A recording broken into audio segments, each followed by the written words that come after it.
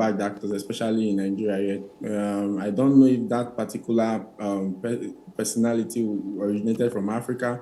However, the person was just trying to capitalize on the situation.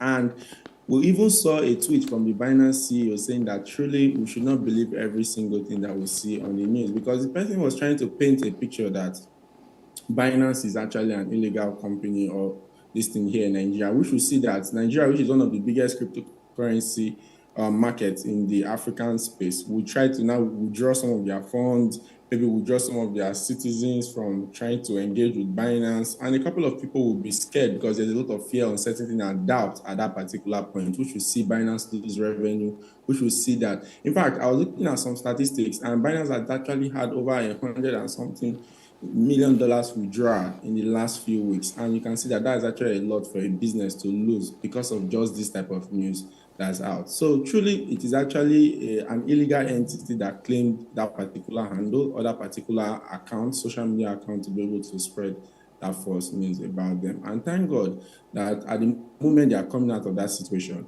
they've been able to turn the case around and come to a position of strength and have a bit of leverage against the Security Exchange Commission, and right now also debunk that news, especially with the illegal practice of Binance here in Nigeria. And at the moment, they are looking a bit strong and pretty good to go in the market. So invariably, things are now okay.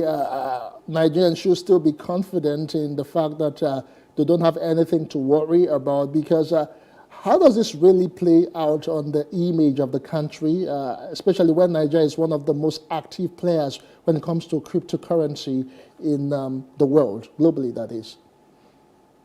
Really, it is actually a positive development when you see the CEO of a company, of a global company like that, that's come to address it, especially with a specific region and niche area like Nigeria being the biggest player in the African continent.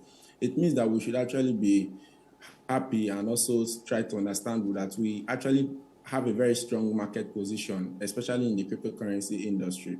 And then I can't say, just like your first question, if maybe every single thing there has normalized to normal. But you know, in cryptocurrency, wherever you choose to trade your cryptocurrencies, your fund is a function of the user's is the user's choice actually. But one thing we advise in crypto is that you can always have it to be my keys, my funds. And the true reason for crypto is decentralization. Binance is actually a centralized exchange, and there's a possibility that any day Binance gets locked, maybe you might not have access to your funds, or maybe you just go there and see this is not the property of the FBI, and maybe you might not be able to withdraw your funds. So it is better for you to maybe start looking at alternative methods to start trading with decentralized exchanges like maybe GMX, like maybe Apex Exchange, that's the subsidiary of Bybit, and a couple of other decentralized exchanges like Super AX that possibly would give you access to your keys and your funds at any time without seeing that maybe a Security Exchange Commission comes to shut them down and then you lose access totally to your funds, which might send you to Rex City and increase somebody's heart blood pressure. Okay, fine. So let's leave Binance for 1 minute and just try to come closer now to the country with all that is happening with our monetary policy, specifically the floating Naira or Naira float, and of course the exchange rate saga. You know, in your world, the crypto or metaverse, how has this really impacted in crypto trading and cryptocurrency operations so far? Is it a positive effect or is it a negative one? Well, it's actually a mixed feeling at the moment. However, it is important for us to define terms so that the audience actually understand what the currency float is.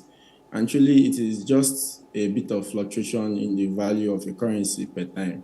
And you see that in Nigeria, actually, the currency float of the Nigerian naira, it would allow that its value will be determined by market forces. True. And truly, for every economy that has actually allowed their value to be determined by market forces, which is the forces of demand and supply, they've actually seen a fair pricing rate, especially with the FX in that particular industry. It is good because when you look at the currency like Bitcoin too, when we relate it to the cryptocurrency industry, we see that it is actually a currency that is determined by the factors of demand and supply, given the fact that Bitcoin has only 21 million Bitcoin available, and the demand for that 21 million Bitcoin is actually what sets the price of Bitcoin to go up, which is currently at about $30,000 today. If Nigeria experiences a good economical time, it means that the value of the naira will go up, and any cryptocurrency that is actually bought against the naira will see that it is actually strengthening and appreciating over time. But the inverse could also be the case if the value of the naira actually starts going down. But one major thing that is making it to affect cryptocurrency exchange actually is the fact that there's something called liquidity in the market. Liquidity is the ability for you to be able to exchange your digital asset or your cryptocurrencies for cash at any point in time. And when you have maybe the economy going down and maybe the value of naira is reducing, then you might see that a fair market pricing, just like this one, might see that there will be a reduction for naira or user base in these different cryptocurrency exchanges that have peer-to-peer, or people that actually supply like e-naira to these different platforms to be able to trade this type of cryptocurrency. So it is a bit of a mixed feeling, but I think overall it is a good thing for the Nigeria economy to be able to have that type of fair pricing system and crash maybe the parallel market rates. We see that we're actually focused and trying to build the other sectors of the economy. Oh, well said. Okay, so let me get your quick reactions concerning the latest, that's taxation on capital gains on digital assets. Do you welcome that development? Truly, that is actually one of the best news that I've read all week. What does the government really need? The government needs every industry to contribute to the taxation policy of that, to the taxation of that particular country. You can say, let's say like the aviation industry now. There's a particular level of tax they pay to the government. The manufacturing industry, they pay certain, or the agricultural industry to have the level that maybe it is, whatever is coming in from the tech industry as well. Yeah. Now, we are seeing that the cryptocurrency is a new niche industry that's coming, and it's $1 trillion industry. I saw in McKinsey report that artificial intelligence, which is tied to blockchain too, at the moment will generate about $4.4 trillion for revenue, which is actually much more than the economy of Spain, Mexico, and a couple of other countries combined like that. And it is actually, at the moment, something that I welcome. I welcome it because overall, it's going to be a very good thing for our economy. All right. So as we round off now with you, Rome, let's talk about, you mentioned it in passing, that's artificial intelligence. Let's talk about how the role it plays in the entire metaverse, blockchain technology and all of that. What are we going to see different this time around? Okay, just like we made mention of the taxation with the cryptocurrency and blockchain industry. That artificial intelligence is also a new sector that is, or a new technological niche coming. Now, government really wants taxation, right? And that's the money that they will be able to use to develop infrastructure. With a new economy like the artificial intelligence industry coming in too, you can see that if they tax this particular industry, let's say 10% of 4.4 trillion revenue coming in a month that is taxed by the government, we see that they are making at least revenue in billions of dollars. And when then they put that revenue back into developing hospitals, schools, and all of those things, they will see that the rate at which infrastructure development and better living standard for the people is actually achieved faster because there is much more money to deploy. And that's actually one thing that 10% taxation of the cryptocurrency industry will do. You also see that people would be, there will be much more investors to come into the cryptocurrency space and artificial intelligence space because they are now clear that okay, go into this space and then they will tax us 10%. When they tax us 10%, we'll give it to the government and we can be able to do our business free and fair. All right, thank you so much, Rome Dominic. That's as much as we can take on today's episode. Rome Dominic is a certified blockchain architect and metaverse expert. Many thanks for all of your useful insights as always on the show. We do appreciate them. All right, no problem, my very good friend. Thank you very much for having me. All right, my pleasure. Just before we go, I'll leave you with this feature. It's on digital economy and, of course, how we can deepen financial inclusion. I'm Justin Akadonyo again. Business Insight will return same time tomorrow at 9:30. Have yourself a wonderful day ahead. Bye for now. In Nigeria, investors are taking positions or stakes in the country's growing tech ecosystem, internet penetration, and reaching the large unbanked population. However, fintechs have been saddled with challenges of financial inclusion, loans, as well as digital security. Disruptions within Nigeria's tech space will be stirred as digital banking makes its way into the fintech community through ghost mode banking. These features help to customers to encrypt their transactions. So in this sense, we are actually building features that will ensure security. And above all, we are also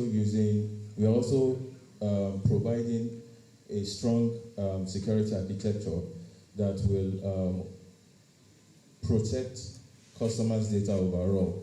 And that's one of the reasons why we are actually going to talk about data privacy protection and security. So in the sense of it, if you actually if you transfer to somebody who has a funny character or criminal character, or even erroneously, or you misplaced your gadget, and they see that transaction, you are protected if you had actually used that ghost mode feature. Full digitization processes mean that customers will not only be able to conduct transactions real time, but will also get much needed support online.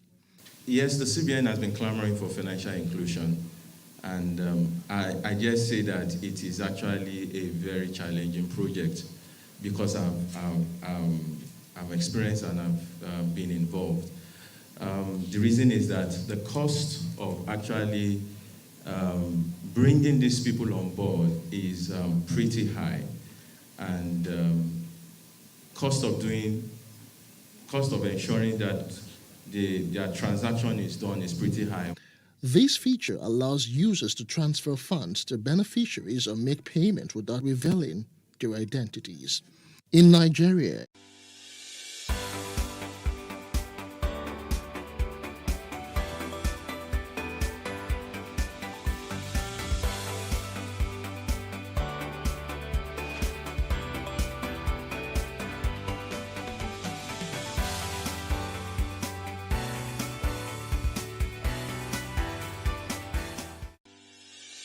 increase the reach of your events or business services. To advertise on Plus TV Africa, please call 0906 000 5719 or 0909 040 8408, or send an email to marketing@plustvafrica.com. Plus TV Africa. Big stories live here.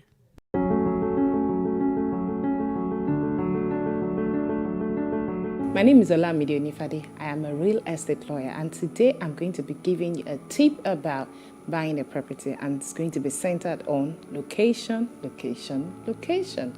Buying a property is a massive commitment, and it's important that you consider some key factors to ensure you are getting your money's worth. Fundamental on your checklist should be the location of your property. It is the biggest influence on your quality of life, job opportunities, ease of travel, and the value of your property. While a good location might be influenced by your personal preferences and lifestyle, there are some objective qualities every good location should possess. First on the list should be accessibility when considering a good location. That is, how close is the property to good transport facilities, your daily commute to work, and your children's school if you have children who are of school age. Second on the list is the availability of local amenities. These include a good local hospital, shops, grocery stores, electricity, and maybe internet services. And third should be the appearance of your neighborhood. You should watch out for the environmental conditions of the neighborhood. Sanitation and maintenance culture of the inhabitants is also very important. This will give you an insight to who your neighbors are going to be. It is important that the crime rate of the neighborhood is also thoroughly researched. Qualities of a bad location can be when there are too many houses on sale, closeness to busy highways, airports, and train tracks. It is also advisable that you avoid locations that lean towards industrial use, such as petrol stations, religious houses, and industrial plants. Remember that you can change your house, but you can't change your neighborhood.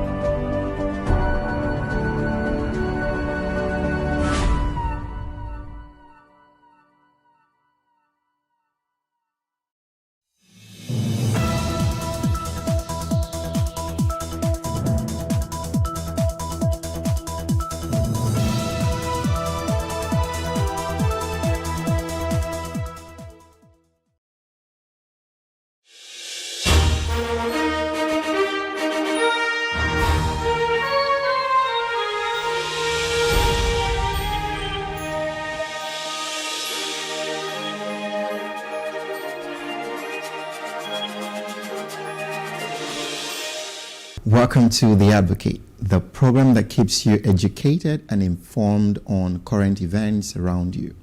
Today I'm going to be talking about tribal division strategy. Tony will be talking about creative curriculum, and Stephen will be talking about the Boogeyman arrives, the 2023 Lagos gubernatorial election. We will be right back after the break. Please stay with us. First, I must really commend the Independent National Electoral Commission, INEC, for a fantastically executed election. Right now, I dare say that the US need to come to take election lessons from Nigeria. This is by far the best election in the history of elections. I'm sure you would agree with me. The past few weeks has left me really appalled at the level of impunity and moral decadence that we have experienced as a nation. These events are truly a reflection of our value system. We've got a huge problem on our hands. To be very honest, I'm still waiting for the gubernatorial elections because I'm so sure that what we witnessed last Saturday was just a movie rehearsal, and judging by the performances of various actors, we're going to make an incredible film worthy of the Oscars. Are we all going to just sit here and pretend that we had an election? Really? I'm not even talking about free and fair. That is another conversation for another day. Did we really have an election to start with? Two powerful division strategies have always been religion and ethnicity. Education is always internal, or is always the internal fuel powering these two division elements. Keep the people mentally malnourished and they would forever become slaves. They would never be able to make quality and progressive decisions since their education bank capital is zero. Anyways, of course, we can see how the conversation degenerated to Igbo versus Yoruba. Young people, this is the time to arise and really get above this defeated thinking pattern if we must make meaningful progress in our nation. This is not the time for some tribal segregation. You know, the big guys are creating this division and they are also dining with themselves at the top. We've got a much bigger problem in our hands. And I strongly believe that this question will bring a much better perspective to the whole tribal division. And I'm going to ask, if you had 1 hour to live and the only available doctor that could cure you is of the opposition tribe. What are you going to do? While I leave you to ponder on that, let me now turn to my fellow advocates here in the studio. And I'm going to start with Stephen. What do you think about, the presidential elections, and most recently, I know we can say that we didn't witness as much violence as we did, with the just concluded gubernatorial elections. What do you have to say? What are your thoughts? Okay, a quick rundown on the elections now. Well, we had the presidential elections and all that. Before it, we were told that, I was told by my friends and many people in the public that technology was the solution, BVAS was here, and it was going to cure all the problems we were going to have. So then we went to these elections, and then we found out that BVAS was no more than what you could really do on your phone. Only your phone will do it better. Your phone will take a picture of something and send it instantly to the next person. But that this BVAS couldn't really do that because there was a server problem somewhere and all that. We also found that, it could accredit someone, but you can do that with the register and all that. So INEC had 300 billion or so to spend on all these things, and that's all they really did, something my phone can really do, Then, of course, you had, for over 24 hours or so, they really couldn't upload anything. There was opportunity for, we know what happens in Nigerian elections, Then we moved from there. We now found out after all the voting, we have 93 million registered voters. INEC had said 87 million people collected voters' card. The person who putatively won the presidential election won with 9 million votes. So what happened to all the people in between? We have been having low voter figures before this, but then what happened really then is the figure of those who voted in presidential election, in the last election, ensured that we have one of the lowest voter turnouts in the world, and certainly the lowest in Africa. We are now the undisputed champions of low voting. You can see. Then we went to the gubernatorial elections, and then we had all this, the campaign itself. We are still going to come back to it because of my own presentation, but the campaign itself was shameful. Something was wrong somewhere. No, it was shameful. The thing that one can say about it was primitive. We are really beyond what happened. I hope we are beyond what. Really? I hope. I can only hope that we are beyond that kind of primitivity. The campaign itself was the problem. The campaign, the bitterness of the campaign, the 60s to 50s feel of it, as if, Now, if we are not careful, what the 60s ended with. That's what kept coming back to my mind. How could we descend that low? It was as if we are going around in a cycle, going down.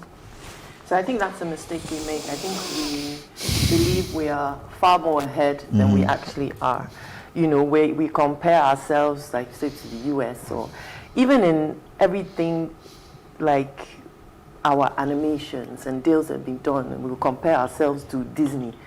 We really need to take stock of who we are. I don't think we have advanced as far as we think we have. Yeah. When you consciously miseducate and uneducate your population, why would they be interested in getting involved in the political process? They're struggling to just feed.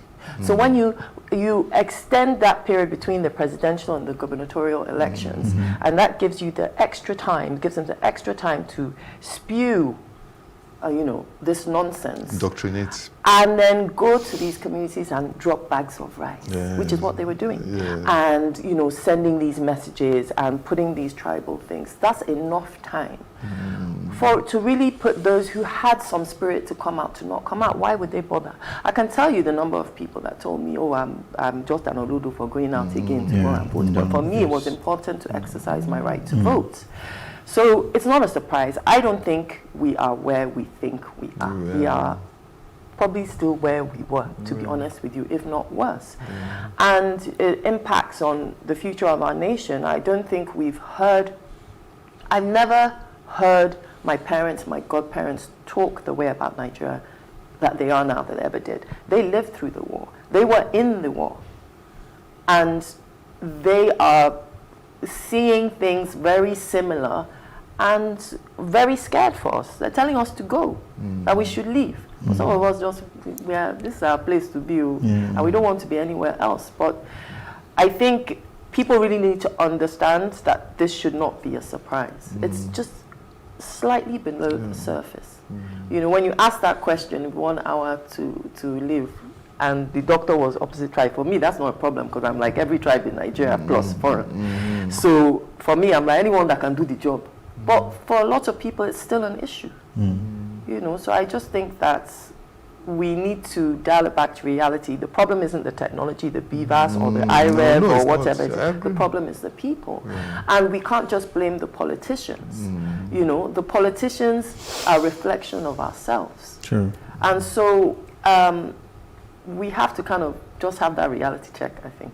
Tony, let's talk a bit about, I saw lots of gory videos. Some were in Ableado, part of Lagos, that's Ojo, where literally the police officers were empowering Yorubas to shoot at Igbos. Let's look at this Igbo Yoruba thingy. Where do you think it's going to get to? Because Twitter is really agog right now. I don't think Twitter should be a reflection of what's actually happening in main society. That's just a microcosm that has a louder voice. I think, to be honest, I still have hope that sanity rules. And for most people, they just want a decent standard of living. That's what it is. And that's why people can use this kind of rhetoric. Because people are hungry and they want to blame the next man. So you dehumanize the next man so that you can blame somebody. But it isn't a Igbo or Yoruba or Hausa or Shekiri or Ijo, whatever. It isn't. It's a Nigerian problem. And I think that we have to always remember that the other person is another human being. It was happening here in Oniru. When we went to go and buy car battery, the Igbo guy we buy from, they chased them from the market.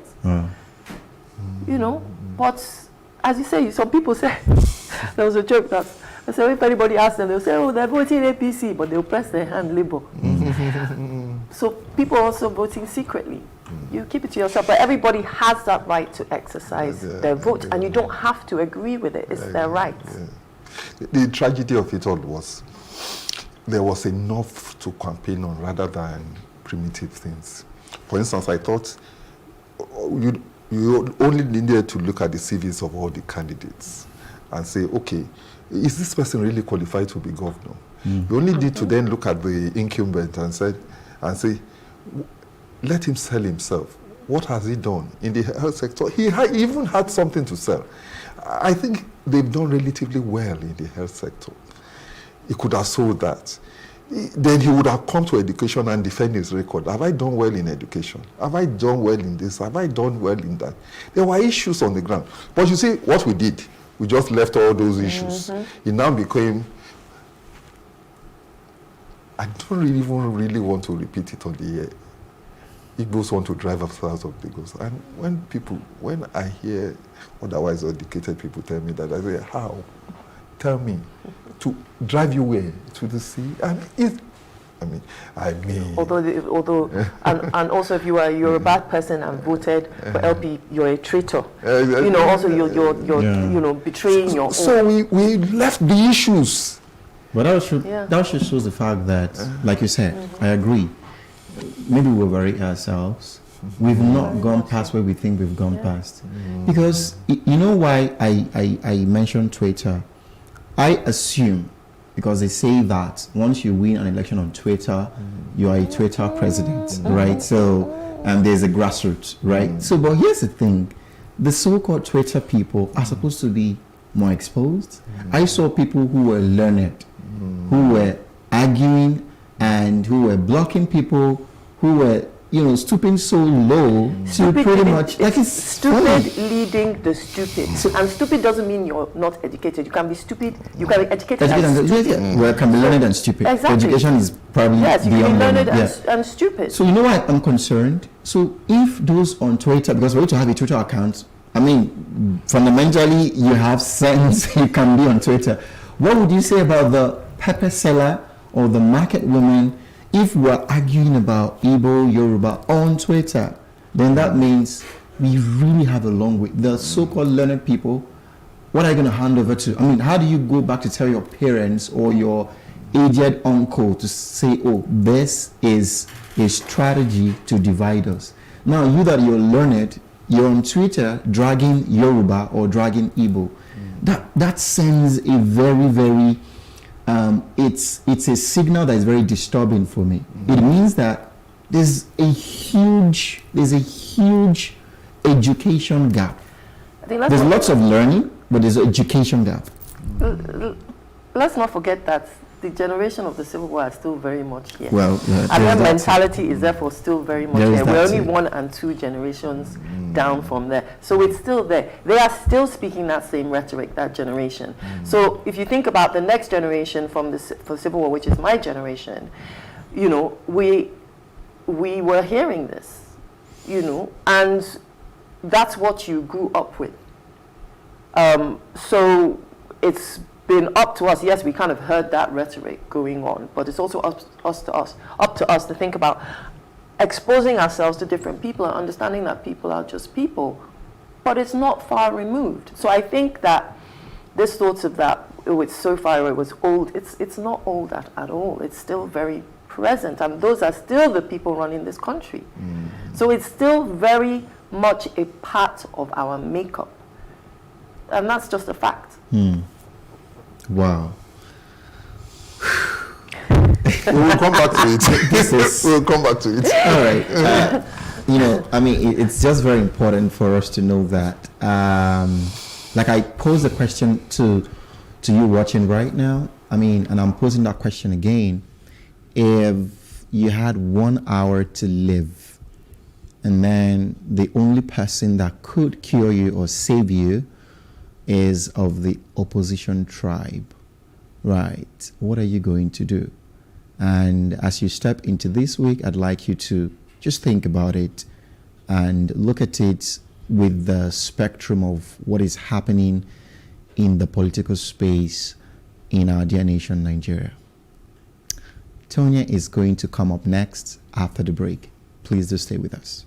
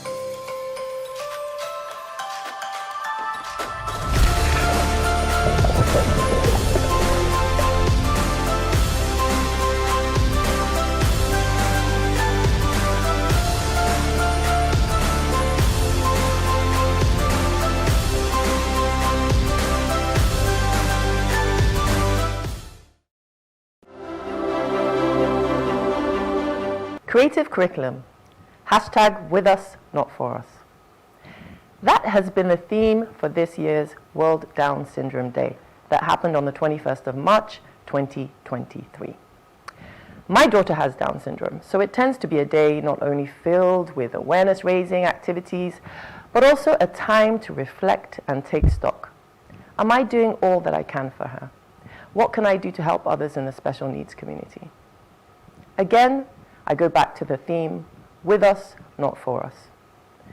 WorldDownSyndromeDay.org says, the message of with us, not for us is key to a human rights-based approach to disability. Moving on from the outdated charity model where people with disabilities were treated only as objects of charity, deserving of pity, and relying on others for support. I must say, it has had me really thinking about what that means. Over the past few months, I have attended a few panels and meetings on education, technology, and the creative industries. Having a daughter who is neurodivergent, that is, her mind functions in a way not considered typical or normal, our approach to her education also hasn't been typical.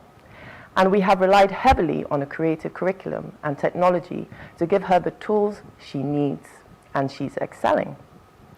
Her brother, who is neurotypical, or quote-unquote normal, has been a beneficiary by default, and we have been able to pick up some of his difficulties via creative forms of learning. But wider than this, we know that in Nigeria, the educational system is flawed, severely outdated, and culturally inappropriate for the Nigerian context. It is rigid, rote learning that is more about memorization than critical thinking, reasoning, and the imagination. We don't look at an individual's child's needs to see how they learn, but force them into a system to which many fall through the cracks for reasons such as poverty, access, neurodiversity, disability, corruption, and more. I was shocked to learn from a panel hosted by Happy Lady Bird app that by 2030, Africa will have 1 billion children, and 40% of that population will be Nigerian. Looking at the current state of education and employment, we are sleepwalking into a full-blown crisis in which the result will be dire for the nation. So what does this all have to do with Down syndrome or special needs? Well, government systems are slow to change, but I think we can really learn from the neurodiverse approach to education. An example is Chess in Slums, which is opening up education for marginalized children through chess.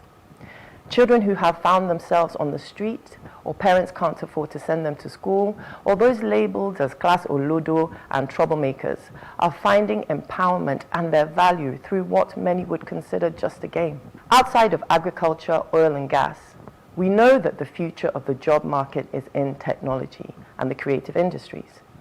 We can already see what is happening in the fintech space, as well as our music and movies. If we are not preparing the children and youth for the opportunities that lay ahead, what are we preparing them for? Edmund Rice College says, studies have shown that students need 7 survival skills to be prepared for the 21st century, for life, for work, and for citizenship.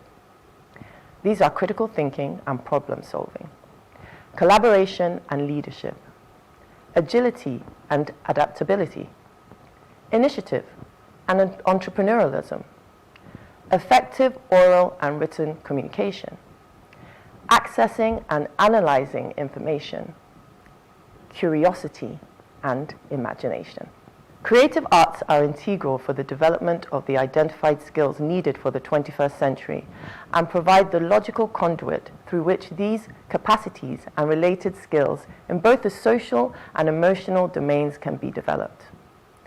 For Nigeria, there are some rays of hope in programs like IDICE, Investment in Digital and Creative Enterprises from the African Development Bank, and the Creative Industries Development Bill, that's CIDB, that we all need to be supporting, in which access to funding, skills, and training from early childhood are core aspects. There's a lot we can learn from the special needs community approach to education that we can apply on a wider scale for all our children. But we must put our ill-conceived notions and prejudices aside and remember, hashtag, with us, not for us. It's big. So, yeah. This is a big topic. It is a big topic. You see, first of all, Nigeria has a problem of investing too little in education.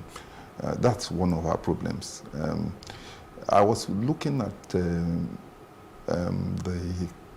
cost per head, what is spent per head on education in, say, Rivers State, one of our richest states, I saw it was broken down to about 8,000 naira per child. I mean, what's that going to do? In Lagos State here, I think the regular budget is about 240 billion or so, between 240 and 270 billion in the budget. But then you go to these schools and you find what is there. The ambience and environment don't indicate it, that this amount is being spent. The quality of instruction, the quality of the teachers, very low. I mean, no lower middle class person can send his child to a Lagos public school. Mm-hmm. So you start with that. That means that when we talk of education, we talk of private school education in Nigeria now for everyone. Really? Is that how you are going to develop?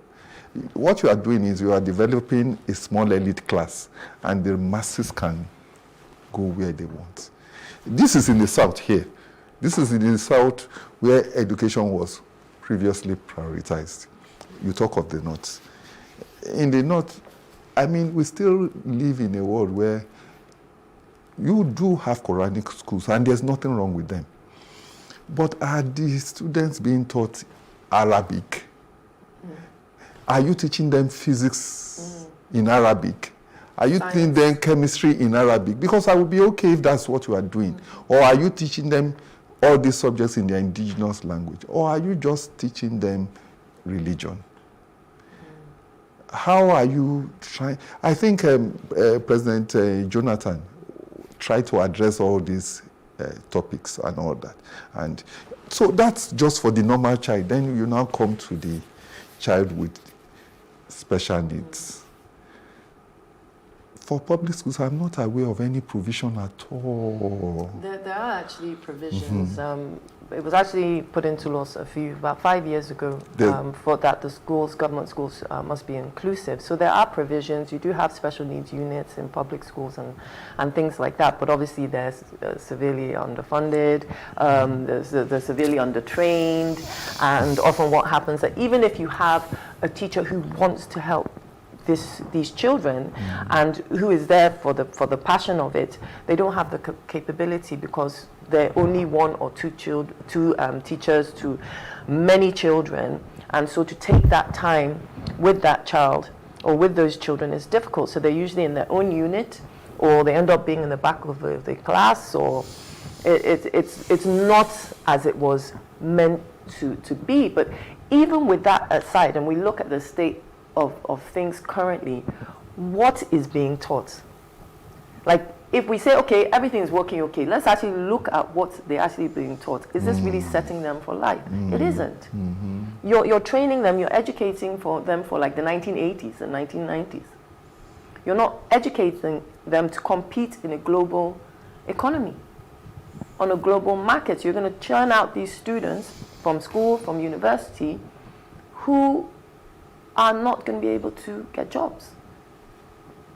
You know, so there's this mass generation who are going to be unemployed. And what will happen?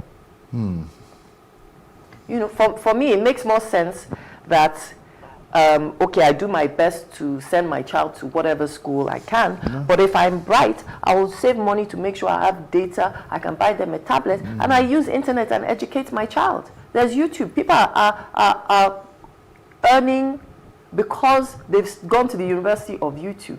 So you're finding these young children, well, not young adults now, who are in the early 20s, they've gone down to university, that's if they finished on time, and they can't find a job. But they've said they're on Twitter, right? They're on Instagram, and they're saying, oh, learn this, be a business analyst and earn this. And so they're like, okay, I can try and find where I can do these things for free, educate myself, and see if I can get remote work or even get a decent job. And that is how I know some of the brighter ones who are realizing that they've just wasted their time in university are finding employment. They're going to educate themselves. So it's not only that the system is old and poor, it is just irrelevant. So if we're going to have 40% of 1 billion children, that's people who are under 18, and we're educating them now, because we're in 2023, that's 7 years' time. We're educating them now in this way. What are we going to be doing with all of them? I would even say it's all irrelevant and regressing.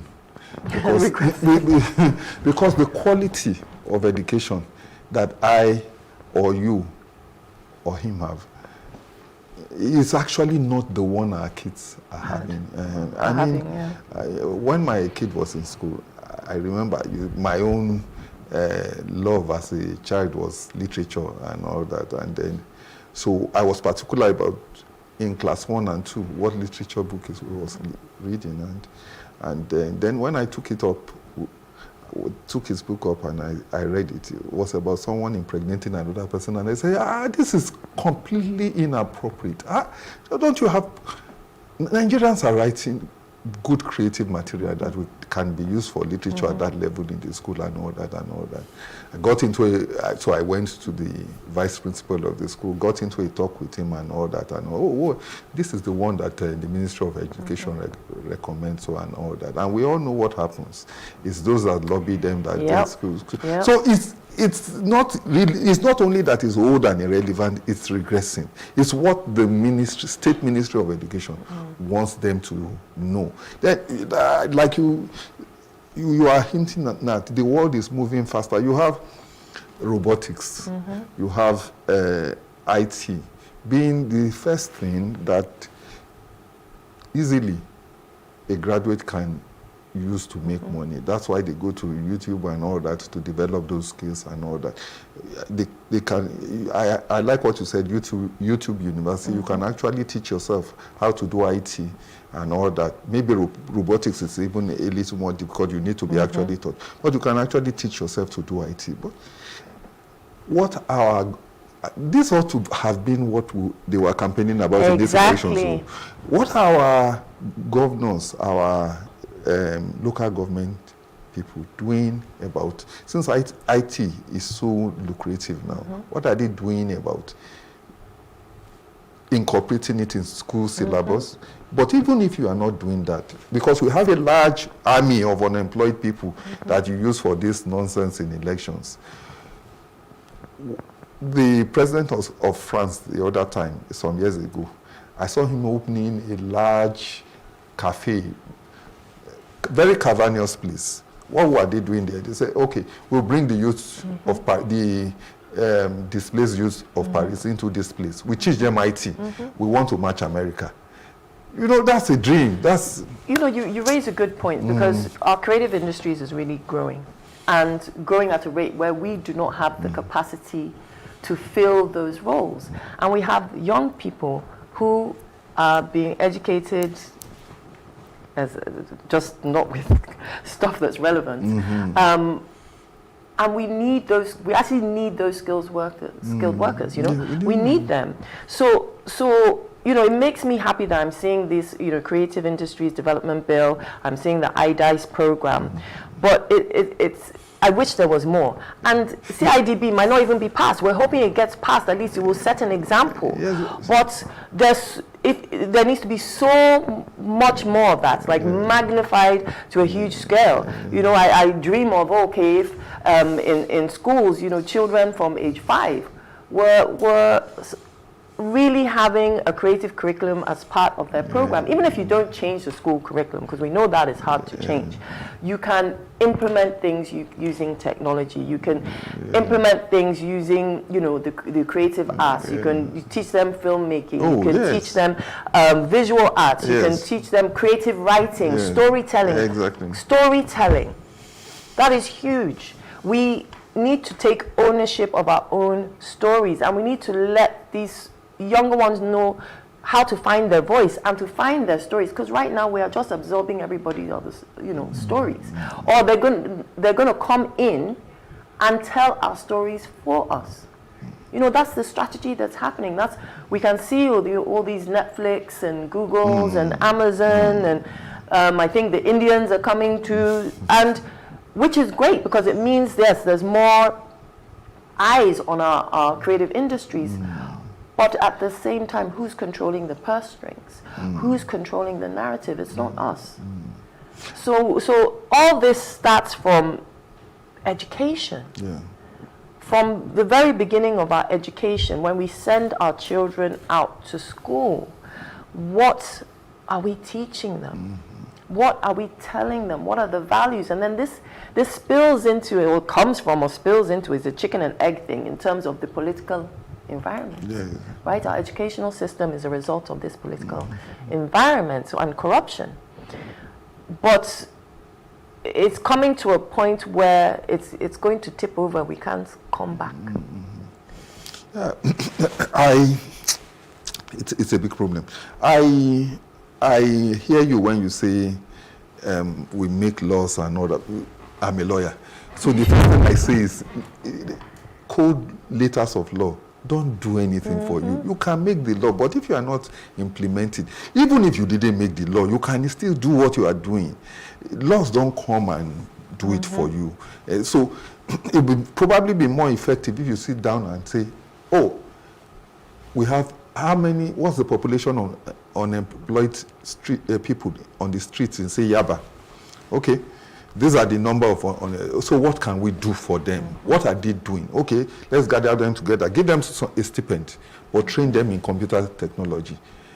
Instead of the kind of thing they do now, give them rights and go and fight on the streets. You know, but it's not only that. You look at people who are already working in that space, doing work in that space, Yes. right? So there are all these hubs that you know, are working with literacy with children and storytelling with children. Hubs that are impact hubs, creative hubs, and you give them what they need to grow. Exactly. I tell you, the people in this industry, the creative industry, the computer industry, all these people, many people there are willing to give their time if you create the environment. If you say, oh, come once a week, we have this program. Can you fit in? Can you teach? Oh, I mean, they will be excited.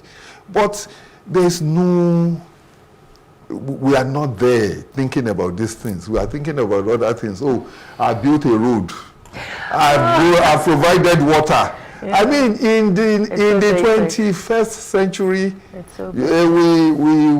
I'm a governor. I did road. I mean, I wouldn't name a governor, one of the richest states now. Let me not name him. All he does is to take along with him a standing choir. He's opening a new road. He says he's bringing development. Is the road development?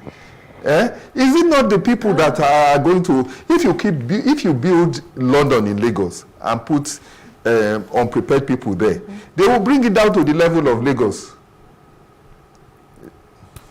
You know, You haven't said much. You've been suspiciously quiet. Yeah, I'm part of the people destroying the country. but you know, I mean, there's not so much to say because I believe it piggies back to our value system. What do we truly value? Why do these people who also try to keep Nigeria stripped and Nigeria impoverished, they send their kids to where they will get the creative curriculum, where they will get the kind of education that, you know, they are able to pretty much generate massive returns on investment? Why do we need to have all these ad hoc, you know, schools, tech schools and all those kind of things? Why shouldn't I learn about real entrepreneurship, right, in school? Why do I, you know, when they brought that to my school, I mean, luckily when I was leaving school, and what were they calling entrepreneurship? It was just a sham. They just sent us to go and learn soap and a barber. I'm just saying, it's not that it's wrong, but that wasn't really entrepreneurship. There's nothing creative about learning all of those things, right? You know, and we came back worse than we were. We waited about, you know, a whole semester, you know, going to stay with who is sewing dress or making soap or making liquid soap. Is that how we're going to compete? When they stand on the global stage, are you going to compete with that? Is that what we're talking about at you know, age 5? The child's talking about artificial intelligence, robotics, you know, and big stuff. big data, AI, and then we're talking about soap making. Is that what we're talking about? So that just tells you the decadence, right? And for me, I think it brings us back to the value system. What do we truly value as a nation? You know, I believe that we have the resources to really transform education. I must give it to Mr. Peter Obi, you know, who had done some really incredible work when he was the governor. But I know that there's still a lot of work to do with education. And even coming to special needs children, we've not even been able to figure out our education on a normal level. So how do we even really think about, when you're saying these things, like you're speaking like an alien. What are you saying? Are you in this country? Right? I think when we come back to the drawing board and really decide where education is in the grand scheme of things in our nation, then we can truly begin to fund, because where your treasure is, that's where your heart's going to be. So the things that we fund determines our value system. We don't fund. There isn't a value put on education at all. Like and I think it's deliberate so that people can remain impoverished, so they can't think beyond a certain level, so they don't rise up, you know, to the opposition or rise up, because once real education is, you know, being liberated from the things that hold you back. And once we can rise above it, and that's why a Nigerian lives to another country and they are smashing, they're doing great things. So I think it's not really about being a Nigerian. If it's about being a Nigerian, we're going to be failing on the global level. It's really about that enabling environment, enabling system, driving policies, and truly determining where do we put education on a global scale, on a pendulum. Where is education? And if we don't have that simple conversation, all of these big words mean nothing. It means nothing. So we need to really decide where do we put education, and that will determine where the funding go and where the attention go to. Oh, So we'll come back to that. We'll still come back. I keep saying we'll come back. All right, that's the much we can take on creative curriculum. That was a very great one by Tonya. So Stephen is going to be joining us after the break to talk about the gubernatorial elections. Please do stay with us.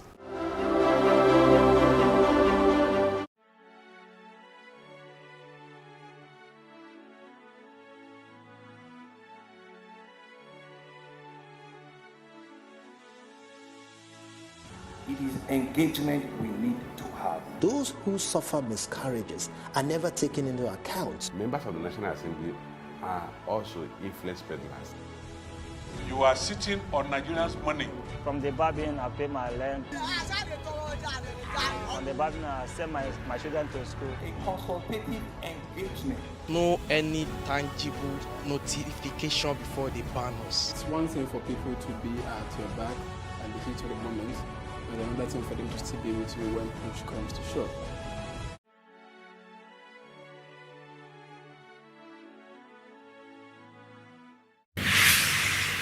So what are the top decisions that the United States considers necessary that Nigeria must take? I like to think of my interactions as conversations, not interviews. And that's why I say asking questions is both an art and a science. Everyone says in Islam you are allowed to have 4 wives. Is it mandatory? The right question enables answers that educate, inform, clarify, and help you, the viewer, to better understand the issue before making up your mind. Our goal is to reduce from 10 to 2 days the time it takes to register businesses in Nigeria. Join me every week on this station, Plus TV Africa, and gain exclusive access to my conversations. I'm Angela Ajetumobi. The boogeyman arrives. The 2023 Lagos gubernatorial election. The elections of 2023 has come and gone. The last of the elections was the Lagos gubernatorial elections. Lagos is, of course, the first federal capital of independent Nigeria. And on the heels of a rural to urban drift that reached its crescendo in the oil boom of the 70s, people of many ethnic origins within Nigeria and even from outside trooped to Lagos in the kind of exodus that's been replicated many times in history in the world's greatest cities. It is as if Lagos had issued an open invitation to a great unending feast. And it has indeed been a wonderful host in its liberality, eschewing in its social, commercial, and political life the worst aspects of parochialism that has hobbled the nation as a whole since its birth. In the last elections, it seems though a new phantom, a bogeyman, if the political tale bearers are to be believed, has arrived after a few years stealthily sticking its toe in, inch by inch. One of the guests has become an invader, seeking to drive out the indigents of the home. Lance Morrow, the one-time editor of Time magazine and preeminent columnist, warned us long ago that the secret of much evil doing is the ability of man to treat his fellow not as a human being like himself, but as the other. In other words, to do evil, we must first dehumanize the other human being. Otherwise, evil is impossible. Throughout history, this has been the case. The Jew had to be rampantly evil, heartless and greedy for the Holocaust to be justified. The Gypsies had to be dirty, deceitful, and lazy nuisances for robbers to be more welcome than them. The Hutu had to be different from the Tutsi to justify genocide in Rwanda. All this find resonance in the early years of our independence, in the history our nation wants to remain in amnesia about. But this was never so in Lagos. Lagos is the place, to paraphrase the Brazilian novelist Paulo Coelho, where it was possible to walk in the streets and mistake the approaching stranger for your brother. But this bogeyman has arrived in the politics of Lagos and will, without question, wax strong for a while. Still, we must hope that all men of good will recognize that the boogeyman is just a phantom. It has no substance. Okay, so let me start. For those that don't know what a boogeyman is, I think because who is the boogeyman? Because this boogeyman. So the boogeyman is a kind of mischievous spirit. Okay. In fables, we used to frighten children. In this context, we are frightened. We are being frightened by the bogey of tribalism. We are being corralled. Oh, he wants to take over my land. He wants to drive me away from my land. So let's call it what it is. We're in Lagos. They say the Igbo man. The Igbo man wants to come and take everything from the Yoruba man, including his land. That's the rhetoric that has been going on. That's a kind of fable, because you and I know it. How do you do that? We know it's not true. It's not true. We know it's not true. But you can say it to children. Children will believe anything, you know. So it's a fable they tell to people who should know better. But they don't know. They don't know that it's untrue. Now, I start with a preamble, you know. Our constitution, in the qualifications for who should be the governor of a state, does not provide for indigents. That's the truth. If you go and read the qualifications for being a governor, say of Lagos State, it does not have in it that you must be an indigent of Lagos State. This is the truth. All it says is you must be a citizen of Nigeria. So what it means is that I am from Edo State. I could go to Sokoto State and contest for elections. That is really what it should be. It doesn't matter where I am from. So we were in these elections, these campaigns were based on a moot argument, something that In fact, we were discussing on real things. Some campaigns were based on real things. Because the truth is that even if I'm Igbo, I can contest in Lagos for governorship of Lagos State. Even if I am Hausa, I can do the same in Akwa Ibom, in Cross River. That is what the framers of our constitution did. In that, they were very mature and forward-looking. There's no, in our constitution, definition of indigene of any state. The Senate, our Senate, under one of the contestants now, Senator Omo Agege and his committee, did in 2020 try to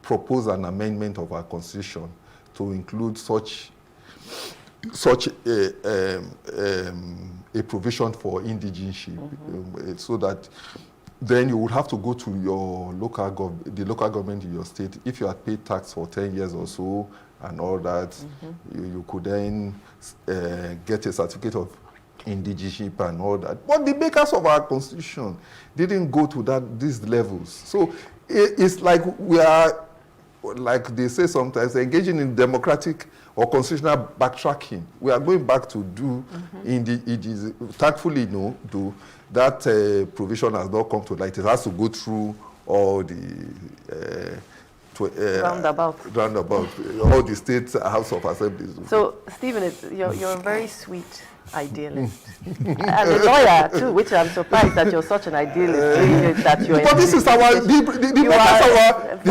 the makers of our constitution are idealists. So there's two things I would say to that. One, in that I can't remember which state it is, but there is a governor who just won, who is a Yoruba man in a non-Yoruba state, which I think is brilliant.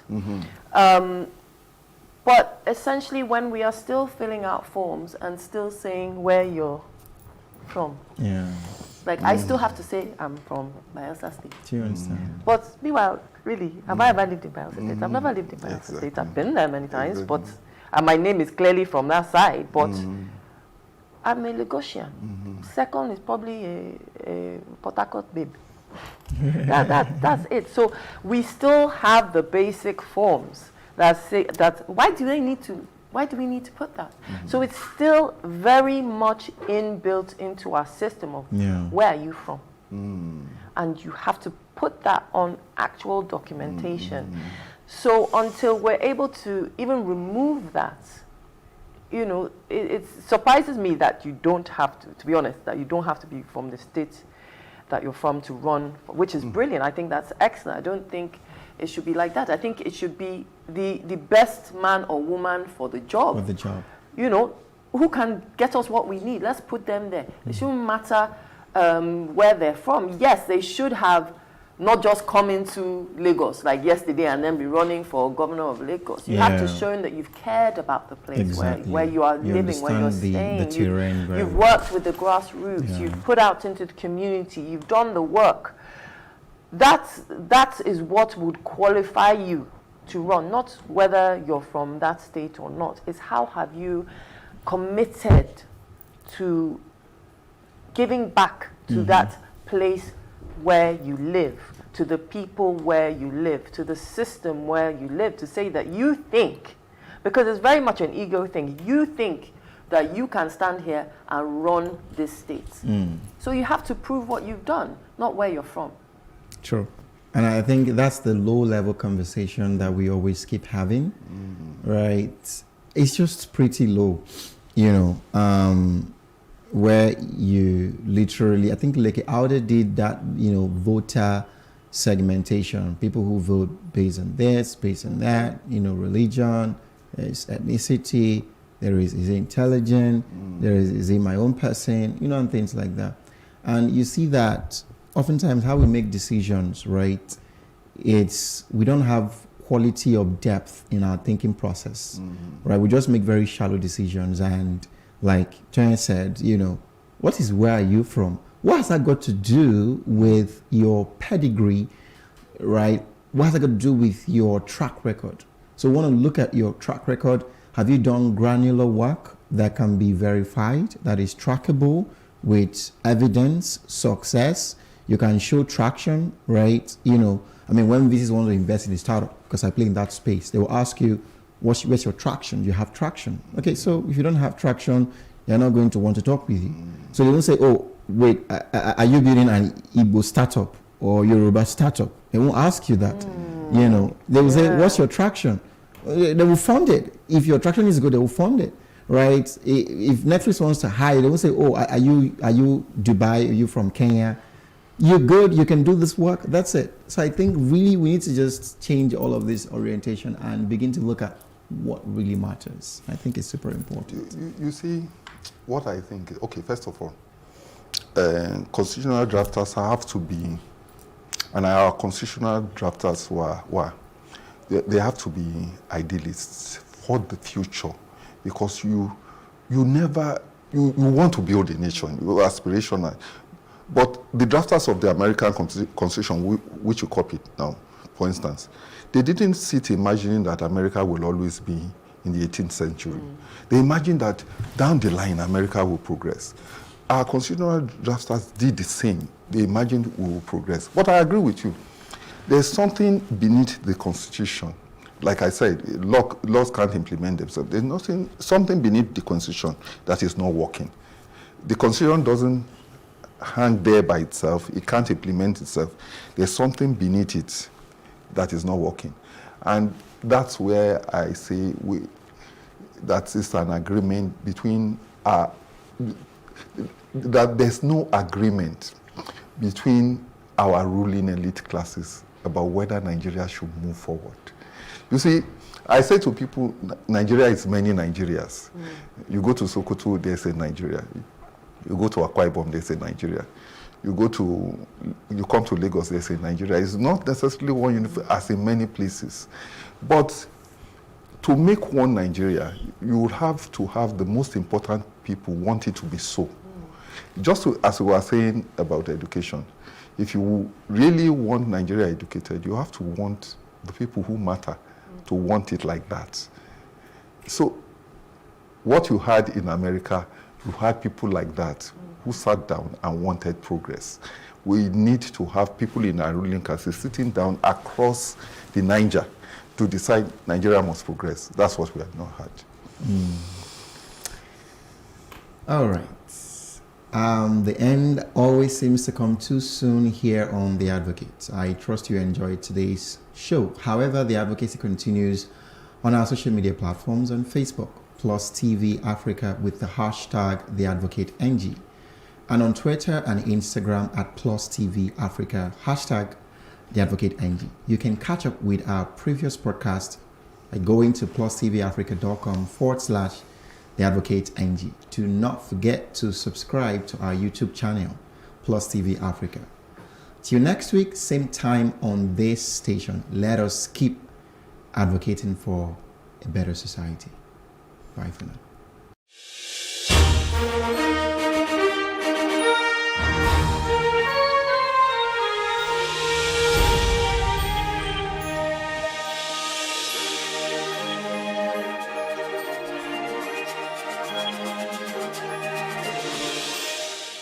Everyone talks about getting their dream jobs, but what does it take to get that dream job? In a religious society like Nigeria, some people resort to prayer, but did you know that sometimes the only reason you're not getting the job isn't because you don't have the credentials? Many times about how well you can defend your credentials through your presentation and communication skills during the interview. According to the National Bureau of Statistics, the rate of unemployment in Nigeria rose to 33.3% in December 2020 from a 27.1% in 3 months. Interview phobia is a major issue that contributes to unemployment in the country. Some individuals are employable but don't know how to express themselves properly, present their resumes, and network effectively. An expert spoke to us about interview phobia and how it has increased the rate of unemployment within the country. Okay, so I mentioned I struggled. I went to Lagos State University, public university. Nobody taught you any of these things. And so I thought that if I come to the interview space, I would do well because I know I'm good enough. But coming in, it was difficult. I got plenty of rejections. And I made up my mind that if you can get past this thing, you would help other people who are also like you. And so sitting down in that space, I also see people like me, and I feel for them. According to Student Graduate Report, more than 50% of graduates in Nigeria disclose that communication skill is the least skill their academic education prepared them with. Like we have a compulsory NYSC every year. I believe the government or the educational sector should do something like, when they know somebody's in their final year, maybe they allow them go through a month or so, or they introduce a course and make it mandatory for them to be able to go out there and face the outside world when it comes to interviews, when it comes to networking and all of that. I've seen super amazing, intelligent people lost opportunities because they were not confident, and those who were not so smart but have built their confidence are able to get the job and get these networks and get these opportunities. Especially when you come from a Yoruba or Igbo family where you don't have to look at your dad in the eye. You get that kind of thing. So you have to learn to look at people in the eye when you talk to them. It makes them believe that you are not up to something. You're not hiding anything in your cupboard. We're going to school or having to attend different schools, all right? They just teach us, we only have syllabus on what they've been doing so far in past years, and there's no trend of bringing in new things. So the next time you complain about not getting a job, think about how well your CV is prepared. Assess your communication skills during the interview and think about how well you presented yourself.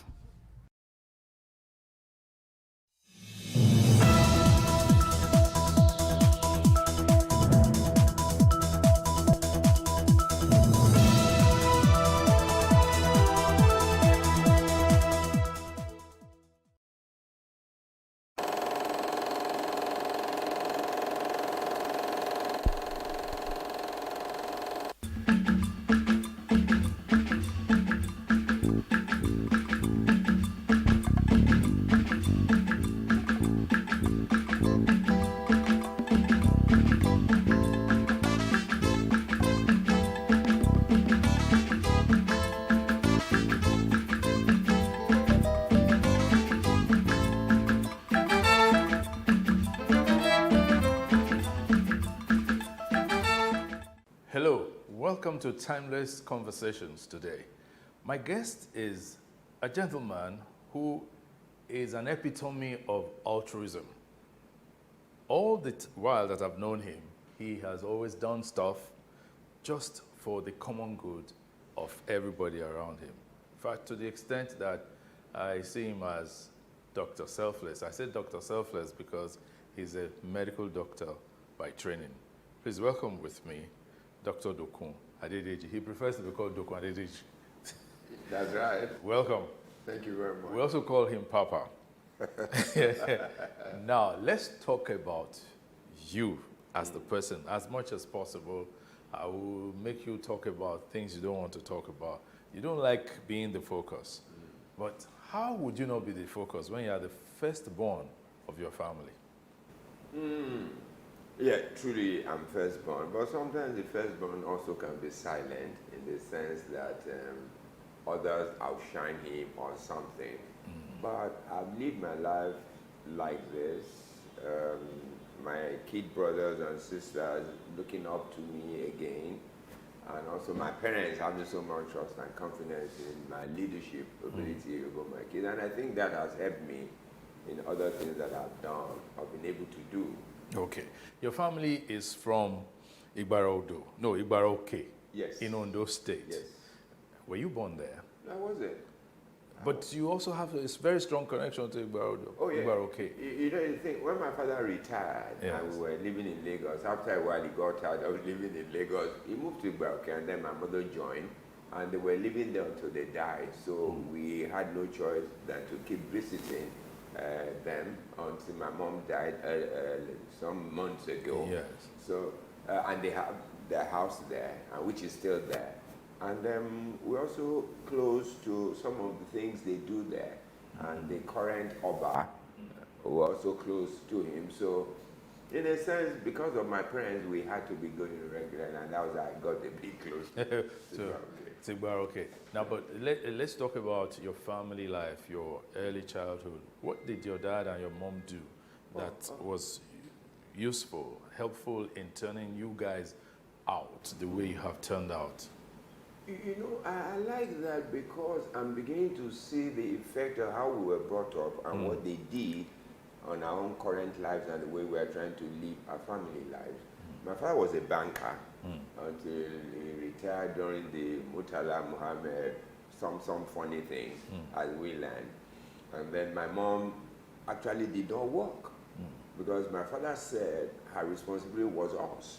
And she also took it like that until when she decided to work, then she was doing just some trading, got involved in a lot of things. So she had time to be with us. My father too managed to find time to go. And banking then, it's not like today. It's like cutthroat and then all kinds of stuff. My father still had time. So whenever he came back, I remember in those days, we would sit down as a family, we were talking generally about things. And those things that we used to talk about had been some sort of the things that have guided the way we all have grown up.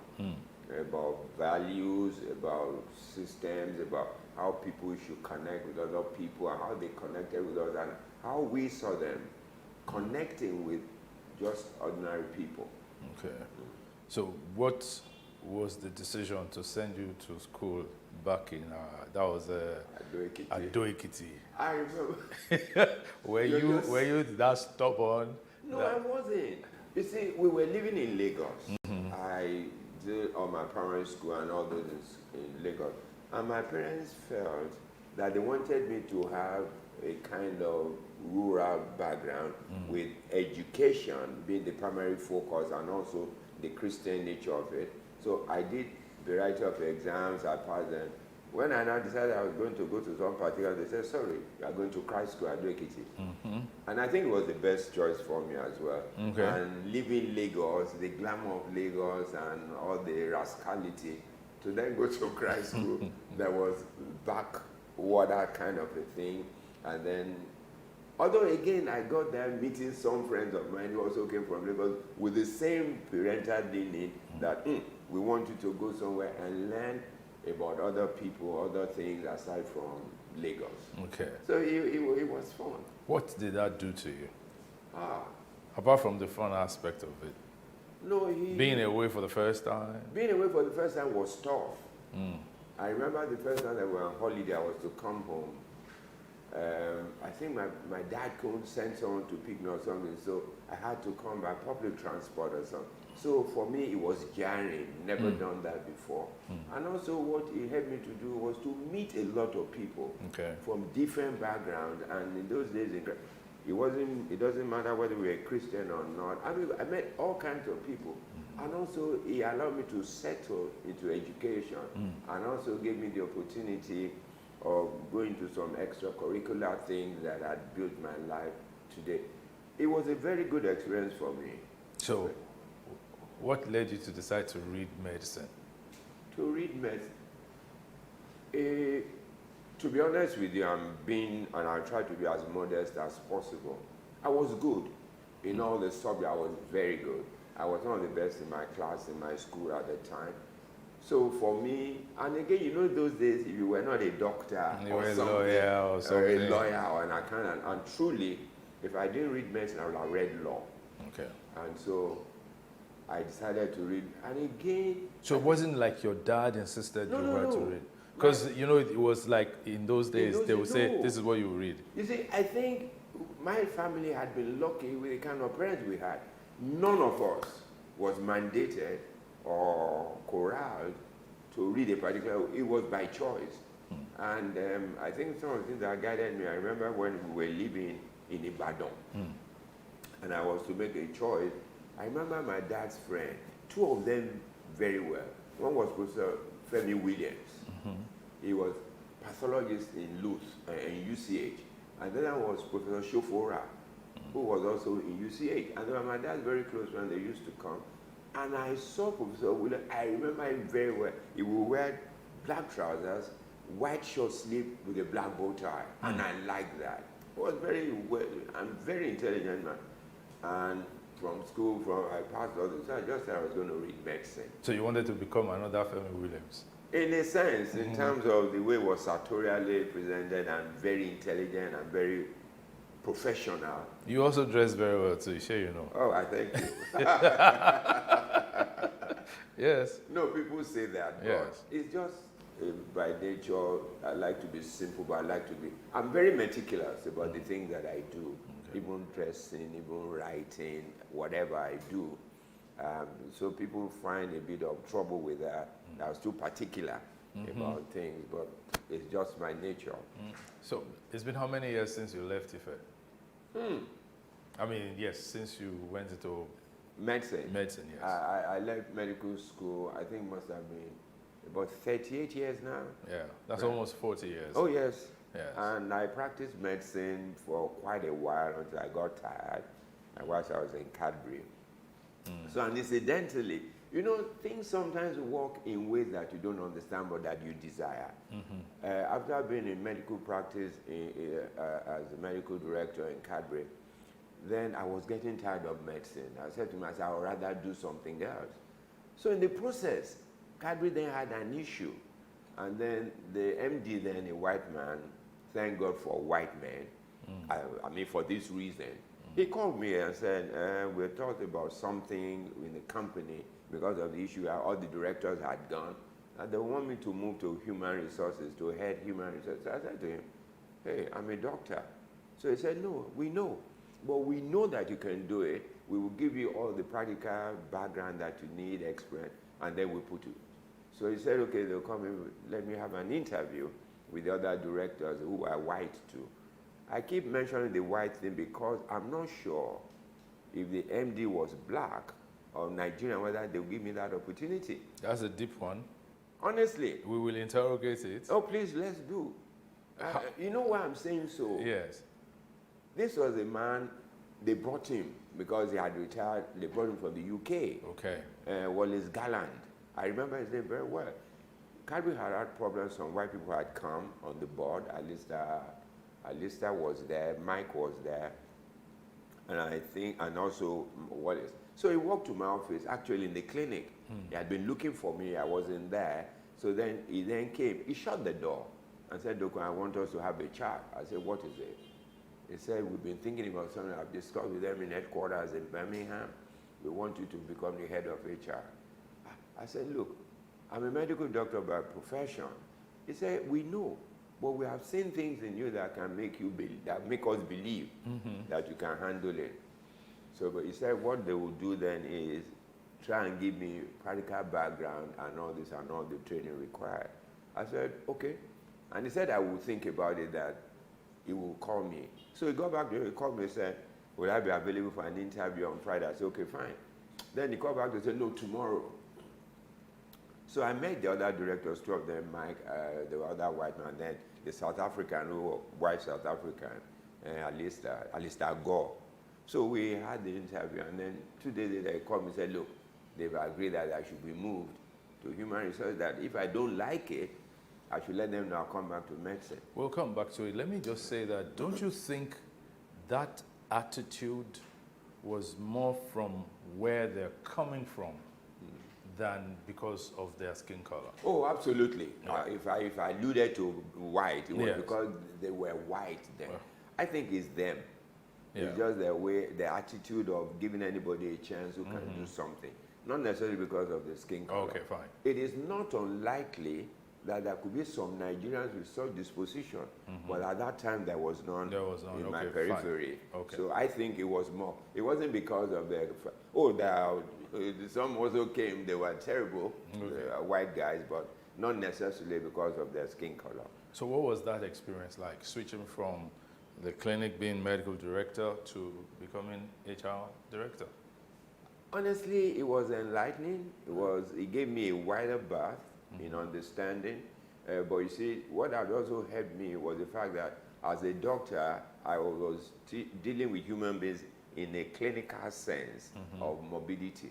Yeah. But when I moved to it, I was now dealing with human beings in a social environment with their working relationship and all that department. So it was just a shift, but it's still about people. Okay.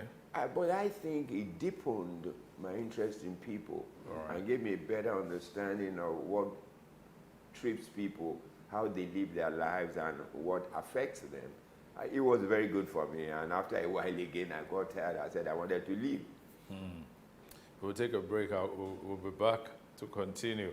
It's still Timeless Conversations. Our guest is Dr. Dokun Adedeji. We'll be back.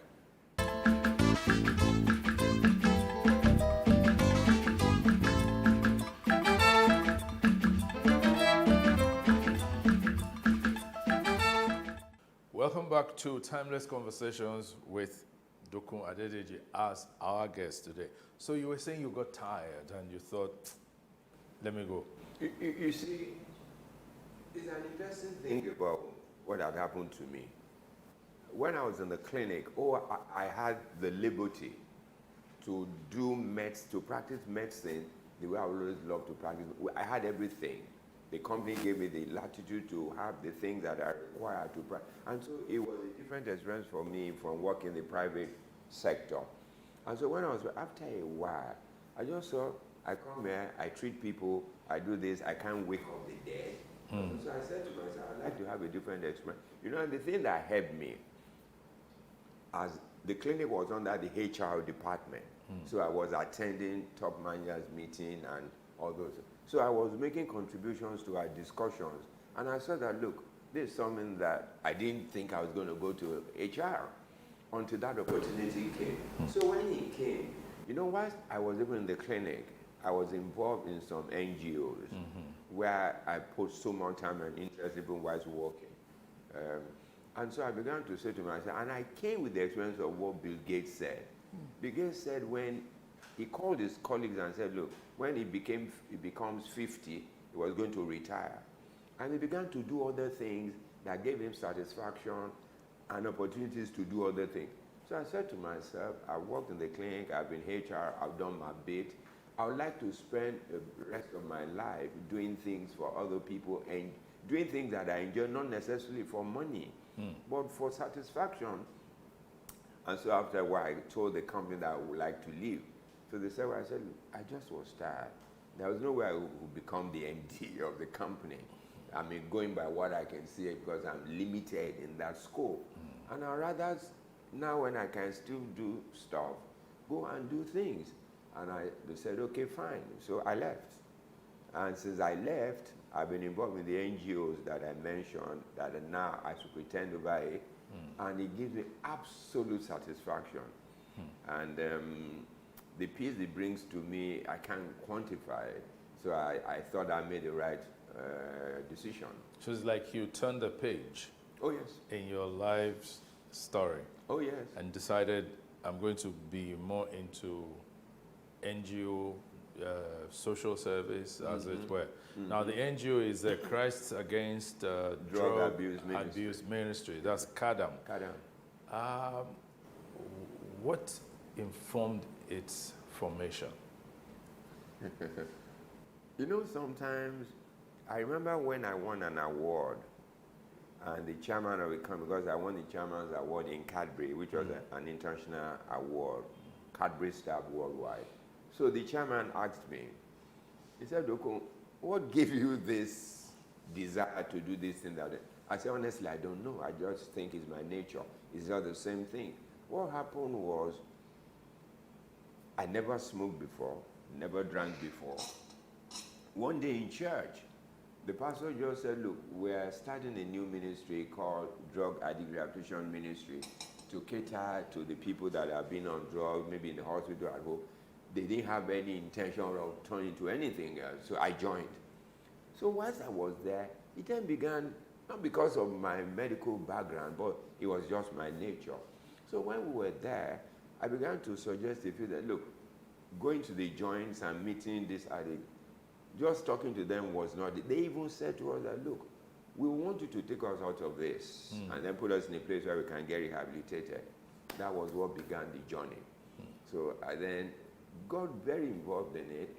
We then built our center, began to admit people, and we went to see people turn around. There are quite a number of them, there are still a lot of them that are drug-free, living productive lives. So that was my interest. And what year was this? The ministry actually was founded by Pastor Deyemi. I think he founded the ministry in 1991. Okay. And then I joined the ministry in 1992. So that's like 1991 today. That's 30 years Yes, ago. and then so you've 29. been with it. I've been in the ministry for about 29 years. 29 years. And since I retired in 2010, yes, this is what I've been doing full time. Even I wasn't paid. But that was not until now Mommy Joe now set up a board. The board said, no, you couldn't have been doing this all these many years and then we don't. So they said they'll give you some allowance. But the allowance is not even the important thing. But the fact that it was touching people's lives, people's homes, people's families and parents. Let's talk about not just the testimonials yet, but the drug abuse situation in Nigeria. I know it's a global thing, but let's situate it within our own area. Lekon, one of the greatest tragedy for me, or pain for me, is the issue and our attitude to substance abuse in Nigeria. Why do I say that? Since I got involved, we've been shouting at what I'm seeing that will envelope. When initially, some years ago, they said Nigeria was a user nation, a transit nation. People carry through Nigeria.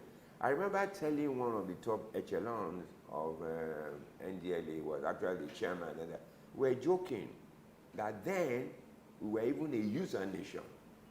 So they didn't believe until 2013, when NDLA finally agreed that we're a user nation. Then I cautioned again, a year or thereafter, that we're not just a user, we're manufacturing. Everybody said, no, it can't be. Where am I going to? In 2017, a survey was done by the UNODC. The report came out in 2018. The global average prevalence use of substance abuse globally was 5.6%. In Nigeria at that time was 14.4%, translating to over 14 million Nigerians between ages 15 and 64 that had used drugs the previous year. And let me say this, that survey probably did not take into cognizance people who do it in the office, people who do it socially, these were people they thought that were doing drugs on a regular basis. This year, the country representative of UNODC said that figure is close to 20 million. And the thing that people also need to know is this. Out of every 4 substance use abuse disorders, 1 is a female. In Nigeria, the preponderance of use in Nigeria in the population is age 25 to 39, which is the economic productive years of any nation. Yeah. In Nigeria today, over almost 12 million people use cannabis. Marijuana? Marijuana. And I can tell you, Lekon, there is no area of this country that does not have a drug joint. Freeze. Marijuana. They say that the marijuana grown in certain parts of Nigeria, right, is the best in the world. When you say is the best in the world, is there any economic opportunities derivable from that? Because I recall that even Governor Akeredolu is calling for the legalization of marijuana production. You know why I'm laughing? Incidentally, Governor Akeredolu and I were classmates at Ayetoro. Yes. We're very good friends. He knows this is what I do. I disagree with him completely. You see, anybody who talks about legalization of marijuana are blinded to some facts. We know, as a matter of fact, that the marijuana grown in Nigeria, the component, THC component, that is the terrible one that affects the mental and disturbs people, is very high. You see, the marijuana grown abroad for the legal uses are modified. So they're modified to the extent that the THC component is not as heavy as it is here. To say that the best in Nigeria is a fallacy. Nigeria is the 5th highest producer of marijuana in the world. Now, the thing about this is, we are not in a state yet, and I don't know when we can get there, when we can sort of decide that this is what we use marijuana for. So legalizing it will be a tragedy. it will take us down slope. And I'm glad that General Marwa has spoken against it, as many of us are against it.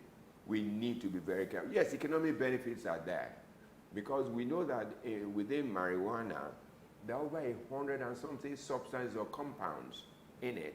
And some of them are used in the manufacturing, they're used in building, they're used in hair industry, hair production, beauties and all those things. They're also used in medicine. But one thing that people forget, even the medical marijuana is not an answer to many of the conditions we use them for. In infantile epilepsy, for instance, which sometimes it is used, it is not everyone that has infantile epilepsy that benefits from marijuana. And we have also known that regular drugs that are used for those conditions are far more efficacious than even marijuana. Trying to legalize it and under the guise of the legal use is just to make it into something that becomes acceptable. If we're not careful, marijuana will join the class of socially acceptable substances like alcohol and cigarette, and it's becoming like that in Nigeria surreptitiously. Yes. Because a lot of people use marijuana. And you know, one thing that I'd like to say is this: there are varieties of marijuana, various kinds that people are now using in Nigeria. They call it loud, they call it Arizona, they call it Colorado. They are not marijuana at all. What about the one they call skunk? Skunk is different. Okay. Skunk is, let me take that and then I'll go back. Yeah. Skunk is a combination of marijuana, dry leaves of pawpaw, and then cocaine. That is why when people begin to use skunk, they begin to have a tendency towards addiction because of the cocaine element. Okay. And then they all, you see, and it's more expensive. They give a reason to say, oh, because it's higher in potentiality, and that's why people use it, and it's more expensive than ordinary marijuana. Maybe ordinary marijuana, 5 rounds may cost about 100 naira or thereabout. But skunk, a pinch of skunk may cost you 2,000 or thereabout. But if I go back to Colorado and Arizona, we know that in those substances, which is not marijuana in itself, the marijuana component of them is about 10 to 11%. The rest is made of chemicals and herbs. And that is why when you see people use it, they can go berserk. They will begin to. It is the element, it is not the marijuana element because it's very low. It is the chemical component. They are synthetic marijuanas. And that is what is common to them. And why people use them is because the smell does not have the peculiar smell of marijuana. So if you use it at home, parents may not know. But what brings it out is the effects and consequences. And those are things, we need to do something about the substance. You know, you said that marijuana, unfortunately, was becoming, or sadly was becoming, surreptitiously a socially acceptable drug. I recall that growing up, joints where they sold or smoked marijuana were not very much welcome within residential areas, right? But these days, sadly, people smoke marijuana on the street, openly, even people in uniform. You know, you see, the thing is, dealing with the issue of substance abuse in Nigeria needs strategic thinking and implementation. And to be honest with you, I'm glad that General Marwa has come to become the chairman of NDLEA. He was chairman of PASIDA, and in the process, he met with a lot of stakeholders. So he had a very good understanding of what the issues are. And I think it's beginning to unfold. My fear is, I hope they give there's a political will to help him and also the resources. In the sense that one of the things we must begin to do in Nigeria is look at the NDLEA proper. The law setting it up has to be reviewed, in my own understanding. Is too omnibus. What they expect to do, this. If we don't begin to particularize their area of attention, yes, it's good. They can be doing the interdiction, catching people and all the rest. But we need to place emphasis on demand reduction. If we don't do that, Because one of the things that the Europeans have understood is this. They give us a lot of gadgets to catch people at the airport. You can't carry the drug. So what happens to the drug that doesn't go out? They get domesticated. And if they get domesticated, it allows accessibility and availability on different scales. So people can get it, they can use it. So the thing we must begin to look at now is how do we look at this thing? As you said, I doubt if you walk down this whether you won't find where you can buy it. And it's not limited to motor. You see, the wrong impression we've always had. We thought people who do drugs are motor park boys, rascals. It's not true. Big people, I mean, some experiences we are seeing lately have shown us that big people do. If you want to see some of these things in some areas of secluded areas of Lagos, highbrow areas, is to watch during break time. When you see, what do they call, yuppies, leave their offices in suit and everything, you see them drive to a house. They're not going there to have, just sit down. There's something that's going to happen there. Many of the parties today that are highbrow are drug fed. So we need to be aware, and you probably also have noticed or seen from when they has done, many of the cookies, many of these things are bought online. People are making drugs and putting them in food materials and selling them to young people. And so that's why we need to worry. And when you talked about tackling it and about the availability, look, whether highbrow or anywhere in Lagos, there's no place, there's no joint. You know, that's something that's very scary. You said there's possibly nowhere in Nigeria, no part of Nigeria where there is no joint, drug joint. What I have found is that even the drug of use, the preferred drug of use, differs from region to region. Absolutely. So that's like a hydra-headed problem. Good. You know, you've just touched on something that I'd like to elaborate. You know, in CADAM, we sat down and looked at the spectrum of the things available, and then we came to a classification. 4 groups. The first one is socially acceptable, alcohol and cigarette. Go and check today. There is no alcohol you will not find in sachet. And why do they put it in sachet? The man who cannot buy the bottle can buy the sachet. The sachet is about 20 naira. So when you go to the joint, you see them buy like 2 of them, using them, release the amount, put it out, and then begin to use the drug of that day. And then so it allows students to buy it. And then let's go to the next way, which is the illicit. Illicit classification, which everybody knows. Heroin, cocaine, marijuana, skunk, and all of them. And all of them. Illegal, illicit because they're illegal. You can't carry them on your person and then take them, you'll be caught. And then the third one is prescription drugs.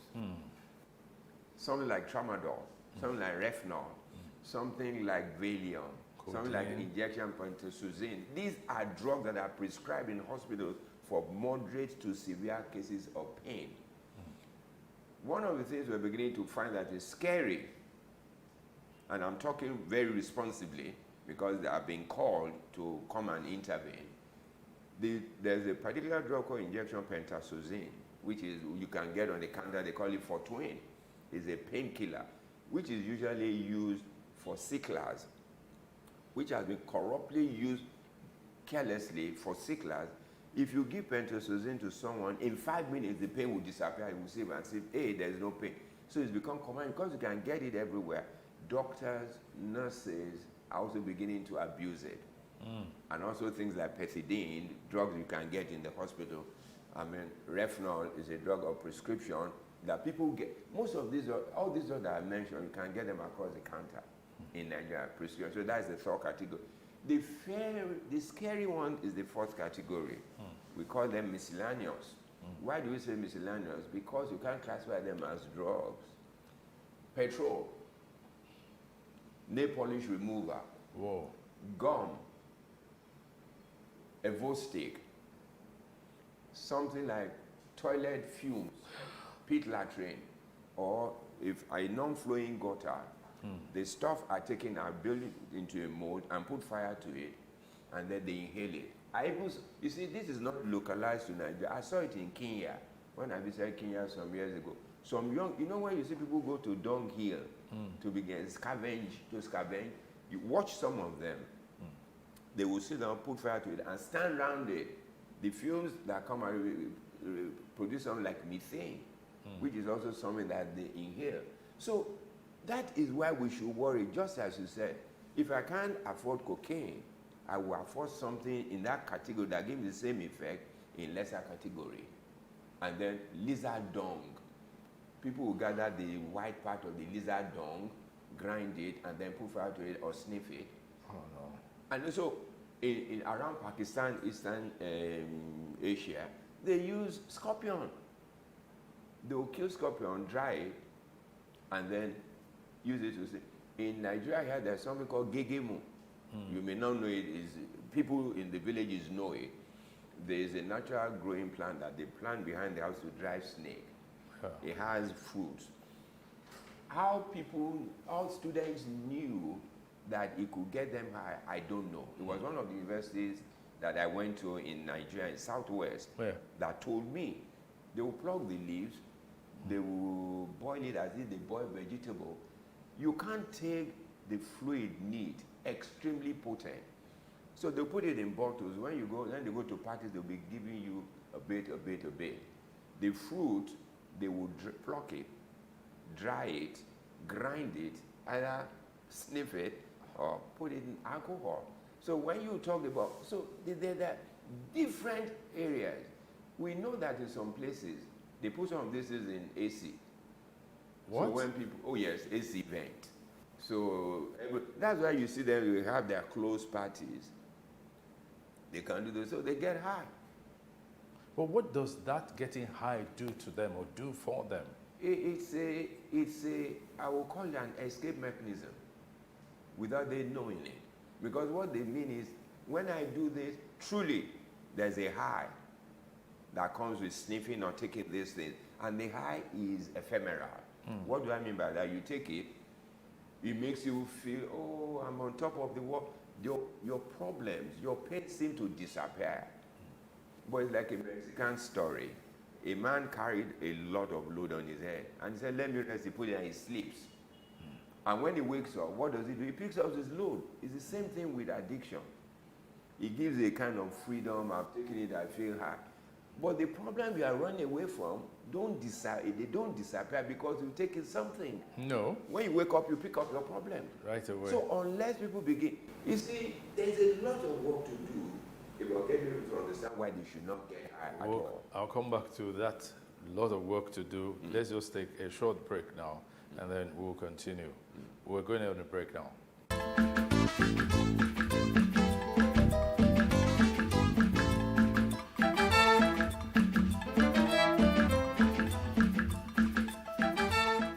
Welcome back from that break.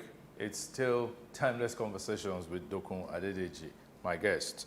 Yes, we're talking about drug abuse, the prevalence of drug abuse, and you were alluding to how it is so widespread, the 4 categories. What's the way out? You know, honestly, I'm not as pessimistic as some people think about this issue of substance that we can't get out. We can get out. Yeah. But it takes complementary efforts. And for us to understand that it is not NDLA stuff or NAFDAC stuff alone, you know. Okay. It's about all of us. And I'll tell you how and why.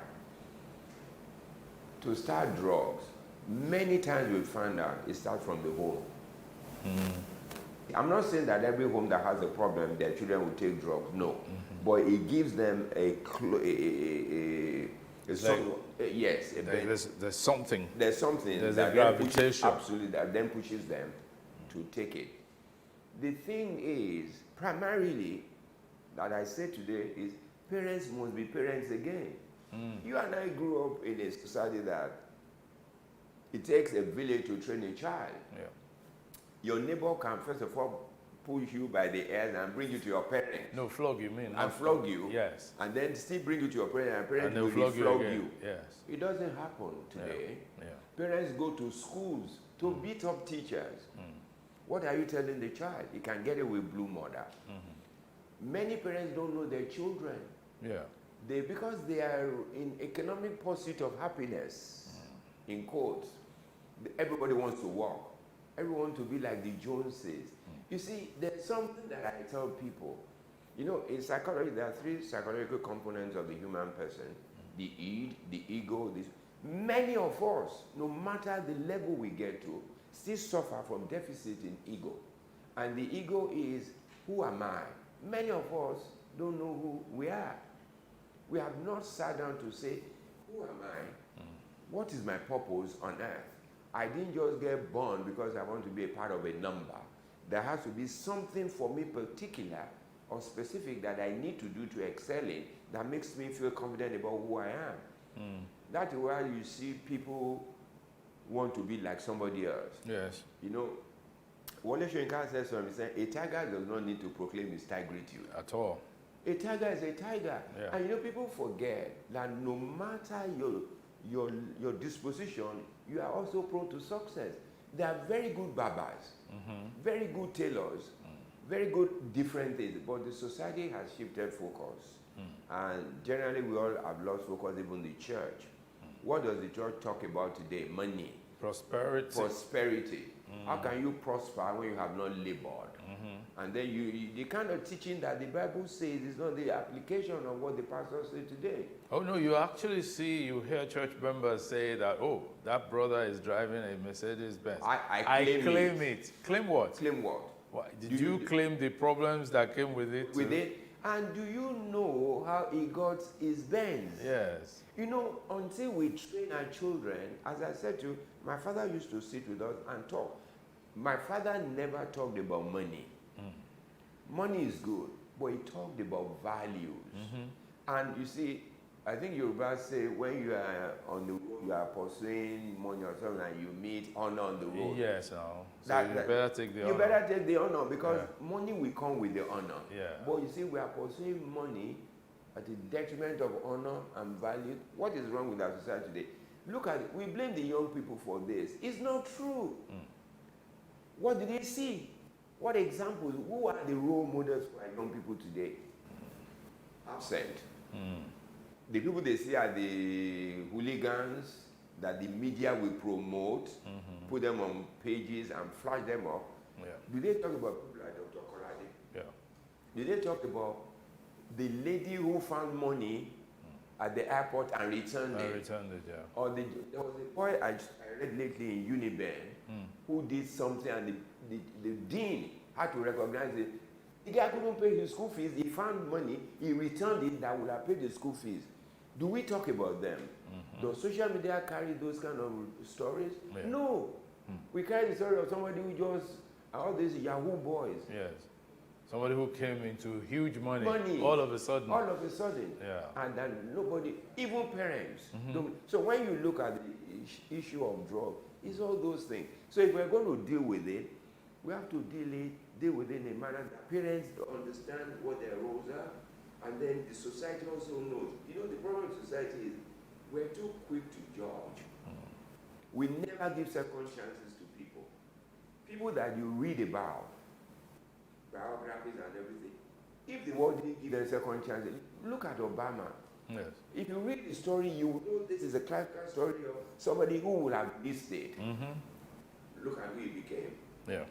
We don't talk to our children about those things. I just read a book lately called Beautiful Things on drugs, written by Joe Biden's son, Hunter Biden. Yeah.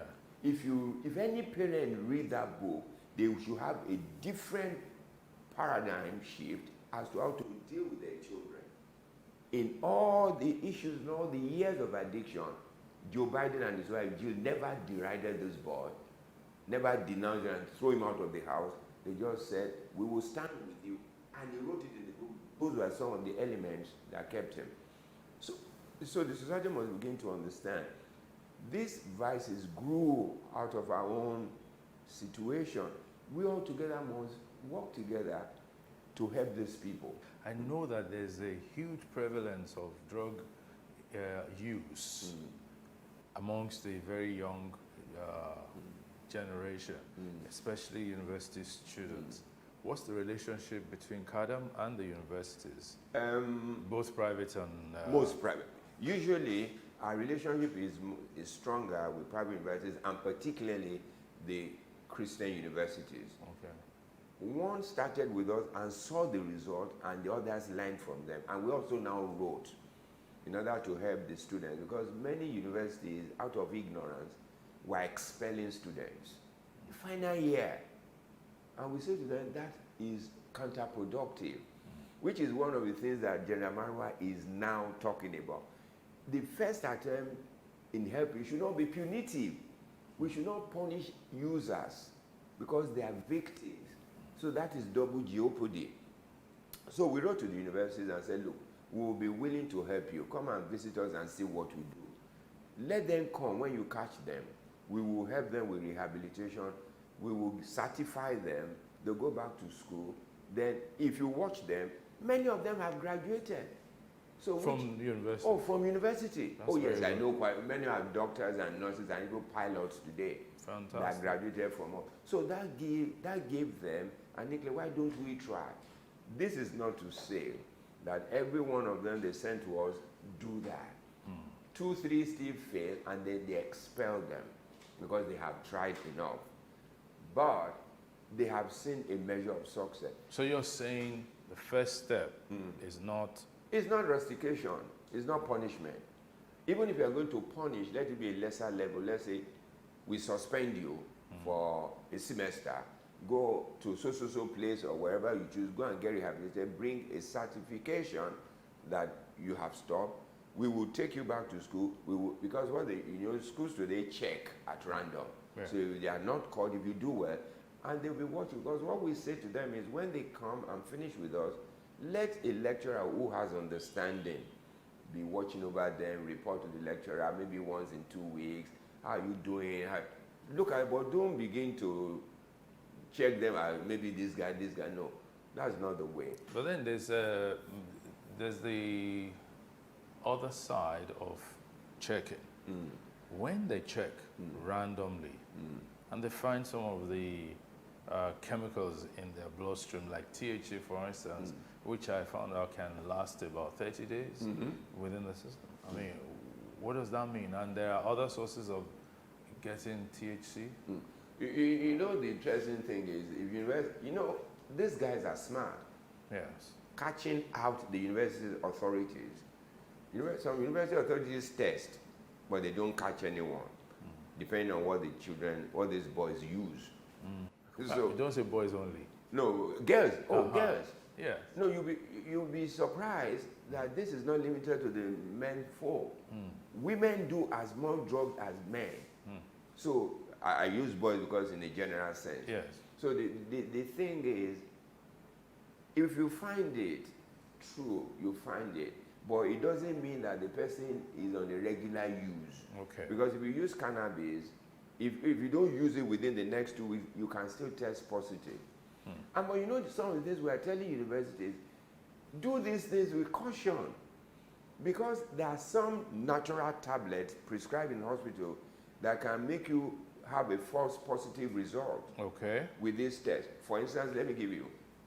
If you take Aleve, Aleve is an analgesic. Yes. If you take it, if they test you, they'll find THC. There'll be a false positive for THC.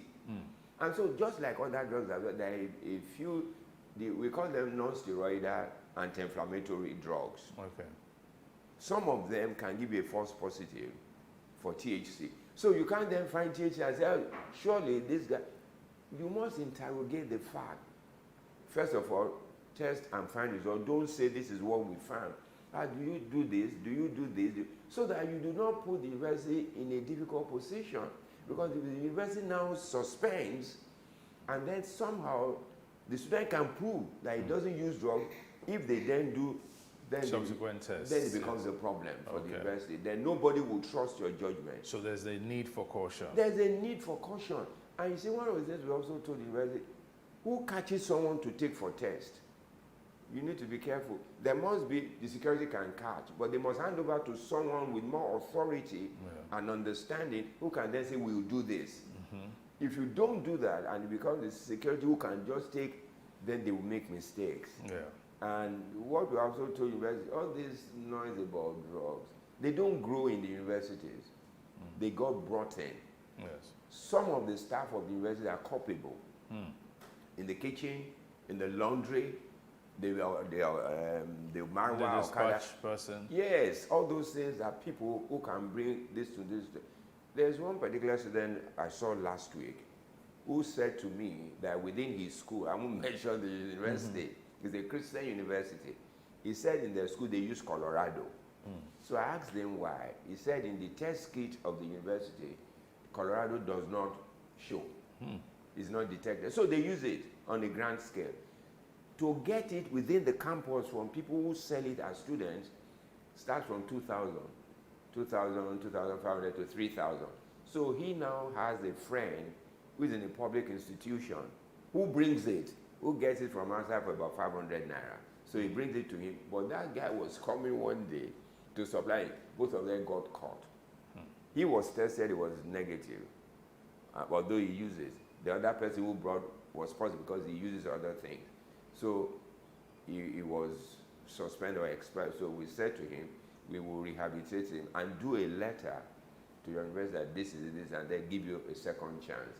But public institutions don't really care. You come, I mean, you can imagine that population in some of these public institutions, how would they be bothering themselves? But they have to bother because they are producing people for the outside market. The same way the workplace needs to begin to bother today in terms of the people they employ.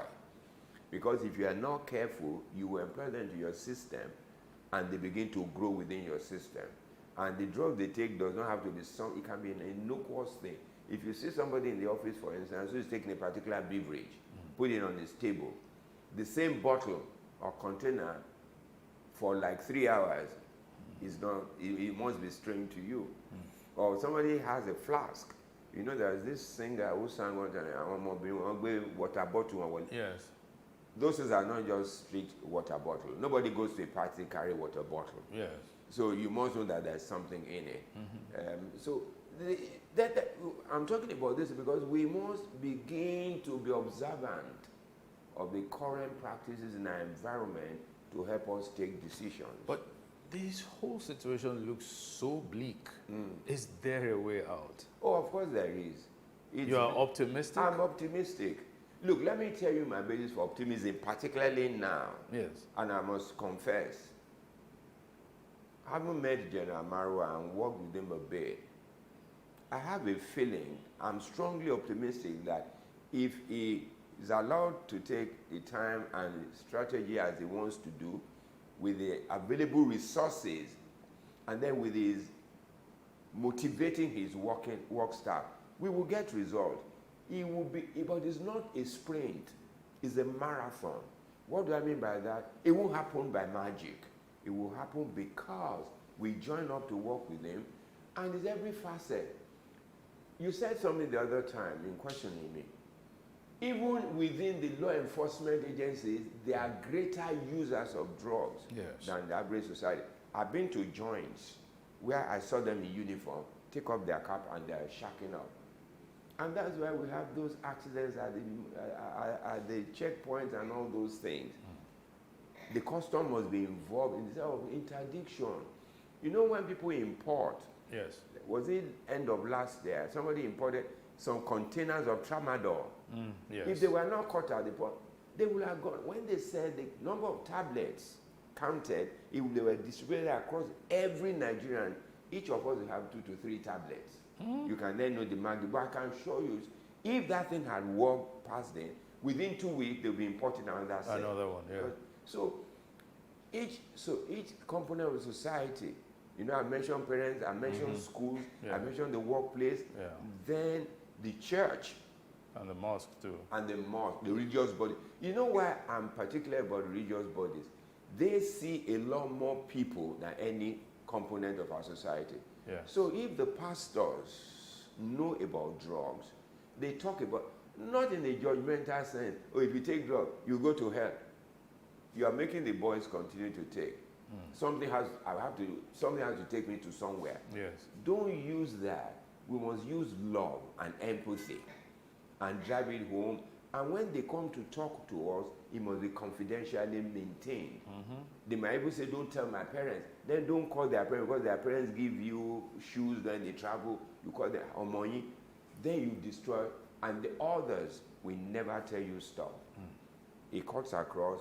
The confidentiality must cut across every facet of the society. The church, the workplace, the schools, and everything. Now, to ask you a final question, how is CADAM funded? I thank you for asking me. It is one of the most difficult aspects of our operation. And I must say this, if not for Mommy Gio, we would be struggling like anything. She visited us and saw our center in the rudimentary stage when we were. She said, and this is a rehab center. No wonder when I tell people to come, they don't want to come. They say Bujero, and that is like a ship pen. Yes, so like, I said, Mommy, but what will we do? We've talked to everyone that we can talk to, no help. She then left, then called me. That was how she began to release money to us until we built a good center. Yeah. She then spoke to... I should come there. I haven't been there in a while. Oh, you should come. Yeah. And one of the things I even want to do, interest big Nigerians. Let them come and visit. Yeah. Then they can take a decision how they can help us. Yeah. Not necessarily if they want to give money. They can build certain centers. Yeah. They can give us equipment. They can give us vehicles. The things that we need. They don't have to give us money, so they don't say some people want to chop their money. But it's a place for people to visit. Even when people want to have ceremonies like a poker birthday, they can say, every fund from it I give to this center, or come and help us. But finance is a major issue. The church gives us money, which today is like what we use to pay salaries, to buy food, because the program is free. Yes. The program in Ekpe is free. We don't charge a dime for it, and they spend a year. We house them, we clothe them, we treat them, we do all those, so we feed them. So we need help. If we get help, we'll be on top of it, we will do much more. So, call for help. Call for help. Talk to the... I wish today, if anybody watches this, you go to our website, www.cadamonline.org. No, sorry, www.cadam.org.ng. That's our website. Yeah. And then our phone number is there, 0817-103, I think 9895. Our phone number. Our office is in Ikeja, Agidingbe, 5 Yusuf Close, off Sadiku Street, off Amara, behind Zenith Bank. Come and visit with us. If you come, you talk to us, we'll take you to visit. You will see these people in flesh. You see the faces of addiction. And then you can see there is hope. That's why I'm happy. And I'm pleased to say to you that it's not all bleak. It looks bleak today, but there's light at the end of the tunnel. Thank you very much, Doc. Thank you. Papa. Thank you so much. My guest today on Timeless Conversations has been Dr. Dokun Adedeji, an altruistic person, totally selfless. It's been a pleasure having you. Thank you so much. Thank you. And we'll follow up on what CADAM is doing. We'll come there. We'll be glad. We'll come there. We'll come there. Maybe we can do a special one. I think you should. Site. I think you should, and maybe also get somebody like General Mara to talk to us. Yeah, we'll reach out to him. We'll reach out to him. Thank you very much for watching. See you some other time. Bye.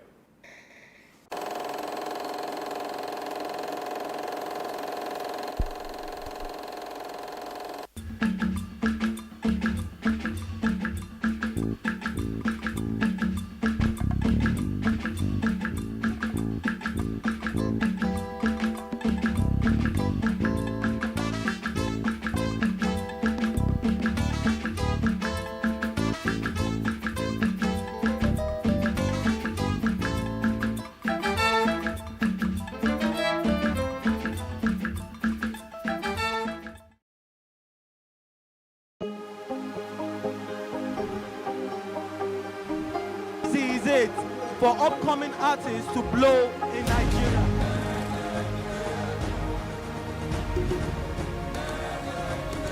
Welcome to Plus Trending. I am Buki November, your host, saying thank you for joining us on today's episode. Welcome back. It's Tea Time on Plus TV Africa. Practice makes perfect. I'm not perfect yet, but I'm a lot better than I used to be. He's a king. He's entitled to marry 100 if he wants to.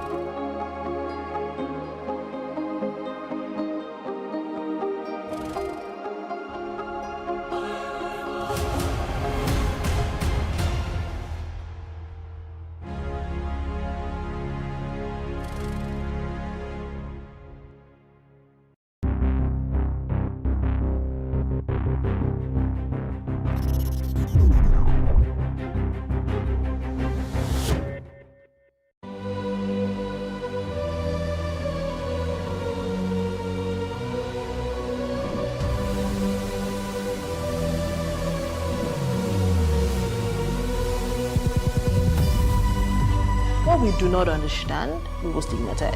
What you can see is the remaining of the tanker that exploded. The suspect equally confessed.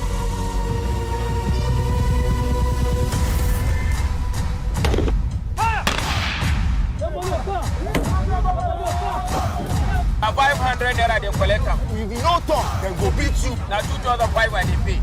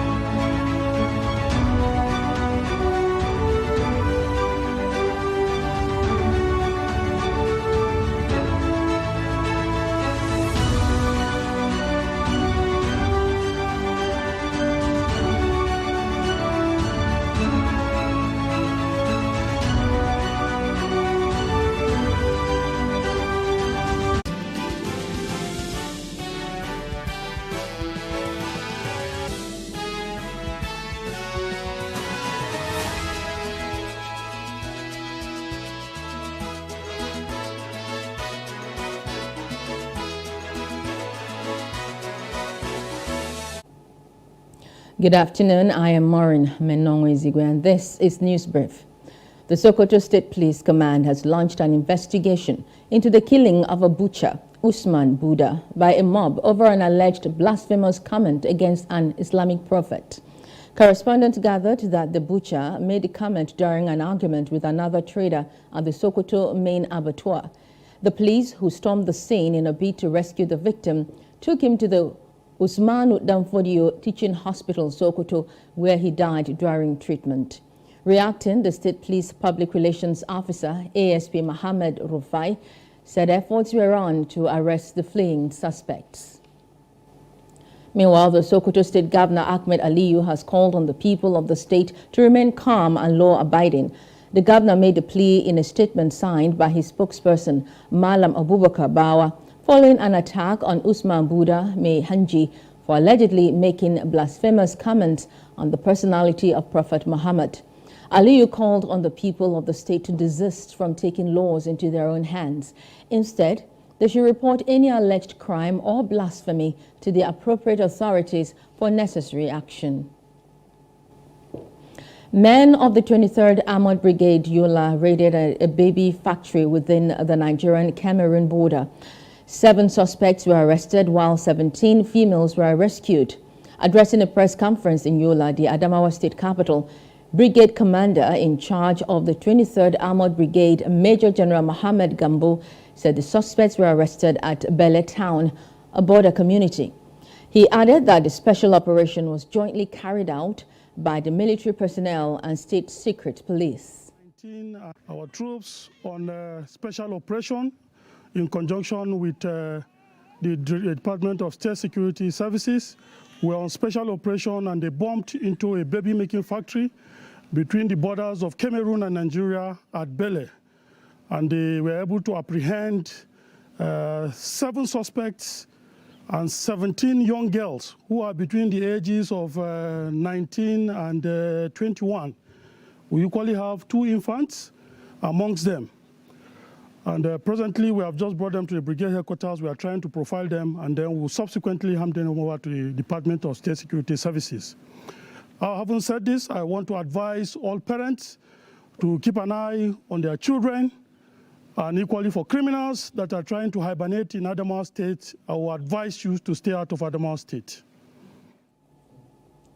The LASEMA response team in the early hours of Monday averted possible danger when a gas cylinder shop caught fire at Ijaye Agege, Lagos.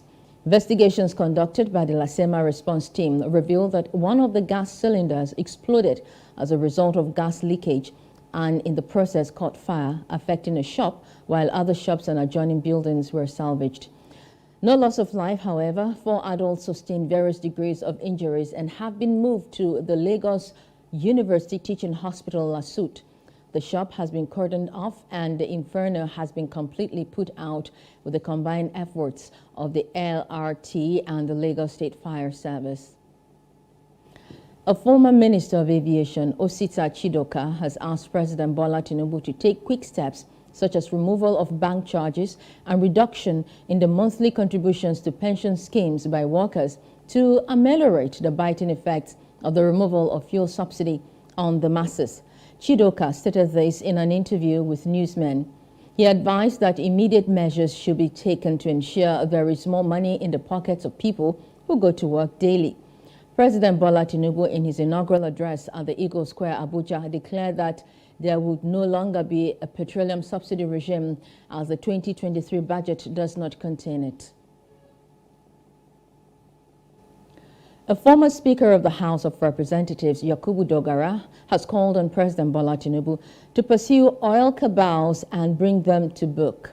Speaking on the sidelines of a Thanksgiving church service in honor of the outgoing General Secretary of Evangelical Church Winning All, Ekwa, in Kaduna State, Reverend Junisa Mmadu, the former speaker said that the president has so far demonstrated leadership and should be commended by all citizens.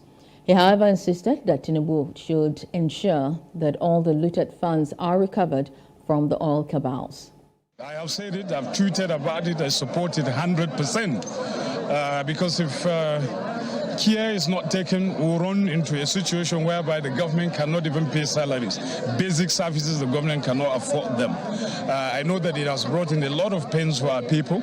I've urged the president and his administration to do all within their power, to recover the money from some of these subsidy cabals who have stashed this money in foreign banks so that the money that they have taken running into trillions that were illegally collected can now be plugged back into resolving some of the problems created by the subsidy withdrawal. So it was a fantastic decision. We stand by him on this one. Like I said before, whether you support him or not, this is what is truthful. It is what we ought to have done since yesterday. So I'm wholly for it. And I thank him for being courageous enough to do that. And he should show that courage by pursuing these subsidy cabals. They are strong. They are not stronger than Nigeria. Nigeria has a standing army. They have EFCC. They have police. They have Navy. These people don't have any of those institutions. So they should go after them and recover our money. The African Development Bank, the AFDB, has assured President Bola Tinubu that it will support his efforts and vision in improving the agriculture and power sectors in Nigeria. President of the AFDB, Akinwumi Adesina, disclosed this after a meeting with President Bola Tinubu on the sidelines of the new Global Finance Impact Summit, hosted by the French President Emmanuel Macron in Paris, France. Adesina described the removal of the fuel subsidy by Tinubu and the forest unification as right signals being sent to investors and is liked by the international community, which will also attract a significant amount of investments into Nigeria. I discussed with His Excellency the President about a couple of things. First, of course, is agriculture, to see what we can do to support the government with regard to the Mr. President's vision in agriculture. We discussed about special agro-industrial processing zones, for which we already have about $520 million for Nigeria, and how we are going to make sure that that project actually gets accelerated to give quick wins to the president. The other one that we talked about is the power sector. How we will bring support his efforts and his vision and that of his government with regard to how to improve the access. The president wants to make sure that there's access to electricity in Nigeria, and therefore he talked to us about how we can support him in that, and I gave him the assurance that we will, support significantly the power sector in Nigeria. And we have to grow the forex for Nigeria, as opposed to just distributing small amount of forex that is available, have a more expansive view. So I had the opportunity just to commend him for what he said and the positions he took here at the summit on two critical issues. One of that has to do with the importance of using Nigeria's gas to manufacture fertilizers. And I think his position was supported by the Chancellor of Chancellor Scholz of Germany on the need for using natural gas. You can use that for also producing fertilizers, in which we need to raise productivity, which is very, very important. Meanwhile, President Bola Tinubu has welcomed an investment of $520 million in specialized agro-processing zones by the African Development Bank. In a statement, he praised the AFDB boss, Dr. Akinwumi Adesina, for further opening up the economy for investments that provide job opportunities and poverty reduction. Tinubu said the agro-industrial project strengthens an area of Nigeria's competitive advantage, as he listed other areas of priority that require foreign direct investment.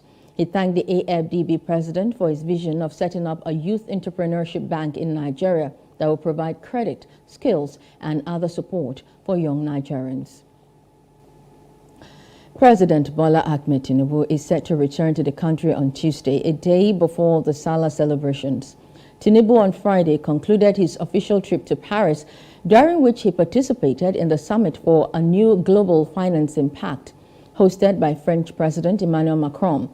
He was initially scheduled to be back in Abuja on Saturday, but proceeded to London, United Kingdom, for a short private visit, as announced by the presidential media aide Dele Alake in a statement. Human Rights Writers Association of Nigeria, HURIWA, has called on President Bola Tinubu to dismiss the chairman of the Independent National Electoral Commission, INEC, Mahmood Yakubu, over the conduct of the 2023 general elections. In a statement signed by its national coordinator, Emmanuel Ongbiko, HURIWA said that following the suspension of Godwin Emefiele as the CBN governor and the EFCC chairman, Abdul Rashid Bawa, by the president, the dismissal and probe of Mahmood Yakubu for alleged electoral heist in the 2023 general elections should instantly follow. Meanwhile, Archbishop Oluwasegun Parson has commended President Bola Tinubu's efforts since the commencement of his administration. Parson said the steps taken by the President Tinubu within a month of his administration seems to put the nation back on the right track. He made this statement while addressing pressmen in his church in Ibadan, the Oyo State capital. Governance has nothing to do with religion. I don't care whether it's Muslim. I don't care whether it's Christian. As long as there's justice and equity, as long as there's fairness in the nation, that's just the bottom line. And looking at the cabinet so far, the appointment, more Muslim, so what? Competence is more important than religion. He urged the Nigerians to pray for the good of the country, saying very soon the rate of migration will be a thing of the past as the country will rise again. And so far, so good. Everything is going in the right direction. That's what I see. The nation is going to go well. We are talking about removing a subsidy. Kudos. No. So removing it and adjusting the system to make sure we we revitalize our economy, we revamp it to better the nation. It's the right thing. And then the student mayor, as you said, listen, every nation that works as what is called student law. Somebody will say, all these ladies that go to school that are literally prostitutes, doesn't have to do that no more. Immediate past Commissioner for Information in Delta State, Charles Anyagu, says the smear campaigns against the immediate past governor of the state, Ifeanyi Okowa, were being sponsored by individuals who have busied themselves with the struggle for the control of the resources of the state and have failed to remain in power. At a news conference in Asaba, Anyagu said that the campaigns of defamation against the former governor commenced in the build-up to the 2023 governorship election in the state. In spite of the enormous resources that is generated from these oil-producing states, you are just entitled to, first of all, only 13% as derivation, while the rest is made available for the rest of the country, because we exist as a country called Nigeria. Oil-producing states are not taking the 100% because the government of Nigeria will have to run, pay salaries of even those who are from oil-producing states who are working at the central government, grade roads that will link up oil-producing states to non-oil-producing states, provide other facilities such as electricity to both oil-producing states and non-oil-producing states, provide security, both internal and external, to both oil-producing states and non-oil-producing states. Now you need to also cascade that to what happened in oil-producing states where you have oil-producing communities. If you decide that 100% of the resources that emanate from the resources that are drilled from oil-producing communities will be restricted to oil-producing communities, then how are we going to now link roads from both oil-producing communities to non-oil-producing communities? We will meet them wherever they want to meet us, but we will not lose sight of our desire to protect our people, which is what they are against. As time progresses, we will remind them that those their leaders who are sending them and funding them do not mean well for the state. Because if they did, by the time they had the opportunity of presiding over the affairs of this state, they would have fostered development across the length and breadth of the entire state. Asaba, the capital of Delta State, remained as a glorified local government area for the period that they were in office. We brought a whole lot of difference. And if that difference is what is making them feel uncomfortable, we ask them to repent and embrace modernity. The governor of River State, Siminalayi Fubara, has said that the roles of the traditional rulers will help his administration solve the needs of the people, especially at the grassroots. He spoke at a reception to mark the 71st birthday and first chieftaincy anniversary of the paramount ruler, Emohua Kingdom of River State, Sergeant Awuse, who also chairs the River State Council of Traditional Rulers. In his address, Fubara sought the collaboration of the traditional rulers through Awuse to deliver effective service to the people at the grassroots. You have been a man of principle. And said this, you are the one who opened the gate, the popularity of Ikore people vying for governorship of the state. We are just beneficiaries of the gate you opened. And I'm happy you saw my governorship as your own governorship. And so when you told me this, I said, oh, I will accept it. I will come. And I thank you for bringing me as honor of Emohua. The event also saw the induction of former Rivers Governor Nyesom Wike into the Ona Emohua, an apex traditional institution of the kingdom, as well as the installation of Fubara as a chief. Wike applauded Awuse as a worthy king and a political torchbearer of the Ikwere ethnic group. You can't run a government without being at peace with your locals. And the locals are being controlled by the traditional rulers. So we need to work together, synergize for a better and prosperous River State for all. Well, at least 12 civilians were killed on Sunday in bombardments by soldiers and paramilitaries who are now chasing in a new town in Darfur, a vast region in western Sudan that is constantly being fled by refugees. Since April 15th, the war between the army led by General Abdel Fattah al-Burhan and the paramilitary rapid support forces of General Mohammed Hamdan Daglo has left more than 2,800 people dead and more than 2.5 million displaced. That's according to the UN. One of the heaviest tolls is of El Geneima, West Darfur, where since April, tribal fighters and civilians have mingled in fighting between the military and paramilitaries. The Ministry of Foreign Affairs, of Sudan has thrown its weight behind UN's condemnation of the rebel Rapid Support Militia for violation of human rights in West Darfur. This is contained in a statement by Mohamed Abdel Mahnan, the Sudanese ambassador to Nigeria. He condemned the violations committed by the rebel Rapid Support Militia against the Sudanese people. The ambassador added that the condemnation was issued by the official spokesperson for the UN High Commissioner for Human Rights in Geneva. Russia has sought to restore calm on Monday after an aborted mutiny by Wagner Group mercenaries over the weekend.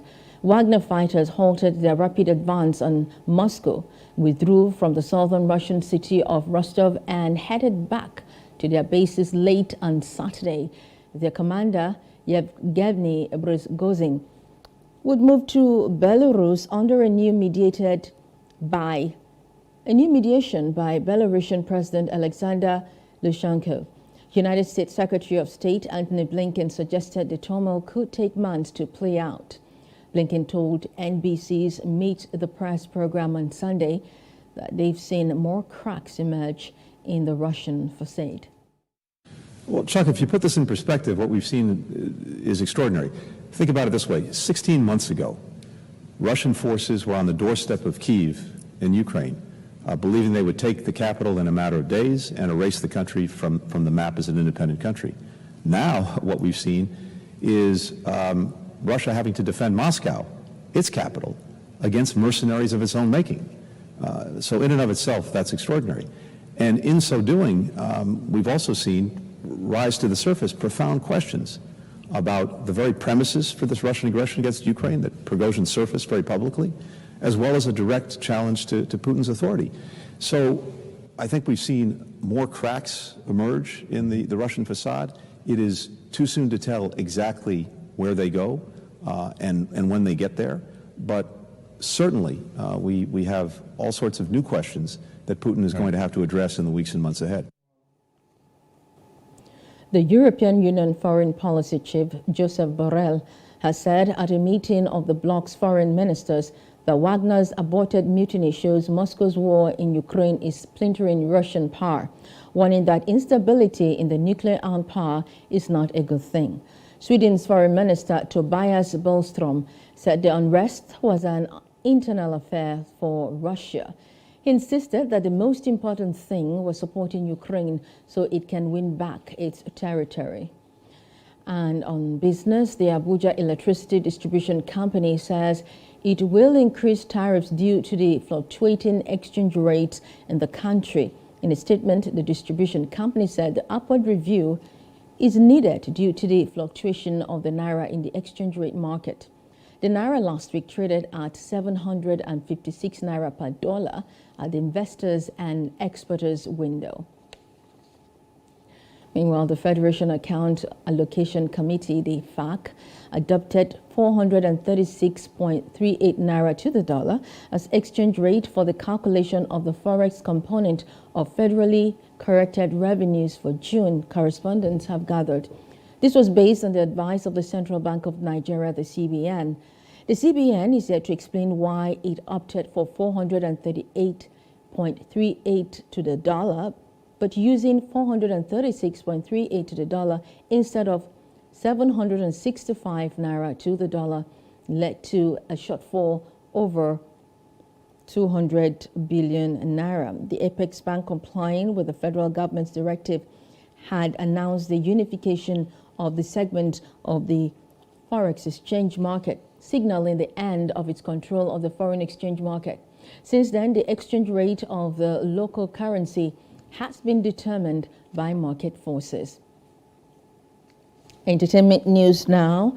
Germany, the Grammy Award-winning Nigerian singer Damini Ebonluwa Ogulu, popularly known as Burna Boy, has become the first African music artist to hit 1 billion streams on Audiomack. Burna Boy made the great feat as the global streaming platform announced it via a Twitter post. The Last Crooner achieved the feat with the combined streams of his last 3 albums and singles in recent years. Burna Boy is also the most followed on the platform with over 4 million followers. And in sports, Kalidou Koulibaly has left Chelsea after only 1 season to join Saudi professional league side Al Hilal. Senegal captain Koulibaly moved to England last summer from Napoli on a 4-year deal in a transfer reported to be worth £34 million. A number of high-profile names have moved to the Saudi professional league during the past 6 months. Karim Benzema has also already agreed to join Al Ittihad after 14 seasons at Real Madrid, following Cristiano Ronaldo, who moved to Al Nassr from Manchester United in December. And French footballer Benjamin Mendy will return to a UK courtroom on Monday for the start of his retrial for 2 alleged sexual offences, 5 months after a jury cleared him of multiple other counts. Manchester City player Mendy, 28, will be back in the dock at Chester Crown Court in northwest England to face 1 count of rape and 1 of attempted rape. Jurors in his last trial, which ended in January, failed to reach verdicts on the 2 charges involving 2 different women. The judge in January had immediately set a new trial date of Monday for the 2 counts on which the jury did not return a verdict. Well, that's the news brief. For more stories, please follow us on Facebook, Twitter, and Instagram, and do subscribe to our YouTube channel at Plus TV Africa and Plus TV Africa Lifestyle. You can also view us from Limex on Limex.tv and Glow TV apps anywhere in the world. I am Maureen Menong-Ezigwe. Many thanks for watching.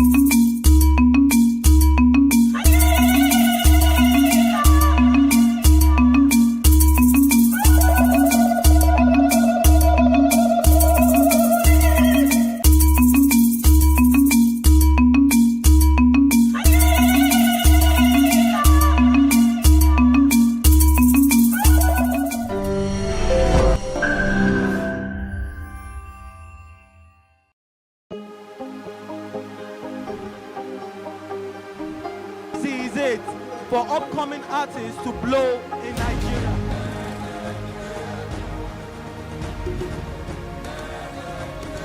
Welcome to Plus Trending. I am Bukky November, your host, saying thank you for joining us on today's episode. Welcome back. It's Tea Time on Plus TV Africa. Practice makes perfect. I'm not perfect yet, but I'm a lot better than I used to be. He's a king. He's entitled to marry 100 if he wants to.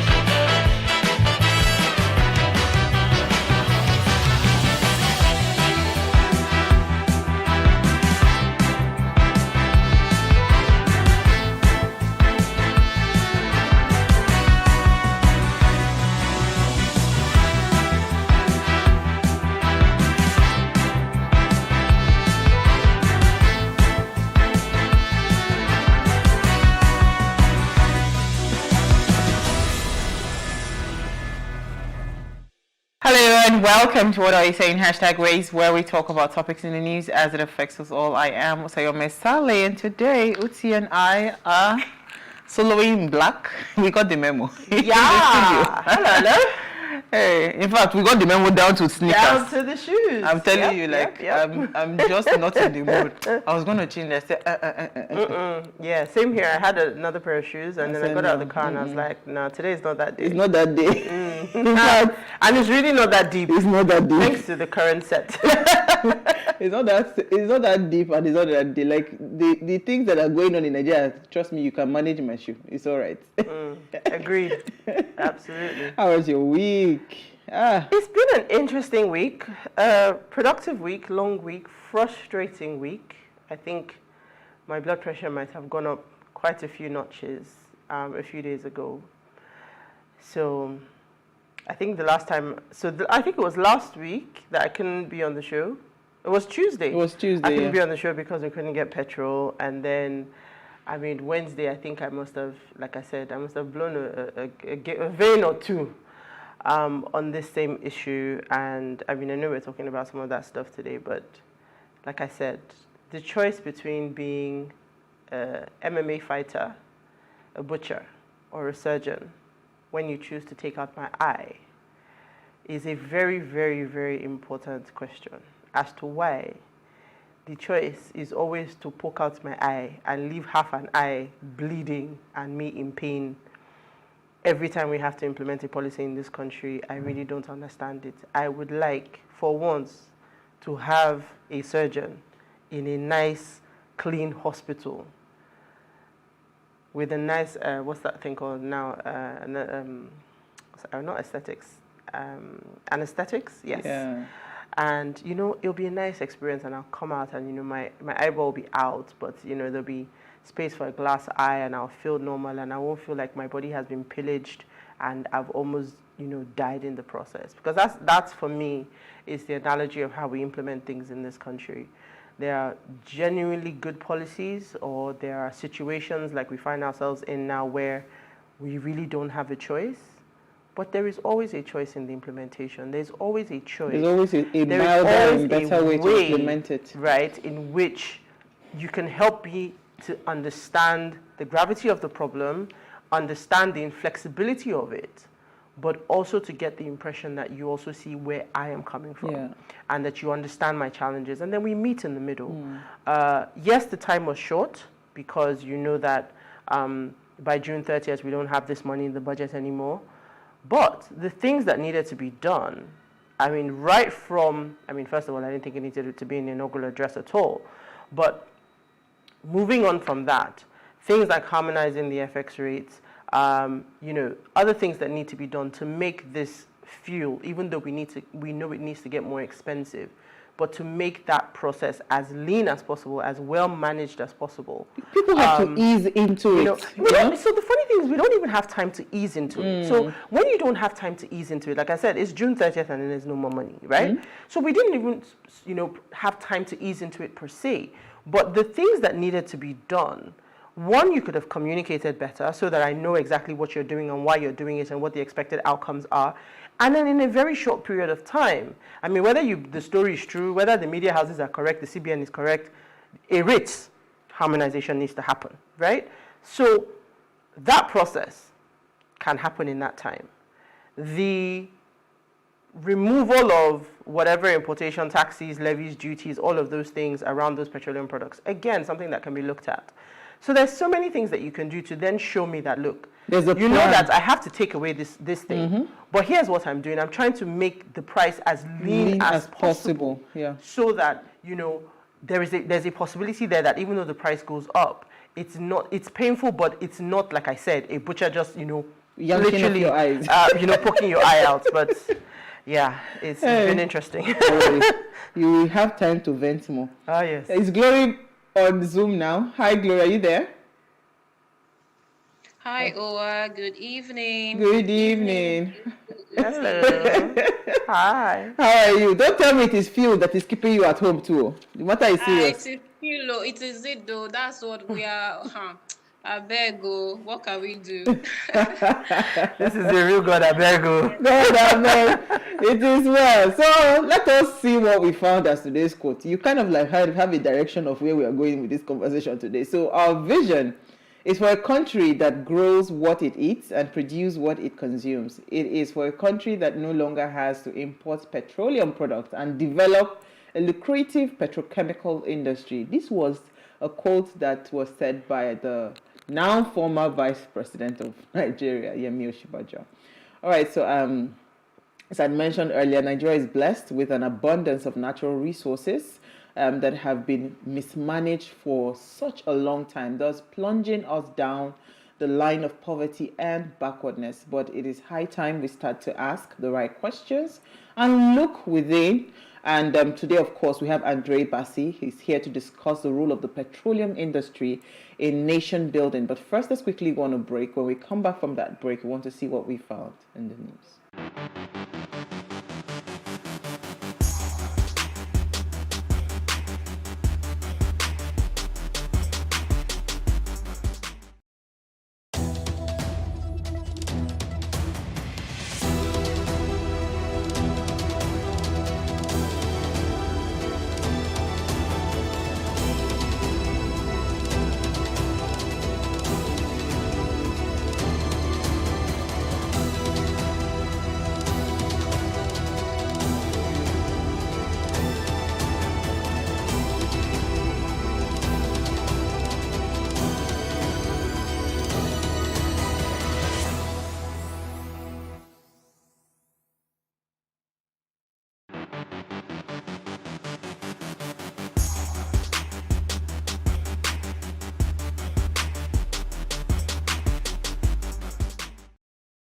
All right, you are still watching Ways. Now, every year, this day, Uti and I are in studio, approximately on the 2nd of June in 1975. Sex workers occupied Saint Nizier Church in Lyon, France, to express their anger about the criminalized and exploitative living conditions. They hung a banner from the steeple which read, "Our children do not want their mothers to go to jail," and launched a media campaign to broadcast their grievance to the world.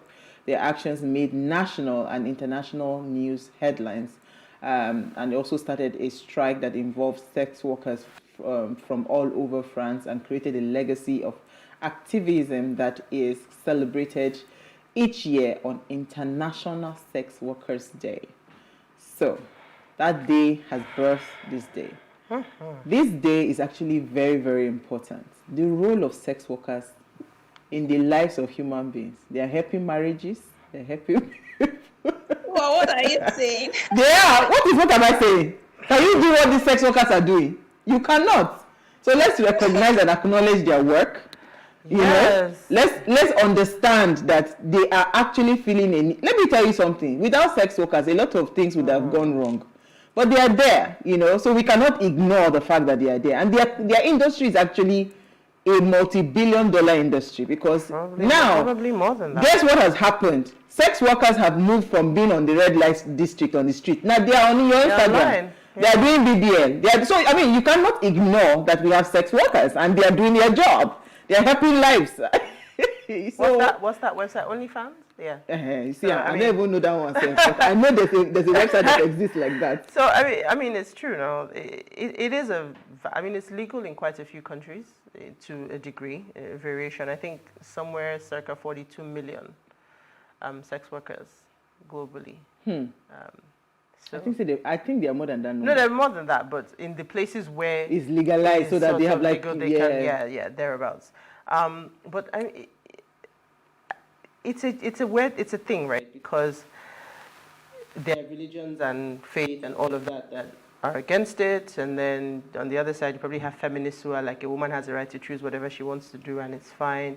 And in a world that has commercialized sex so much, I think, you know, the definition of sex worker needs to be broadened. I'm telling you. Because there are people who are not having sex, but they're doing the acts or different fetishes and stuff online, and people are paying them tons and tons of money.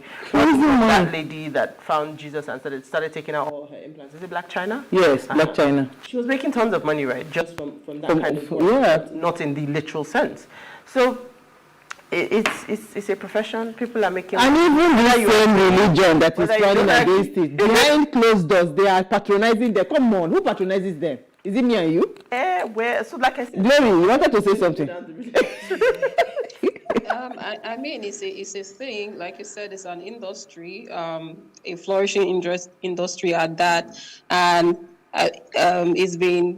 it's increased over time. We also have the online aspect of it. I mean, in Nigeria, we have the hookups and all of that. So it's a thing. I can always say that as much as this day is being celebrated, let's also talk about health of sex workers and also how they should pay attention to all those health stuff. I think that should also be the direction of conversation on a day like this. I was just going to say to you that the funny thing about these sex workers, right, when you talk about STDs and all of those things, hardly, because those ones, they're a lot more, they don't attach emotion to, it's a job for them. So, well, I like the fact that you're calling attention to their health. It's very important, but the truth is, if there is no market, there will not be any goods. Supply and demand, basically. So that's it. I mean, the health part is very important. I mean, I know we're talking about it from the aspect of the legalized people, but then there are a great many that are working in dangerous situations. There are women at risk who that's their only option to feed themselves or survive and all of that. So I mean, there are multiple sides to it, and this just shines a spotlight on all of it. So happy International Sex Workers Day. On that note, Glory, let's quickly run through our news. What did you find for us in the news today? My what's in the news, it's just to debunk the story that came up a few days ago about Naira being devalued. I remembered on Thursday thereabout, very early in the morning, one of my bosses called me saying, oh, she heard Naira has been devalued and what are we going to do? Because things like that really affect our operation as a company very directly, almost immediately. So I'm happy that the story is not true. So it reads, the Naira closed at 461.76 per dollar at the investors and exporters window on Thursday, a 0.16 kobo drop from the 461.60 traded in the previous session. This slight drop came amid a viral story claiming that the Central Bank of Nigeria had devalued the Naira currency to 630 per dollar. The CBN has since denied the claim, labeling it fake news. In a statement signed by its acting director of corporate communication, Isa Abdullahi, the CBN said, we wish to state categorically that this news report, which is in the imagination of newspapers as exclusive, is replete with outright falsehood and destabilizing innuendos, reflecting potentially willful ignorance of the said medium as the workings of the Nigerian foreign exchange market. So I'm happy it's not what it is, because then again, when we have situations like this, most of the times it's always because we're looking at a positive impact in the economy as a whole, but usually we don't get the sort of results we're expecting. So I'm happy for now. Naira has not been devalued. It is what it is. So back to you, Owa. Why are you happy though? Because this 461 to $1 is for the 1% of the 1%. Why are you happy? The person that's buying your goods doesn't buy it for 461. When Naira is devalued, Nigeria was still heavily reliant on imports. No, but here's my question. You're not getting the question. You're not hearing my question. The question you're taking on the side of the story that says the Naira is devalued, and I'm asking you, when have you bought Naira dollar at 461? So you can only get it direct from the CBN. Who are the people that get it? For the 1% of the 1%. The goods that you buy that are imported, they're certainly not bought at 461. So why are you upset that the dollar is devaluing? That's a narrative that we need to ask ourselves about. It's because we in the open market, we still buy dollar at 750, 760. Do you get my If somebody offers you dollar at 630 now, you won't jump at it? I think go beg them more. Go ahead, Uti. Okay, so what's my story? So my story again is following on from the current situation going on, of course, in the country. So reports earlier today that the NLC began their emergency meeting. So the headline says subsidy, NLC begins emergency NEC meeting. So of course the Nigerian Labour Congress has commenced an emergency National Executive Council meeting following the increment of the pump prices. This story was reported much earlier in the day, and this was where the NLC, of course, was trying to come to a decision following their meeting with representatives of the federal government, which of course was reported that ended in a deadlock. So I've also then, following on from this story, now gone on to see that a press release has been put out by the NLC that says notice on mobilization for nationwide withdrawal of services.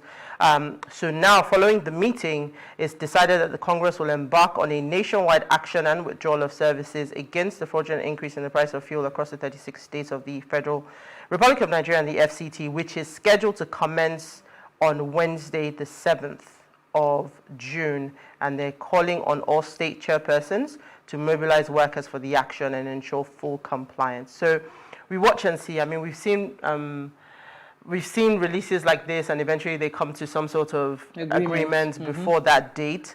So this is very much a watch this space situation. Okay, so Controller General of the Nigerian Customs, Colonel Hamid Ali, had announced that they have inaugurated a $3.2 billion modernization project to end manual operations. During this inauguration project management, of the project management office in Abuja, he has expressed his delight about the project, and he said that this is aimed at full automation of the Nigerian Customs system operations, right? And he explained this would improve the processes and eliminate corruption in the system. You know what? I have nothing to say. I honestly have nothing to say about this, but I thought to mention it. There's a lot going on in the country, and as I said yesterday, I will still say it again. We are tired of vague, promises, right? What exactly is the plan? What would this do? Down to the very couple, what are the details of this e-system? How would it, back whatever it is that you're doing, back it with data. Let's see what it is that you're doing and say, okay, yes, we can also put our thumbs on it and say, okay, yes, this would go far. Instead of just making very juicy promises that you think Nigerians want to hear. Controller General, we'll see you guys after the break. Stay with us.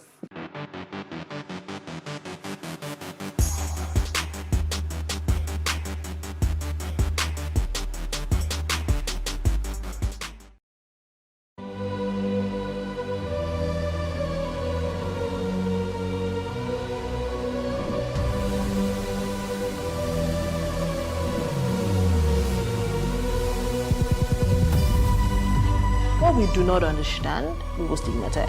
What you can see is the remaining of the tanker that exploded. The suspect equally confessed.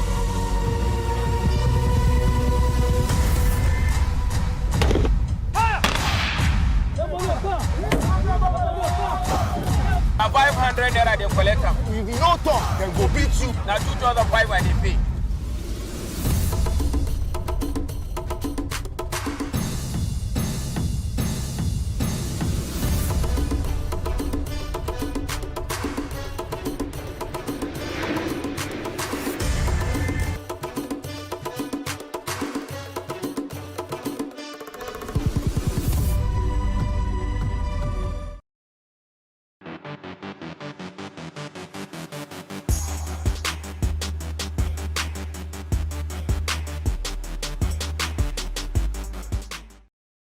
Thanks for staying with us now. Referencing Scientia Insight, a research publication website, despite being an oil-producing country, Nigeria heavily relies on imported petroleum products due to the inadequate refining capacity of its domestic refineries.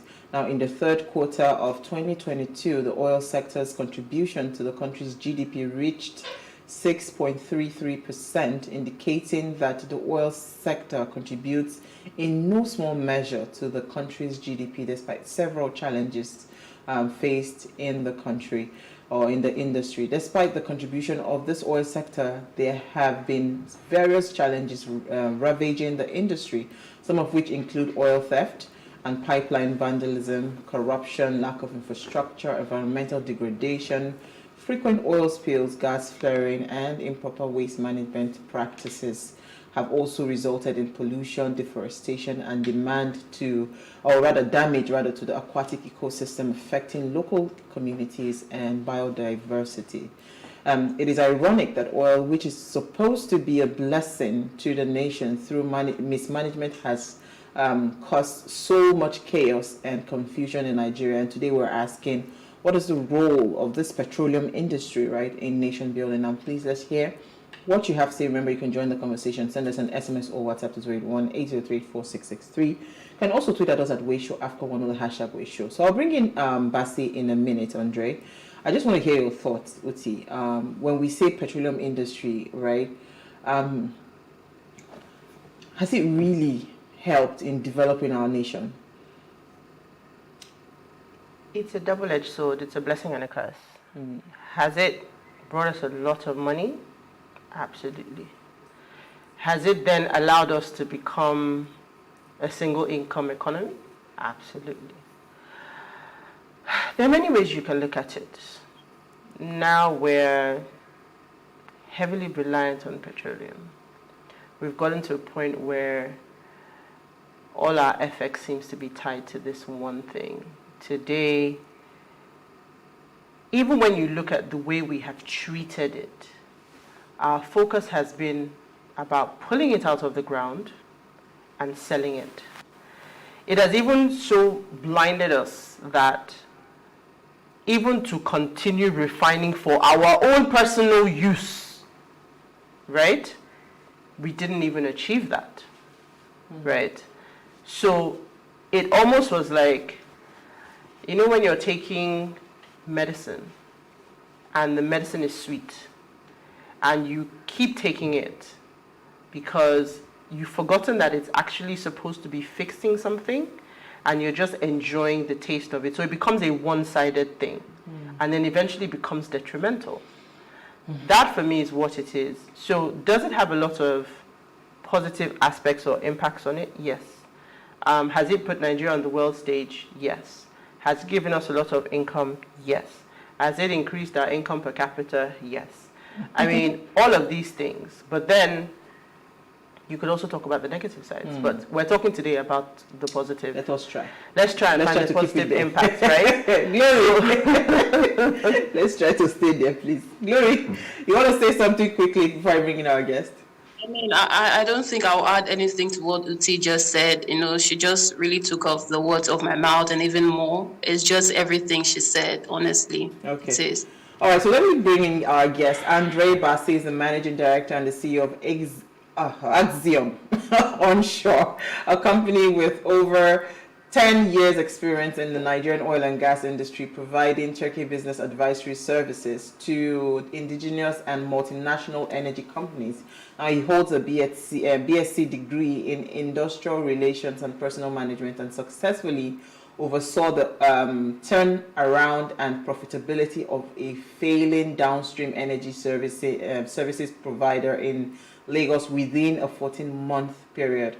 He is an active and leading participant in citizen engagement and advocacy programs, seminars and talks around or across the country, and he's very passionate about advocating technology in governance. Now, he's joined us live in studio. Thank you so much for joining us, Andre. Thank you. How about you know murder your company name? Is it Axiom or is it Axiom? It's Axiom. It's Axiom, okay. Indeed, I'll let you know. I apologize. No worries. But this one that we're all wearing black today, we came for this government. No, I'm happy, don't worry. But again, I mean, this is an interesting conversation. It's just happening that is now really apt because you were supposed to come on the show, I think 2 weeks ago, but something happened. Yeah. We had to cancel. So it's almost like, okay, this is the right time, right timing. Right timing for the conversation because again, we know what is happening with the petroleum industry, right? We know the capacity, like Uti has rightly said, is almost like a curse and a blessing for us, right? But we still believe strongly that there's so much that can happen if we get it right? I mean, so if you first of all want to give a summation of what is happening with the petroleum industry, the announcement of the president saying that the subsidy is off and all of that, maybe you just give us a small background, what you think is happening and, your own 2 cents on that. So are we talking about the good news only? Let's talk about both actually. Okay, so I'll just give you a brief. When it comes to the petroleum industry, we are overly focused on the downstream sector because that's where it directly affects the everyday Nigerian. So you allow the upstream guys to sit pretty as if they are not a part of the industry. But I'll just give you a brief. Nigeria has, or before now, we've had production capacity or refining capacity of about 450,000 barrels a day. I think about 200 in Port Harcourt. We have 125 in Warri. Kaduna has 110 or thereabout. So combined, we have that capacity. A little below what Dangote has, about 200 difference. Unfortunately, those refineries, as we know, became moribund. They don't work. So it exposes us to the challenge of taking the crude out and bringing back just 3 products. Now, each barrel of crude has the capacity of giving about 17 different products. So we only get back 3. And we lose out from about 14 or thereabout. Okay, so that's just a brief on where we are today. Now, because we've been importing these products into the country, of course it affects our exchange rates. NNPC or petroleum products already accounts for about 95% of servicing our budgets. So we depend heavily on petroleum to be able to survive as a country. So whenever anything pricks the petroleum sector, we will all cry because it trickles down to even the rice, every the single thing, anything you find. So yes, it has been a blessing in a way over the years, and because of our negligence, it has now become more of a curse to us than a blessing. Now, this is not a bad thing to say that it cannot be fixed. Definitely can be fixed, and I'm sure what we are going through now, we should have done it a long time ago. It's unfortunate. You should have just allowed us 10 years ago to just remove the subsidy. By now, everybody would have eased it off nicely. Well, because you see, we weren't quite ready to accept the pain that comes with removing the subsidy.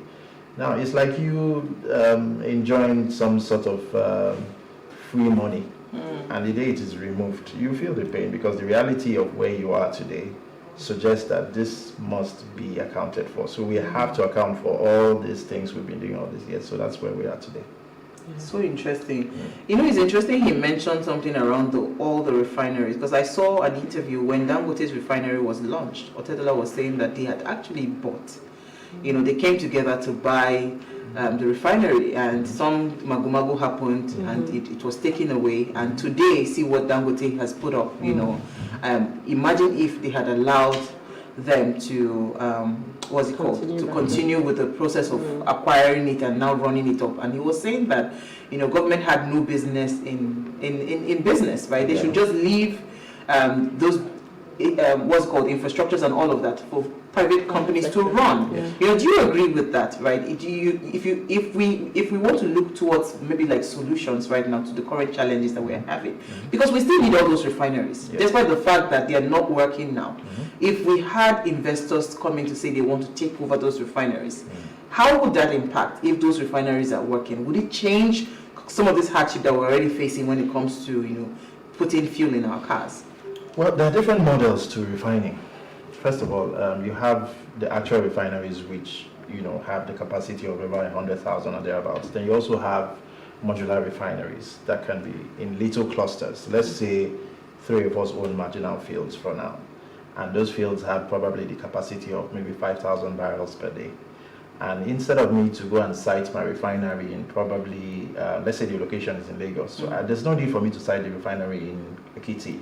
I might as well site it here so that feedstock easily goes there, and it allows you to refine locally for the consumption of the people you have around you. Now, Otedola was very correct because at the time, I mean, during the time of President Obasanjo, there was a consortium set up called, I think, the Blue or Red Star Consortium. It was an emergency company. So that company was supposed to acquire all the refineries. Unfortunately, they didn't go through the Bureau of Public Procurement properly, so everybody thought it was a scam because we didn't quite trust the government. But then, in the last 20 years, Nigeria has been suffering or struggling with the Petroleum Industry Bill. Now, that bill was supposed to unbundle the entire petroleum sector so that it allows individual players to come into the industry. Now, what would that do? First of all, when this bill was passed last year, or 2021 rather, by President Buhari, yeah, we all embraced it because it was really something we've been waiting for. Now, that bill allows two things. One, it allows the entire petroleum industry to be divided into two sectors. It was being regulated and managed by the Department for Petroleum Resources, just one parastatal. But when the industry bill became an act, the petroleum sector had two regulators. One upstream, the Upstream Commission, and also the downstream and midstream petroleum regulatory agency, which seeks to only cover regulatory prices, importation of fuel, and what have you. Now, as soon as this subsidy is out, what it gives opportunity to is allowing individual players, if you have money, come into the picture, import your own fuel, come there, let's compete in prices. So when we compete in prices, the law of demand and supply will take its course. And then... Not with Dangote inside that game. But let me take a break. Hold on. You know what he did with sugar? Not with him in that game. Don't even try it. Let's take a break. Uti, I think Uti has a question. We'll come back and we'll take more questions.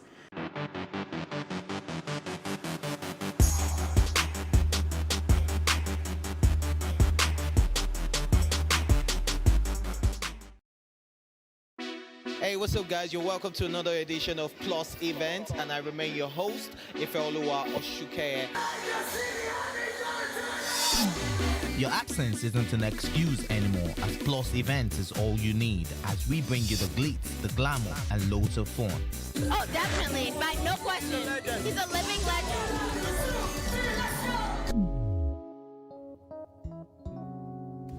Oh, God forbid, Holy Ghost fire, I know. I just want to be blown away. I want to be wild. This is 11 years of doing it.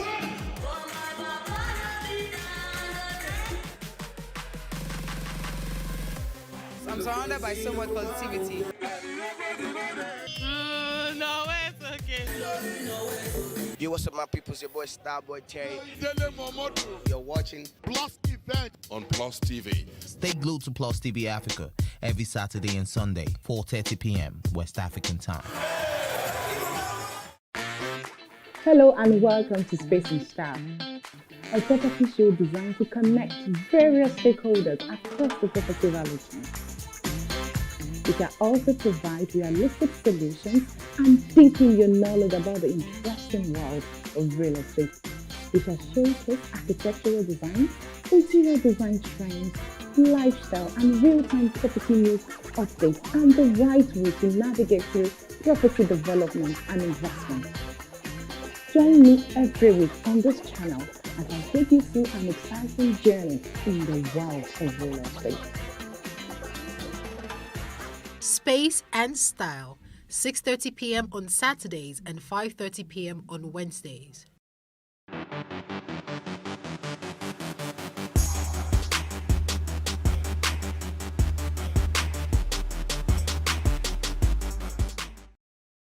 All right, thanks for staying with us there. If you just tuned in, we're discussing nation building, and we're asking what the role of the petroleum industry would look like, especially developing and building our nation. And we have with us Andre Bassi. Now, please, let's hear what you have to say. Remember, you can join the conversation. Send us an SMS or WhatsApp to 1-803-4663. You can also tweet at us at Wayshow Africa1 with the hashtag Wayshow. Let's see. So, we were left us on a cliffhanger just before the break. She mentioned the down. So, the Dangote, right? we know that he can't meet demand. And I love that you talked about the regulators, because in my humble opinion, I think that the marketers are standing on our necks, and somebody needs to stand on their necks. And I know you're in the industry, so you probably have a different opinion, right? Because, yes, that, like I said, But the question for me is, now that we found ourselves in this situation, we can't turn back the hand of time. We can't reverse it. We are moving forward. We've seen the hardship, the toil. What is the role that the regulators are going to play? How do we make this price as cost efficient? If you were listening when the show started, I was talking about how can we make this price as lean as possible? What are the things that are inflating that price today? So yes, the FX conversation is on one side, right? But how do we make sure that this pump price, from the perspective of a Nigerian who by 200 or even 2,000% doesn't trust this government, how do we start to make this process, maybe not even transparent, but at least give me a sense that I'm not being duped every time I get to the pump? Okay, let me break your heart. You see, when any commodity, I want you to see refined petroleum product as a commodity. It could be Gary, it could be anything, yeah? Now, when any commodity is deregulated, you cannot control the price. Now, it's impossible for any of the regulators. They've just so somebody is saying control the price. I'm saying, how do you make it as cost efficient? So I'm going to the pump today. Somebody has told me 488 or 500 or whatever, depending on what the NNPC has said wherever you are in Nigeria. I don't have any marker to say, is this the best possible price? Like you said, if I deregulate, nobody should be setting price. The most you can do is tell me, here is the margin. If your landing cost is this, you can't go beyond 20% or 30%, right? But so that's what I'm saying. It's not about setting the price. It's just, I don't want to feel like I'm being robbed every time I go to fill up my tank. Well, that cannot change, unfortunately. So I don't want to tell you something that will make you happy. Now, allow me to land on a point I wanted to make before you came in. Now, NNPC Limited runs as a business. No. It's no longer NNPC as the government. Now, the prices you saw on NNPC platform, NNPC Limited, is them putting their prices as a profit-making venture. Now, if you are able to buy from NNPC, good for you, which sells at probably 488 in Lagos and a couple of other differences in other parts. Now, that doesn't stop other entities from fixing the prices at what they think they would make their profit from. Exactly my point. So, I say I'm sorry to disappoint you. That question. No, so that's what you're buttressing my point, because the fact is, NNPC said 488, and all the other marketers went with the price. I don't know what their margins are. I don't know what they've paid. Yeah. They literally, one company said this is what we're selling, and everybody just went for it. And that's the gap, because NNPC is actually the lead company in this industry when it comes to petroleum services. So it is believed that they might have the best price possible. Yeah, that's the belief, that they might have the best price possible. I remember that I said that I don't want to go to the pump and live on the belief. I want to be clear that somebody. So it's like you asking. What is asking you say, please let me just break it down. How much they import? You will be in marketer. How much do you bring per kilo? I mean, NNPC is an old government company who are not supposed to be the most efficient. So if a marketer had come and said, you know what, the price is 400, I'll say, okay, this guy has been commercial all the while, so I want to believe he's efficient, and I want to believe that he's not stabbing me in the eye. But then the NNPC just picks a number and everybody runs with it.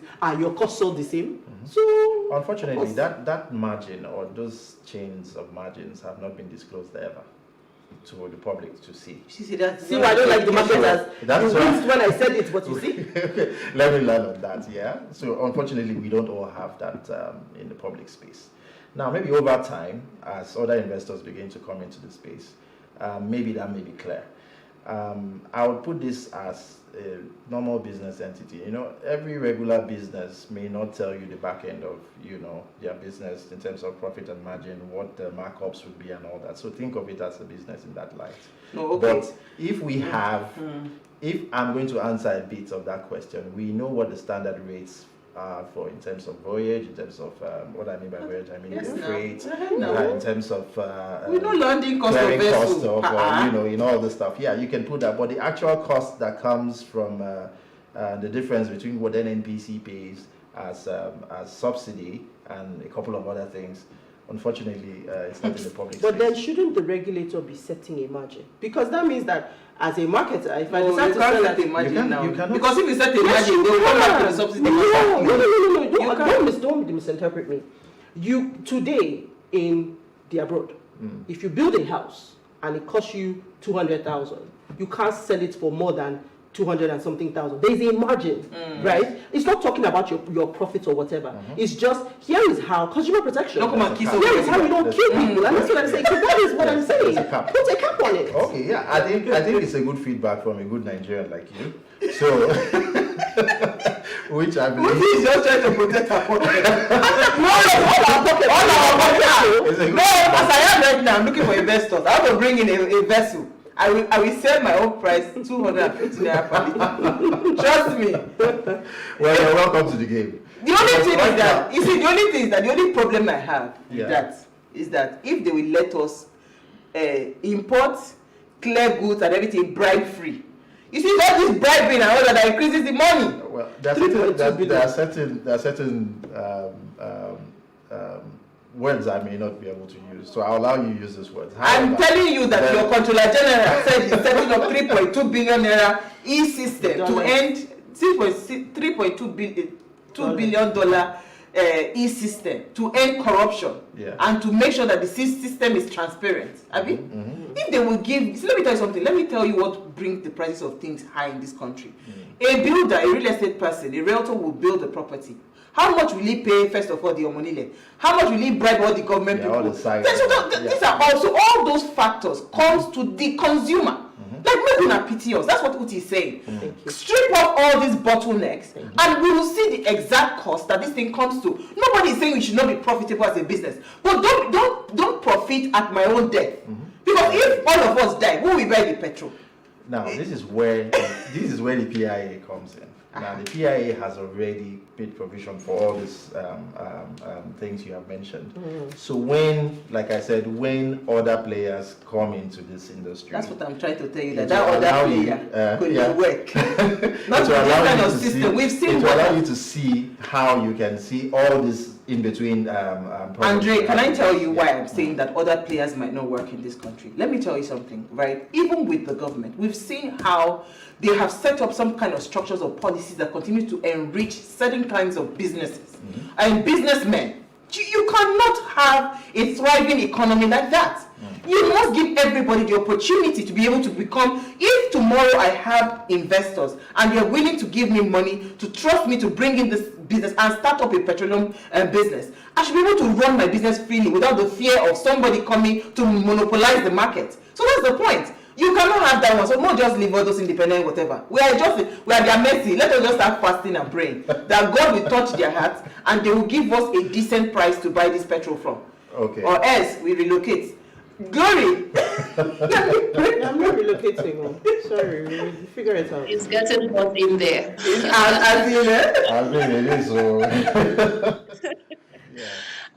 So my question is, with the removal of subsidy, I mean, everyone is anticipating that things will get better. Some of the funds that were diverted towards subsidizing the importation of fuel will be used to grow the economy. I share the same sentiment. But then again, we know Nigeria, when it's negative, it's easy to feel the impact. But when it's positive, it's almost like it becomes slower. So what do you think? I would like to also know your thought with respect to that. Do you think the removal of this subsidy really in the nearest future will start seeing positive impact of this step taken? Well, I would say on paper, yes. How we have, what the plan looks like on the PIA allows most of these monies that were channeled to subsidy payments to go into other aspects of the society or the sectors like healthcare, education, infrastructure, and stuff like that. However, there's still that gap of trust. Now, Nigerians are already burnt over the years, so we don't even trust you when you say that this money would be appropriated for this reason. So that's why that question would always hang over the necks of every government official, everybody who is in this space, that will you actually do what you say you do with this money now? Until we see those things work in actual sense or in reality, that is when I can say, okay, your question has been answered. But for now, it's still very tentative and it works perfectly on paper. So let's come back to this topic, right? The role of petroleum industries in nation building. I remember driving to, I think it was Houston. Now, did they get a refinery now? Yes. Oh my God. I was speechless. First of all, it was in the night. So the place, you could, I actually just knew that I entered a different territory. Like the place was so, so many beautiful structures. The roads, if you see the kinds of roads on that, I saw the, thank you. You just helped me to summarize the English I was trying to look for. I saw the money, right?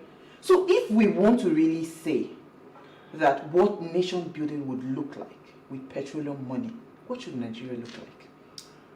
Well, we should look like Qatar, we should look like Dubai, we should look like all these other countries who have adequately deployed, the benefits or the gains of, the oil proceeds into infrastructure. Because what you have seen mostly is infrastructure. That is what most companies use their profits from petroleum to do. So let's just even streamline to host communities. Let's not say the whole Nigeria. Let's say maybe Delta State or Bayelsa, any of these places that have.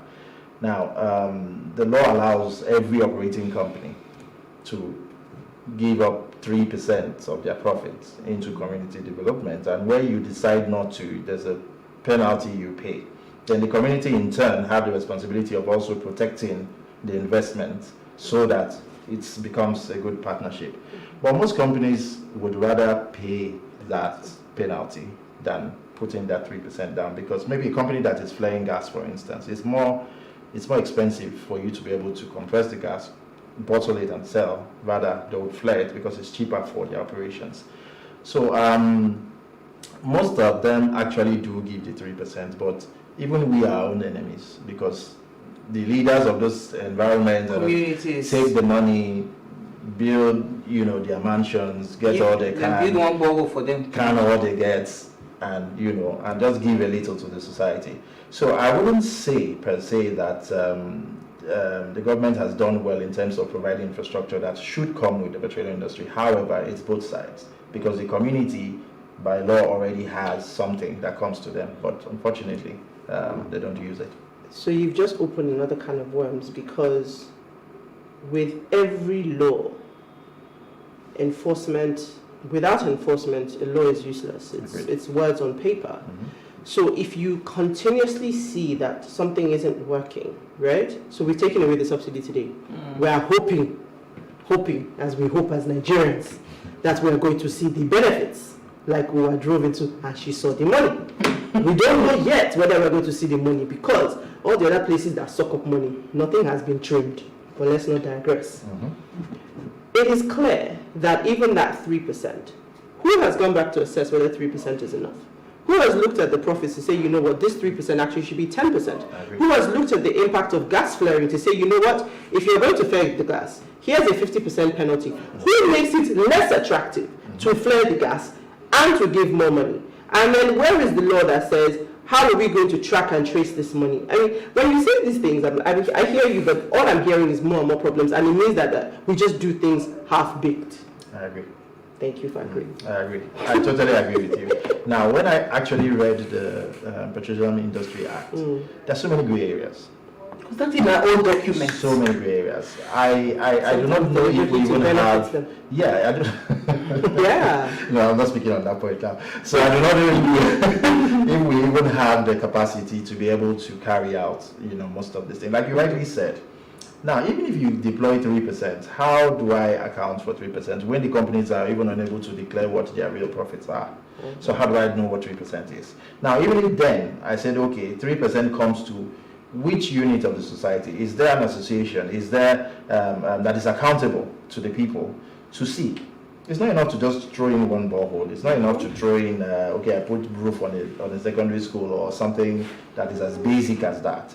But it still falls down to the fact that that act has to be readjusted, revisited, so that we will see the impact of that particular clause in the Act. For now, we are not able to maximize, the potential of that Act because we don't have the capacity to do so. So there's really no enforcement following that order to the letter. Who is supposed to enforce it? Like I said, there are two regulators now. Okay, So there's a downstream and the upstream. Yeah. So when it comes to production, when it comes to exploration, production, and all that, so it's the upstream. Now the downstream, of course, comes to the time frame importation. Sadly, hopefully the importation will end. Then and refining and what have you. Yeah. So I was just going to ask you that because the president had given a statement that he's commanding all the service chiefs that they should go and end oil theft in the country. Again, the thing, I don't understand it because oil theft is not me and you that will steal oil. Oil is not something I can put in this cup and hide under my blouse and go. I have to have money to be able to steal oil. So I saw the model for Dubai one time. I remember that report that came out. Remember how the guy, the sheikh with pride, they show you the liter. He said to the very last drop of oil, they know where everything they per time. Please, is it possible for us to have that? Because again, when you're speaking to the point that you said they are not able to declare profit, they're not able to do this. I mean, if we have those kind of structures, I believe that's what Dangote is supposed to put it there, because if you go and put the archaic system, they will still rob him dry and the company will go comatose, right? I am believing that he has the modern technology to be able to monitor to the last drop of the barrel, right? So how do we start to probably think about the restructuring of the petroleum industry to say, okay, we need to be able to build up this kind of structure? Because if Custom is telling me spending $3.2 billion just for e-system, it is well. I believe that that e-system, we must see it, that it is real e-system, right? So, I mean, what do we do, if you want to wrap it up nicely, to the petroleum industry that would help us to say, you know what, I think we're on the right track towards, proper structures that in the next 20 years, 50 years from now, we'll see, I think first things first, take away from the hands of the government entirely. NNPC Limited, it's still government. It's still government. Let's face it. Yeah. So, stakeholders, there's the Ministry of Petroleum and also the Ministry of Finance. So they are both government entities. But to see what form of monitoring system we can use, it starts from the upstream. Like I said when we started this conversation, we leave them alone and we let them sit pretty.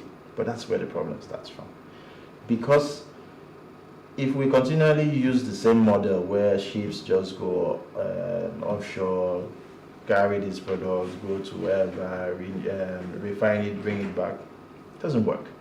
Now, we can't account for even what our consumption is in Nigeria. NNPC today is they refuse to tell us because they want to keep using it to collect subsidy. Go ahead. So that's the thing. So if we put in technology, technology makes life easier. It makes everything easier. So the picture you painted about Dangote and Kuwait and all these other countries that monitor, they deploy technology.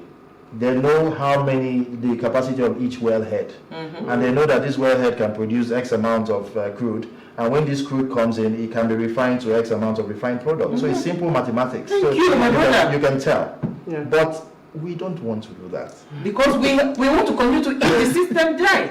He doesn't want to say it. Don't worry, we help him. I'm not going to say it. I'm here. What can they do for me? I'm happy to say what you are saying. I'm happy. That's your opinion. Mercy. Hey, Andre. Look, I really love the conversation, but unfortunately we ran out of time. But I get you, technology. We would have to bring you back. Thank you so much for joining us. I mean, we had a good conversation, even though I feel like running around. Money is a very emotive thing. That's all I'm going to say. Thank you, Glory.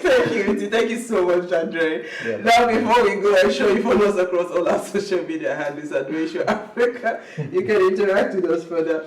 Drop a comment and more importantly, follow all our engagements on social media, like, share, and invite your families and friends to watch and follow the conversation.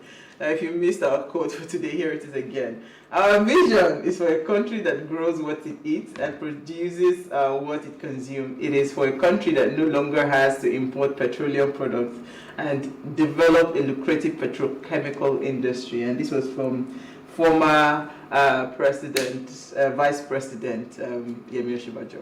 We'll see you guys on Monday. Hopefully, we'll have fuel to come to the studio. Enjoy.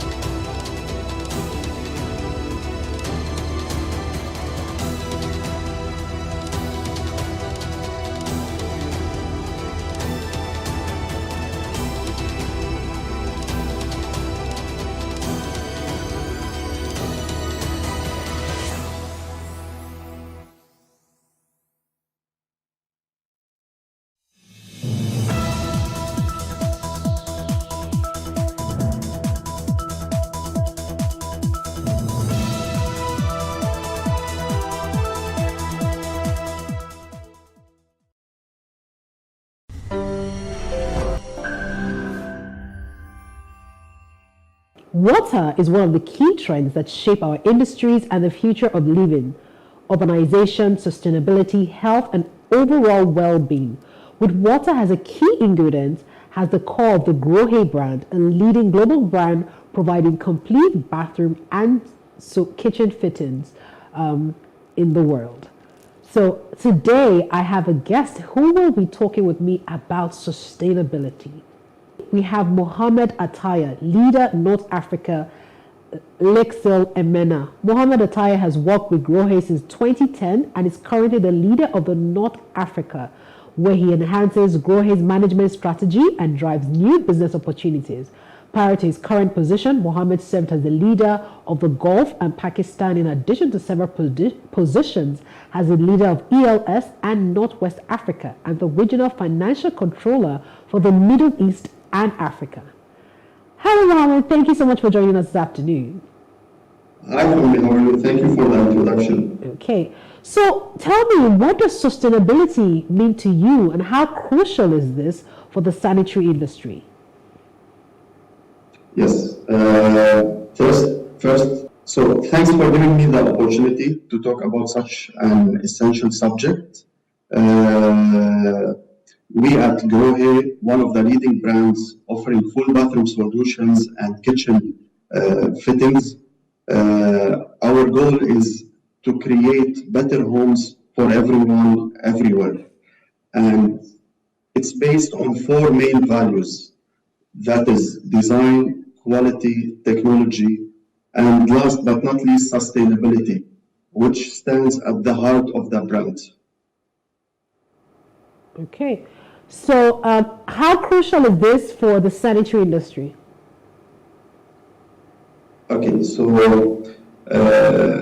what I can say that Grohe in 2021-2022 ran its Energy for Life campaign across 13 countries in Europe, Middle East, North and West Africa, where we have contributed €1 for every selected shower system and thermostat purchased to support UNICEF and Lexil's Make a Splash partnership.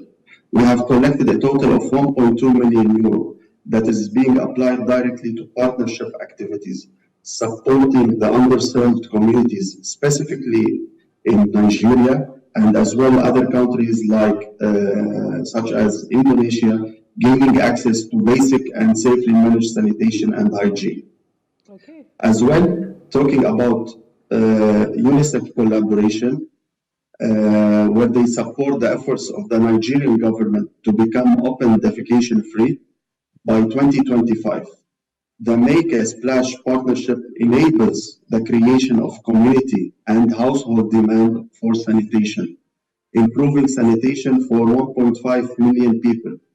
UNICEF is also collaborating with the government to strengthen systems, optimizing the role and reach that sanitation markets can have in providing consumer access to supplies and services. This will enable additional 250,000 people to reach higher level of sanitation services. Okay, so we are always really happy to contribute in achieving the goals such as the SDG 6, okay, that relates to sustainability matters. So how does your company ensure that its products and its materials are sustainable? Okay, so actually, we offer a range of sustainable products that help consumers save on their water and energy bills while protecting valuable resources. In fact, Grohe has 456 products approved by environmental product declarations. On top of that, our net zero ambitions are driven by preservation of water and natural resources in our operations and sustainable housing and lifestyle solutions for future generations. In addition to that, our new MENA Regional Distribution Center is powered by renewable energy through solar panels. We are investing in solar technology, combined heat and power plants, and innovative manufacturing processes such as 3D metal printing that save materials to ensure sustainability from cradle to cradle.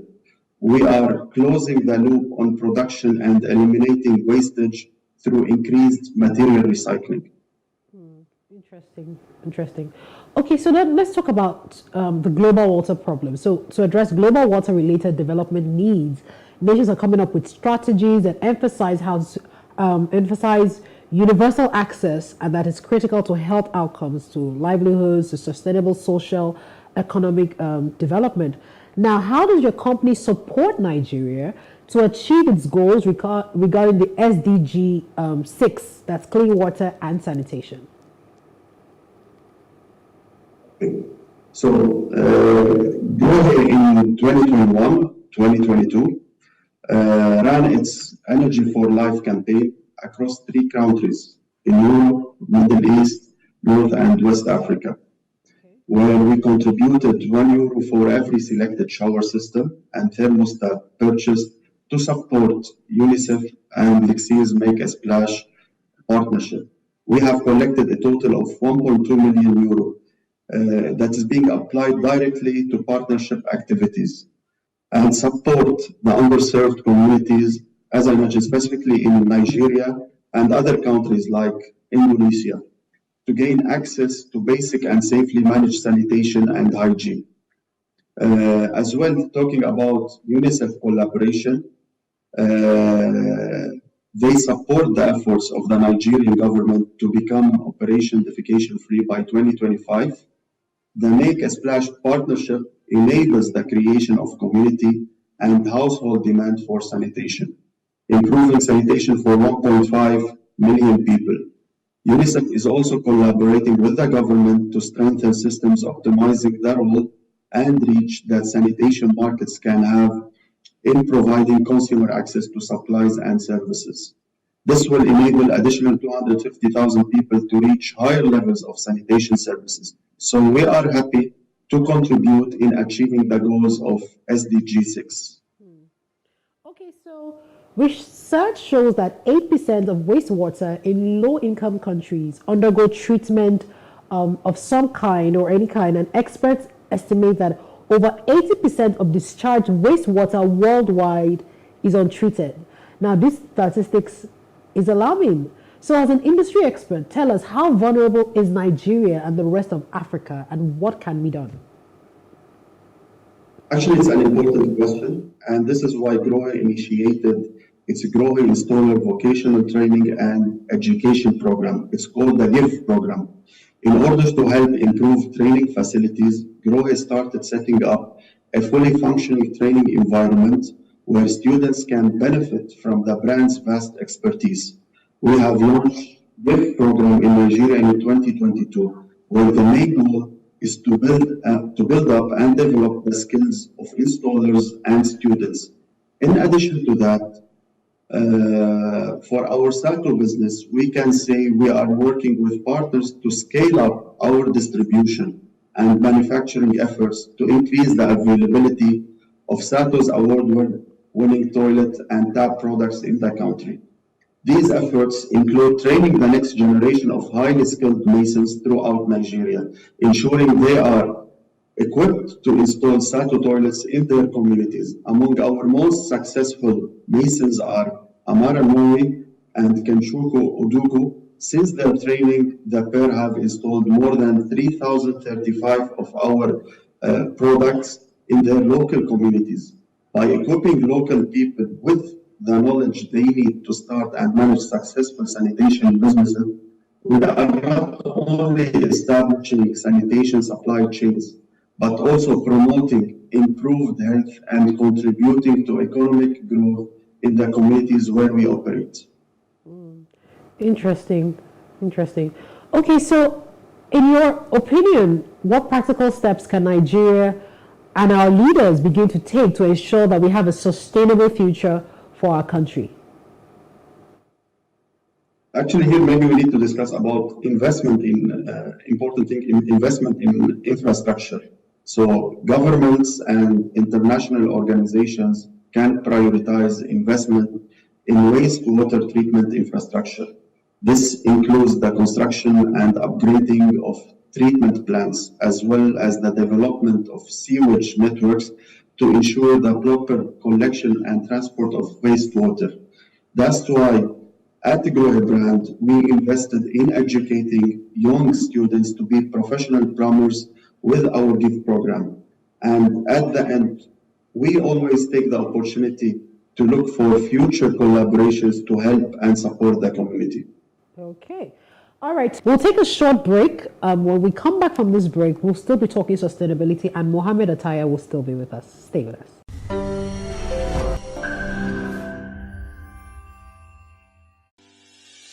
Increase the reach of your events or business services. To advertise on Plus TV Africa, please call 0906 000 5719 or 0909 040 8408, or send an email to marketing@plustvafrica.com. Plus TV Africa. Big stories live here.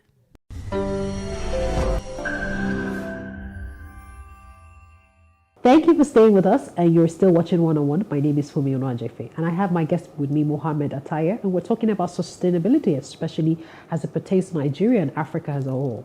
So, Mohammed, my next question to you, that with sustainability, what we've seen for most organizations is mostly talk, and then there is no action to this.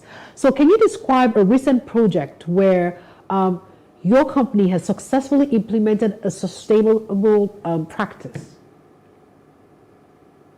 Yes. So actually, always we have ambitions. So we have main goal to reach our net zero, let's say, ambition driven by preservation of water, natural resources in our operation, and sustainable housing and lifestyle solutions for future generations. We have our MENA Regional Distribution Center is powered by renewable energy through solar panels. We are investing in solar technology, combining heat and power plants and innovative manufacturing processes such as 3D metal printing and safe materials to ensure sustainability from cradle to cradle. Now, cradle to cradle is a model where we use the components at the end of life phase of the products to recycle, to reuse, to produce and create new products. So we're proposing value on production and eliminating wastage through increased material recycling. On top of this, we offer a long range of sustainable products, helping consumers to save on water and energy bill. So Grohe already has 456 products approved by environmental product declarations. And we have campaigns like Energy for Life and the Exceed partnership with UNICEF enable us to bring stakeholders together to facilitate more investment. Interesting, thank you. As an expert, in the sustainability and the leadership space, what is your opinion about sustainability being a factor for business success? Exactly. So actually now, in many countries, especially in our region, in our area, water saving and consumption is an essential subject as well for governments. So, and this is where we see that many governments started introducing new regulations in order to offer products that save water and consume less energy. And actually, we were really successful in this matter. Already our products were in a way meeting those standards in different countries, even before introducing those regulations. And this enabled us as well to penetrate and increase our market share in different countries across the region. Okay. So in your experience as a leader in the sanitary industry, what are some of the most innovative and effective approaches to driving growth and expanding the market share in the commercial development space? Yeah, so actually yes. So again, this relates us to the same topic which is sustainability, because this is where we see as well as an end customer, it's always looking to have the product with best quality, giving the best features as well, offering the best features. So sustainability as well plays a essential role in this topic, especially if we're talking about commercially how we can expand our market share in different markets. So because at the end, our customer is looking for innovative products and as well saving water, saving energy, and it's an interest for whether the customer is a project customer, a developer, and end customer, always looking to have a product offering the best quality and consuming less water and energy, so consuming less resources, natural resources. So as we wrap up, we'll run out of time. My last question to you is to ask you, what has been the best career or leadership advice you have ever received, and it was from whom? Yeah, actually, always one of the best advices that I received, always you need to smell for opportunities wherever you are. So whether once you wake up, okay, and you go into the bathroom, whenever you see, let's say, a shower or a tap that is not, let's say, our brand, then here we have an opportunity. Then we identified a white spot here and see how we can as well get our products in this, let's say, in this project or in this field or in this area or in this region. Always smell for opportunities because this is very important. You need to be really proactive. And yeah, sure. And this is one of the main learnings really I got from my leaders, actually, my leader in growing. Oh, fantastic. So on a lighter note, my last question to you is, what was growing up like? What was your childhood like? Where did you grow up? And what do you miss about being a child? What? Sorry? What was growing up like for you? And then what do you miss about being a child? What do I miss? Okay. Yes. So I miss one thing. That someone to take care of me. Now I'm taking the responsibility, taking care of many people of my family. Oh, interesting. So I don't have this privilege now when I'm older. Interesting. Thank you so much, Mohammed, for joining us today to have this conversation on sustainability. I hope you will join us again sometime very soon. Thank you. Yeah. Thank you for the opportunity. Thank you. Thank you very much. All right, so that's all we can take on this episode, which focused on sustainability. I hope you join us again soon. My name is Sumino Ajefe.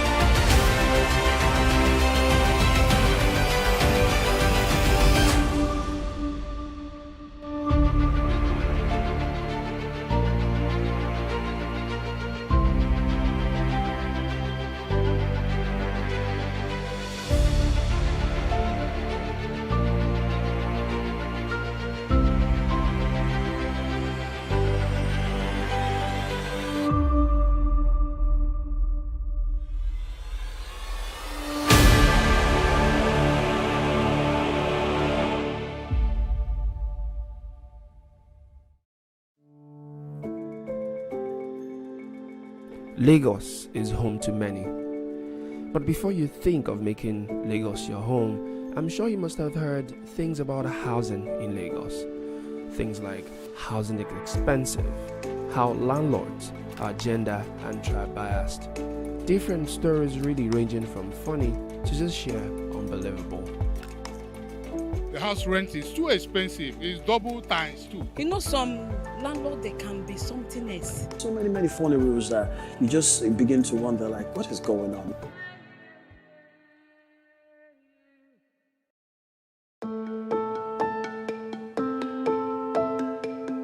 My name is Akuna Iyama, and my experience is quite, what will I say? I don't even know how to explain it. It was quite interesting. Let me just use the word to say the least. As a matter of fact, it was also pretty annoying, and I had to start saying in 2022, I'm surprised that people still have like this mindset. Housing in Lagos is, I would say, divided into different categories. Like they have the eyebrow area, you have the should I say. I don't know, maybe shanties or trenches or, whichever way you want to describe it. But I think if you have the right set of, the amount of money, you know where to stay. And if you're struggling, you know where to stay. And if you don't really have, you know where to stay. So Lagos accommodates everybody. But at the long run, it is expensive, whichever category you pick. When looking for an apartment in Lagos, you have to dira, like the Yoruba will say. You have to be very, very intelligent. You have to be very smart. First things first, let me just say that Lagos, what they sell here is location and proximity to anywhere as opposed to a good house. They have terrible spaces. The house agents that are trying to get you an apartment, they know where the good house is, but they will not take you. Agent, God, what did they don't show me? The place I stay in Lekki now, the guy told me it's Ocean View now. And that's why it's expensive. I said, where is the ocean? He said, no way it will come. So my brother, 2 months, I can't expect ocean. I don't say I rain. First thing that comes to my mind is, the high cost of housing in Lagos, which I think is ridiculous.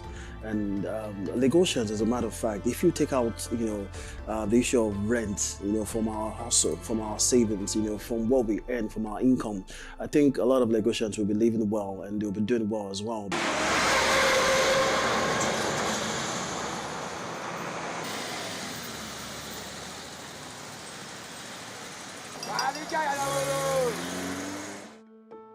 The house rent is too expensive. It's double times two.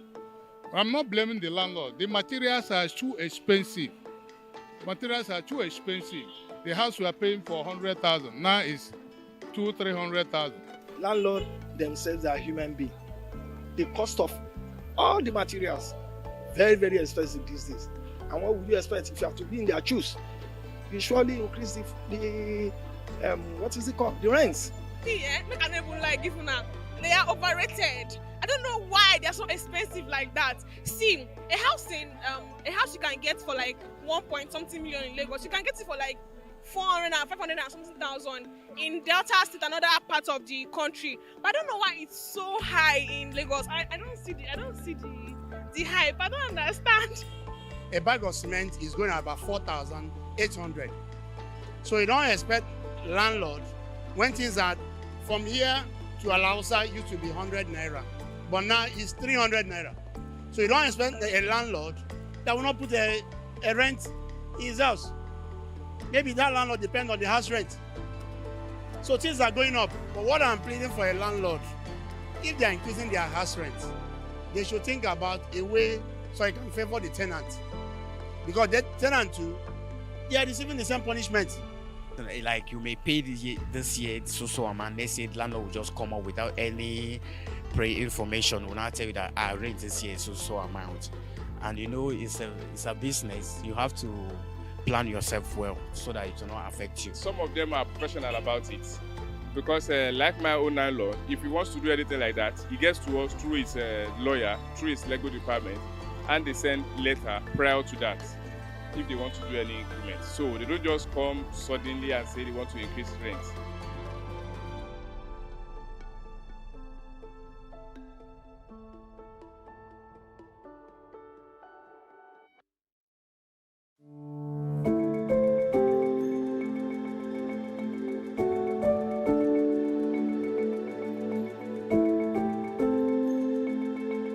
some Lagos landlords are quite tribalistic.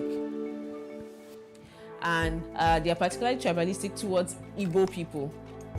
So once they hear, oh, we don't want any Igbo person here, what's your name? And you say your name, and no, we're not looking for an Igbo person in this house because I'm Igbo.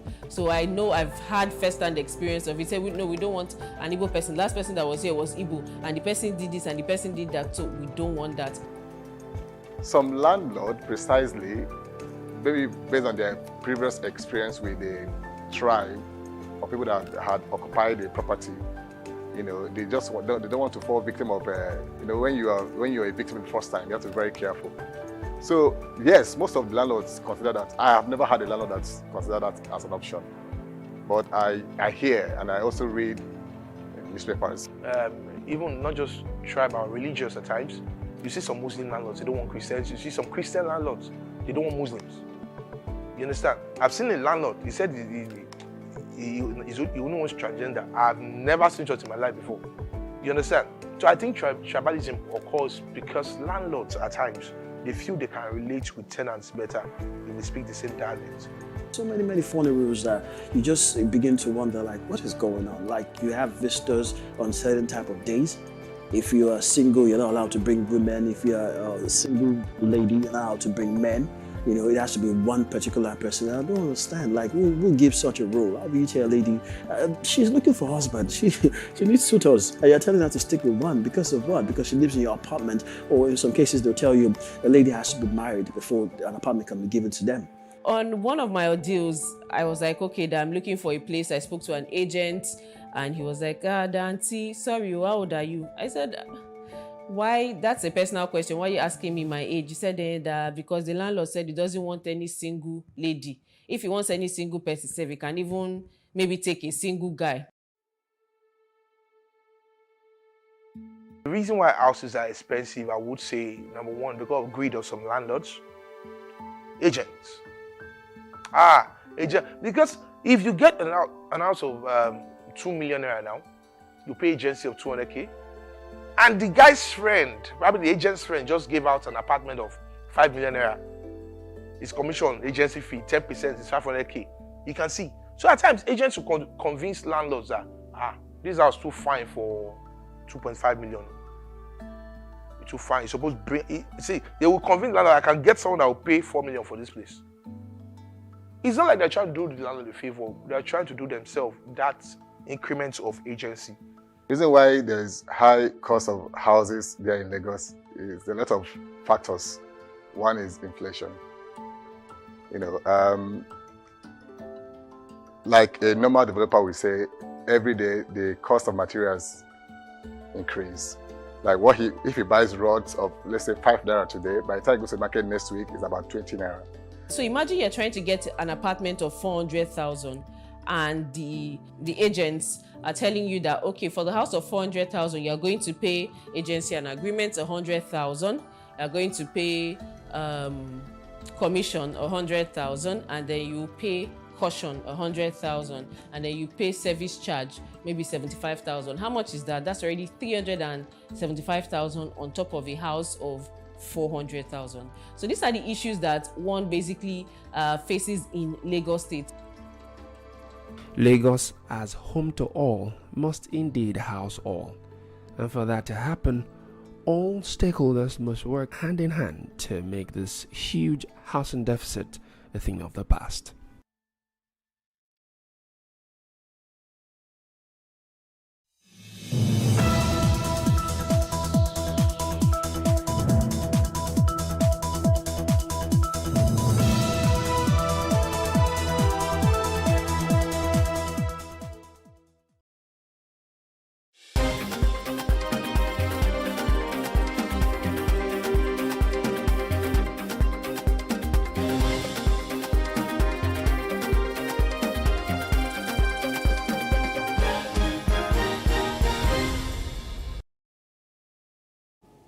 Good afternoon and welcome to the news update. I am Maureen Aminongwezigwe.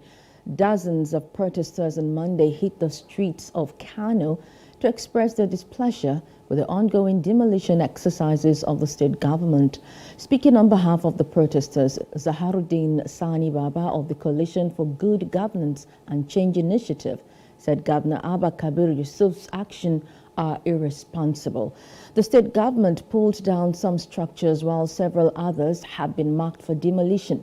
The government promised its action on the grounds that the land upon which the affected structures were erected were illegally allocated by the immediate past government.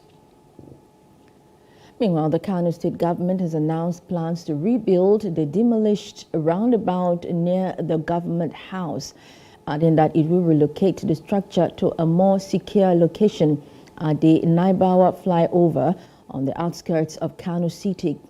Governor Abba Yusuf, in a meeting with the designer of the Golden Jubilee edifice, Katume Hana in Kano, expressed the government's commitment to infrastructural development. Yusuf assured citizens that the conducted survey of the new site ensures that the structure will not pose any challenges. He emphasized the government's dedication to improving the state's infrastructure. The Sokoto State Police Command has launched an investigation into the killing of a butcher, Usman Buda, by a mob over an alleged blasphemous comment against an Islamic prophet.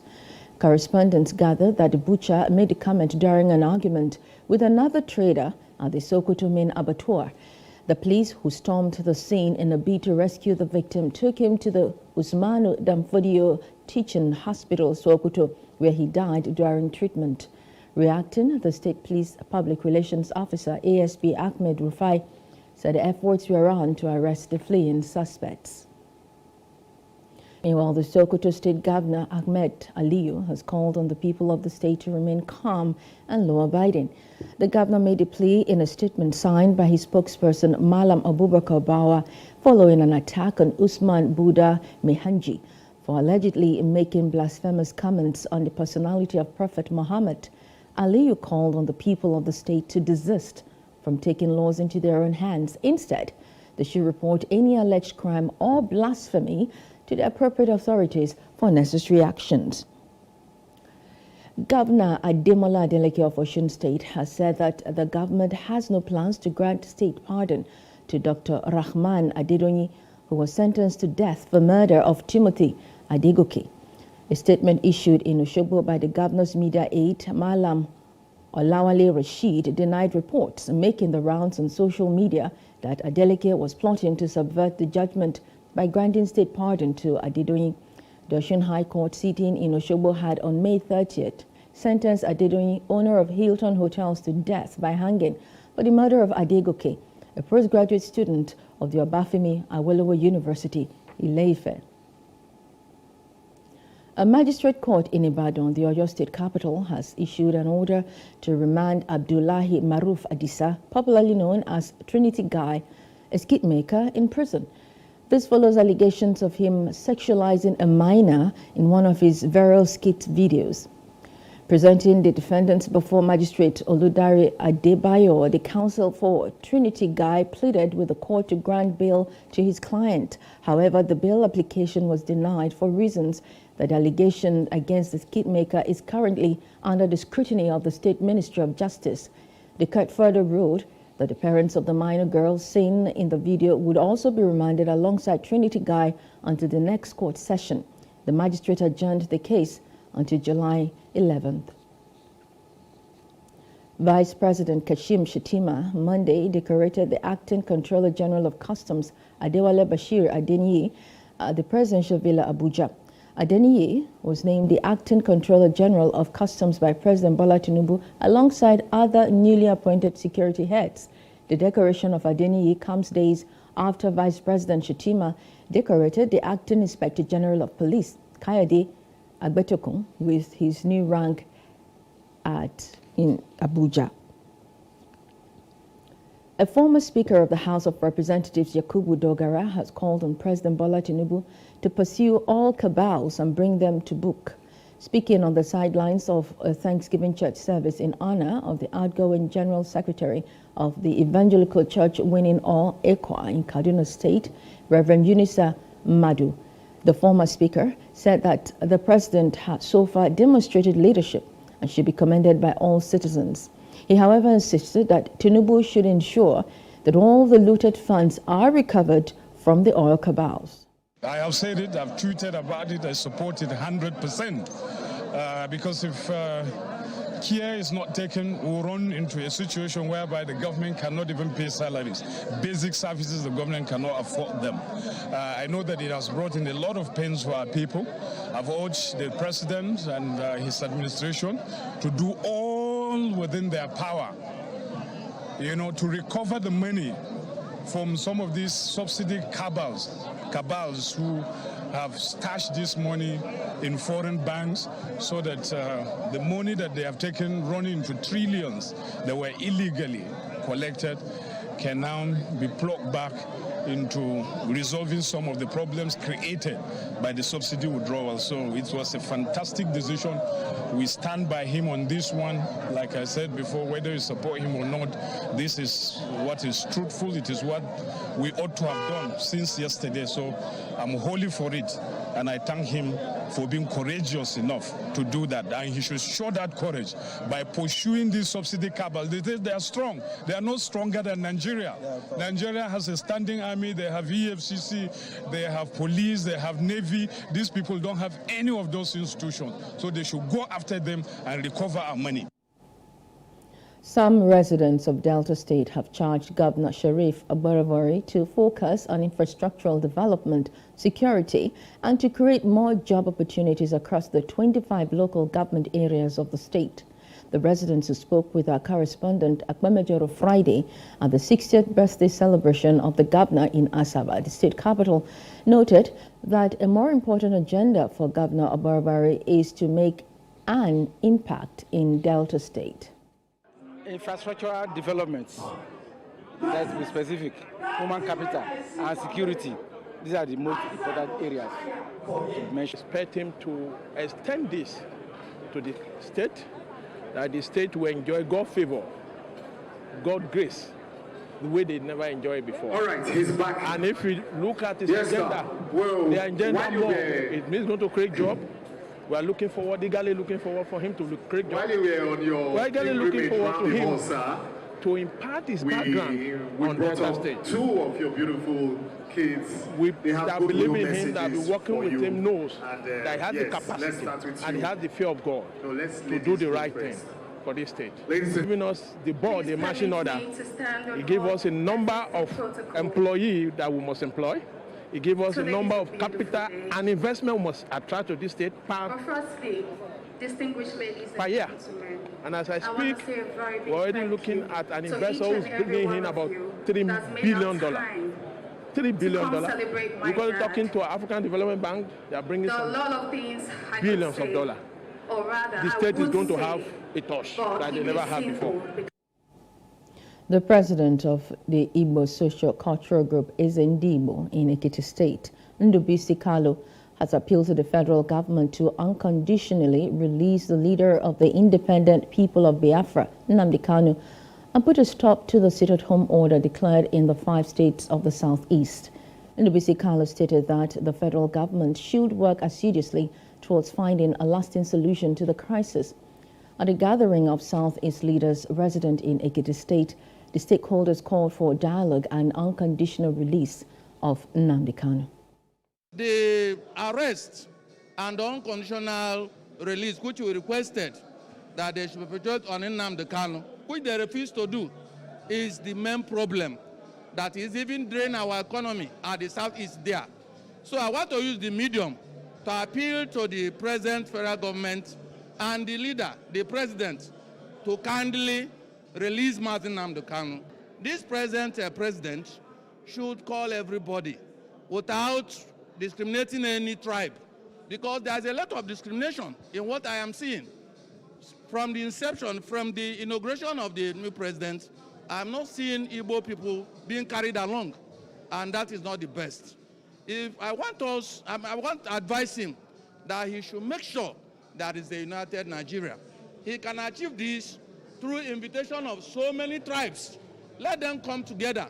Everybody have one thing or the other to say. So my advice to the Southeast leaders, the governors, the traditional rulers, the PGs of each local government and each state to come together and meet with the new government on board, which is the government of President Tinubu, to come to our aid in Southeast to see what they can do to ensure that Nnamdi Kanu is released.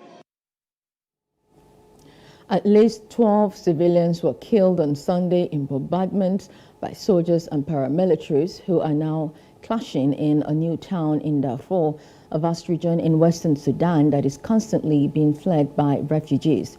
Since April 15th, the war between the army led by General Abdel Fattah al-Burhan and the paramilitary rapid support forces of General Mohammed Hamdan Daglo has left more than 2,800 people dead and more than 2.5 million displaced, and that's according to the UN. One of the heaviest tolls is of El Geneima, West Darfur, where since April, tribal fighters and civilians have mingled in fighting between the military and the paramilitaries.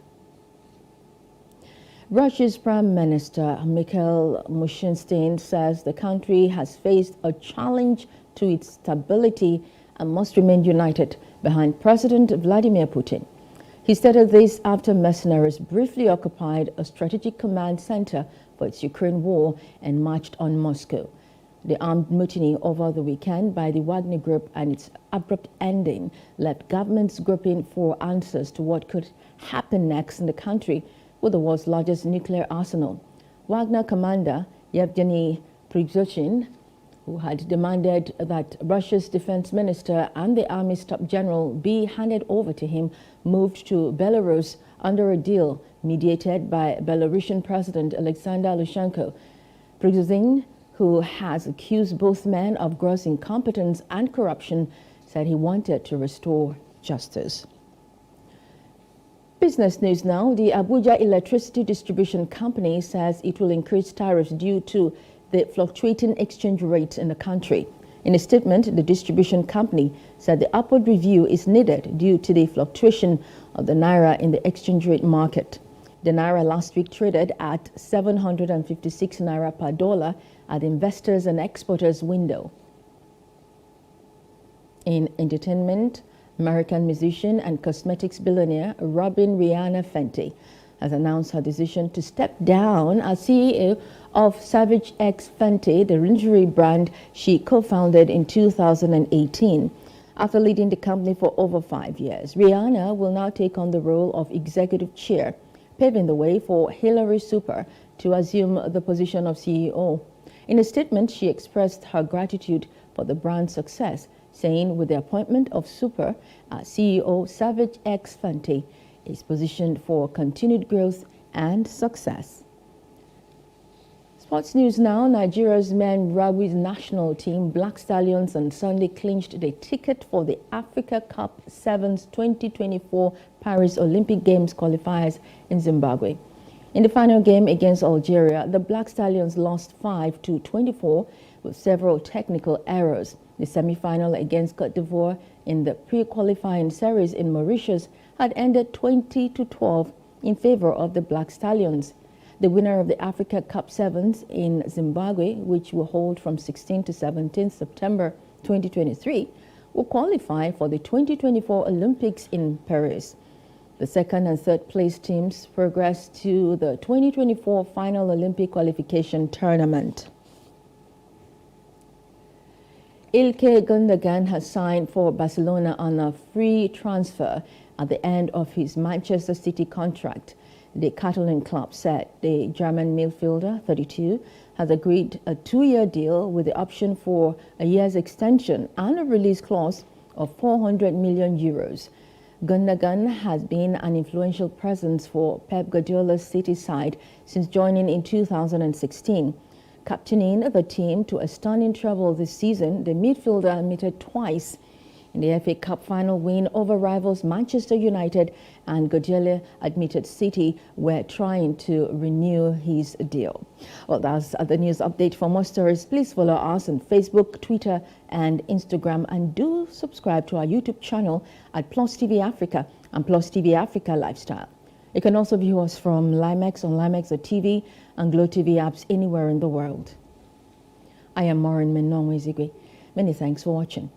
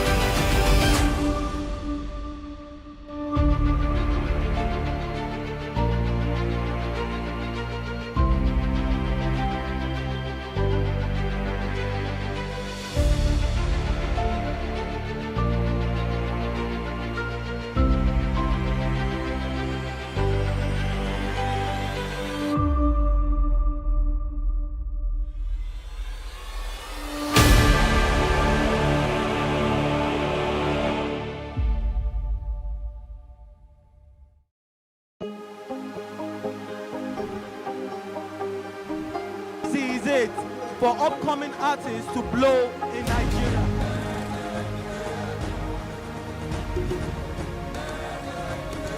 Welcome to Plus Trending. I am Buki November, your host, saying thank you for joining us on today's episode. Welcome back. It's tea time on Plus TV Africa. Practice makes perfect. I'm not perfect yet, but I'm a lot better than I used to be. He's a king. He's entitled to marry 100 if he wants to.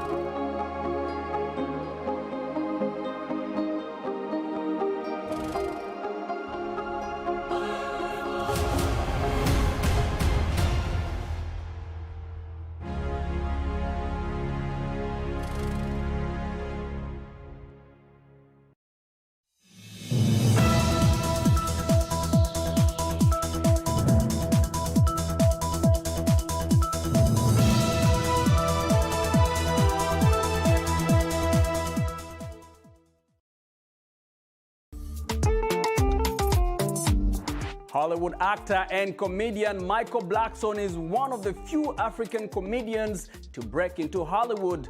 Known for his distinctive accent and his comedic style, which often involves blending African and Western cultural references, Blackson has gained a large following on social media and has performed at various venues around the world. In the second part of my exclusive interview with him, Blackson talks about the factors driving global interest in African culture. Let's take a look. What do you make of this interest in African culture in the last couple of years? What do you think is driving it? I think everybody get a time. I think it's just our time as Africans. It's our time. It's our time. I love baby. it. Our time to shine. Yeah, absolutely. You know, I came here in the late '80s, and you know, it wasn't about, you know, it was like doing the Elder Barge and I'll Be Sure and Michael Jackson. You know, a dark-skinned complexion man. We would look down upon it. You were made the butt fun of the us. joke. What Yes, about a joke? yeah. Like the thing about it, you know, being raised in Africa, whether it's Ghana, Nigeria, Liberia, we never saw complexion. We never did. Yeah. We all thought it was just all the same. Right. I did not know I was dark skinned until I came to America. I didn't know I was dark skinned. I never heard of that. Right. You know, because we never looked at complexion.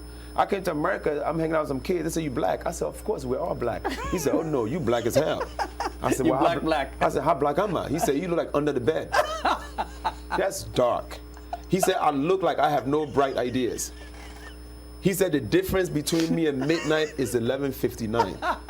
He said, when God he said, when God said, let there be light, I was out of town. He said, I look like I smoked cigarette backwards. He told me I have to wear white gloves before I eat chocolate so I don't bite my fingers. He told me if Black lives matter, minds matter the most. I'm done with you guys. I had no idea so, you know, and now, guess what? Everybody wants to be black. Everybody wants to find their identity. Right. Because it's our time. It's our time, guys. yes. You know, everybody get the time. Right now is our time. This is our time. And we're here, we're shining. We're shining. Michael Blackson, man. Really proud of you, man. Really proud of you. I remember when I first moved here, you're one of the comedians. I mean, I love stand-up comedy. It was not really part of our culture. Right. But I used to look at you and hear your voice, and I would connect easily with your material. Not necessarily the material, but just the voice and the speech. And the fact that you maintain that authenticity up to 20 years and you're able to leverage it to this type of success, man. Kudos to you, and whatever they gave you in Nigeria in those 3 seminal years, I think shout out to Nigeria, shout out to the Igbos in Nigeria. Now, before I let you go, I want to ask you, what is in the works for you? Like, are you any sitcoms, any specials that you're working on? The thing with television, you know, you always advise don't talk about it until it happens, until it be released. You know what I mean? So I can't even talk about any television show right now. But I am in the verge of putting out a special. I'm going to work on my special this year. I want to work on my 2 personal movies this year. Besides that, I'm touring. You know, my personal mission for this year also to start the school in Liberia. I'm going to definitely do that this year. Wow, I'm going to start this year already, 2023. This year, I'm going to start it. You know. So you're going to be busy. You're always busy. You're always working on something. So but you know, like I told you, this is how the plan that God had for me. You know, I'm just not. You know, I realized the other day, like, you know, God picks people to do certain things. I think I'm specially picked, and I can't stop. Absolutely. I have to keep going, you know. Increase the reach of your events or business services. To advertise on Plus TV Africa, please call 0906 000 5719 or 0909 040 8408, or send an email to marketing@plustvafrica.com. Plus TV Africa. Big stories live here. Malawian visual artist Tapiwa Mlinga is one of the 5 African artists whose work is being highlighted on the cover of notebooks printed by Africa No Filter, a Kenya-based art organization. Mlinga was among the over 100 artists from across Africa who participated in the competition to provide artwork and provided an interpretation for the theme celebrating Africa's creative power. Red Carpet caught up with her in Lilongwe to talk about her work. The painting that won Tapiwa Mlinga a top 5 spot is an illustration depicting the unbreakable bond between music and culture among Africans. The 26-year-old visual artist says that success came as a surprise but has inspired her to aim high. So I did about the music, because music actually has been part of African culture for like a while. You go to any ceremonies like funerals, weddings, there's always music to it. So I created that piece. I posted about it. People loved it. It is a good sort. I think that was my expensive painting. So when I submitted to it, to African No Filter, they actually loved it. The Africa No Filter is an arts organization with branches in Ghana, South Africa, Kenya, and Nigeria. And each year, the organization comes up with themed competitions on paintings aimed to empower visual artists in Africa with the aim of changing the narratives within and about the continent. I'm excited in a way that people actually now they're recognizing my work and my name is out there, and people, when they say it's T, people actually know me. That's exciting for business part. Also, it's scary in a way that now people expect more from me. I don't know how much they want from me and how much I can deliver to them. So now it's really, really scary. But I promise to do my best. Yeah, I hope it works out. Mlinga's success comes 2 years after she went into arts, a new career she started after working as a social worker. She has been collaborating with several professional local artists, including the country's renowned pencil artist, Henry Buddha. Yeah, she's a very good artist, Like the way she come up with the concepts, like the concepts are very nice, and how she mixes the paint, it's very nice as well. She knows how to mix the paint, how to put it out there. Mlinga markets her work through several social media platforms, including Twitter, Facebook, and WhatsApp. But her success is not short of challenges, including the rise in prices of painting materials on the market. Get me a pencil. And another challenge that I have is most people actually here in Malawi, they take art as a white people hobby. So if you post about it, just like, yeah, okay, it's nice. But for them to appreciate it and actually buy or actually keep it, it's really a struggle. I think right now they are coming into place, but then still we have a larger number of people that they shy away from getting involved in art. But challenges aside, Mlinga is pushing hard to explore international markets. As an artist, I need to be in the platforms whereas I can go outside the country. Yeah, there's a Mexico art show, like it's a wide art show. There is a Texas art show. I need to be in those spaces that will be like, that's my goal.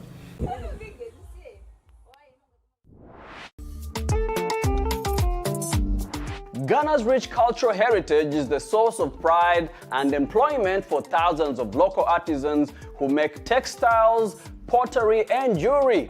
The products are often made using traditional techniques that are handed down from generation to generation. I met up with Francis Kweku on Labadi Beach of the Atlantic Ocean in Accra, Ghana. He makes and sells colorful bracelets that are highly regarded by tourists. Let's take a look. I'm in Accra, Ghana to meet some of the young artists that are creating works of art that we see in Europe and in America in galleries and magazines. They are transforming the global culture around the art scene. Some of them are doing art, painting. Others are just creating some bracelets.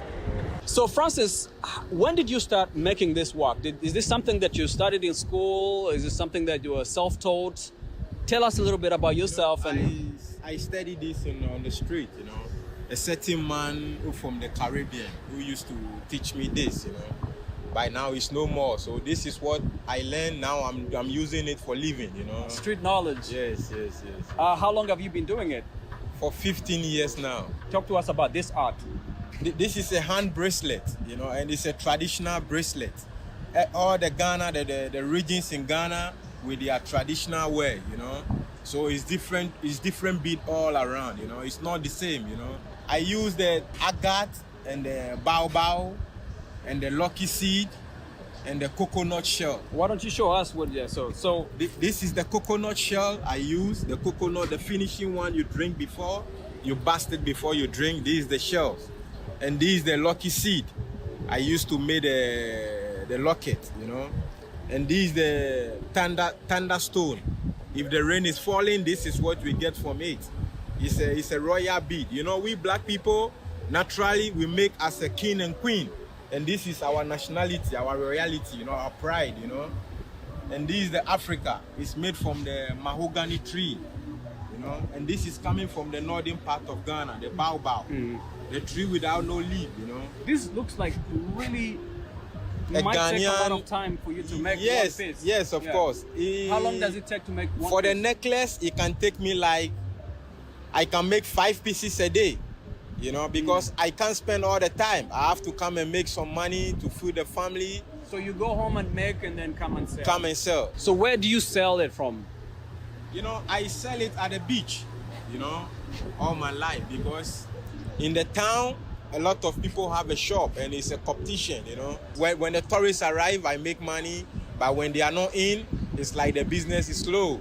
Like I can remember the year of return, you know. That's 2019? 2019, right, it was good. The business is moving because a lot of foreigners are in this country, you know, so you can make it, you know. And you're hoping that this year, this December is also going to be a good year for you. I can see for far, you know. That's what I'm seeing, you know. Yeah. Right. Some of these look like they're painted. Is that the natural color? No, it's not. I never selling mass product. You know? I'm selling natural product because I sell for foreigners. So I have to respect what they are buying from me, you know. Increase the reach of your events or business services. To advertise on Plus TV Africa, please call 0906 000 5719 or 0909 040 8408, or send an email to marketing@plustvafrica.com. Plus TV Africa. Big stories live here. Black entrepreneurs face significant challenges when starting and growing businesses. Many have a hard time accessing the resources they need due to what they say is discrimination and sometimes bias. However, some successful business Black entrepreneurs have found ways to overcome these obstacles. The Black Startup Series is a new documentary series about successful Black-owned business founders in America. It is produced by Ethiopian-American filmmaker Net Araya, who is currently screening the series to audiences in colleges around the country. He joined me to talk about the series and the importance of financial literacy in Black communities. Let's take a look. Well, Jackson, I'm ready to showcase a new film and financial literacy tour called the Black Startup Series. And it's a 3-part documentary series that spotlights startup stories of successful Black-owned business founders. And the goal with this project is to be able to really shed some clarity around entrepreneurship and financial education within our global Black community. Especially among the Black community. Absolutely. How did your work as an entrepreneur inform this project you're working on right now? Yeah, so as a filmmaker and entrepreneur, I've been blessed to have the opportunity to travel the world. So I've been to places like Ethiopia, Senegal, all over the Middle East, and I've seen that there is a surplus of talent within our global Black community, but also a scarce of access to opportunity. So as we all know, access is the cornerstone of power, and I've noticed that talent is universal, but the access to opportunity is not. So now with this documentary, we're providing access to diverse number of stories of representation that we all can see ourselves in. I mean, I've had you on the show a couple of times, starting way back in 2019. Right. And then 2020, we caught up again, but this time we were in lockdown at the beginning of the pandemic. Right. You had a new venture going on. How was it starting a business during the pandemic? It was interesting because essentially I was supposed to be a passive investor for a brick and mortar coffee business, but we changed our brick and mortar to a click and order business model where we turned Ground Zero into a supplying company. Your company was called Ground Zero. Ground Zero Coffee, East African coffee company focused on community impact through social impact. And that's what we did. We just started delivering coffee, quality coffee at people's convenience to their doorsteps. And it transitioned into being a big supply company where we supply Walmart now. We're in the Walmart marketplace to different hotels, coffee shops, and now it's able to fund and fuel a lot of my community-based initiatives. In 2019, when we first connected, you had a documentary you were working on. Why don't you remind our listeners what that was about? Yeah, we go way back, Jackson. When I first started in 2019 with that new documentary, it was focused on mental health within our global Black community and ways that we can be able to destigmatize mental health and be a little more comfortable talking about the silent issues that often go on inside all of us. So I went through a lot of opportunities where I was touring, sharing the film, increasing conversation awareness around mental health, and it led me now to a new project where we're now focused on entrepreneurship within our global Black community. Right, and we'll get to that. But then you started your coffee business. We went through the pandemic. It's almost 2.5 years now. How are things looking for you? It's amazing. The coffee business now funds and fuels the community-based initiatives, and one of them is happening right now. Right. How did your work as an entrepreneur inform this this project you're working on right now? Yeah, so as a filmmaker and entrepreneur, I've been blessed to have the opportunity to travel the world. So I've been to places like Ethiopia, Senegal, all over the Middle East, and I've seen that there is a surplus of talent within our global Black community, but also a scarce of access to opportunity. So as we all know, access is the cornerstone of power, and I've noticed that talent is universal, but the access to opportunity is not. So now with this documentary, we're providing access to diverse number of stories of representation that we all can see ourselves in. So the documentary series, 3 parts, right? It tells the stories of Black entrepreneurs, is that correct? Yes. What are some of the things that you want people to learn from? What is the message, the overarching message in this series? Yeah, I want to help aspiring entrepreneurs become successful business owners. That's one aspect. And then I also want to be able to shed light and awareness about some amazing Black-owned businesses and connect them with investors. Something interesting that I came across during my studies is that $83 trillion is invested in venture capital and private equity, but only less than 1.3% is invested in women and people of color. Total. Less than 1.3% wow. is invested in women and people of color. That's a very small figure. Right. So how do we increase that? That's what we're here to talk about, and and those are the major questions I'm wrestling with. So the goal is, with this Film and Financial Literacy Tour, to focus on ways that we can make opportunities and capital more accessible within our global Black community and make entrepreneurship more attainable. So these are the type of conversations that's listed in the documentary that we want to spark within our community. So what is the gap? Why is there less money going towards Black entrepreneurs? Is it because they don't know how to access these resources? Is it because the owners of these resources are not willing to invest in these Black businesses? You know, it's important that we focus on Black-owned business, not as charity, but as lucrative business opportunities for investors to really invest and grow significant profit. So I think there's an educational, there's a bit of educational gap within Black-owned businesses, because I don't think we have the access to education resources as we need to. We're good at starting business because I think we're very entrepreneurial at spirit, but scaling has its own different challenges, right? And scaling requires a significant amount of knowledge base and resources in order to kind of improve the business and bring awareness to investors, for them to really identify opportunities that really can profit. And in this series, you feature some entrepreneurs, Black entrepreneurs. What did they tell you is the thing that made them get ahead of the game? Black persistence, at its core. I met so many people within this documentary, and they were telling me their story of how persistent they were and consistent they were in being able to attain great business success. So these individuals were people that were very curious, that were relentlessly resourceful, and they really were able to overcome so many challenges to get to where they are. And they have been on Vogue, they've been in New York Times, these people were in the Met Gala, doing some incredible things. So I'm really inspired and excited for the world to see it. Did you see yourself in some of their stories? I did. Even my story with Ground Zero Coffee, and being able to really relate to their story of being persistent, especially when you hear no's all the time. And I tell people all the time that, one yes can change the trajectory of your life. But the question is, how many no's are you willing to go through to get to that one yes that will change your life? And these people are people that are relentless to get to that one yes. They've gotten so many no's, but that one yes has been the thing that has actually given them access to... Absolutely. Yeah. And most importantly, they said yes to themselves. They were able to see the greatness in themselves before they were able to amount to great things. I like that. And that's what I want the film, that's what I want a lot of people to see within the film, that these are amazing people and you can see yourself in them, but it's important that we say yes to ourselves, our own ideas, our own entrepreneurship business concepts, and really step out and make it happen. Aside from access to resources, what would you say is the thing or some of the factors that impede Black entrepreneurship? One of them, I think, is just access to education, because I think it's important for us within the ideation stage of business development to not just think about just starting a business to start a business, but really think about incrementally scaling, or eventually looking at ways for the business could be acquired or going IPO. A lot of these have gatekeepers.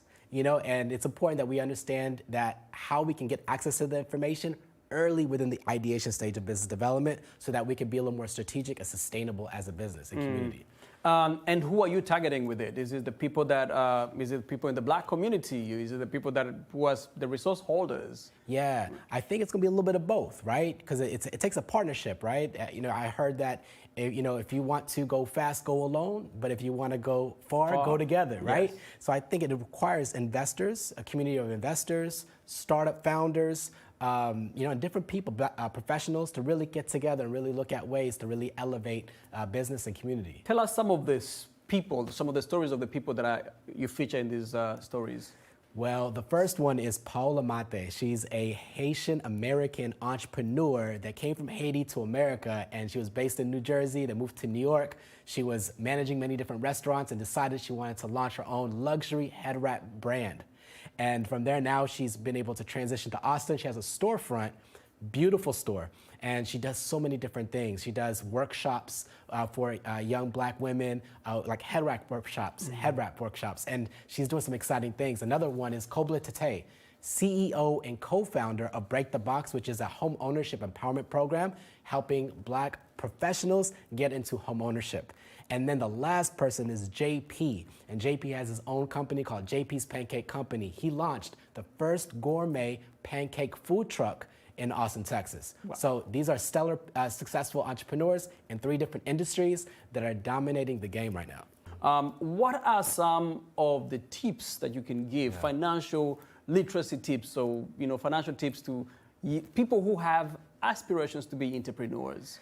I think one of the first things that I've learned that's helped me within my financial literacy journey was to see my life as a business and to understand that you are the CEO of your life. And the way you manage your life is the way you'll manage your business. So if you understand how to really manage and budget, and I think budget has its own negative connotation within our community because we think it's full of restrictions and self-deprivation, but it's not about self-deprivation, it's about self-awareness. So because at the end of the day, you put your money where your values are. Right? And where your values are is where you're going to go in life. So I think having a budget and looking at where you get your income, where you get your expenses, where you spend your money on, really is very telling of kind of like the relation that you have with finances. So I think creating a budget, having a good mindset about a budget, it doesn't have to be restrictive, it can actually be empowering. Second thing I would say, financial discipline. What good is financial literacy if you don't have financial discipline, right? So financial discipline is important, right? We need to really be disciplined, and if you need You can't just keep spending and spending. You keep spending, right? And with that, garner some accountability, Get with people that are around the same level, or a bit ahead of you, so that you can be able to get a network. And we all know that, your network is your net worth. So I think accountability, financial discipline, and creating a budget, understanding that you need to manage your life first before you start managing business, I think that's a huge tip. What is the first step to being an entrepreneur? Is it having an idea? Is it acquiring the resources to start the business? Is it a self-belief? Where does one gain that confidence to say, let me do this, I want to do this? Yeah, I've heard long ago, and I was actually reading this in a book, to start a business, it takes more courage than knowledge. To scale a business takes more knowledge than courage. So I think for entrepreneurs, it starts with our creativity. It starts with our entrepreneurial spirit. It starts with us being able to see a need, a void, and being willing to step in within that gap to really super serve our audience. So I think that's the huge step. Having that courage and understanding that you're going to fail, but your altitude of success is actually dependent on your relationship with failure. So if you have a healthy relationship with failure and you can understand that it's not about being perfect, it's just about being willing. Failing is okay. Failing is okay.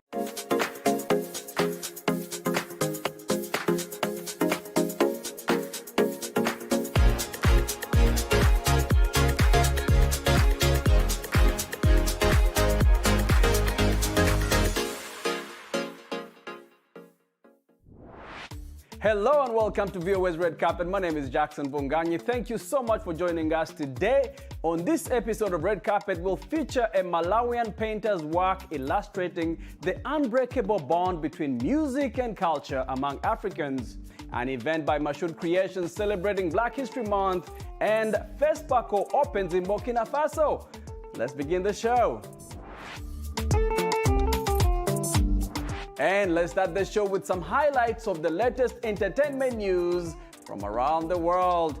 The Academy of Motion Picture Arts and Sciences has established a crisis team in response to last year's Academy Awards incident in which actor Will Smith went on stage and slapped comedian Chris Rock. This year, the Oscars ceremony is being held on March the 12th, according to Academy CEO Bill Kramer. Queens, New York native Evie Rockwell's debut feature, 1001, took the grand prize for the U.S. dramatic competition at this year's Sundance Film Festival. The film stars Teyana Taylor making her debut as a leading actor. Rockwell's cast Taylor after watching hundreds of tapes for the role of Inez, a young woman who kidnaps her son Terry from the foster system and becomes fiercely dedicated to providing him with a sense of home and identity. That is according to reports. And former film producer Harvey Weinstein was given 16 additional years in prison after a jury convicted him of the rape and sexual assault of an Italian actor and model. Weinstein was earlier sentenced to 23 years in 2020 for a similar conviction in New York. A U.S. judge has handed disgraced R&B singer R. Kelly a 20-year prison term for child pornography and other charges, but he will serve most of it concurrently with the previous sentence. Kelly is already serving a 30-year sentence he received after a Brooklyn jury in a separate federal trial convicted him on racketeering and trafficking charges. R. Kelly's lawyer is appealing both of the singer's federal convictions. The 28th Pan-African Film and Television Festival of Ouagadougou was held recently in the Burkinabe capital. The fight against terrorism was at the center of the speeches presented. We get more from VOA's Yakuba Ouedraogo and Thierry Kouare.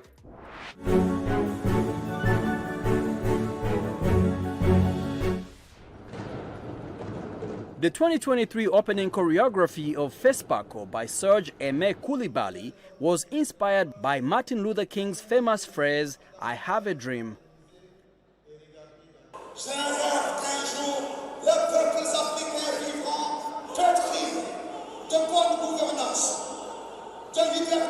A dream for a better tomorrow for Burkina Faso and for Africa was represented in a creation built around patriotism and the fight against terrorism.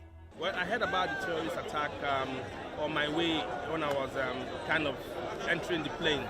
But for some reasons, I'm not bothered at all because, you see, these things happen everywhere in the world, and I believe I'm going to go back home safe. Competing film productions in different categories address the ongoing security crisis. The Malian Prime Minister Choguel Kokala Maiga was present at the opening of FESPACO alongside his Burkinabe counterpart, and he returned to the idea of a federation between Mali and Burkina Faso.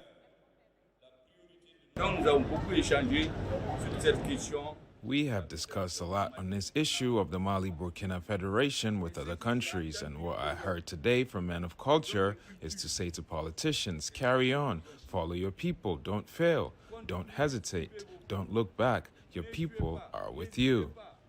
The competition divided 170 films into 10 categories. 15 films from 13 countries are battling for the Yenega Gold Stallion, the most coveted trophy. The closing is scheduled for March the 4th.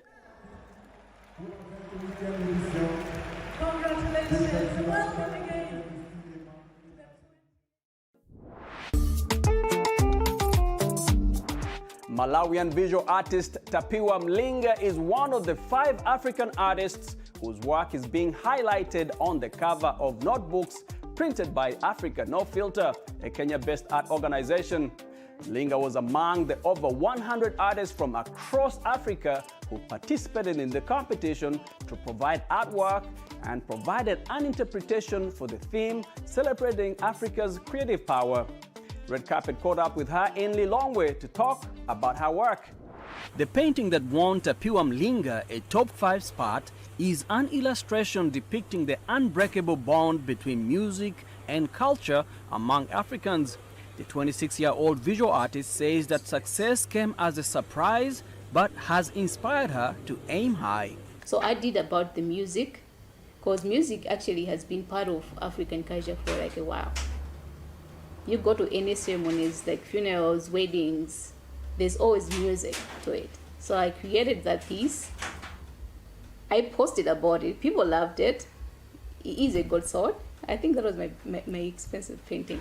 So when I submitted to it, when I submitted to African No Filter, they actually loved it. The Africa No Filter is an arts organization with branches in Ghana, South Africa, Kenya, and Nigeria. And each year, the organization comes up with themed competitions on paintings aimed to empower visual artists in Africa with the aim of changing the narratives within and about the continent. I'm excited in a way that people actually, now they're recognizing my work and my name is out there, and people, when they say it's T, people actually know me. That's exciting for business part. Also, it's scary in a way that now people expect more from me. I don't know how much they want for me and how much I can deliver to them. So now it's really, really scary. But I promise to do my best. Yeah, I hope it works out. Mlinga's success comes 2 years after she went into arts, a new career she started after working as a social worker. She has been collaborating with several professional local artists, including the country's renowned pencil artist, Henry Buddha. Yeah, she's a very good artist, Like the way she come up with the concepts, like the concepts are very nice, and how she mixes the paint, it's very nice as well. She knows how to mix the paint, how to put it out there. Mlinga markets her work through several social media platforms, including Twitter, Facebook, and WhatsApp. But her success is not short of challenges, including the rise in prices of painting materials on the market. Give me a pencil. And another challenge that I have is most people actually here in Malawi, they take art as a white people hobby. So if you post about it, just like, yeah, okay. I don't think we have the access to education resources as we need to. We're good at starting business because I think we're very entrepreneurial at spirit, but scaling has its own different challenges, right? And scaling requires a significant amount of knowledge base and resources in order to kind of improve the business and bring awareness to investors, for them to really identify opportunities that really can profit. And in this series, you feature some entrepreneurs, black entrepreneurs. What did they tell you is the thing that made them get ahead of the game? Black persistence, at its core. I met so many people within this documentary, and they were telling me their story of how persistent they were and consistent they were in being able to attain great business success. So these individuals were people that were very curious, that were relentlessly resourceful, and they really were able to really overcome so many challenges to get to where they are. And they have been on Vogue, they've been in New York Times, these people are wearing the Met Gala, doing some incredible things. So I'm really inspired and excited for the world to see it. Did you see yourself in some of their stories? I did. Even my story with Ground Zero Coffee, and being able to really relate to their story of being persistent, especially when you hear no's all the time. And I tell people all the time that, one yes can change the trajectory of your life. But 94. Over the course of 27 years, the name Moshood has become synonymous with Brooklyn streetwear. At his latest store, an event curated by multidisciplinary artist Folu Ogunyeye, is a tribute to black creativity. So right now we are at Moshood Official, which is a Nigerian designer he's sat over there. I don't know if you can see him from here, but he is a legendary designer whose designs have been worn by so many superstars. I can just list off some names: Stevie Wonder, Erykah Badu, Lawrence Fishburne. Like, we actually have them all along the walls of the store here. You can see the history of this place, and the whole point of this is because this is the final weekend of Black History Month. I wanted to organize a demonstration of what Black history really means. Vendors from all over are presenting their products, from clothing and jewelry to handmade ceramics and art. I have a clothesline called Triple G's, and that stands for God Gets the Glory. God Gets the Glory. It's more for men to feel the royalty, or women to feel when they put on the clothes, they feel like royalty, remind them back in our ancestor days of we was being kings and queens. Among the many talented artists featured at the event was Uzo Njoku, a Nigerian American whose colorful work was on display. So she creates these beautiful prints like this that you can frame and put in your room. She also goes out of her way and puts all her beautiful paintings onto wearable tote bags, like little phone wallets like these. And I think just one of the more unique things that she does is really just, she'll take a piece of clothing or a handkerchief that you see in her art, and she actually makes it come true and an actual product that people can wear. Eliza, an attendant at the event, appreciated Uzo Njoku's work. So I started looking at her work online and just loved it. So I got the same bag. I've gotten so many compliments on it and knew that she'd also be doing a pop-up here and wanted to come see the artists, local artists who were, and like designers who were showing.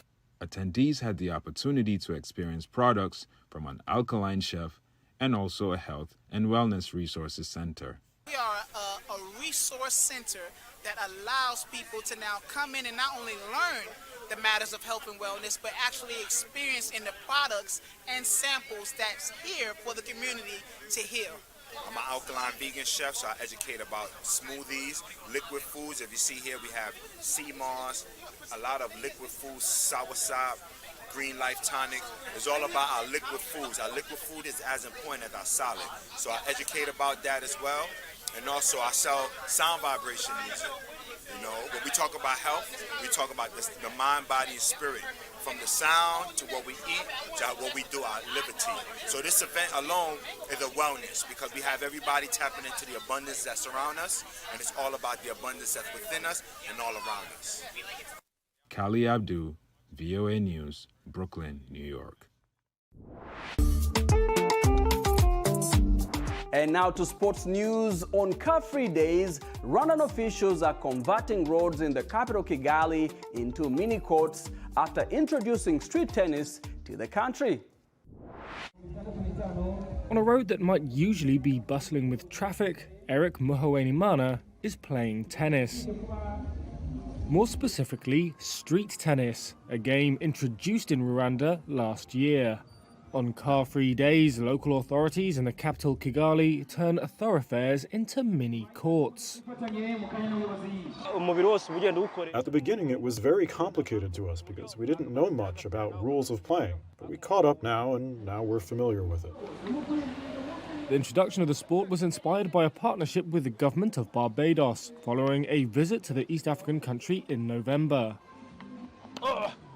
Rwandan sports officials say the game is very affordable and can be played by anyone, provided they have the space. Smaller courts mean players need quick reflexes. Muhowenimana says it can get tiring, but that it's easy to ask a teammate to take over. Plus, he says, it's great fun. Thank you so much for watching VOA's Red Carpet. My name is Jackson Vonganye. For more entertainment news, be sure to check us out at voaafrica.com. We are also on Facebook, on Instagram, and on YouTube. Also, don't forget to like, to share, and to subscribe. Until next time, goodbye, everyone.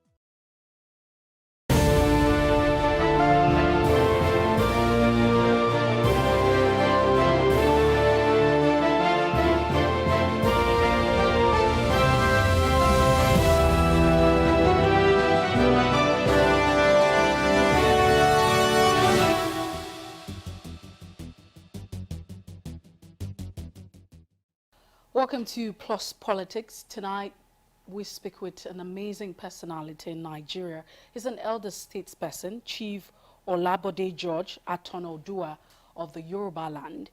He's a Nigerian politician who became the military governor of Ondo State and later chairman of the Nigerian Port Authority, and then national vice chairman in the Southwest Zone of the People's Democratic Party, deputy national chairman of the People's Democratic Party in the South, and deputy national chairman overall, and former chairman of the Bank of Industry.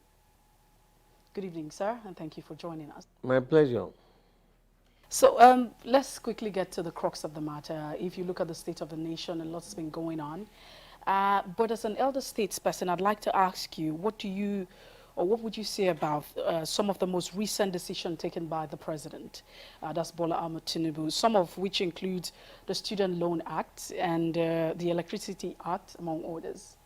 Let me say this, that in my part of the world, part of my culture, if somebody comes to you and says he's going on a long journey, what you can do, what we used to do, what we still do, is to pray for that person, that as you go, may you go in peace. May the blessing of the Almighty surround you. May the blood of our Lord Jesus Christ surround you. May the Almighty God be your pilot. You know, it's still too early to start judging or condemning. So far, students' loan, I don't know the modalities, but makes a lot of political sense. Because there are millions and millions of parents and also children who cannot afford to pay any school fees. And education is so important in any society, because education makes people easy to rule, but very difficult to deceive. So when you have a sizable number, 90% say, of your population being educated, they will be able to follow your school of thought. If you are lying to them, they will query you. If you are telling them the truth and you put a smile on their faces, they will acknowledge it. So the signing of that into law, we don't know the modalities, but I want to plead with them that that policy should be well thought out, the procedure, because they must realize that it is not every part of this country that is a metropolitan city. They will go to the bank. The parents could be illiterates. Are you going to run it through the local government, or are you going to run it through the state government? There will be an agency. So those are the modalities. But the concept in itself, to me, is laudable. Because when Papa Awolowo started in the 50s, the British told him he would fail. But his was even a free education. But this one is a student loan, you know, and you saw what President Biden did in America recently, that we don't want to overburden those students, that when they now graduate, before they get a job, they have a big loan on their neck. The government must plan to have those who have shown positive leanness to education, or they are brilliant, they must be given free education, you know. Then the others who are managing, you can do it, and it should be interest-free loan, as I'm told. It's not interest-free. I haven't read the details, but the concept in itself is acceptable to me, but let them make sure that they don't overburden these kids. Because when you graduate, you'll be looking for a job, be looking for a house, be looking for, for a car, be looking for a better life. So maybe sometimes down the road, they may say, okay, you are allowed to pay about a quarter of the loan you have taken if you've done well in your school. Because not everybody that starts that journey completes it.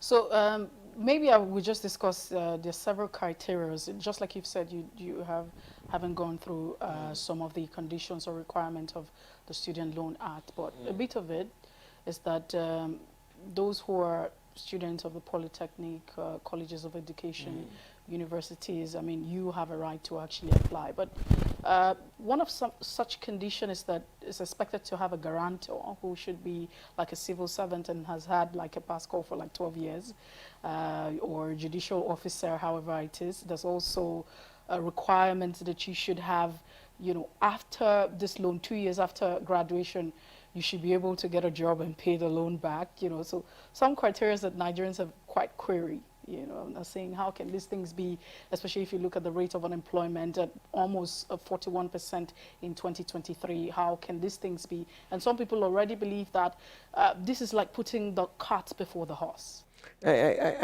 You know, I had the news about this student-free loan, and I chuckled a little bit because I went through it.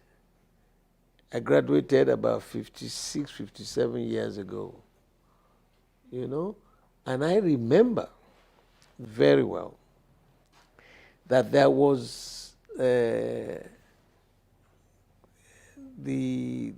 Western region then, they gave scholarship to university students. And Lagos State had just been created. That was in 1967.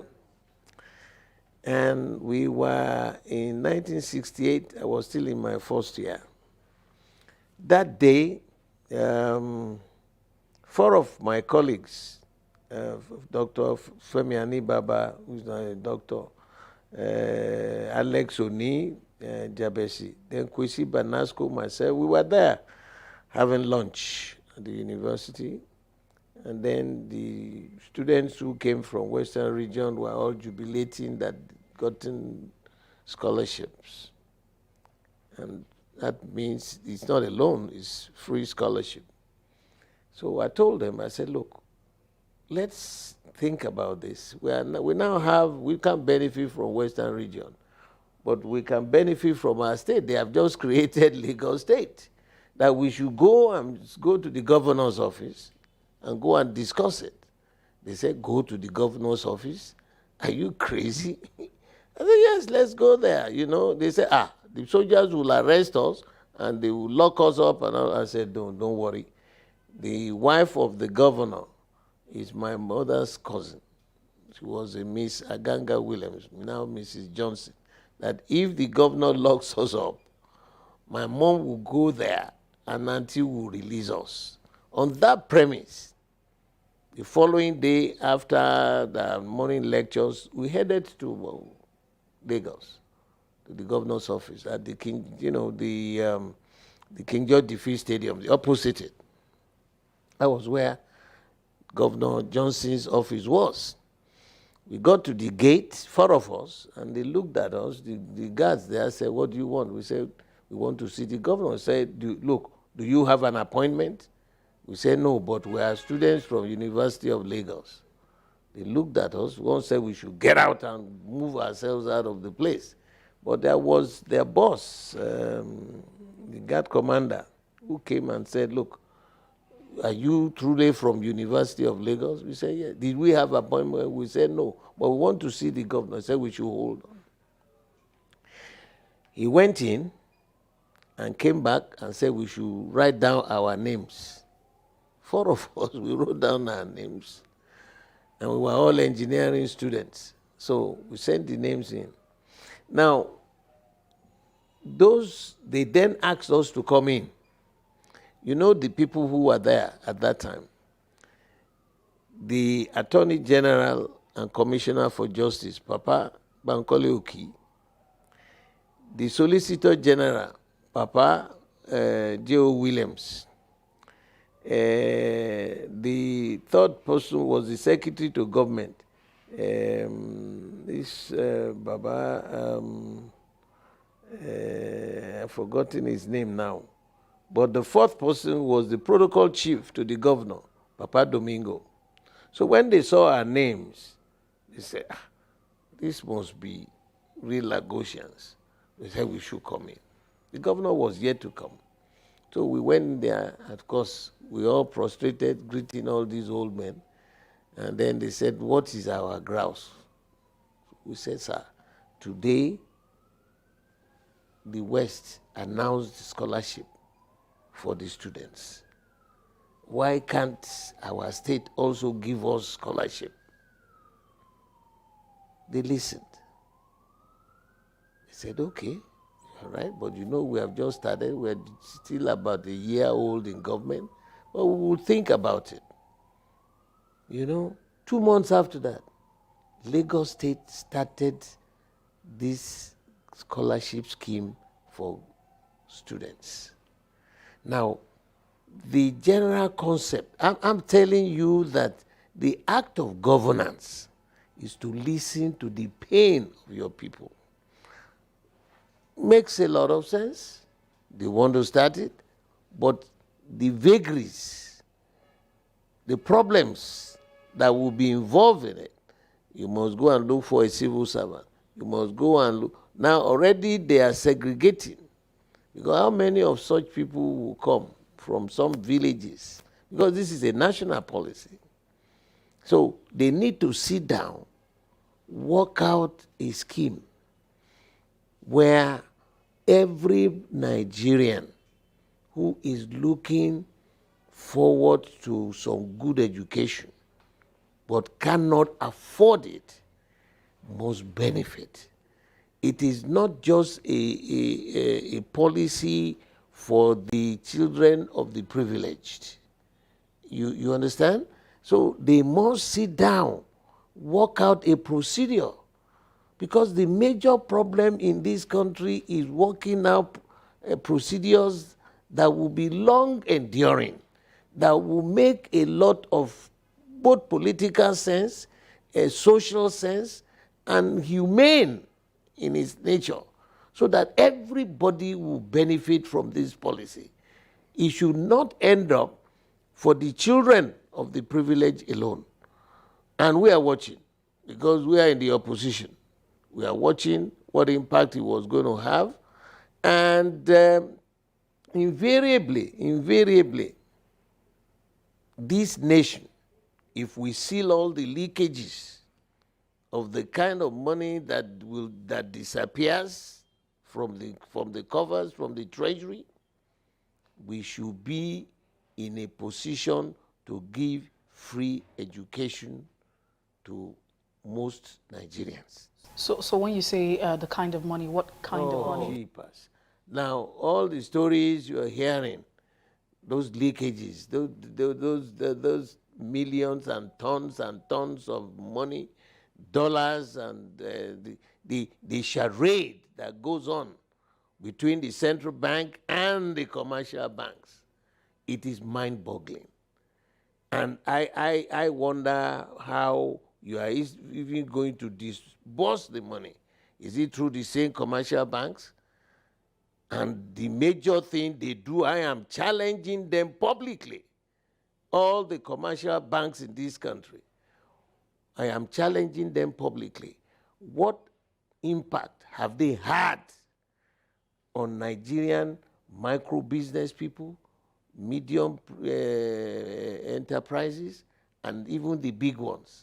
And at the interest rate they are charging, can they by their establishment impact positively on the economic sector of this country?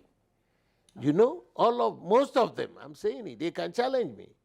They're round tripping, they get dollars from the central bank, and they do nothing. If you go to them to say, look, borrow me XYZ, the amount of hell you go through, the interest rate they will slam on you. How can you produce?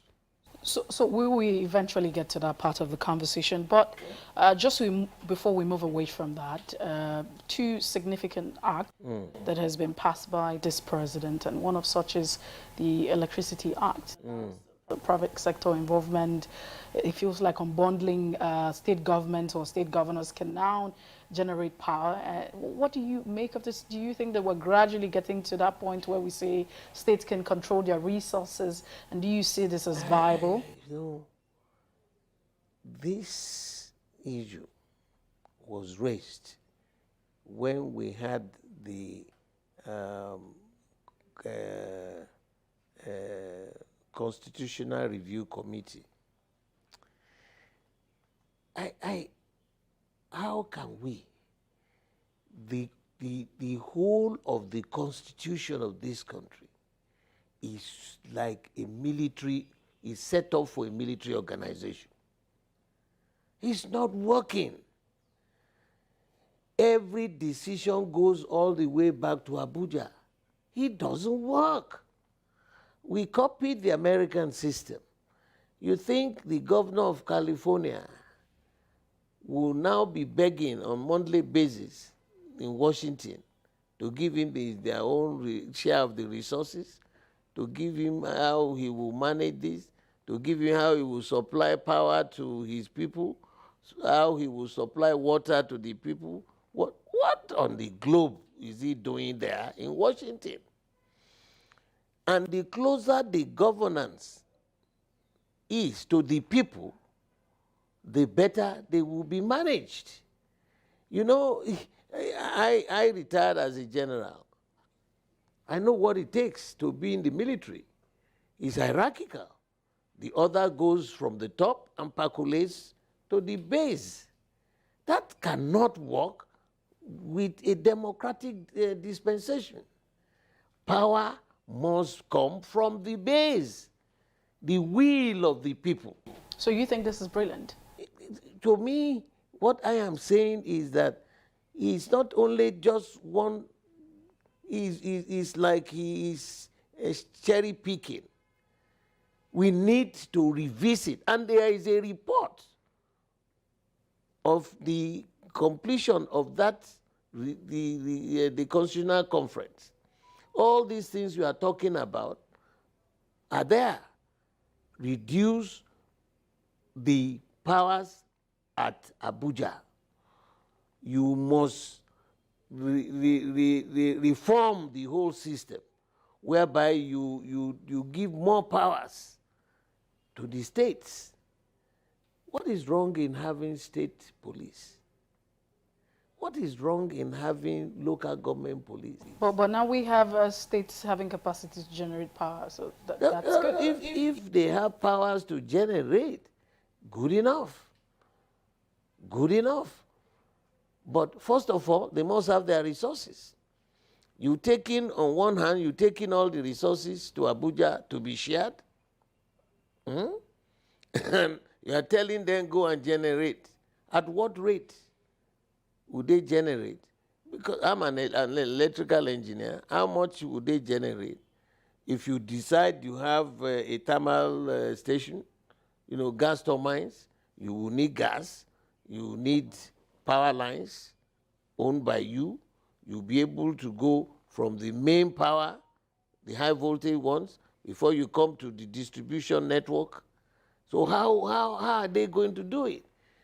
You must, you know, it's like giving, I'm telling you, okay, I give you a free hand to go and do something. And at the same time, I am holding you back by your frock, and saying, hey, wait a minute, you must still come back to Abuja. It doesn't work that way.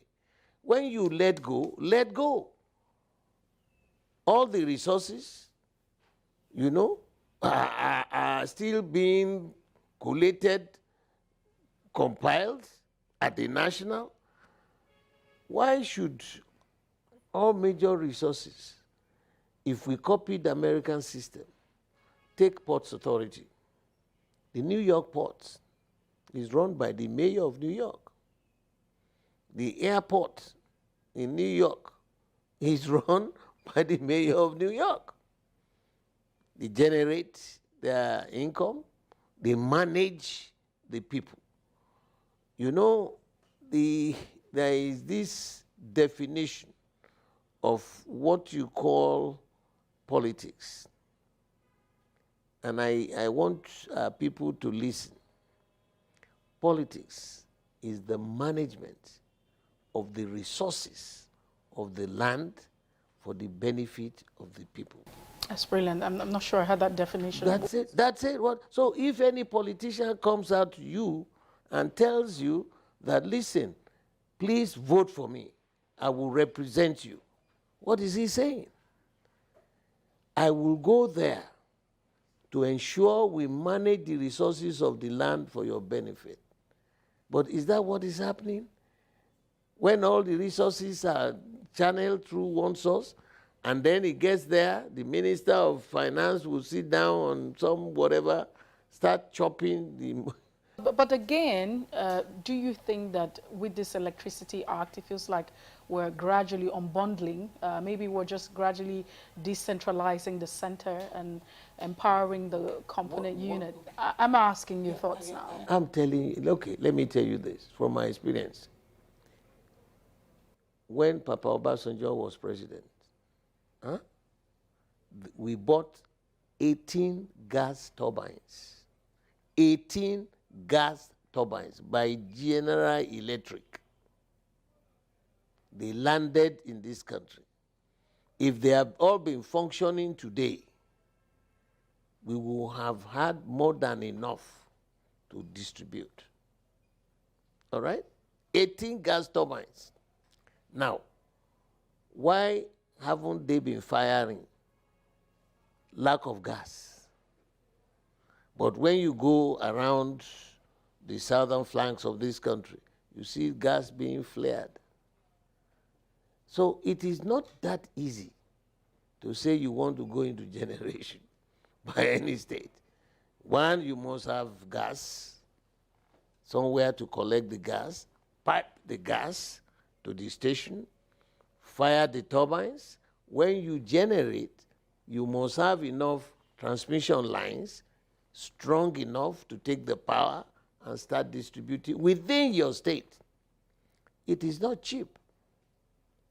It is not cheap. But there's nothing wrong if you have the resources in state A and state B has some other requirements more than you. You can cooperate. Do you understand what I'm saying? Rather than one mighty corporation, federal corporation, managing all the distribution. They had, they did what they call the DISCO, the distribution units, they privatized them. But the production was still handled by the federal government. Up till now, they're not producing enough. All right. So who is fooling who? Oh, it's easy to say, okay, you can go and, generate and okay, take my state. Where is the gas we should use for a turbine? I'm sure we'll have that conversation some other time. But quickly, let's get to the headlines now. Several headlines has quoted, there's some quote, I don't know if it's a misquote, to say that you would not congratulate President Tinubu. Then, of course, if during his inauguration or what have you, I'd like to find out if that position is correct. When people say congratulate, as an individual and as a very strong member of my party, I told you that I am a life member of the board of trustees of my party. Number two, I am also the one representing the Southwest in the national caucus of my party. We are still in court. How do you expect me to jump ship? How would the members of my party, with the high responsibility, that is thrown on me, jump ship when the process is not over. And I told the guys who came, I have nothing personal with Bola Tinubu. Bola Tinubu, we have nothing personal, you know.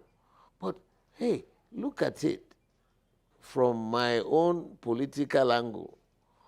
The day the justices will finish that A has won, B has lost, we know that the lines are now well defined like the Berlin Wall. The only thing I can do now is to pray for this country, that as we are going, may He guide us. As we are going, may He be our pilot. Let there be peace in the land. That's all I can do now. My party, we are fighting every day in the court, you know, presenting our case and this and that. And until then, the process is not over. I mean, you don't need to be a high professor before you can know that. You know, if I was an independent person that is non-partisan, I could do whatever I want. But I'm being guided by the rules and regulations, and I don't want to behave in a manner that will place me, I mean, the kind of respect and regard that I have in my party. One, a life member of the Board of Trustees of the party. Two, the only man representing the Southwest in the national caucus of our party. Let's wait until the judges in the Supreme Court when they decide who is the president. Otherwise, if you see me go there, then I become a perpetual traitor. We'll take a short break. When we return, the conversation continues with Chief Olabode George. Stay with us.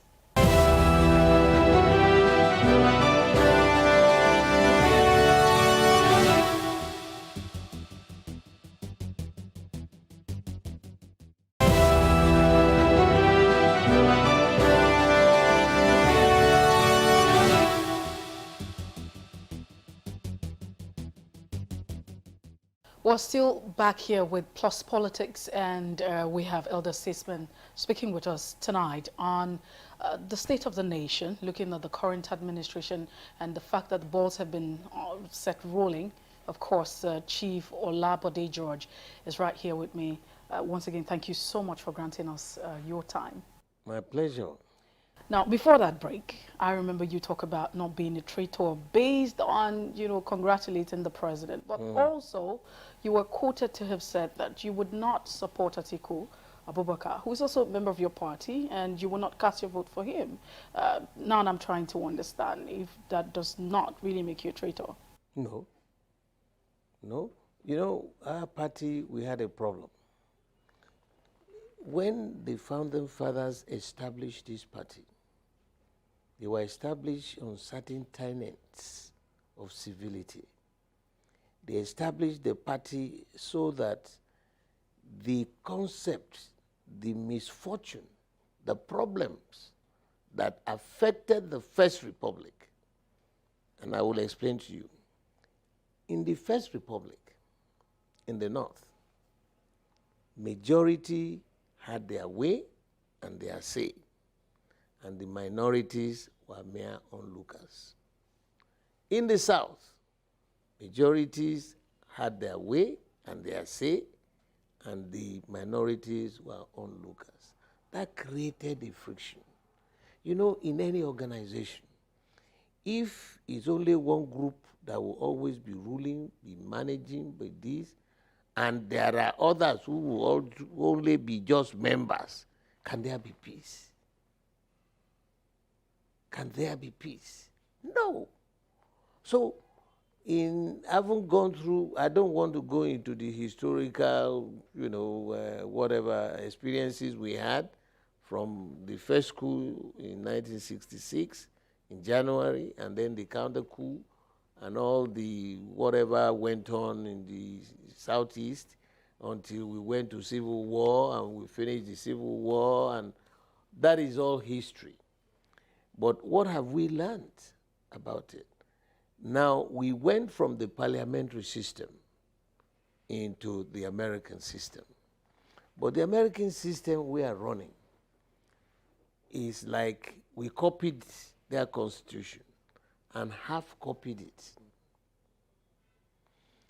That same problem of majority having their way, minority having no say, continued. Because it continued, by the time in 1998, when General Abu Salami was now handing over, 14 of our elders, right across the length and breadth of this country, came together and said, look, this perennial problem of majority versus minority, the instability that it has created, the friction, how are we ever going to solve it? From the Southwest, we had Papa Bola Ige. In the East, Alex Ekwemi, Dr. Alex Ekwemi. Two of them normally cannot sit in the same room discussing politics. They belong to different groups, including Papa Jinwobodo with Alex Ekwemi or even Bola Ige, politically. Papa Solomon La and Rimi and Professor Aminu and Papa Alhaji Shiroma and all those, they came together because they believed that this nation should move forward. And in trying to move forward, what did they do? They created, you can check the national constitution, this issue of zones, they're not listed there.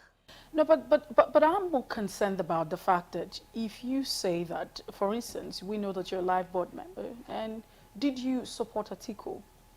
Did you vote for him? You see, you don't jump straight into an answer.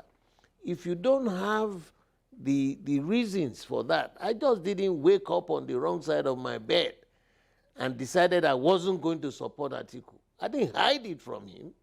It started from meeting, but I wanted for people to understand so that we don't, it's a terrible pitfall. We should avoid those pitfalls of the past. I am explaining the reason why that happened. I just didn't jump up from, like I said, on the wrong side of my bed. I said I wasn't going to support Atiku. No. How did we establish the People's Democratic Party? There were certain tenets, there were certain issues that led to that union, to that establishment. Before then, there was no single political party in this country that is national in its outlook. So these G14 old men came together and decided that, look, let's cut this country into 6 geopolitical zones. Northwest, northeast, north central, southwest, southeast, south-south. And then came up with 6 top positions in the land. The president, the vice president, the senate president, the speaker, secretary to government, and national chairman of the party. That each zone will go home with one of these positions. Hasn't that erased this concept of majority versus minority? That at least you will go home with something to tell your people you have that sense of belonging, because that had been a major, major setback. Now, we operated on that. And the way they said it was that if the president, number 1 position goes north, the number 2 position will go south, the number 3 position will go north, number 4 position will go south, number 5 position will go north, number 6 position will go south. You see? So all the odd numbers will be in the same zone, while the even numbers will be in the same zone. After 8 years, all those positions that have been in one zone will move to the other zone and the other zone 2 will move. So it was not novel, because that is what is done in Switzerland. You know, in Switzerland there are 3 major tribes: the Italians in Lugano, the Germans in Zurich, and the French in Geneva. All the 2 world wars, Switzerland is in the heart of Europe, because they rotate the leadership.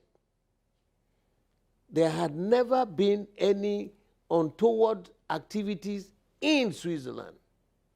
They had wars. All the countries were involved with First World War, Second World War. Not a single one hit Switzerland, which meant that they have respected all the 3 major tribes. Turn by turn, you head. So we adopted that here.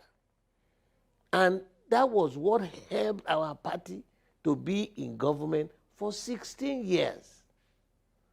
Now, when it now came to this election, we sat back. People started maneuvering, trying to manufacture stories and playing games to satisfy their ambition.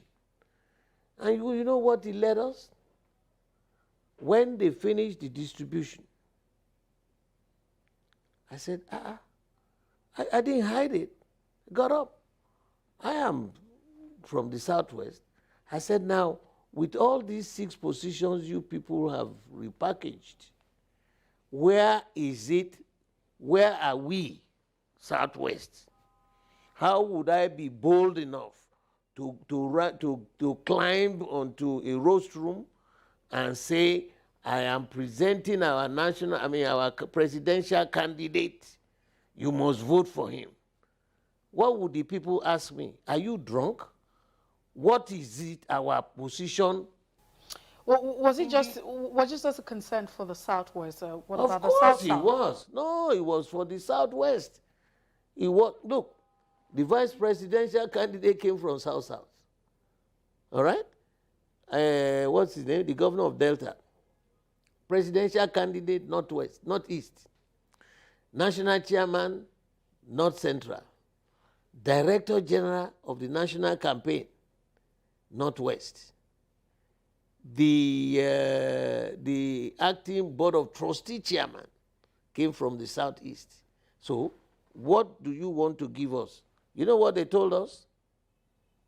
They said we should wait. Ayu said he has 4 years. Then we asked Atiku, what is going on? He said, after election. I said to them, it's not a hidden thing. I said, we should go and tell the people after election, we'll know what we are bringing home for them. Does that make a political sense? That was where the division started. And hey, unless you are there for your own pocket, we are there to serve the people. And I didn't hide my feelings. I said it publicly that, look, if we had meetings with individuals, I don't want to mention their names publicly now, that look, there is a lacuna here, there is a problem. Let's resolve this problem so we can go home and campaign for our people. So when they failed to listen. They told me, yes, we will revisit it, we will do something. Since they didn't do it, that was when I came out publicly that, look, if this continued to the election time, I will not vote. So did you vote? Did you vote for him? I didn't vote. I didn't hide it. I did not vote for him. So who did you vote for? That's my personal decision. But I didn't hide it. I told everybody who cared to listen that I told him too that I will not vote for him. A lot of emissaries and things. I said, no, it is not me. Do something for our people. It's not. I am an individual. So it brings me back to the next question, which you also have been quoted to say you're open to contributing to this administration. Peradventure, the president, Bola Tinubu, reaches out to you. I would like to ask what. Please. I never said that. Contribute to their party or their government. I wish them the best. If the courts decide that Bola Tinubu is the president of Nigeria, for me as a Christian, I will pray for this nation, that God will guide us as we are heading into these uncharted waters. The last 8 years of the APC administration, you have just seen they are unfolding now, and we are hearing stories yet to be confirmed. First, Governor of Central Bank, all the allegations, his style of managing the central bank, all our resources, financial resources, the fiscal and monetary policies of that period, the insecurity in the land, the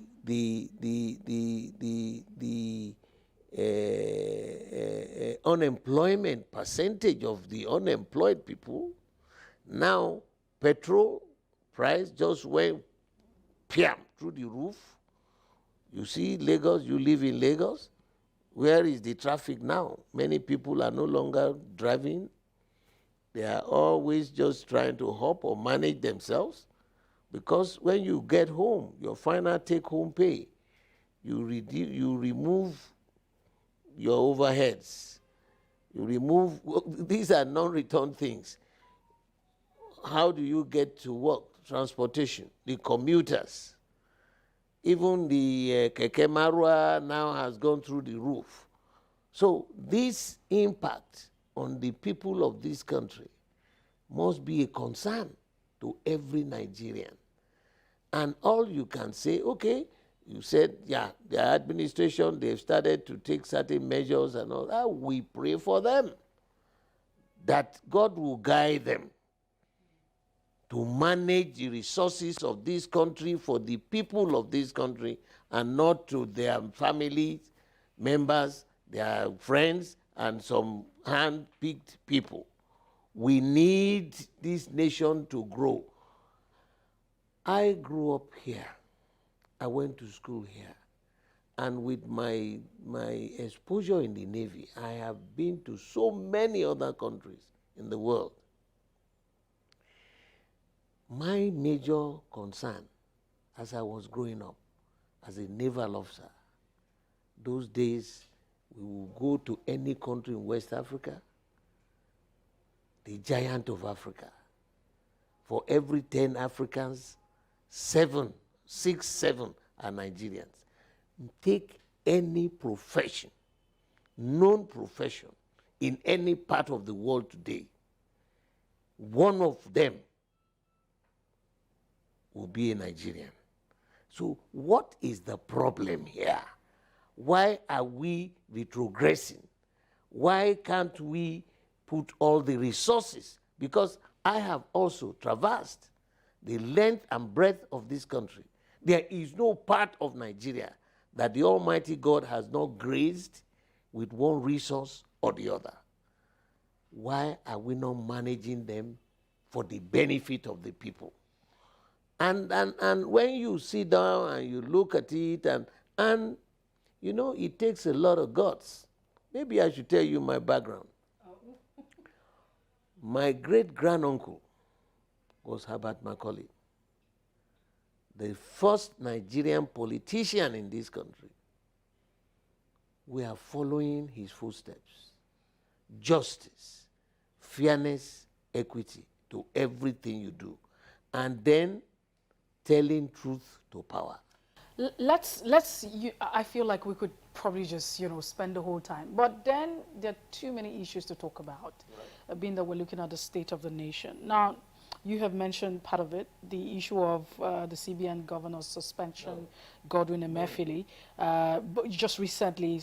So I'd like to share your thoughts on that. We know that there's been a recent suspension of the CBN governor, the EFCC chairman as well. Do you think, especially when you juxtapose that with the fight against corruption of the previous government, how does this make you feel? And do you think that this government might probably continue, on the fight against corruption of the previous government? It's too early in the day It's still too early in the day. I'm a general. You don't jump and just jump into conclusions and all that.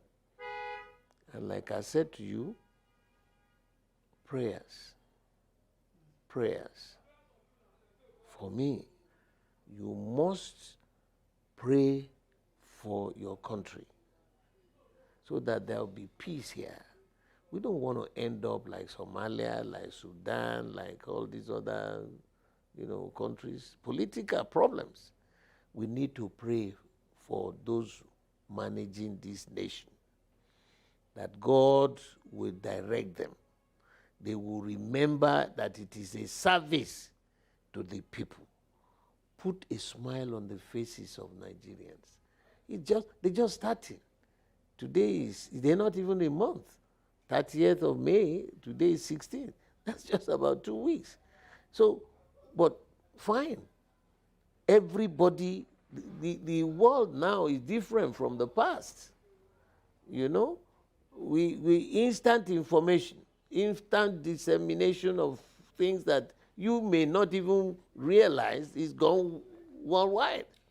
It's a global village now. So prayers for them. Not to say, well, I don't care, it doesn't concern me. Because everybody will be involved once it collapses. Some people are saying that Yes. this might just be an indication to maybe a serious fight against corruption. I mean, look at all that's playing out. I know that you say that it's too early in the day, but It is too early in the day. Are you surprised at this? What should have been the outcome, especially if you look at the CBN governor? Some people say that the way he's managed the economy, Abdurrashid Bauer, I beg your pardon. We want, it's a Pandora box. They just cracked it open. Let's take our time. I don't jump into conclusions. Although morning shows the day, good that they have the nerves, the guts to say, we want to investigate this. Remember too, when General Buhari was there, we had stories that the Accountant General of the Federation took some humongous amount of money from the system.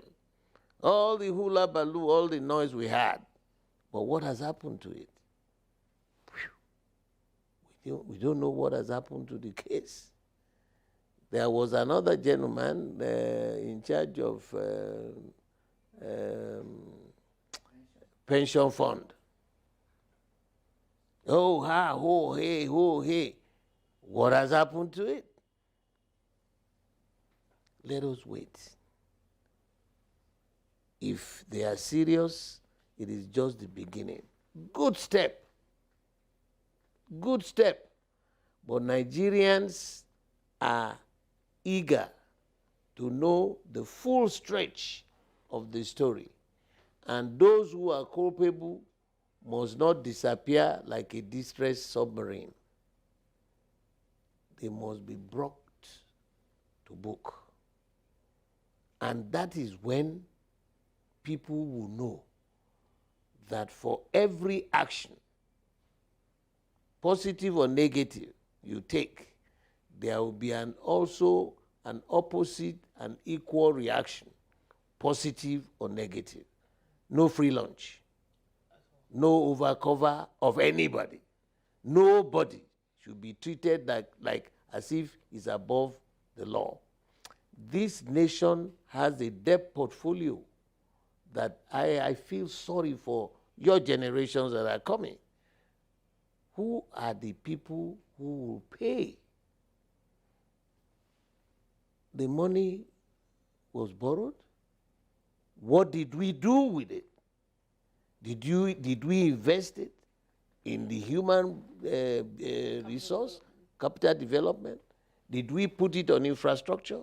Did we put it on business development? What has been the economic impact of all this borrowing? What happened? They need to tell us. And that is what you call accountability. Now, I think that we probably will just coast this with this point that you have raised. Your party, the PDP, has been, criticized by a lot of persons saying they haven't performed optimally as to, if you look at the role of an opposition in the country. And so again, would there be anything to look forward to, in this current dispensation? Like I told you, somehow, and it happens in any organization, because there's no perpetuity in anything you do in life. There were certain mistakes that our party made. We must be bold enough to say it and tell it the way it is. We made certain mistakes. And the air is human. It is human. Is there any human being who doesn't make a mistake? I mean, I'm asking, since the world was created, nobody. But when it becomes a mistake, when you do an assessment and you find out that, look, this is a mistake, you learn from that mistake and prevent an occurrence, a reoccurrence of that same mistake. If you leave it, that yes, it's a mistake, and you didn't do a thing to make sure you correct it or learn from it, it becomes perpetually a mistake. So what's the future of your party? As we go along, we will tell ourselves some home truths. The founding fathers established certain tenets for justice, fairness, and equity in our polity. And when we saw that we deviated, we saw the effect. And I am looking forward, after the court would have finished their session, that will be the end of the electoral process. Then we can go back within the four walls of our party and do a serious post-mortem analysis. Where did we go wrong? You see, we don't need to lie to ourselves. You don't need to pontificate and be telling people it's okay, it is right. We went bam on the deck. But don't you think that's a lot of time for a party? Long of time? No. No, what's saying? Because if you're saying... You cannot, you see, let's finish. I can't rush the judiciary.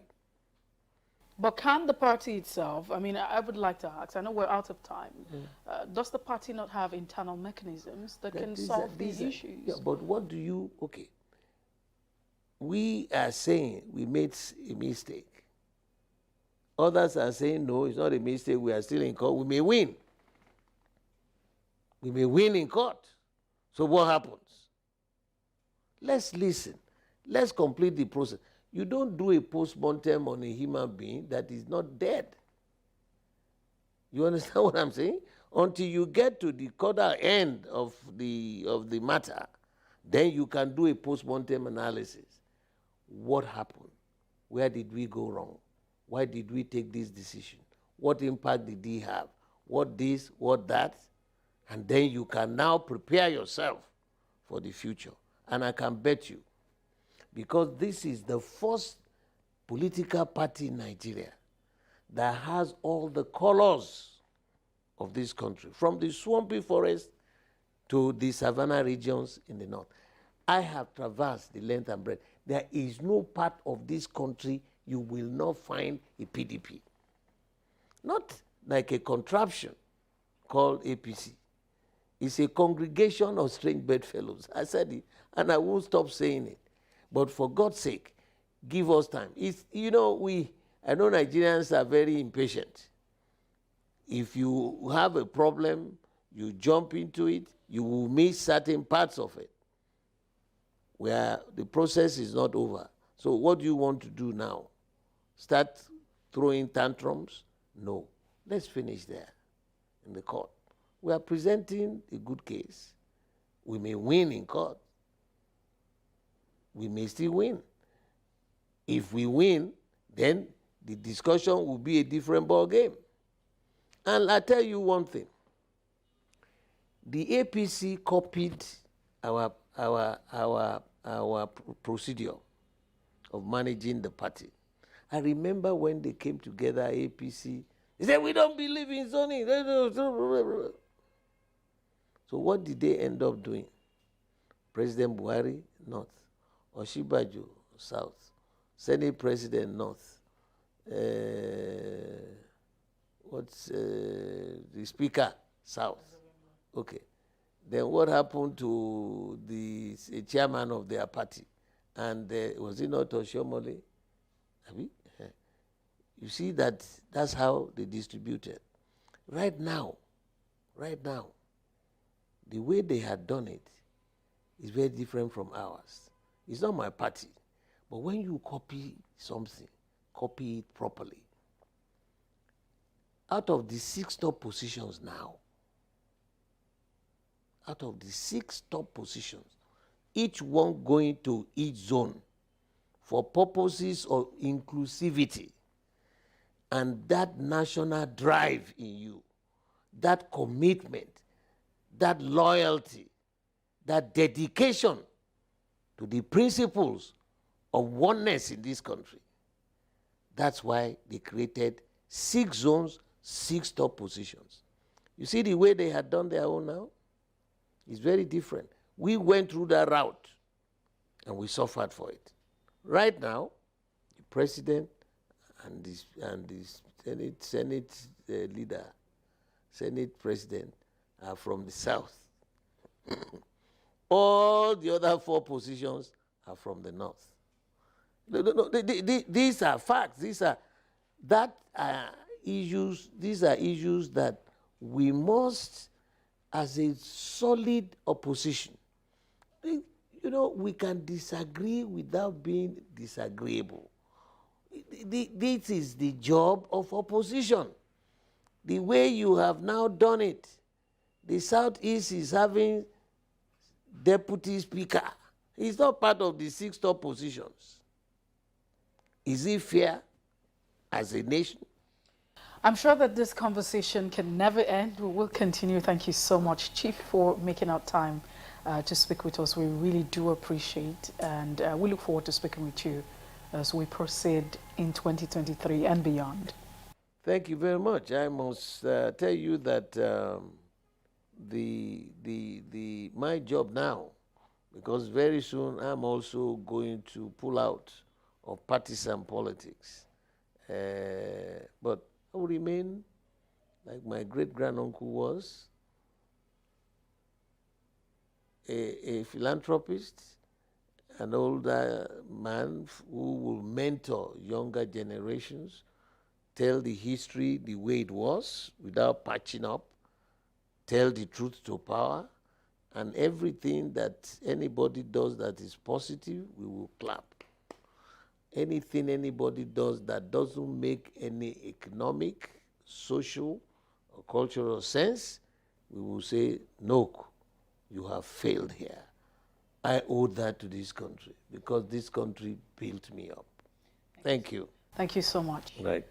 And that's it on Plus Politics tonight. Thank you so much. We have been speaking with an elder statesman, Chief Olabode George.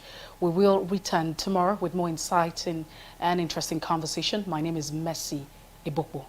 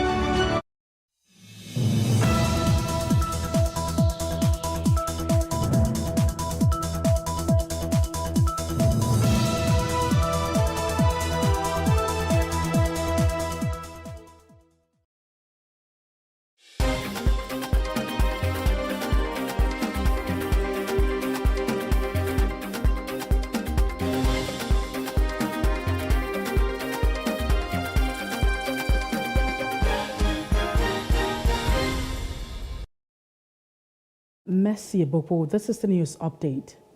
The new administration led by the President, Bola Tinubu, has renamed some federal airports after some notable Nigerians as part of the reforms of the aviation sector. This is according to a memo by the Federal Ministry of Aviation dated June the 1st, 2023. According to the memo, the Maiduguri Airport was renamed after the immediate past President, Muhammadu Buhari, and the Port Harcourt Airport after the late nationalist Obafemi Awolowo, while the Nasarawa Airport immortalized the late founder of the Sokoto Caliphate, Usman Dan Fodio. Also, the Benin Airport was renamed after the late Oba of Benin, Oba Akanzua II. Ebonyi Airport after the late Senate President Chuba Ukadigbo, and the Ibadan Airport after the Premier of the Old Western Region, Ladoke Akintola. Vice President Kashim Shettima on Monday decorated the Acting Comptroller General of Customs, Adewale Bashir Adeniyi, at the presidential villa in Abuja. Adeniyi was named the Acting Comptroller General of Customs by President Bola Tinubu alongside other newly appointed security heads. The decoration of Adeniyi comes days after Vice President Shettima decorated the Acting Inspector General of Police, Kayode Egbetoku. Meanwhile, the federal government has suspended construction on the Lagos-Ibadan Expressway to aid flow of traffic in the light of the forthcoming Eid al-Kabir festivities this week. The Federal Ministry of Works and Housing, in a statement by the Federal Comptroller of Works in Lagos State, Olukorede Kasha, noted that the construction work on the BZ Highway would be suspended from Tuesday, June the 27th to Sunday, July the 2nd. Meanwhile, construction and activities are expected to resume by Monday, July the 3rd, 2023. The Sokoto State Governor, Ahmed Aliyu, has called on the people of the state to remain calm and law-abiding. The governor made the plea in a statement signed by his spokesperson, Malam Abubakar Bawa, following an attack on Usman Buda Mai for purportedly making blasphemous comment on the personality of Prophet Muhammad. Aliyu called on the people of the state to desist from taking laws into their hands. Instead, they should report any alleged crime or blasphemy to the appropriate authorities for necessary action. And the police public relations officer, Olumuyiwa Dejobi, has called on clerics to enlighten their followers on the issues of blasphemy against the prophet. He stated this in a tweet on his verified Twitter handle while reacting to a killing of a Sokoto State resident, Usman Buda Mai, who was accused of degrading the personality of Prophet Muhammad. According to the four spokesmen, although blasphemy is an offense in the nation's constitution, the law should not be enforced by members of the public. Usman was beaten to death on Sunday over the alleged blasphemy, causing tension in parts of the state. The Cross River State Police Command has confirmed the discovery of the corpse of 3 medical students involved in the Marina Resort boat mishap in Calabar on Saturday. The State Commissioner of Police said the bodies recovered include those of the males and 1 female. 3 students were missing, while 11 under the ages of the Nigerian Medical Student Association were rescued on Saturday after a speedboat capsized at the Marina Resort in Calabar. When the bodies were sighted, our marine police also raced to the scene, and with joint efforts, the bodies have been recovered. We are taking them to where they will be preserved for now. His Excellency is not sleeping on that. He is already taking some actions. If you can see, the Marina Resort was shut down yesterday, and that is to tell you that this incident is taken serious, and all the measures needed to safeguard lives and property in this area of the economy is being addressed. And you will hear that in no distant time from the authorities concerned. Some of the medical students were said to have come from universities across the country to attend the Nasima Annual Health Week in Calabar. Dozens of protesters on Monday hit the streets of Kano to express their displeasure with the ongoing demolition exercise of the state government. Speaking on behalf of the protesters, Sani Baba of the Coalition for Good Governance and Change Initiative said Governor Abba Yusuf's action are irresponsible.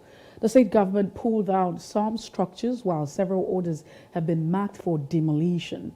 The government premised this action on the grounds that the land upon which the affected structures were erected were illegally allocated by the immediate past government. And the Kano state government has announced plans to rebuild demolished roundabout near the government house, adding that it will relocate the structure to a more secured location at the Nabiawa flyover on the outskirts of Kano City. The governor, Abba Yusuf, in a meeting with designer of the Golden Jubilee edifice, expressed that the government's commitment to infrastructural development. Yusuf assured citizens that the conducted survey of a new site ensures that the structure will not pose any challenge. He emphasized the government's dedication to improving the state's infrastructure. The president of Igbo's socio-cultural group, Eze Ndi Igbo in Ekiti State, Ndubisi Kalu, has appealed to the federal government to unconditionally release the leader of the independent people of Biafra, Nnamdi Kanu, and put a stop to a sit-at-home order declared in the 5 states of the Southeast. Ndubisi Kalu stated that the federal government should work audaciously towards finding a lasting solution to the crisis. At a gathering of Southeast leaders resident in Ekiti State, stakeholders called for a dialogue and unconstitutional release of Nnamdi Kanu. The arrest and unconditional release, which we requested that they should perpetrate on Nnamdi Kanu, which they refuse to do, is the main problem that is even draining our economy at the Southeast there. So I want to use the medium to appeal to the present federal government and the leader, the president, to kindly release Martin Nnamdi Kanu. This present president should call everybody without discriminating any tribe, because there's a lot of discrimination in what I am seeing. From the inception, from the inauguration of the new president, I'm not seeing Igbo people being carried along, and that is not the best. I want to advise him that he should make sure that is the united Nigeria. He can achieve this through invitation of so many tribes. Let them come together. Everybody have one thing or the other to say. So my advice to the Southeast leaders, the governors, the traditional rulers, the PGs of each local government and each state to come together and meet with the new government on board, which is the government of President Tinubu, to come to our aid in the Southeast to see what they can do to ensure that Nnamdi Kanu is released. A magistrate court in Ibadan, the Oyo State capital, has issued an order to remand Abdullahi Adisa, popularly known as Trinity Guy, a skit maker, in prison. This follows allegation of him sexualizing a minor in one of his viral skit videos. Presenting the defendants before the magistrate, Adebayo, the counsel for Trinity Guy, pleaded with the court to grant bail to his client. However, bail application was denied for reason that the allegation against the skit maker is currently under scrutiny of the State Ministry of Justice. The court further ruled that the parents of the minor girl seen in the video would also be remanded alongside Trinity Guy until the next court session. The magistrate adjourned the case until July the 11th. And now to other parts of Africa, at least 12 civilians were killed on Sunday in a bombardment by soldiers and paramilitaries who are now clashing in a new town in Darfur, a vast region in Western Sudan that is constantly being fled by refugees. Since April 15, war between the armed leader led by General Abdel Fattah al-Burhan and the paramilitary rapid support forces of General Mohammed Hamdan Daglo has left more than 2,800 people dead and more than 2.5 million people displaced, according to the United Nations. And one of the heaviest toll of its activities in West Darfur, where since April tribal fighters and civilians have mingled in fighting between the military and paramilitaries. Outside Africa, European Union foreign ministers said an aborted mutiny in Russia at the weekend showed Moscow's war in Ukraine was causing domestic instability and undermining its military power, but stressed that their focus remained on supporting Kyiv. Wagner mercenary force under the Prigozhin seized control of the military headquarters in southern Russia and began to move towards Moscow on Saturday before suddenly heading back to East Ukraine after a deal with the Kremlin. What has happened during this weekend shows that the war against Ukraine is cracking Russian power and affecting its political system. We are certainly following closely what's happening, but it's now the moment to continue supporting Ukraine more than ever. And that's what we will do. The monster is biting him now. The monster is acting against his creator. The political system is showing the fragilities, and the military power is cracking. So this is an important consequence of the war in Ukraine. In business news, the Abuja Electricity Distribution Company says it will increase tariff due to the fluctuating exchange rate in the country. In a statement, the distribution company said the upward review is needed due to the fluctuation of naira in the exchange rate market. The naira last week traded at 756 naira per dollar at the investors and exporters window. And in entertainment news, Nigerian musician Damini Ogunlu, also known as Burna Boy, has won the award for the Best International Act at the 2023 edition of the Black Entertainment Awards, BET. The African giant Corona beat the likes of Arya Star, Central C and Stormzy, among others, to clinch the most coveted category of BET Award. Although Burna Boy was absent at the show, his announcement as the winner received resounding applause.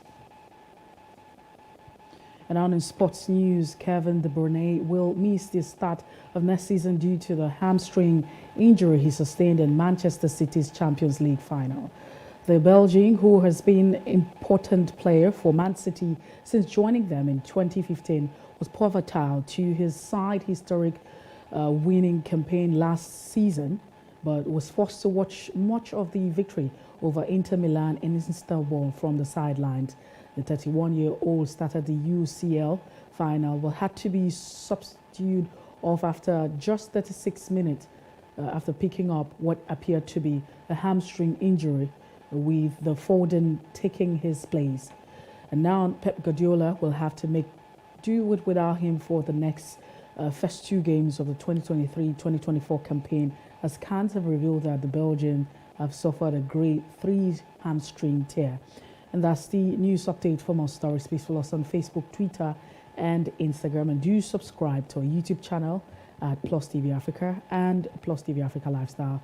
You can also follow us on Limex and Limex.tv and Glow TV apps anywhere in the world. I am Messi Aboko. Many thanks for watching.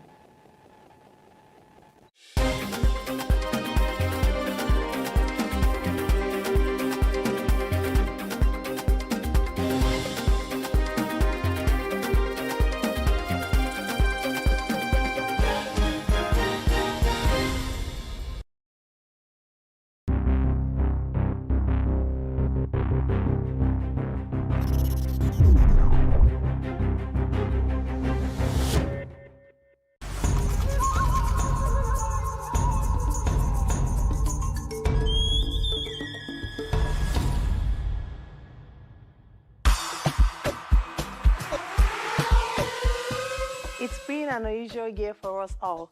We've been forced to learn to adapt to the changes that COVID-19 has brought upon us. However the cards may have been dealt to us this year, we have remained resilient. The Afrima Fashion Show stems from the Afrima Awards Show, which is the biggest African award show in the diaspora. Every year, we have showcased designers and we bring together people from all over the world. This year, the Afrima Runway is graced by the top 3 African designers who have welcomed the challenge of doing a virtual runway show without any physical audience. Don Murphy, Ese Ezanabo, and lastly, Sai Sanko. Let the show begin.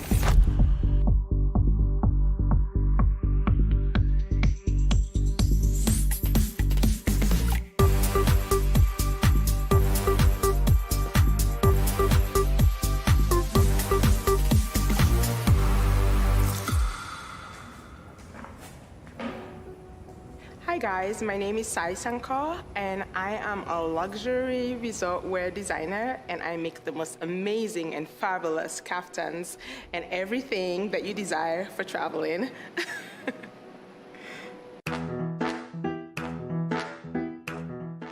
I just really love the way women carried themselves back then, you know, the Marilyn Monroes, you know. It was sexy, but there was still glamour to it, you know, and elegance and sophistication.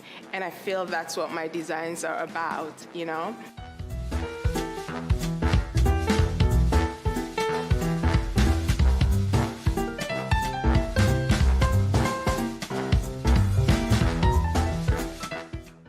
I've also been inspired just by my continent, the continent of Africa. Growing up in Sierra Leone, it's just this beautiful, bustling colors, you know, it's so vibrant, the marketplaces, you know, Christmas, it's just, everything about it is just so energetic and it's so powerful and colorful and it just makes me really happy. And so no matter what collection I do, it always goes back to that. And so that's why you see all this colorful prints and all these bold colors, you know. I feel women wearing it, it just makes them so extremely happy, you know, and they look absolutely gorgeous in it too.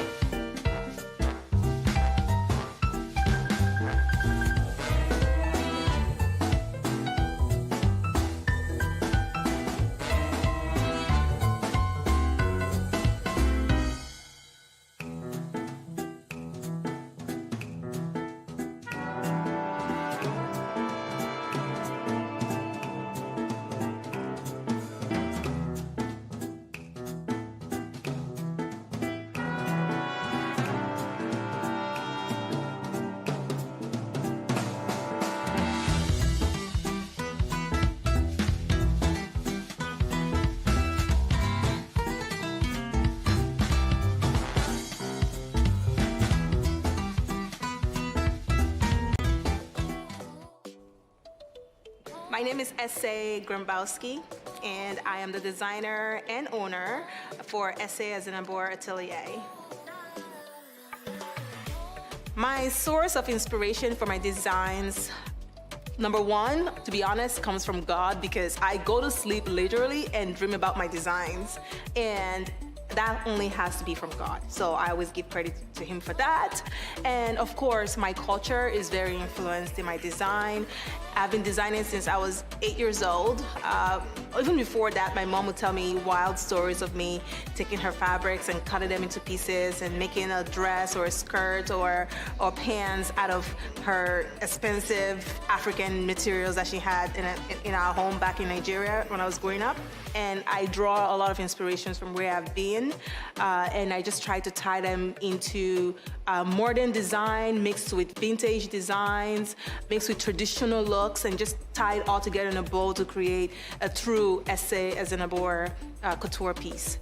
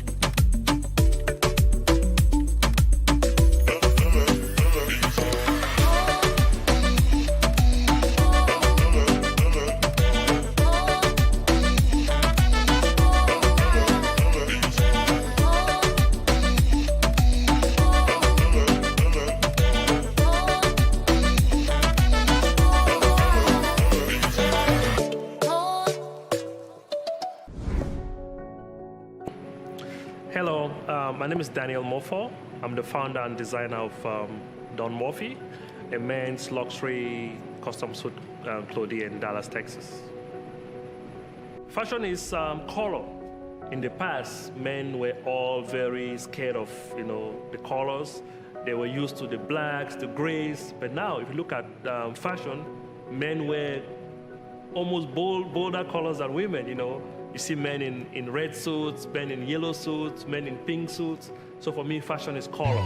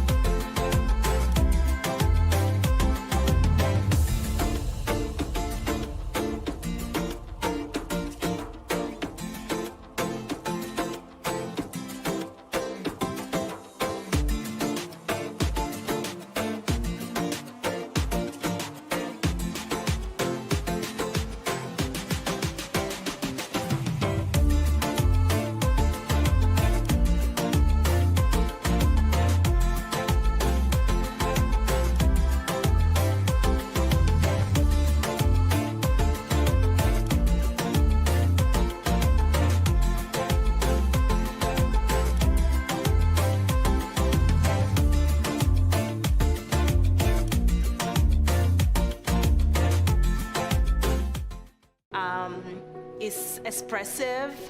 So when I just wake up and have an idea and I create something out of that idea, it's God showing off. So that's what it is for me.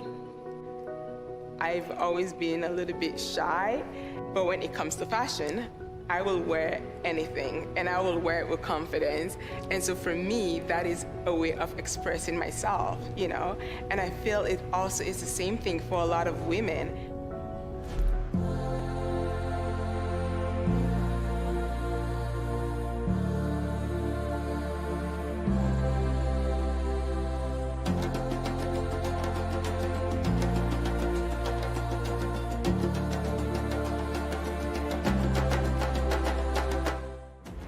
African for me means community.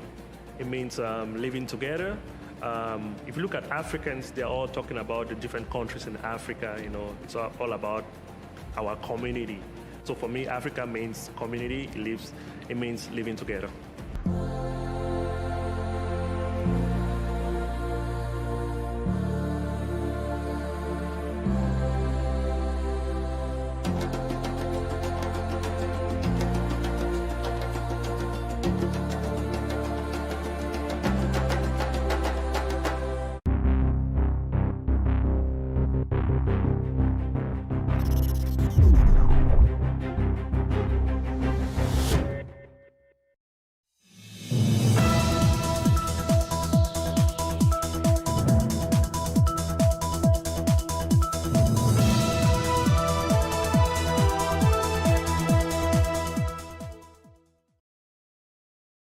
Now, the new Electricity Act of 2023, signed into law by President Bola Tinubu, will for the first time allow providers of energy from renewable sources such as solar, wind or water to receive a price for what they produce based on the generation costs. A development experts say will boost the sector.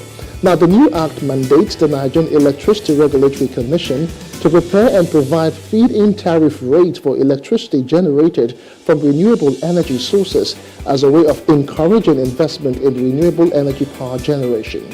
According to the act, the tariff rate will be guaranteed for a period of 10 to 15 years and subsequently be subject to review every 2 years. On the show today, we'll be looking at the new Electricity Act and potentials for renewable energy. Welcome to Business Insight on Plus TV Africa. I am Justin Akadoni.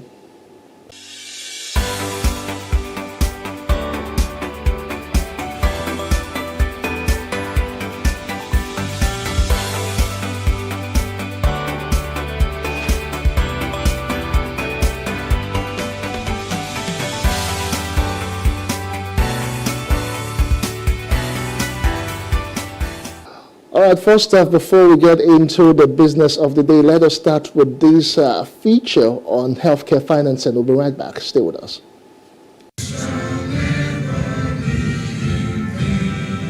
The way a country finances its healthcare system is a critical determinant for reaching universal health coverage. In Nigeria, the health sector is financed through different sources and mechanisms. Unfortunately, achieving the correct blend remains a challenge. Medical experts have converged on this CME meeting put together by Cleaner Lancet to tackle some of the inherent challenges.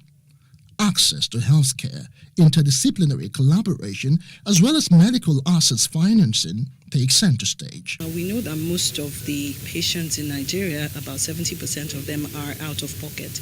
But there are initiatives that have been in place. We've always had health insurance.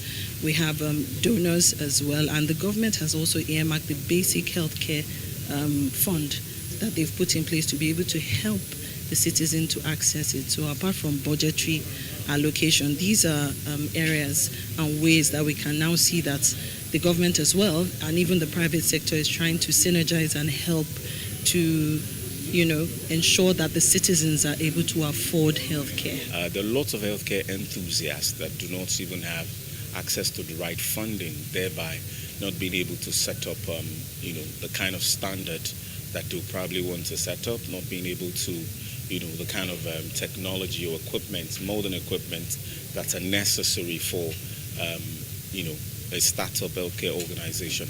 So basically, in the medical laboratory space where we play,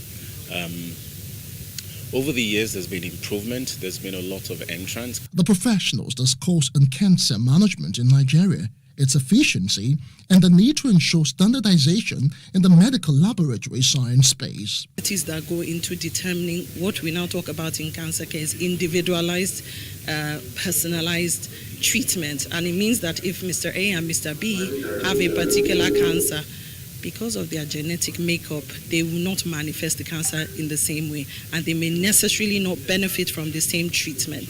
So those are the things that will be updating the community about that. Cancer is not one disease, but it is a heterogeneous disease. And for the laboratory, what is expected is the ISO 15189, the 2012 version. Now, 2 days ago, the 2022 version was just published. So it gives room for additional provisions for the capturing of the quality standard. So when you understand the quality standard, now you begin to look at it, how can we implement it? So the implementation of it is key. Now, some of the challenges include the ability for us to understand what is expected from us, 2 personnel that have this quality management system experts, the infrastructure, technology to ensure that this is done.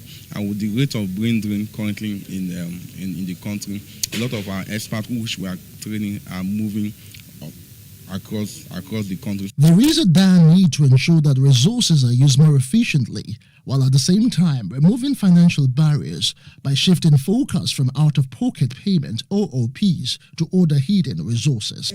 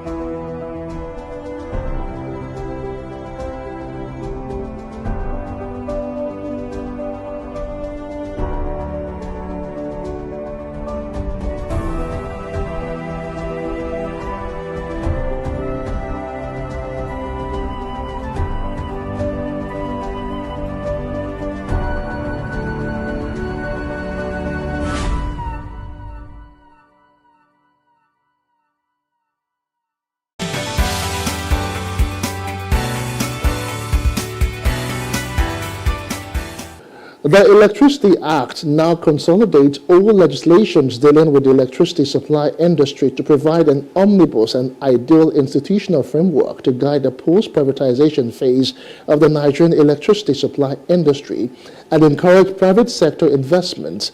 Now, the primary aim of the bill, as stated in its very first section, is to create a comprehensive legal and institutional framework to guide the Nigerian electricity supply industry, NESI. Joining me right now to discuss further is Wisdom Chap Jumbo, a public affairs analyst. Many thanks for joining me on Business Insight and Plus TV Africa. Thank you, Justin. Nice to join you here. All right, first of all, let us just get your general overview concerning this new Electricity Act. Well, yeah, I mean, it's a fantastic act. It's a long time coming. We have been seeking for reforms for the power sector for the longest of time, since the power sector reform 2005. So I think this is a long time coming. It's a game changer for the power sector.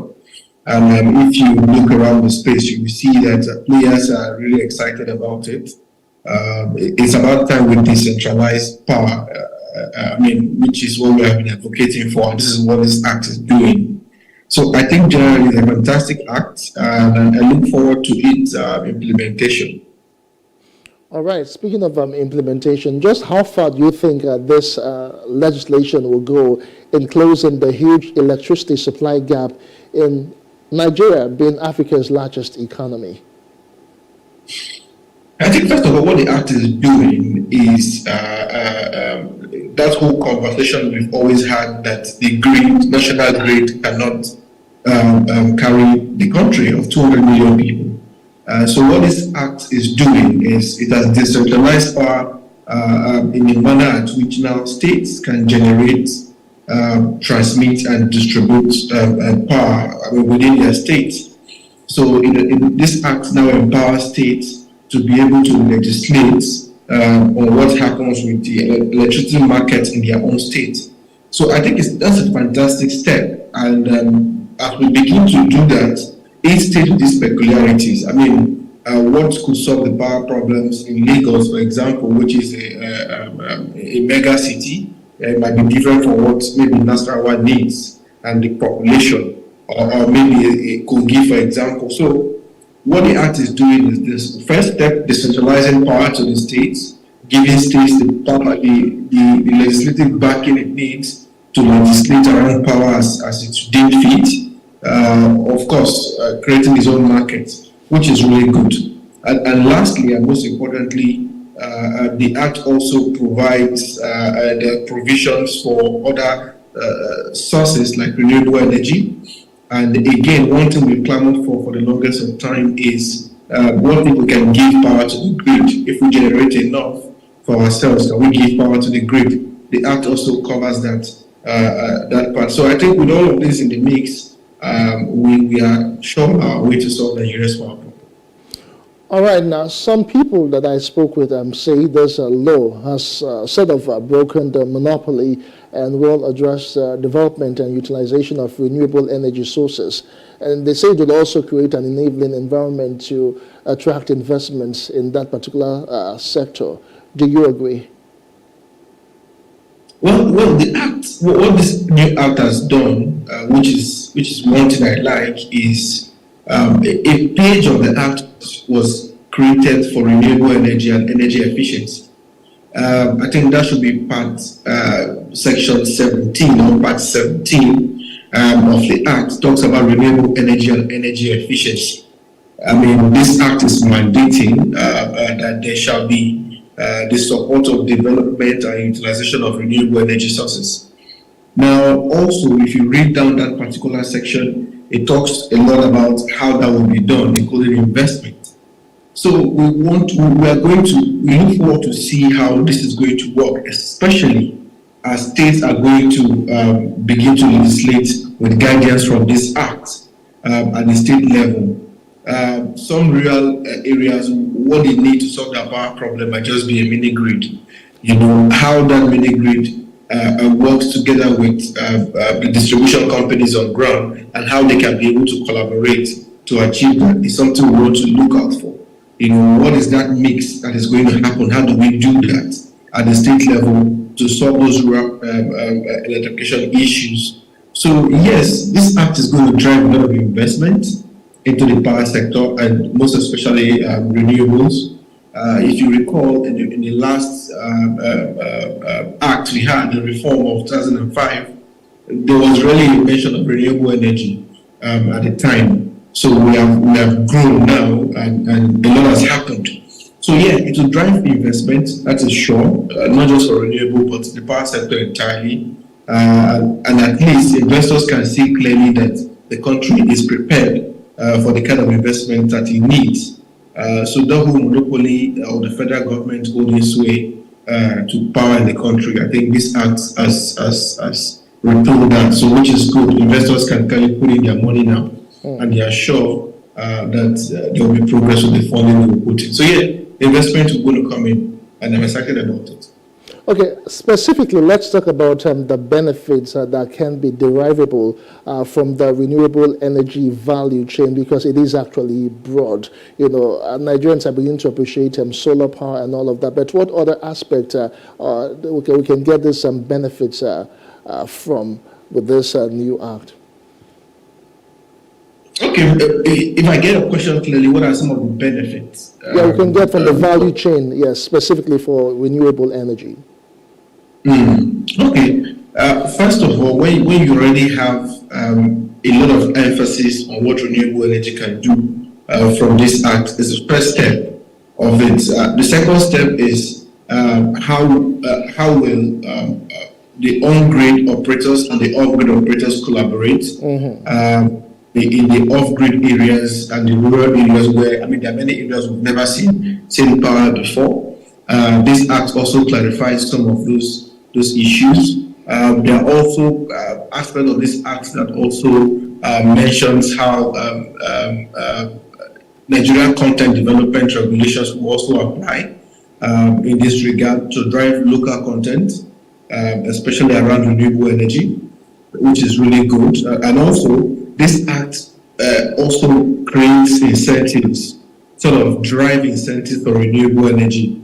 If you go through the act, if you go down to that same section I mentioned before, you will see a part of that section also mentions renewable energy incentives and standards. So this act is also setting standards that renewable energy operators we need to also comply with.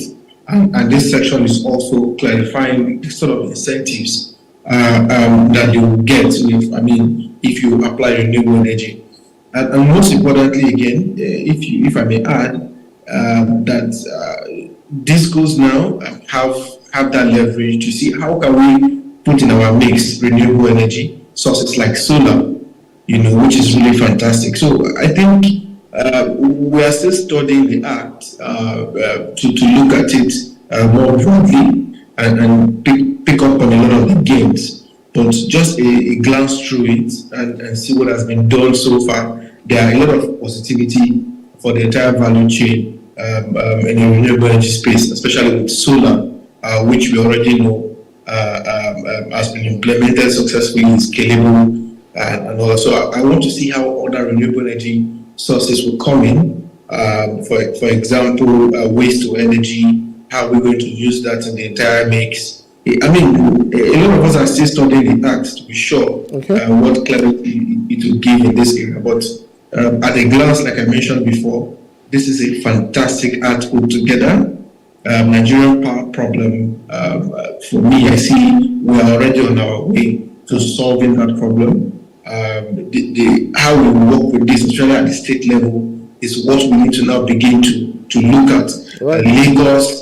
Lagos, Edo, and Kaduna are already leading this, especially Lagos. They already have their policy. Now they have to see how they begin to implement that. I want to see other states also take lead from there and begin to decentralize this. And like according to the Act, until states begin to fund their electricity markets and have their own policy, NEC will continue to act in those spaces until the states can provide their own regulations.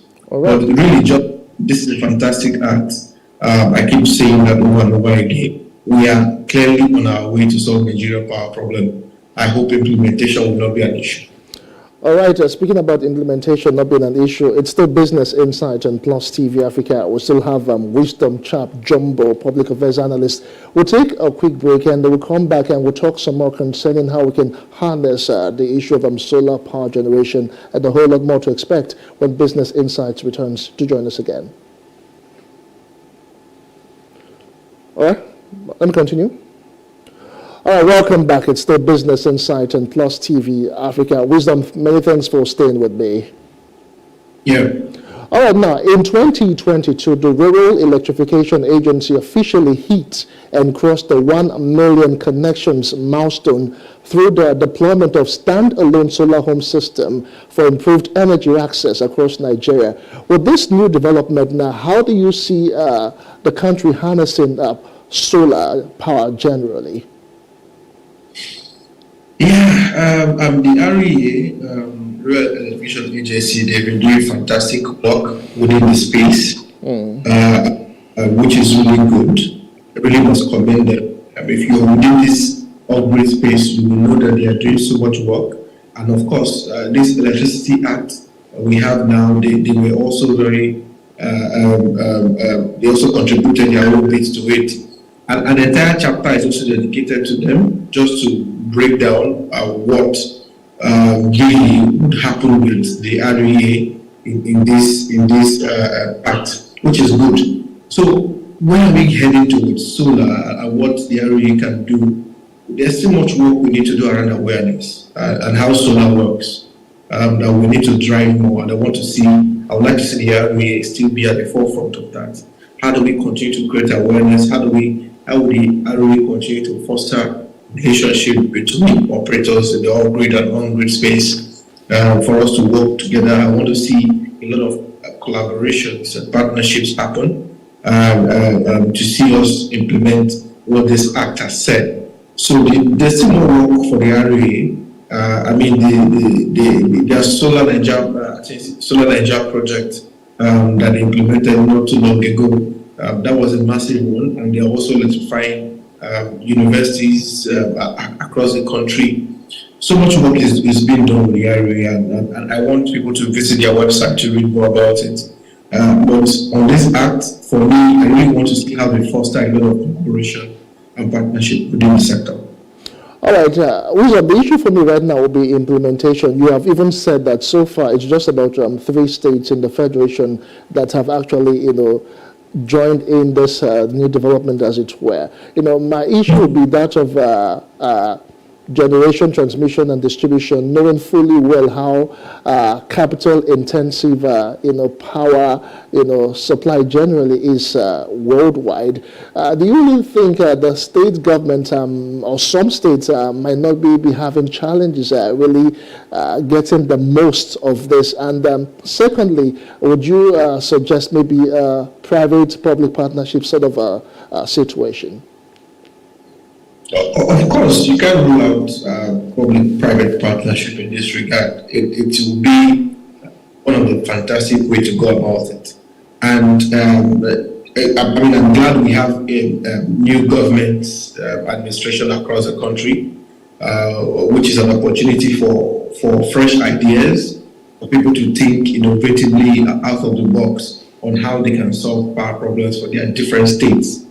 Yes, at the top of the mind, there are some states you will see that can they be able to go on this on their own. But again, you have to be innovative. Half of the work has been done with this act already for you. You just have to use it to your own. Work with your state assemblies to see how you can drive this. So different states, there will be peculiar issues to different states, but the state assemblies should be able to look inwards to see how can we leverage the public-private partnership with private sector people and see how we can. Some of the states, if government can even support, provide the funding. The companies are there to do the work. Justin, if I would say, for this to work effectively at the state level, there needs to be a lot of innovative thinking, not the way we used to think before. And one good thing this act is doing or has done is the fact that you can even infuse solar as part of your generation. So if you can generate power with solar, how do you put that into your own grid at the state level? So there are a lot of innovative things that can happen at the state level. And I want to see states because now we can hold federal government against federal government, this federal government that they have created that enabling environment by also decentralizing this to take charge, But of course, a few states we take the lead more on this. But generally, I would look forward to every state implementing this. Think out of the box. You know, it should be business as usual. Right. Think out of how, for example, a state in the southeast or a state in the south will be implementing this will slightly be different from the states up north. One of the biggest solar projects is in Kano or Kaduna that was inaugurated by former President Buhari before he left. You know, so up north where there is more work we can do with renewable energy and solar, for example, a lot of things will happen differently. But we want to see how these innovations will come. And very innovative ideas in this space. We want to see them implemented. All right, we look forward to seeing the wonderful things happening, of course, with the signing of the new Electricity Act. We also a very big thank you to you. My guest has been Wisdom Chap Jumbo, Public Affairs Analyst. Many thanks for your useful insight on the show for today. We do appreciate them. Thank you, Justin. Thank you. Yeah, my pleasure. And that's the size of the show for today. I will leave you with this feature on the future of the event industry in Nigeria. I am Justin Akadonye. Many thanks for watching. Bye for now. This one is nice. Okay, you look nice in this one. And so that was something that event managers were having to do. The event planning business is highly profitable and can be started with no or relatively low capital. It is, however, pertinent to note that it is a networking-oriented activity. With the progressive comeback from the pandemic, stakeholders have converged on Event Experience Africa to share and connect with other professionals to better position themselves to hit the ground running in 2023. Value for me, on the other hand, is also like understanding your customers. Led by Nigeria's foremost event planner, Funke Bokana Obrute, participants were intensively involved in an informative and unusual experience. They were engaged on drivers for sustainable business growth, curated sessions, imagined innovations and trends in the industry. They need a change of mindset. And for me, reset is either moving backwards, turning around, moving forward, pausing and rethinking. You know, you can either do a hard reset where everything changes, or you reset your mind, you reset your business, reset your life. I would say a melting point where everybody can come together to learn, to relearn, and then to just get education, to network. And I saw that there was really nothing for Africa. You know, I go for conferences internationally, all over the world. I've spoken, I've attended over the years, and I know that it can be very expensive. First of all, getting on the plane, buying your tickets, getting on the plane, getting the hotel, paying for the conference, and they're very, very expensive. But I just thought, how can we make it nearer for people? People who curate experiences across Africa are the event organizers, event planners, the vendors, and people in the value chain. See how powerful it is to actually put all of these people in one room. It's such an amazing thing. So if I'm to describe it, TEXA is unifying Africa and figuring out great ways to make this industry in Africa globally competitive. Right now, the world is actually, the entire torchlight is on Africa right now. Like I said, a lot of times people don't see them. They feel, it's just a big Ashoke, it's just a big color, it's just a big style. But truth be told, it's not true. What we do is basically curating a moment, a fashion moment for you. That's what your stylist does. So as much as it's pretty difficult to convince, sometimes your resume and what you've done and how you've been able to put your previous brides or your previous groups together just sort of makes it easier. But a lot of times, it's convincing them. TEXA 2023 was also targeted at corporate stakeholders such as brand and corporate communication activation managers, including experiential marketing companies. From your clients.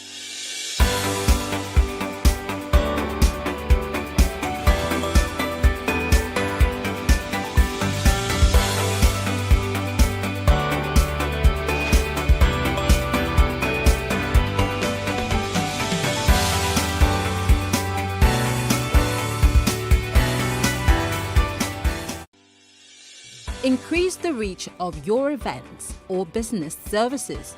To advertise on Plus TV Africa, please call 0906 0005719 or 0909 040 8408, or send an email to marketing@plustvafrica.com. Plus TV Africa. Big stories live here.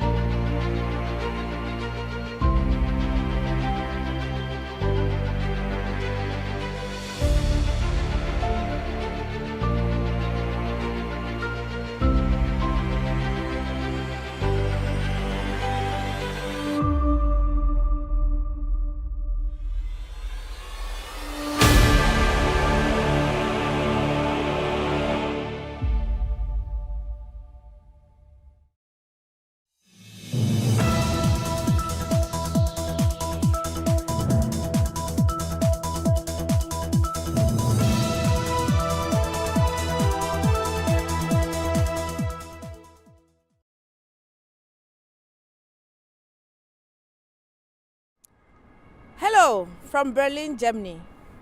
Nigeria is currently going through a recession. But what is the actual state of our economy? Is this as a result of the pandemic? Or there's more? Should religious organizations in the country be made to pay taxes? These are the conversations and the answers that you get to hear when you listen to these debaters.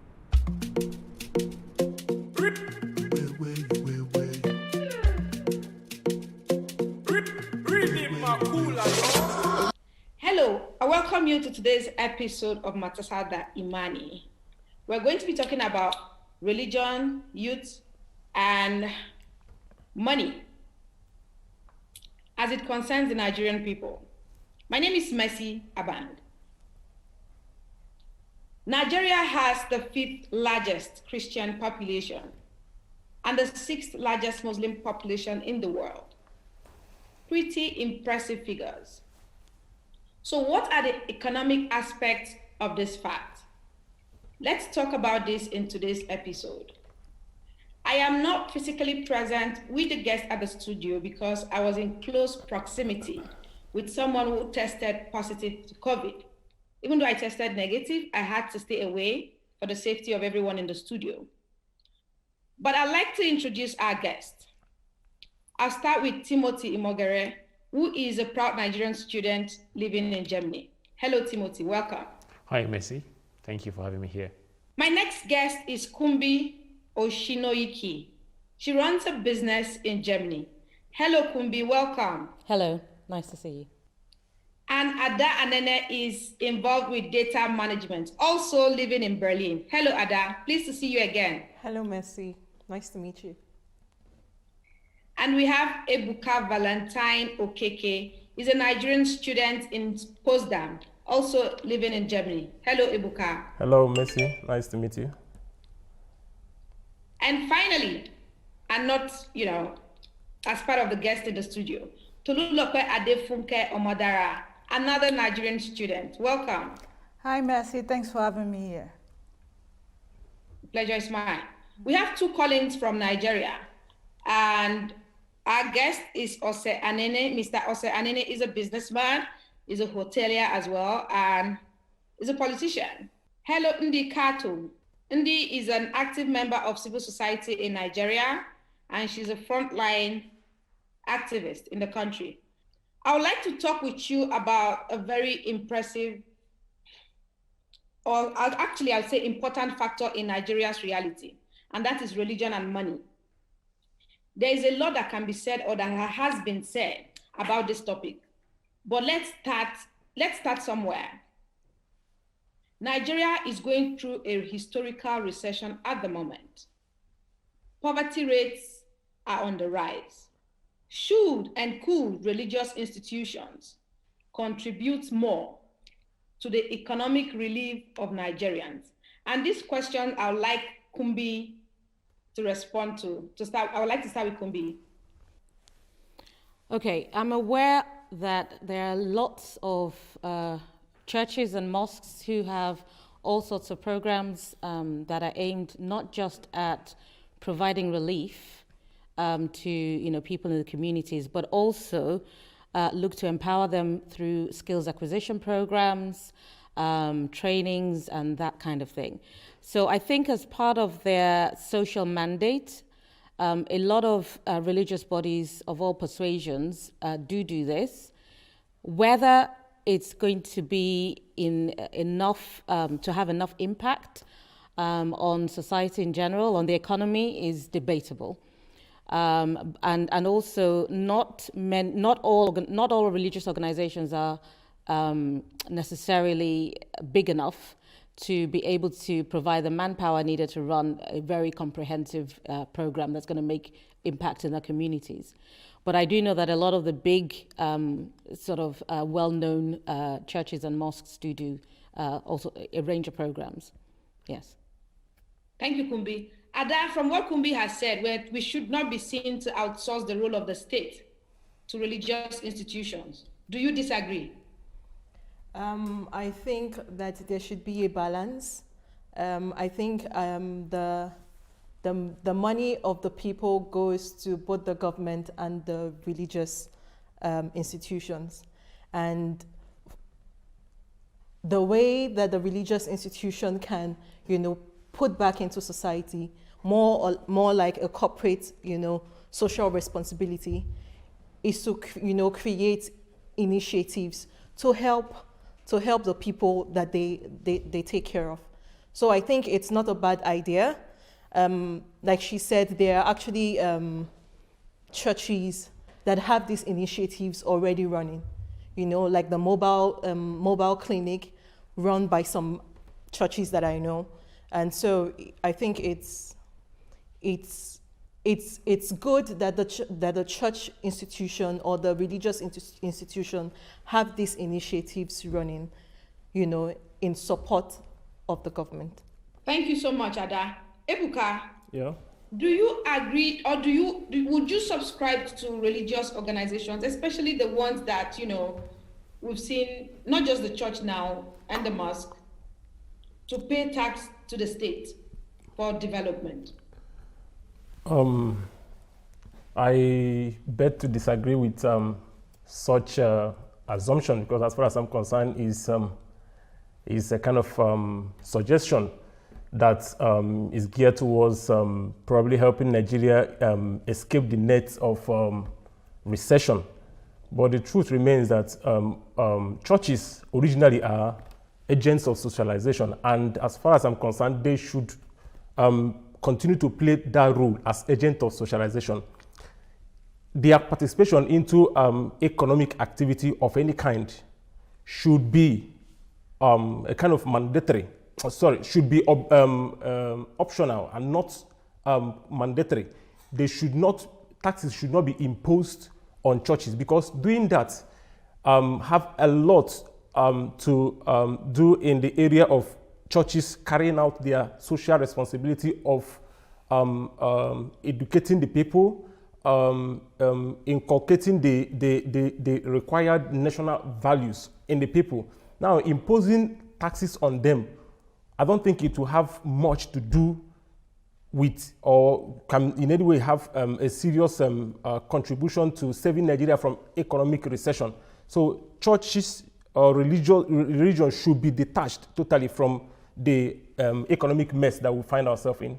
Thank you, Ebuka. Tolu, I would like to ask you this. In the UK and other countries of the world, churches are known, these same churches that are in Nigeria are known to pay taxes, but when they get to Nigeria, they do not pay tax. And there's a conversation right now, and there's lobbying before the National Assembly, where people are saying, if these churches are making billions and millions of dollars, why should the state not take part in that? What would you say? I think religion should remain separated from politics.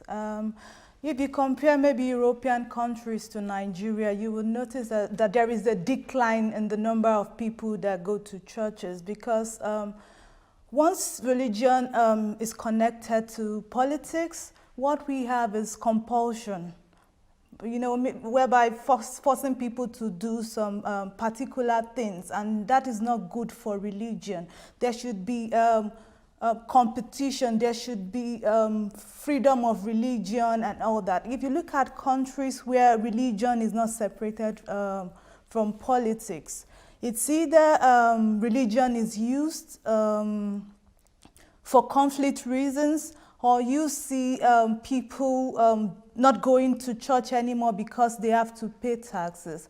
And it would discourage people from going to church, and they would before you know what, people won't learn the religious virtues that are very important for the society. Because let's take tithe for example. If the government says everybody should pay tithes, if it's a matter of compulsion, then it's also against the religion, because when you are doing something, you should do it out of joy, you should do it out of willingness and all that. So I think religion and politics should not be connected. Meanwhile, there might be religious bodies to check what the church is doing with the money. How are they helping the, what's it called? How are they helping the people, the church members, and all that?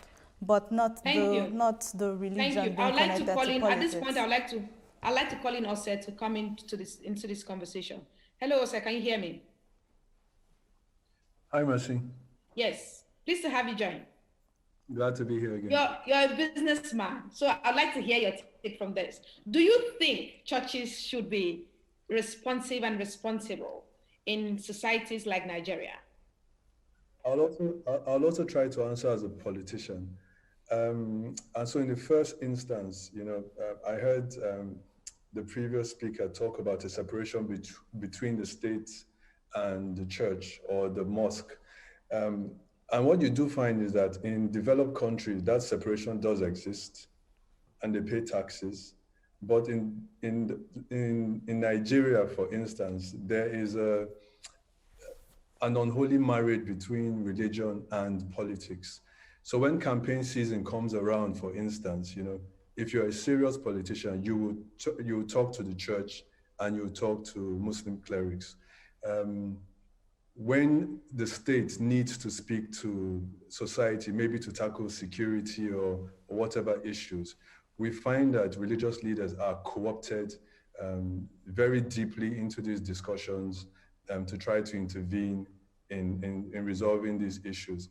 So, you know, that separation, I just want to make that clear that in Nigeria, that separation between the church, the mosque and the state doesn't really exist. Moving on to the conversation about whether religious bodies should pay tax. I also want to make it clear that the discussion isn't that members of churches should be compelled to pay tax. It's that if you have a church, for instance, where the senior pastor has 1 or 2 private jets, where he has private schools, where he sells merchandise, and he's making money as a business enterprise outside of, you know, regular church activities, away from ministering and healing and preaching, then I think it only makes sense that the religious bodies should be made to pay tax. That's my personal opinion. I don't see the reason why. I like that. I like that you talked about education, because it's also part of the conversation that we're supposed to have today. We've seen churches, big churches, I wouldn't want to call the names, and we're saying churches more because they're the ones that are involved with most of the projects when it comes to churches, when it comes to schools, hospitals, etc., in the country. We've seen huge churches where school fees in some of these churches are not within the reach of even the middle class. And I'm sure you can correct me on this. How then would you support the argument that these churches or these organizations owned by religious bodies, be it the mosque or the church, makes huge sums from school fees and the state should not be seen to earn from it? Well, so I'll speak. So for instance, Christians are supposed to pay 10% tithe. If you tithe as a Christian, it's 10%. In Nigeria, the VAT rate is 7.5%. So even if you were to tax a church, they would still be left with a 2.5% untaxed amount. Again, so I don't see the reason why an entity that's set up as a profit-making entity, and not just, it's not charity. My kids probably are unable to attend some of the more elite church school establishments. So it doesn't make sense to me that churches make money. You fall under the Nigerian elite. I'm going to fact check you. You fall under the Nigerian elite. So to say that your children are unable to afford some of the schools by churches is, I mean, you started this conversation by talking about a recession. So maybe 4 or 5 years ago, this statement would have been true.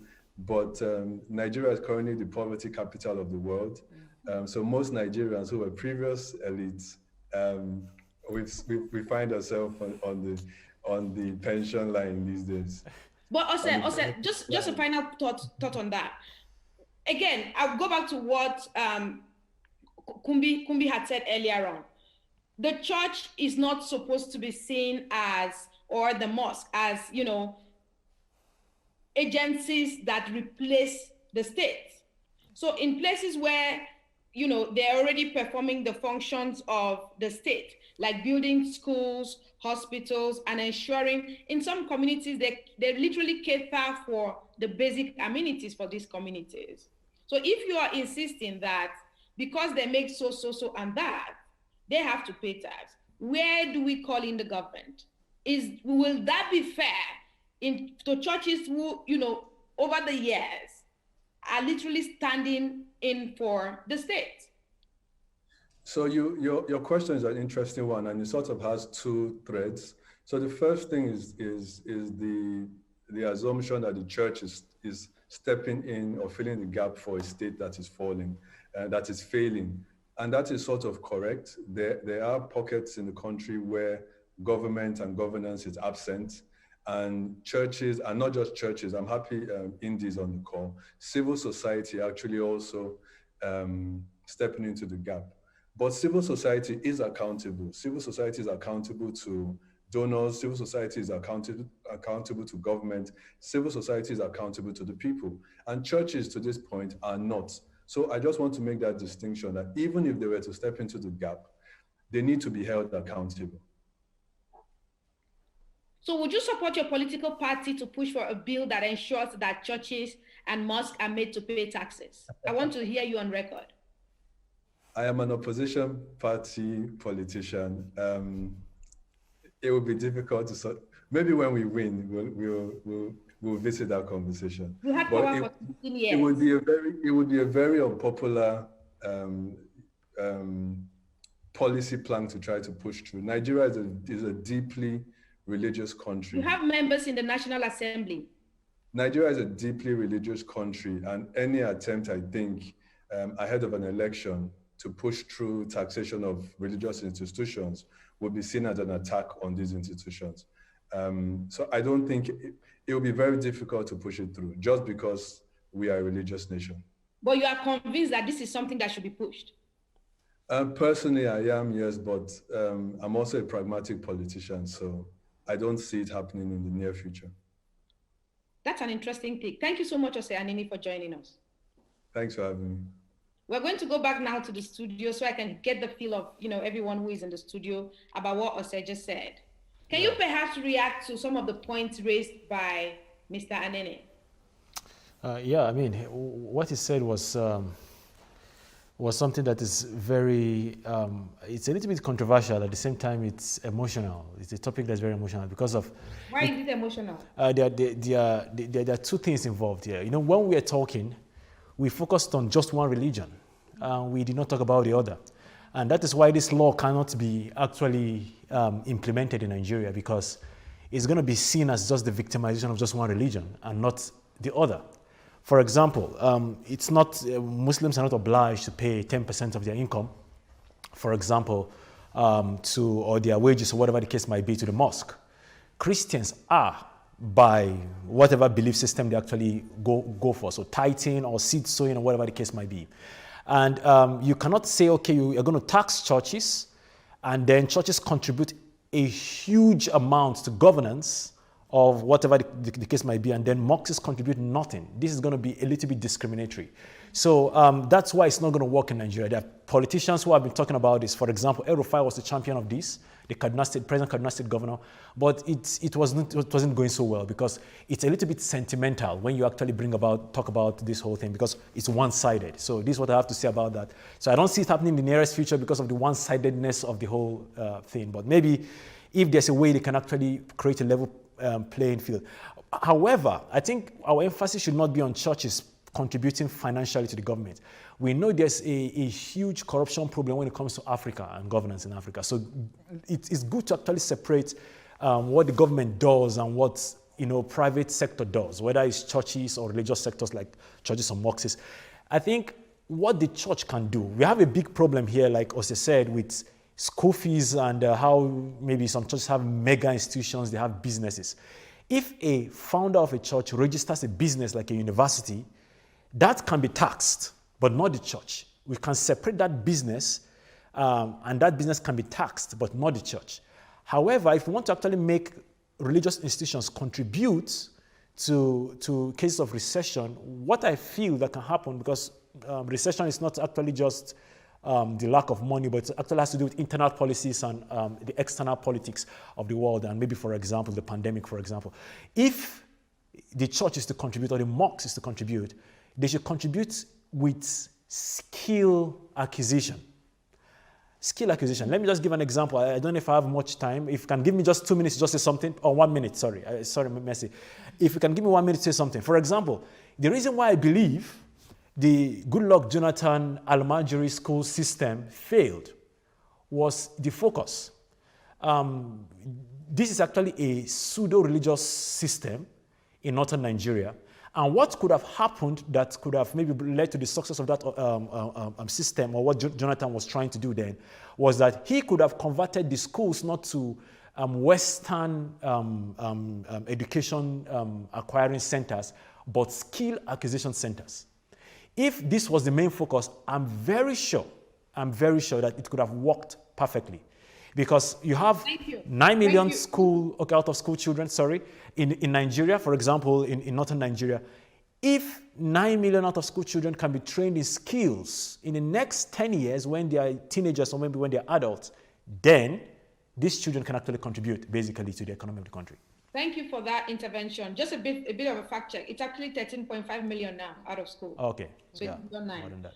Hi, Kumbi. When you spoke earlier, I noticed you made an argument for the religious institutions. I'm trying as much as possible so we don't focus on the church. Religious institutions.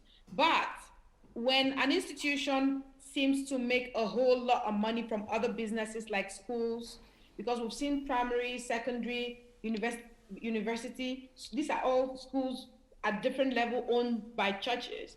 And if you go and find out the school fees, it's neck-breaking, as it were. When you hear that number, do you still argue that with all of the interest that comes in by virtue of students who pay school fees, the state should not at some point reach out and say, you know what, we actually do deserve our taxes? I have a very big problem with a blanket statement to say, oh, the state should collect the taxes, because we know that corruption is endemic in Nigeria. And I also have a big problem with the assumption that because an organization is making money, that is in itself wrong. We have, in the West, we have examples of lots of organizations that are philanthropic organizations whose purpose is to be social enterprises. So they have to make money in order to fund the causes that they support. And so I have no problem with any well-run organization making money for the purposes of contributing that money back into society. So not-for-profit is a valid business model, especially in a continent like Africa, where you do not have a recourse to public funds. We have no social security. And so if an organization is able to take the money that it receives from its congregation and multiply and grow that in order to contribute, to put that back into society, then that should be supported and applauded.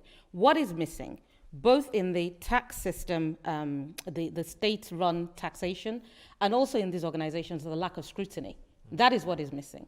And so whether you're collecting the money from the churches because you feel that the operations are opaque, or you're giving it to the states whose operations are even more opaque, you're losing. It's a lose-lose situation. What we need is transparency. We need anybody who's collecting money under any guise to be able to account for how that money has come in and where that money has gone. And I think that we ought to be, the state should be supporting and putting in processes and laws that support organizations, especially in developing countries, to use whatever resources that they have to multiply that and to put that back into society. And for those organizations to have properly scrutinized, reporting structures. They have people that can be held accountable. They produce reports. They have a commission that oversees all of that. I support, provided it's done in an open and transparent way. But to collect money from organizations that are doing good and give it to politicians who are going to put it in their villages and build mansions with 7 swimming pools and all sorts of nonsense, I don't see how that is good for anybody. So I think everybody's issue is around transparency. I have no problem with anybody making money and multiplying that money in order to benefit the masses. Ebuka, Kumbi just touched on something that I find very important to this conversation, and that is accountability. If you recall, perhaps in the 90s, if you were not too young to know that, in the 90s or in the 80s, we had schools owned by the Catholic Church. Let's use the Catholic Church as a case study now, right? And government took over these schools. Government took over these schools. And today, most of these schools, even the King's College in Lagos, they're mostly in dilapidated conditions as I speak. Do you then think that most of the Pentecostal churches now and some religious organizations stepping in to set up schools and stand in the gap and increasing school fees and, like we had rightly pointed out, do you think the point made by Kumbi that, accountability is an issue that we should not dismiss? Hence, the churches should not be seen to send the monies they're literally trying to raise to help the communities back to the state, especially knowing that these same states are yet to account for even the schools that were handed over to them by the missionaries.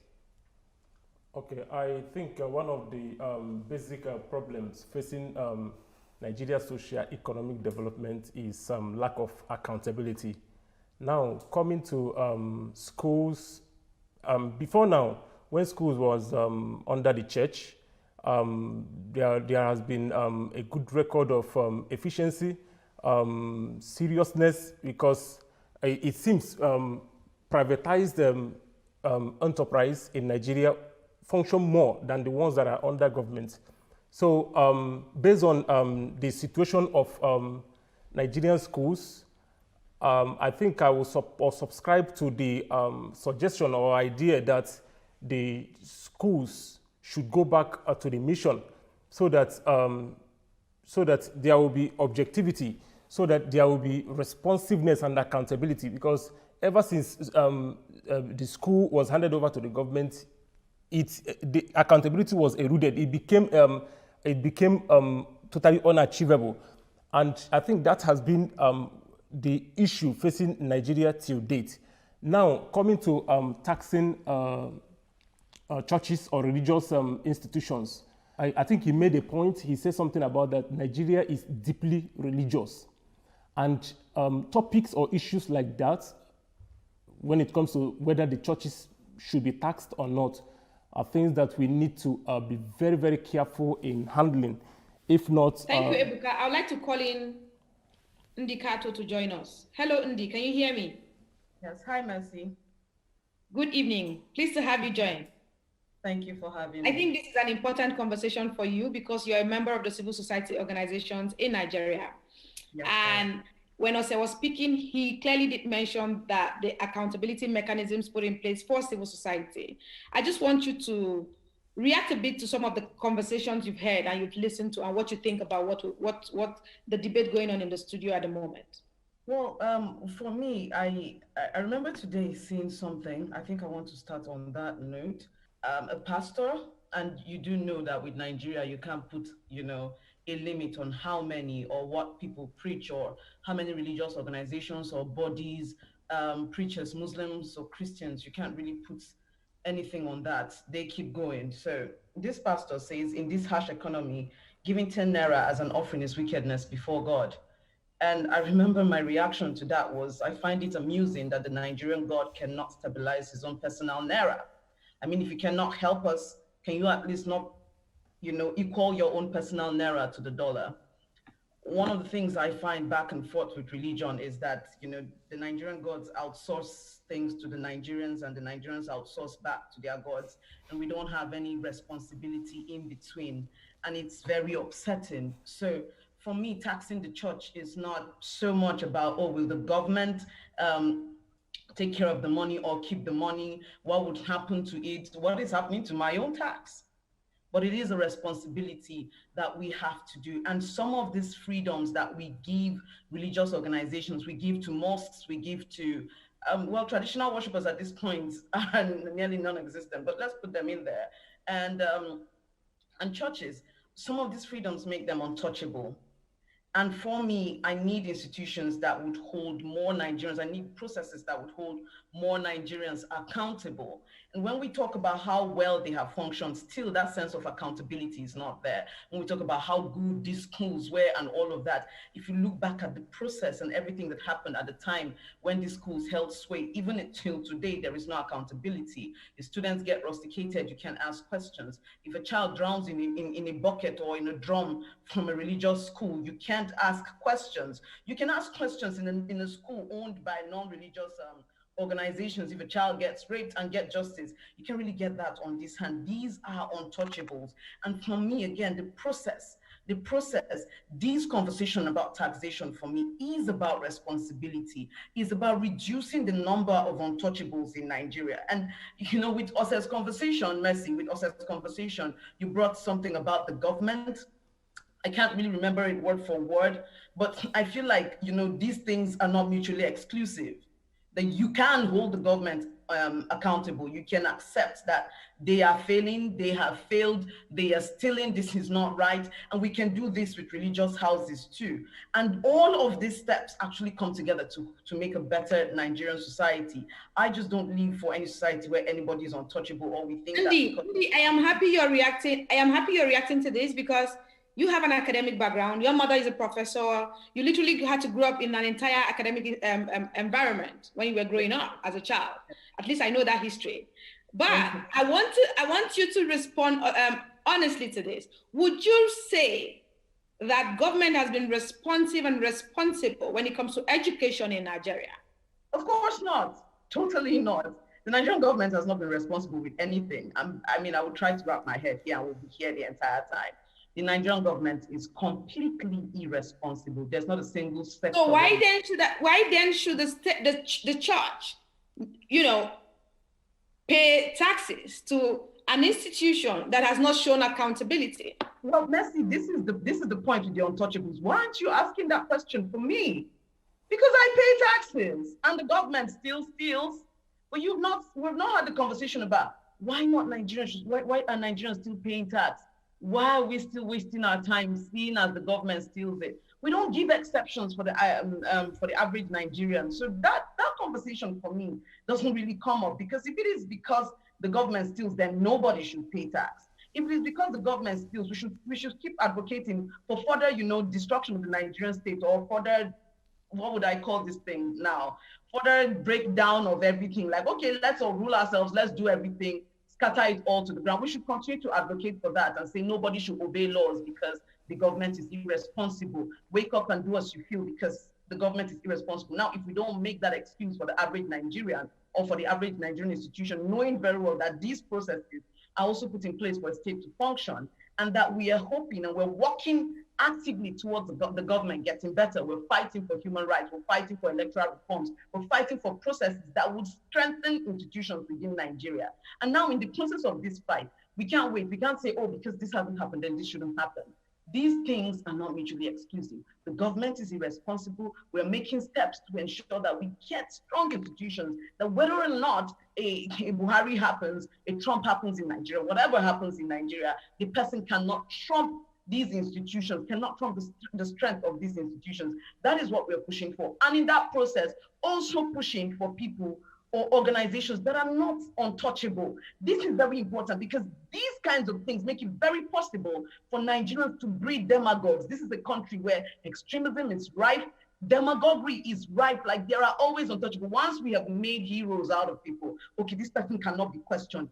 And for me, being able to question religious institutions in Nigeria, to put them through the test of conforming, for me, that is a very important step. And it's less about whether, oh, they are using their money to feed the poor. I'm using my money to feed the poor, Messi. Check my local government, and I still pay tax. I still pay tax. Many Nigerians are paying black tax, or as we'll call it, the Nigerian tax. Also, will be feeding people in the village. Messi, you are doing the same. Almost everybody does this. I have my own borehole. I pay for my own water. I pay for most of my electricity in Nigeria. I pay for my security in Nigeria, and I still pay tax. I still pay tax. So it's just not excusable for me. It's not excusable. And let's be clear. Okay, carry on. Thanks for that point. I will definitely go back to that. I will have to ask the people in the studio, but I will not let you go without asking you this question. Nigeria currently has 13.5 million out-of-school children. Perhaps with COVID, that number is likely to go up. And this is, and of this number, about 10 million is in northern Nigeria. You are a northerner. Yeah. Do you think Almajiri should be abolished? Of course it should be. It's modern day slavery. These children go through a lot. I would like to paint, back when my mom was still alive, the University of Abuja Staff Quarters has this clinic, and they usually bring the boys. And I remember they brought one time I went there for treatment, and they brought one boy. He was close to death. And the malam was like, they should just give him the drugs. And the nurse was like, you can't give this child this drug. He's going to die. He hasn't eaten. Has he eaten? Just give it to him. Just give it to him. And we learned that boy died.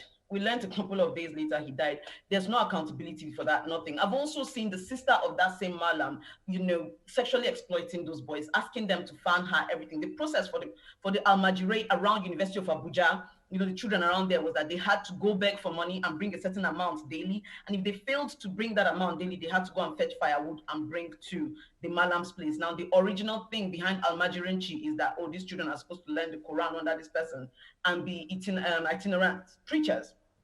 But that is not the case. Even the initial case is wrong. There's no way that underage children should leave home and then go to a place to learn to be itinerant teachers under a system that is not properly regulated.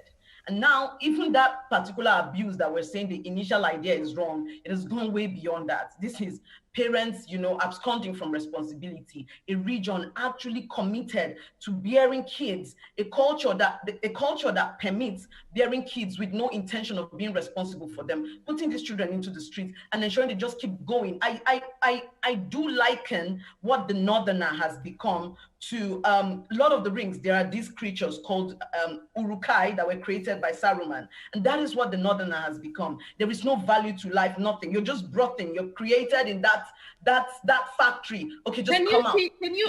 Can you also see that these are the points you just raised, is perhaps a fallout of the lack of accountability within the religious system that the state has not properly managed. Of course. But carry on, please, Mercy. Would you then say that regulation of activities by some of the imams needs to be put in check? Because beyond the fact that I bet a child and just send a child to a malam, is because there's a system that allows it to perpetuate. So how can we then have a country that controls and manages that process in a way where we do not wake up one morning and we have 13 million out of school children doing nothing? So first of all, we need to criminalize the act of sending your child to Almajiri schools. We really need to criminalize it. The first step for me is the parents. The parents have to bear responsibility.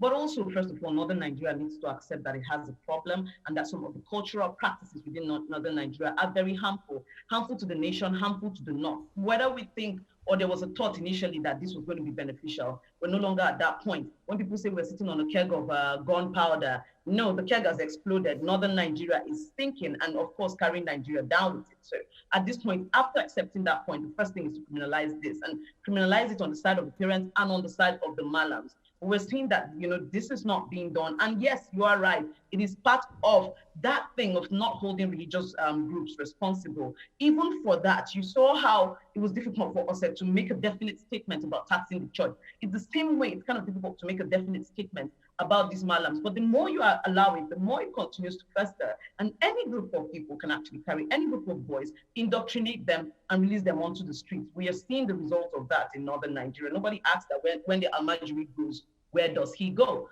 Nobody asks those questions. So the Northern example is enough for Nigeria to know that at this point, everything must be questioned. And it's not just the religious organizations themselves, it is the religious idea. Nigerians must learn to question and hold accountable everything, from ideas to the bodies that perpetuate these ideas.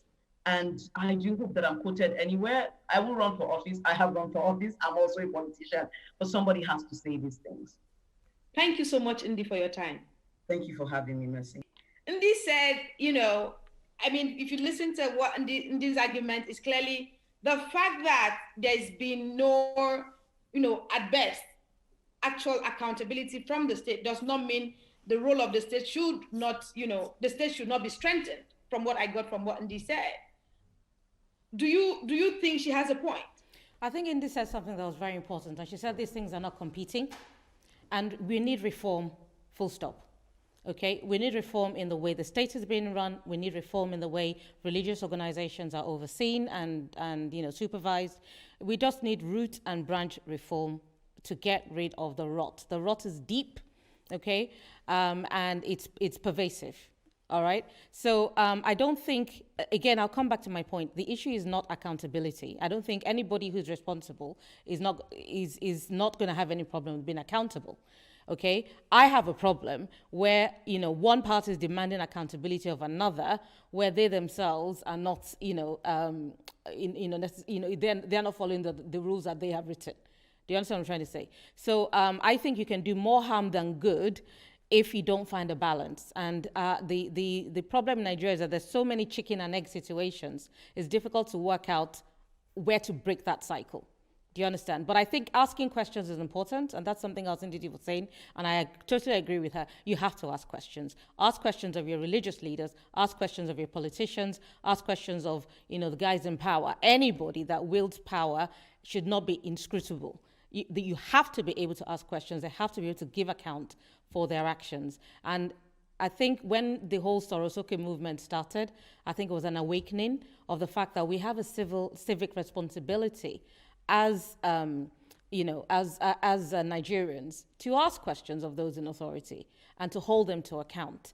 And people are only beginning to wake up to the powers that they have to recall their senators and, to petition their parliaments and all this stuff that we haven't been doing. We're very good at sitting at home, wringing our hands and complaining. And we're very good at going on Twitter and shouting. But, to use the powers that we already have to hold our politicians and our religious leaders to account. We're not doing it, and I think we need to start doing so. And in the process of doing that, we need to have the reforms we're looking for.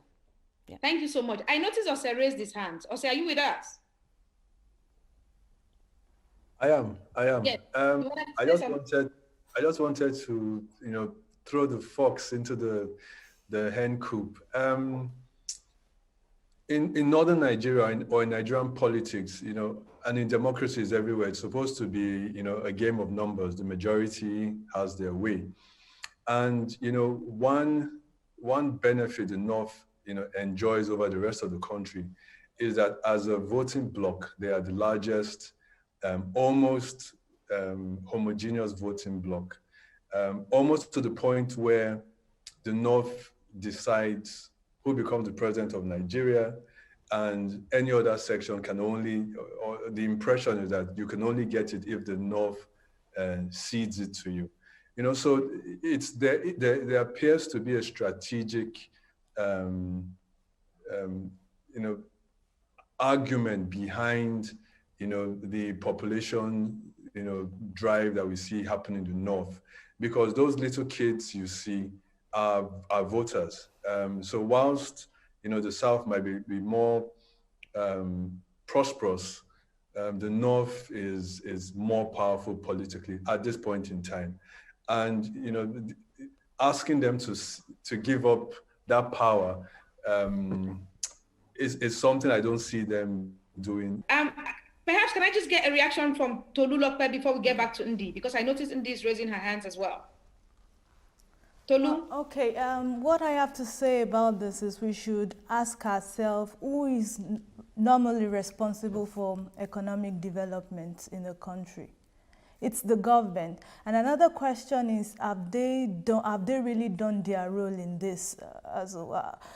The problem is the corruption rate in Nigeria is too much, and we see that the religious organization is developed more, they are more active than the government. They provide for their people and all that. I think that is why they are so active in matters that concerns the state.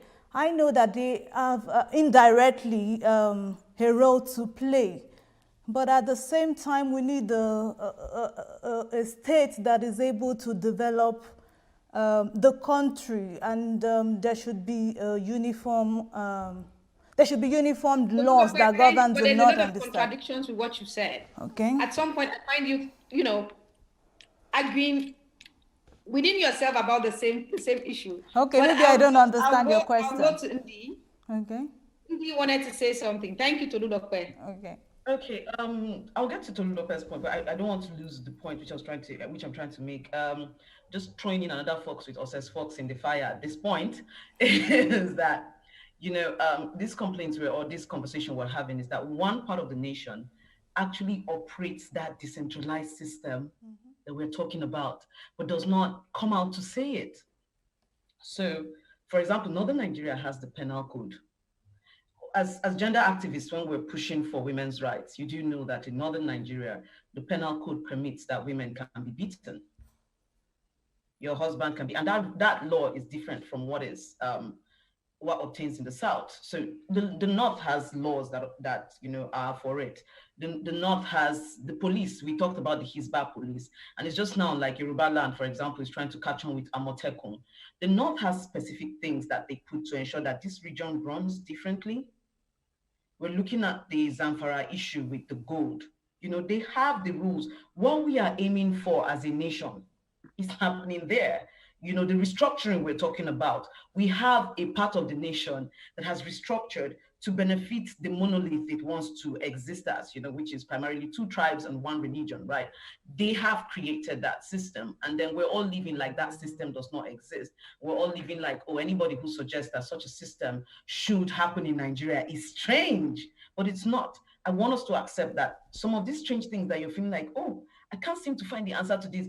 This is like this. It looks like, wait, what? It looks odd. No, it is happening. It is happening that a part of Nigeria is doing its own, it has restructured, but it's functioning with the illusion of no restructuring, benefiting from no restructuring at the federal level while acting as a restructured body at this level. Oh, this side does not tolerate alcohol, but this side will benefit. So some of these things, we have to look at them closely. Perhaps there's another time for conversation for that.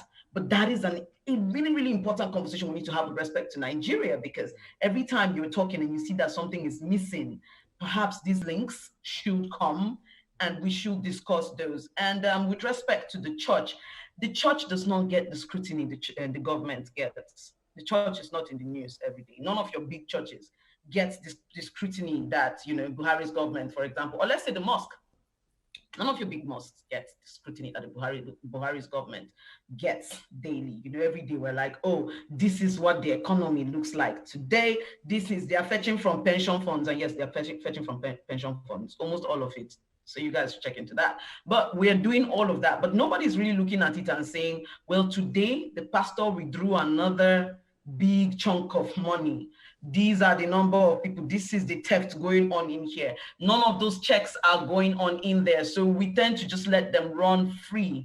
If it was on the same level, you would see that, no, this rot is the same, and the help you think is coming does not really balance with how much is going into those institutions. Yes, we do not think that mosques give tithes, but they actually do give a lot of offerings, and money goes into these things. People fund these things. Perhaps some of the taxation should include looking into the accounts of these organizations. What is the solution, Ndi? What then is the solution to the Nigerian problem as identified by everybody? Well, Nigeria needs to have a conversation about restructuring. Abuja needs to be a weak center, if it needs to be a center at all. Nigeria needs to be restructured. We are too heterogeneous to run the way we're running. Every Nigerian state or region has to be competitive and provide for itself. What we have right now is a rent-seeking state. So with a rent-seeking state, there is no responsibility. If, for example, Zamfara needs to cater for itself without collecting money from Port Harcourt's coffers or from the oil from that place, people will have a proper conversation about dropping a lot of children. They won't be dropping children and thinking of them as numbers for elections. If you had to provide for yourself, you would have to start having the conversation. Okay, we want to have these numbers up. We are thinking of Almajiri and not saying anything about it, but we need to provide the funds and figure it out on how to balance this out. If that is the situation Nigeria finds itself, most of these things will not be happening. And so when the restructuring conversation comes up, we tend to make it look like, oh, these people don't like the North, these people don't like the South. No, it's actually going to enable a Nigeria that is more responsible. Because as a state, if you know that your state is not functional and no Port Harcourt oil, no Bielsa oil is coming to save you, you will behave yourself. Right now, we have governors who don't have to have any ideas. They have run out of money. They have gone to the pension fund to fetch 6-point-something trillion naira. Where is that money coming from? We know how the whole circle of the oil rent state or the oil state we are dealing with here is. So we have governors who are not going to have to think of any great ideas for their state. What are these governors going to do? They are just managers. Money comes in, they do. Money comes in, they do.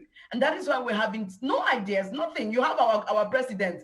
Our president, what did they commissioned 104 buses the other day. And I laughed. I said, I come from Jama'ah local government. What is 104 buses? Even for Jama'ah local government in Kaduna State, that is not enough. And so this oil state, this petrol state has made everyone lazy. It is a business arrangement. Everybody feels like they can just come in and benefit from this state and go. Nobody has any ideas and it's not working. Nigeria must restructure. Thank you, Ndikatu. Let's get a closing statement from Timothy, Kumbi, Ada, Ebuka, and Tolulope, so we can wrap this up. Thank you so much, Ndi. Hello, Timothy. Can we get a closing remarks?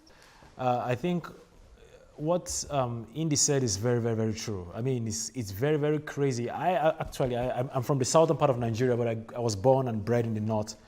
I lived in Kaduna State. I know quite a lot about Jama'ah local government in Kaduna State. I live in Zamfara State also, so I was there when the whole Sharia thing started in year 2000, 2001, etc. And it's quite crazy to actually see that a state benefits so much from taxes from Guinness and etc., Heineken and the rest of them, and then you destroy beers that are coming into your state. This thing it's not happening right now. It has been happening in year 2000. Lorries were burnt. A lot of stuff were destroyed. So this is actually quite crazy. And like what she said, the northern part of Nigeria is actually running a different system from the southern part of Nigeria. The southern part of Nigeria is secular. The whole thing that pertains to the to the governance of that section of the country is different from, for example, the north that runs a kind of pseudo-fiscal federalism, whereby each region controls their resources. Each region has control over their police, the Hizbah police. They have their own kind of laws, etc. So this has to change, and restructuring is actually the only answer. And finally, as regards the whole thing about, she talked about taxing the church and the rest of them. I still don't agree with what she says completely, because I would say you can tax the church when it starts doing business. So you can target the business of a church, for example, when they begin to collect school fees, for example, when they have universities. That should be taxed. But the tithes that people pay to the church should not be taxed. This is a religious obligation that people have to fulfill. It's not a business. Thank you, Timothy. And it should not be taxed. Okay, so I just want to say that Indy is absolutely right. We have to restructure. And I think actually that decision is going to be made for us. Because the one thing that we have been relying on and all these years, oil, the demand for it all over the world is rapidly declining. In 10 years' time, nobody's going to be manufacturing cars that are driven by petrol. So we have to restructure. When the money dries up and nobody can rely on the money from Bayelsa or whatever state, everybody should be living off their IGRs. Okay? Those state governors should find a way of generating revenues internally and living off that. And when we start to do that, I think we'll see that some of the changes we're looking for. At the end of the day, it falls down to making that separation. What the government should handle and what the religious institutions can do. It's not mandatory, but it's their responsibility. It's a responsibility they need to give back to the society. And we need to come to that point where we need to understand this, that at the end of the day, it is the government fulfilling their duties to its citizens. The state, as in we have relied so long on us, we have self-governed ourselves for so long. We have fixed up the things that have gone wrong all by ourselves. And right now, it's about time that the government takes charge of its responsibilities and begins to do it, not looking at the religious bodies, but fixing it first for themselves and by themselves. For themselves and by themselves. Ebuka. Nigerian governmental system always have a way of suppressing a cause that would have been of immense advantage to the nation. Now, there has been clamor for restructuring across the geopolitical regions of Nigeria. And you see the system and the people that run the system, especially the politicians, they do all they could to suppress that national urgent need. And as far as Nigeria is concerned, restructuring remains the basic solution to Nigerian problem. Because when we restructure, we need to come to the drawing board. We need to have serious renegotiation. We need to have a lot of national discussions. Thank you. Thank you so much. Tolulope. Okay. Finally. I think I also support restructuring because this will ensure competitiveness as well among the states. Each state government will be able to think and meet the needs of their people. So I really support restructuring instead of a government just being elected and just performing ceremonial role without, they don't even understand what it is to do strategic planning. So when there is decentralization, each state will be able to, think of a very good strategic plan that will favor their states and implementation and evaluation, because then each state would be getting resources according to their productivity. So I think decentralization is very important. Then as regards churches paying tax, I think the question is, what has the government also done to support churches? It should be vice versa. Okay, so I don't think we are there yet where churches have to pay tax, because presently they are doing actually more for their people than the government, I will say. Who do the people run to when they have problem? Most times it's churches that help people get through their emotional needs and some of the needs that they have. Thank you, Tolu, for your input.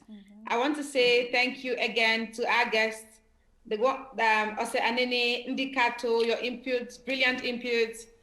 Kumbi, Timothy, Ada, Ebuka, and Tolulope. Thank you to everyone watching and those that are going to watch much later.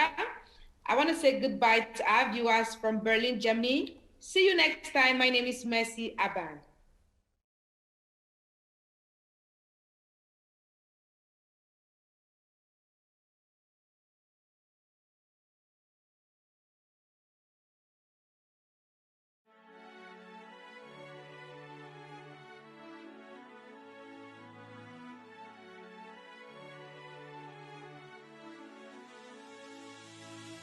It is engagement we need to have. Those who suffer miscarriages are never taken into account. Members of the National Assembly are also influence peddlers. You are sitting on Nigerians' money. From the Babin, I pay my rent. On the Babin, I send my children to school. A consultative engagement. No any tangible notification before they ban us. It's one thing for people to be at your back and the heat of the moment, and another thing for them to still be with you when push comes to shove.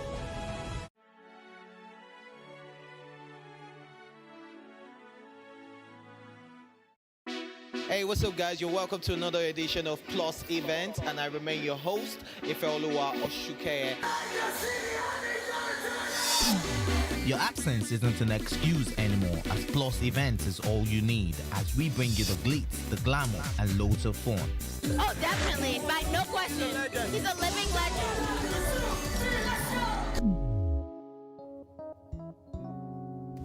Oh, God forbid, Holy Ghost fire, I know. I just want to be blown away. I want to be wild. This is 11 years of doing it.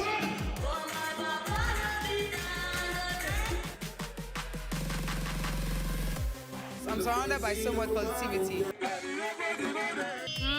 No, it's okay. Yo, what's up, my people? It's your boy Starboy Terry. You're watching Plus Event on Plus TV. Stay glued to Plus TV Africa every Saturday and Sunday, 4:30 p.m. West African time. Increase the reach of your events or business services. To advertise on Plus TV Africa, please call 0906 000 5719 or 0909 040 8408 or send an email to marketing.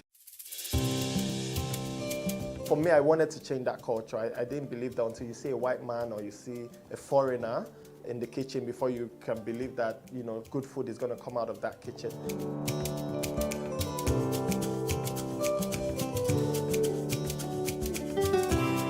You can leverage on each other's spaces and, you know, sell. We believe in Nigeria, right? We believe that Nigeria can get better. We, the youth, are the ones that can make it better. And my products are proudly made in Nigeria.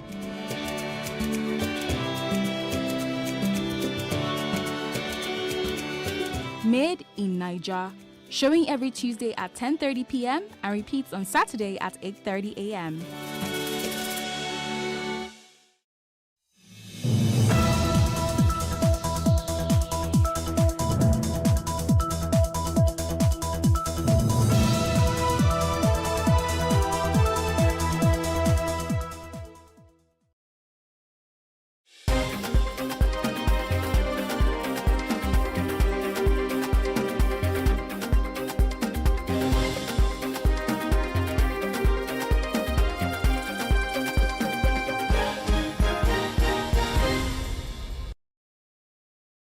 Good evening, I am Messi Bopo. This is the news update. The new administration led by President Bola Tinubu has renamed some federal airports after several notable Nigerians as part of the reforms of the aviation sector. This is according to a memo by the Federal Ministry of Aviation dated June the 1st, 2023. According to the memo, the Maiduguri Airport was renamed after the immediate past president, Muhammadu Buhari, and the Port Harcourt Airport after the late nationalist Obafemi Awolowo while the Nasarawa Airport immortalized the late founder of the Sokoto Caliphate, Usman Danfodio. Also, the Benin Airport was renamed after the Oba of Benin, Oba Akinzu II. Ebonyi Airport after the late Senate President Chuba Okadigbo, and the Ibadan Airport after the late Premier of the Old Western Region, Ladoke Akintola. Vice President Kashim Shettima on Monday decorated the Acting Comptroller General of Customs Adewale Bashir Adeniyi at the Presidential Villa in Abuja. Adeniyi was named the Acting Comptroller General of Customs by President Bola Tinubu alongside other newly appointed security heads. The decoration of Adeniyi comes days after Vice President Kashim Shettima decorated the Acting Inspector General of Police Kayode Egbetokun. We are going to be professional in our approach. There are a number of partners, stakeholders that we are going to be working with. It's a very onerous task for the customs, but we believe that we will be working alongside other stakeholders, other partners that we have identified who yearn to work with us, who felt that they've not been given enough say in customs matters, customs operations. So we intend to come up with a number of innovations that would help to carry along those stakeholders, those partners. We're going to leverage technology. We're going to try and use those innovative technologies to break new grounds in customs operations. Construction on the Lagos-Ibadan Expressway to aid the flow of traffic in light of the forthcoming Eid al-Kabir festivity this week. The Federal Ministry of Works and Housing, in a statement by the Federal Comptroller of Works in Lagos State, Olukorede Kasha, noted that the construction work on the busy highway would be suspended from Tuesday, June the 27th to Sunday, July the 2nd. Meanwhile, construction activities is expected to resume by Monday, the 3rd of July 2023. The Sokoto State Governor Ahmed Aliyu has called on the people of the state to remain calm and law-abiding. The governor made the plea in a statement signed by his spokesperson, Malam Abubakar Bauer, following an attack on Usman Buda Mai for purportedly making blasphemous comment on the personality of Prophet Muhammad. Aliyu called on the people of the state to desist from taking laws into their hands. Instead, they should report any alleged crime or blasphemy to the appropriate authorities for necessary action. Force Public Relations Officer Olumuyiwa Dejobi has called on clerics to enlighten their followers on the issues of blasphemy against the Prophet.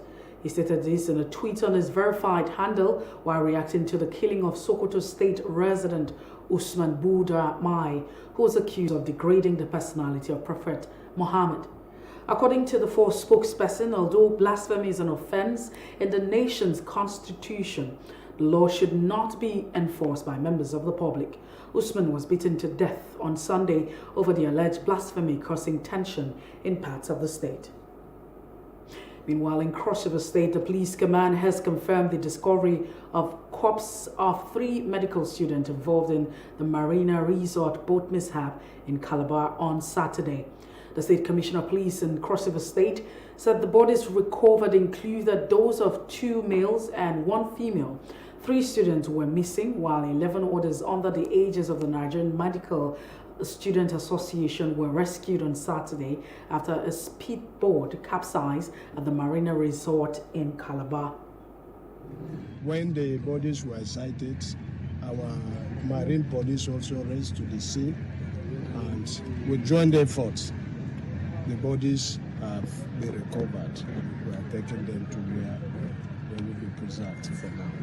His Excellency is not sleeping on that. He is already taking some actions. If you can see, the Marina Resort was shut down yesterday. And that is to tell you that this incident is taken serious, and all the measures needed to safeguard lives and property in this area of the economy is being addressed. And you will hear that in no distant time from the authorities concerned. Now, some of the medical students were said to have come from universities across the country to attend the annual Health Week in Calabar. Dozens of protesters on Monday hit the streets of Kano to express their displeasure with the ongoing demolition exercise of the state government. Speaking on behalf of the protesters, Sani Baba of the Coalition for Good Governance and Change Initiative said Governor Abba Kyari or Abba Yusuf's actions are irresponsible. The state government pulled down some structures while several orders have been marked for demolition. The government premised this action on the grounds that the land upon which affected structures were erected were illegally allocated by the immediate past government. The Kano state government has announced plans to rebuild demolished roundabout near the government house, adding that it will relocate the structure to a more secure environment at the outskirts of Kano city. Governor Abba Yusuf, in a meeting with the designer of the Golden Jubilee edifice, Karl Tume Hanner in Kano, expressed the government's commitment to infrastructural development.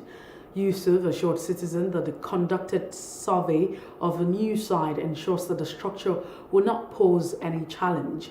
He emphasized government's dedication to improving the state's infrastructure.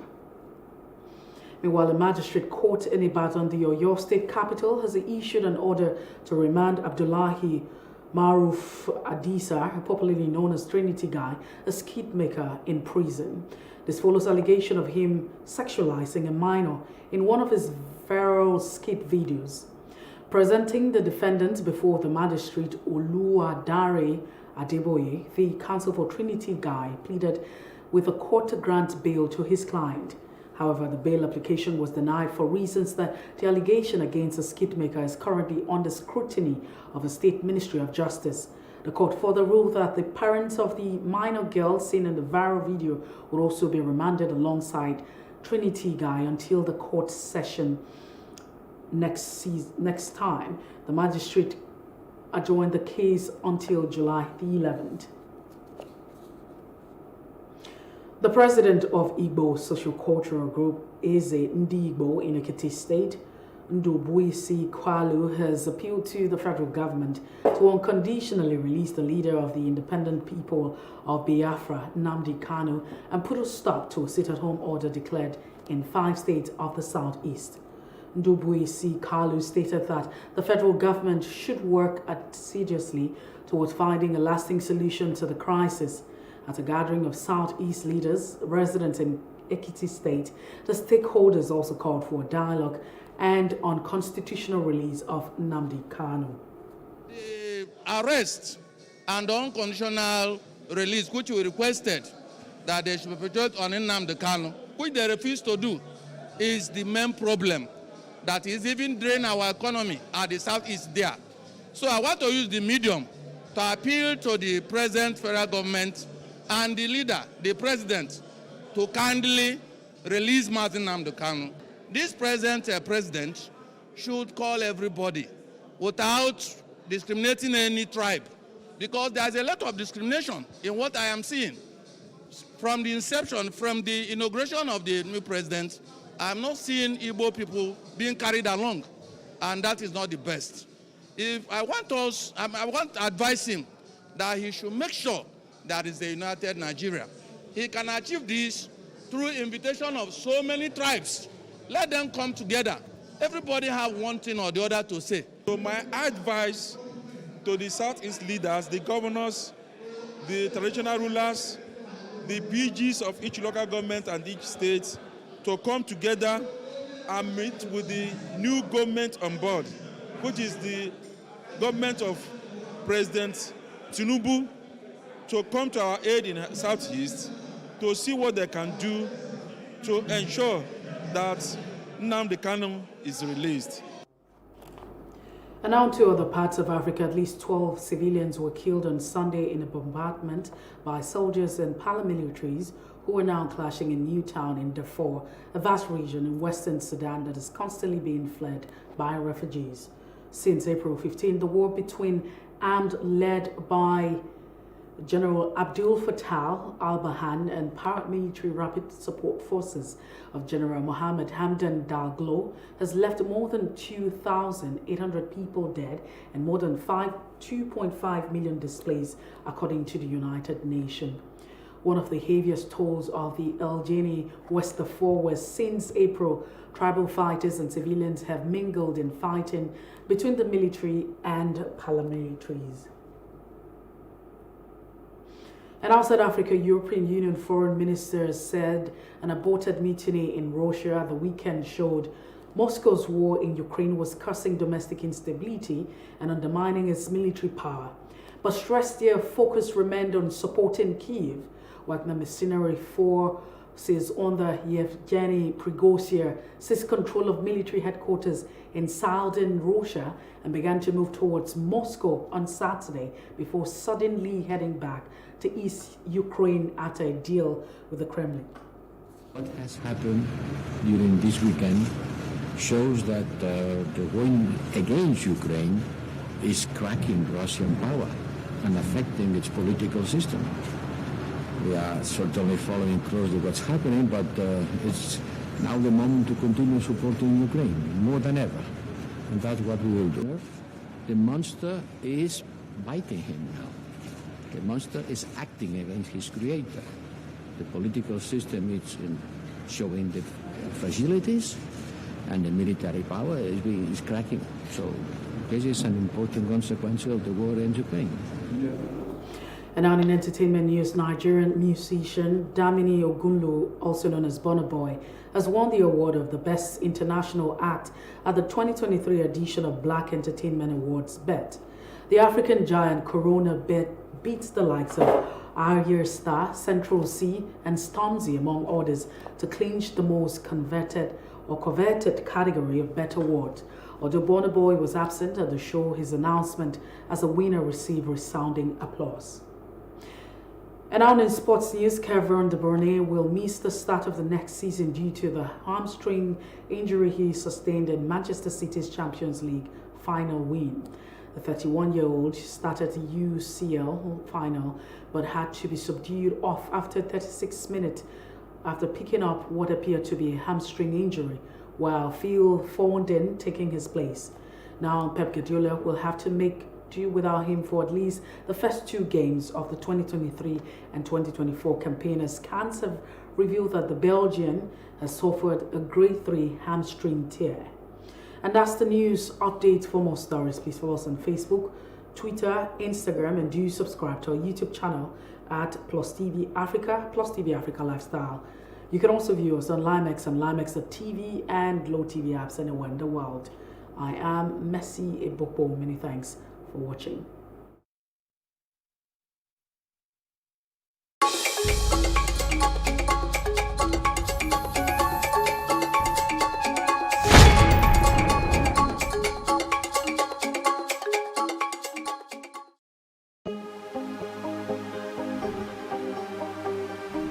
This is it for upcoming artists to blow in Nigeria.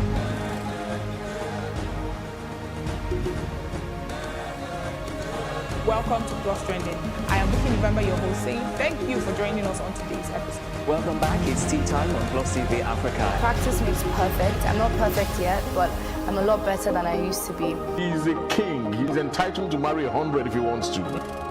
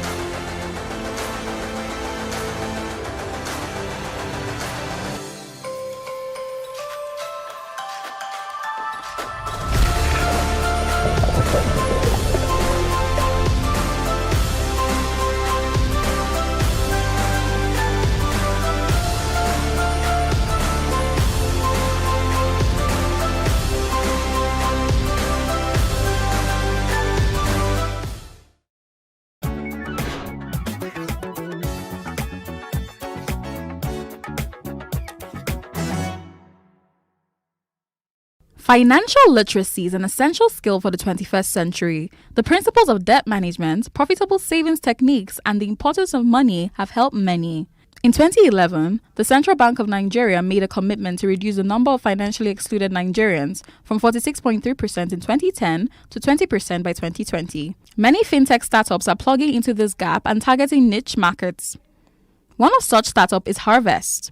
Harvest was founded by Sholape Akimpelu, who once worked at a marketing agency. Her dream is to help women in Africa take control of their finances by bridging the economic gender gap.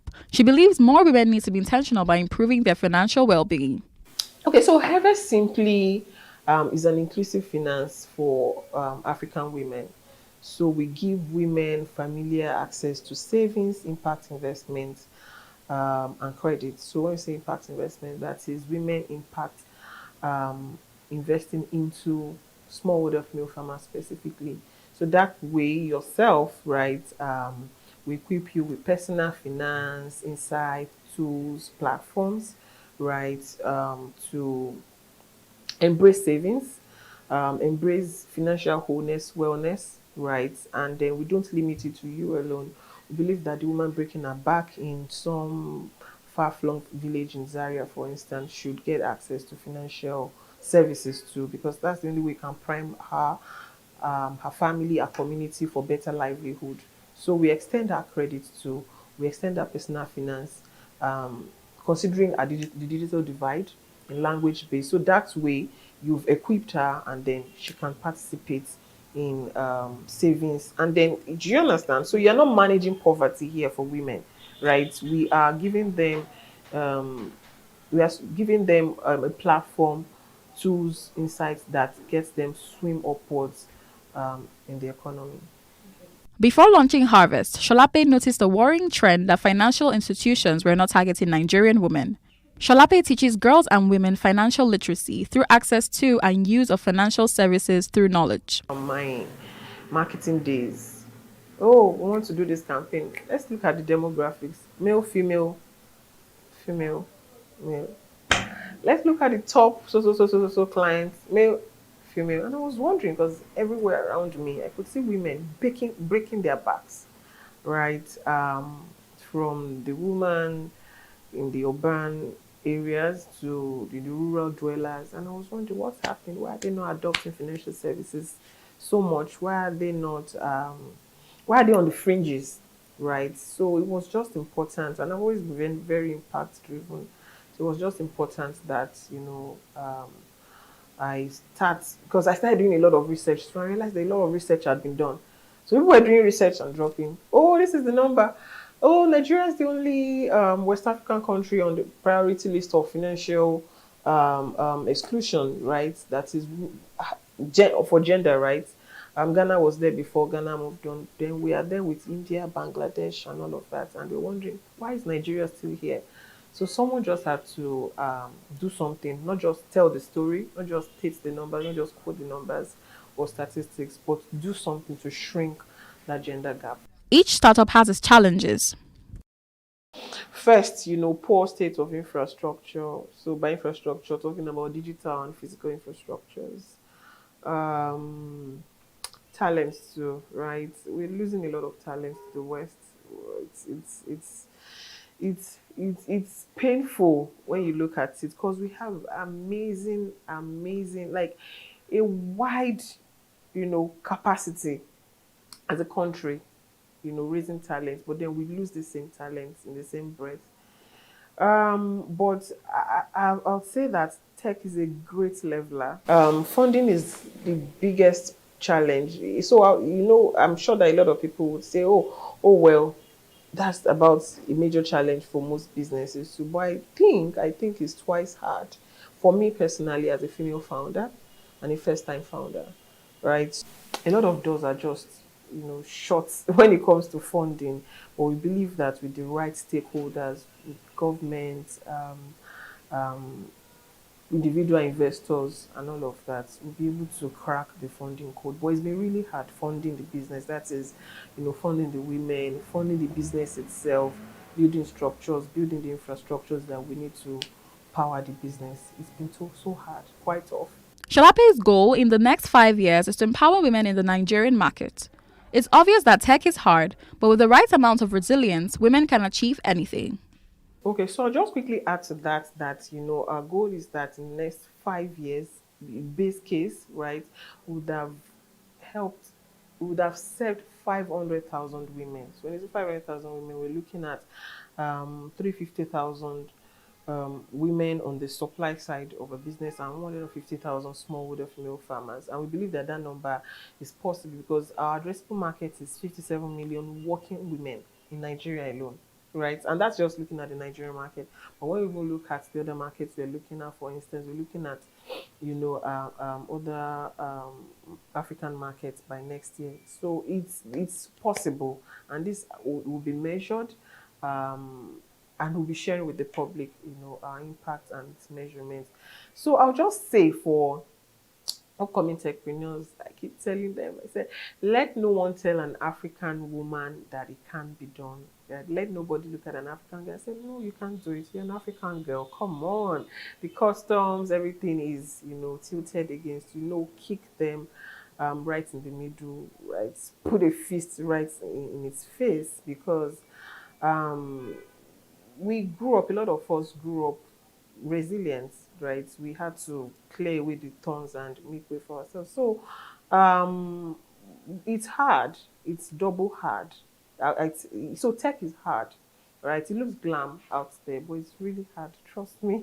Because I say, especially the infrastructure, you're working with a string of codes. That's why I tell people, right? Something can break somewhere. It works now, then we all drive cars.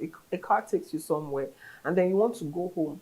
It isn't working again, and you're wondering what happened. So much more string of codes from one point to another. Something is not returning, and you have to fix it. So you just have to also immerse yourself in the problem. It's important to walk in the shoes of whatever problem you want to solve. It's very, very key.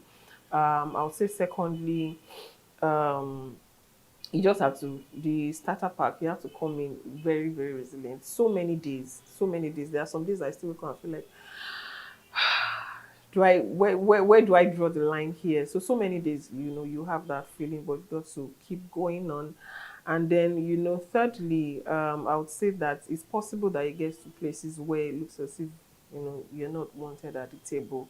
It's okay, but it's fine to create your own table, right? And, but whatever you do, be less concerned about the glam, be less concerned about the glitz, but be more concerned about the problem you're solving for. Be driven, be mission driven, be impact driven, and the rest, will come with it. Nigerian women are believed to care more for their parents and as such are in the best position to teach them financial literacy and retirement plan. Okay, so I would say that typically the Nigerian woman, of course, suffers from the black tax, more of that. I personally tagged it Ada syndrome. Right, and that is, you see parents saying, I want more girls because girls take care of their parents. Men, when they take a partner or something, they don't, but the girls, oh my, and it's a good thing. And those are the things that we keep having conversations about in our community.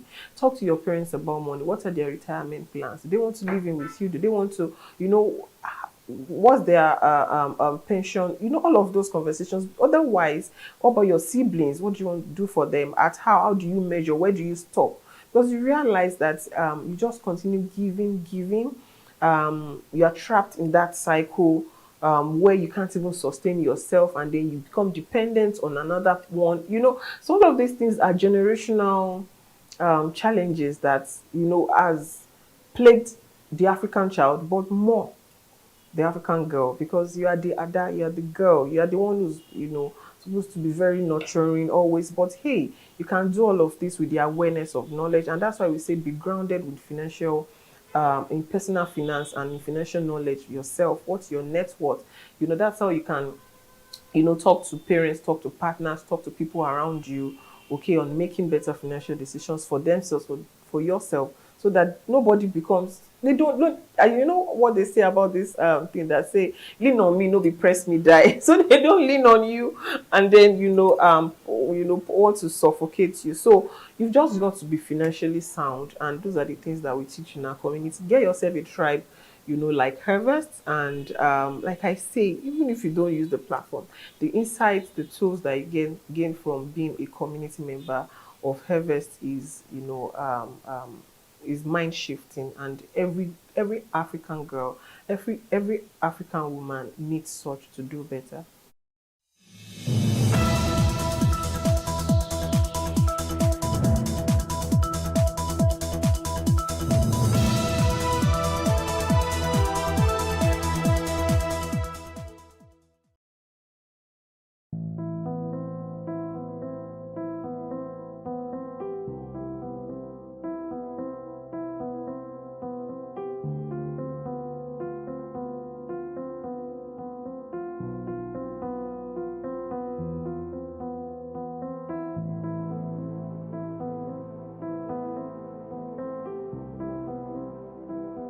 My name is Terietta Precious.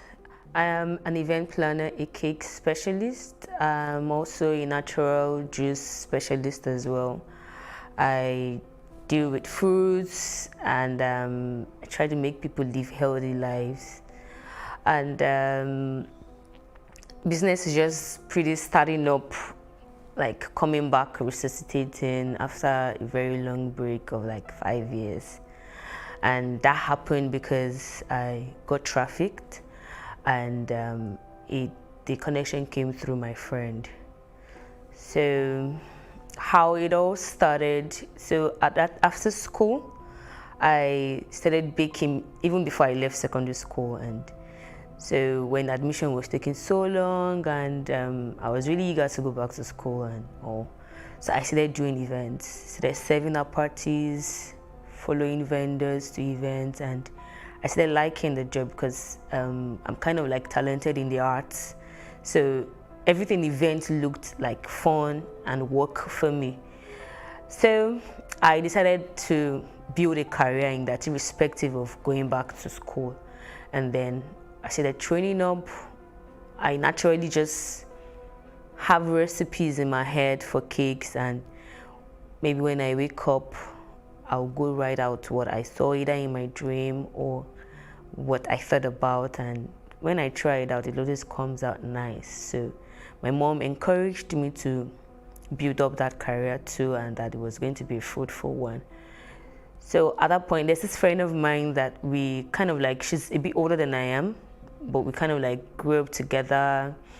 She was always there for me because I had a child immediately after school. She was always there for me, always helping me out. So she said, since school wasn't working, then we should just venture into business. And looking at it that I was the first of 5 kids and I already had a child, school might be a little bit tight at that moment because my parents were really well to do, my mom actually, and because my parents are separated. So we used to make ice blocks and ice cubes together. We make ice blocks, we make ice. She was the one working there. So, but after her normal daily job, we now go in the evenings. So we had to take permission from her boss first. So we go in the evenings, we make ice blocks and ice cubes. We take to bars, restaurants, clubs, and most weekends when we get jobs as well, we get to supply ice blocks for events. So it started making me meet people. I started coming out more often. And people say they're liking my kind of person, like you're very intelligent. So sometimes my friend will just say, come, let's go to so place. She might not say anything, but we are certain that we're not living there without a new job to do almost every weekend. So it made me start becoming very outgoing, and I did meet lots of people. So I knew that I was only going to do that for a short while. And then on one of the occasions, we had a very long discussion, and she was like, she's just going to be here for the meantime. She was really building that up for me to like find a basis for me to start my event management career. and I took it that she was doing me a really good favor. So not too long from then, she introduced me to a friend who brought a job, and they wanted me to plan a particular event. It was going to be an opening, which I did, and it was fine. It came out well. It was quite big, so for me it was like a major big job for me, and I was happy at the pace at which I was, pulling up the shots, and they were really looking perfect. So one of the guys who attended the event, a friend to the convener of the event, to the owner of the event, was like, "Whoa, I like your industrious. I like your person. You're smart. You're outspoken, and you know how to do almost everything and do it well. Like, how do you do it?" And I was like, "Well, it's just me. That's just the way I am." And he got really interested, and we exchanged contacts, started talking, and sometimes he just calls me, "Hey babe, what's up? What's your plan for the weekend? Any event?" And I'll be like, "Yes." And he's like, "Okay, drop location." He would just come around, just come and check up, like to see what's up, and always commenting, always checking up on me. So for me, I felt it was like a good thing to just have someone who you've not known from Adam, become close, check up on you, and they're after your progress. And after like about 6 to 8 months of that constant checkup, he then just dropped the suggestion one day, like, he doesn't know how I'm going to see this, but there's a traveling opportunity, and he feels this should be the in thing for me, since I already have plans to further education. Already I had started NCE. I was in my 200 level. I started NCE, but it was a bit tight. So most times when it's like that, he's always like one of the people I call, like, "What's up? I'm having challenges with fees," or my friend and a couple of other friends will be like, "Every time you have to call me either for fees or for feeding or one thing or the other. I feel this is an opportunity for you. If you can take it up, you should go to Malaysia. You're going to be working in the hair factory," because at that point, apart from making cakes and planning events, I just got talented with playing around weave-ons, and then I just started making wigs even without even knowing that wig was going to become something that's going to be in vogue. So when they saw it and they're like, "This is really beautiful, like, how did you come about this?" I don't know, I just see things and I do them. So he said that this is really good. So if you're going to a company where you're going to be working with attachment, weave-ons, and then you could get another job where you can work in a restaurant, maybe as a pastry chef or as an assistant baker, where you can shuffle in between both duties, make cool cash, and say in about 6 months you must have saved up enough. And then I was like, I don't have money. I know traveling out now, most especially going to Malaysia now, should cost so much. And it was like, no, that even if I don't have cash, I shouldn't worry about it. I'm like, how are you going to do that?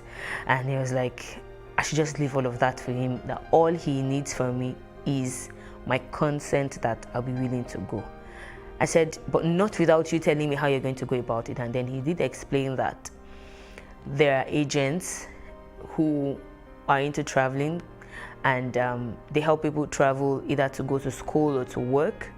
But then if you do not have money, there are people who are like investors, and what they do is to invest their money on you to travel. And then when you get to your post country, you start working, maybe like your first 3, 4, 5 months working, your salary will be used to pay them back whatever they have spent on you, but though it will be maybe either multiplied or there'll be an addition.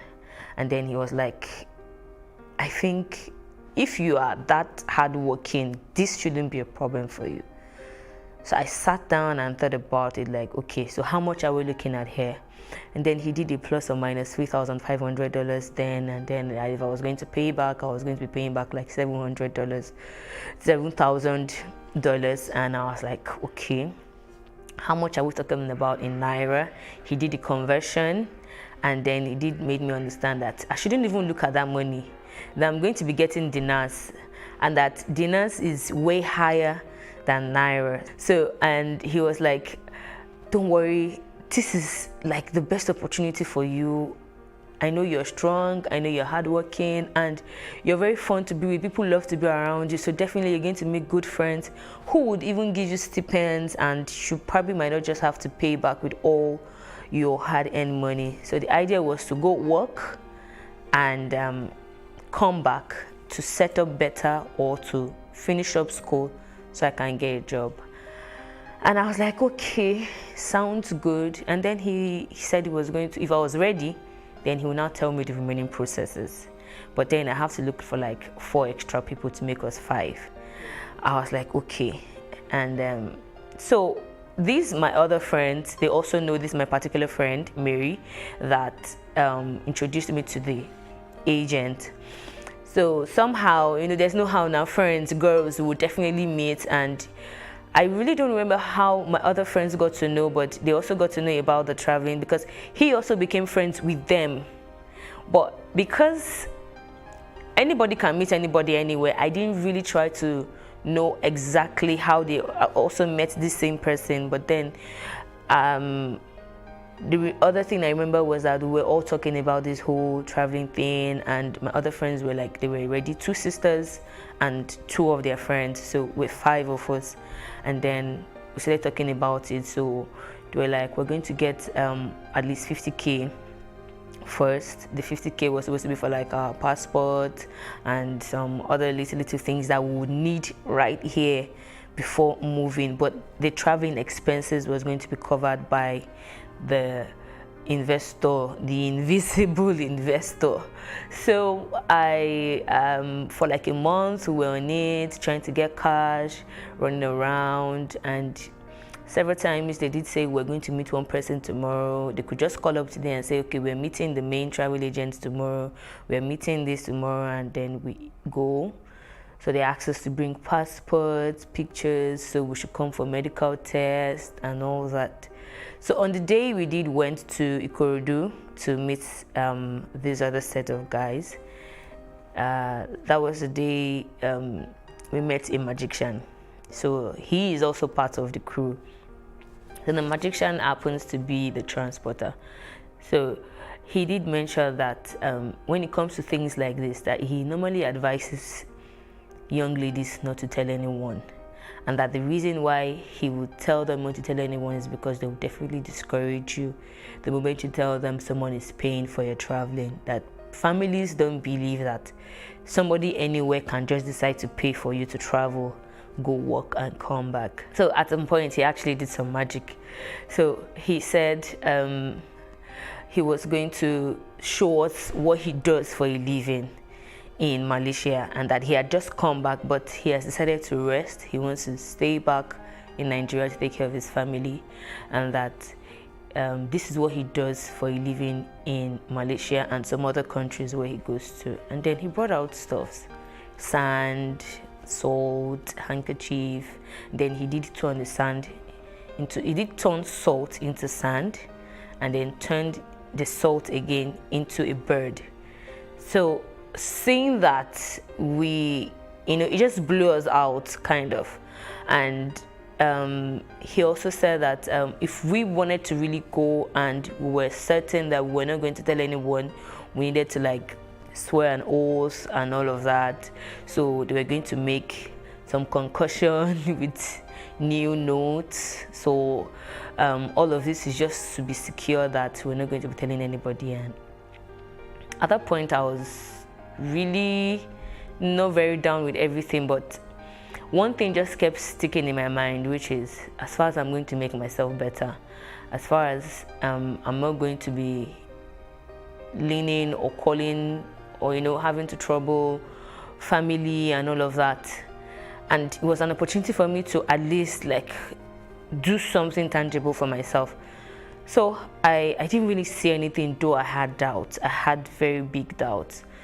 So after that, they said we're going to let us know when we'll be leaving and how we will be leaving. We don't need to take anything, maybe just a bag or just maybe like a pair or 2 pairs of clothes, that when we get somewhere, we'll be going for shopping, we'll get clothes, and we'll get every necessary thing that we needed. So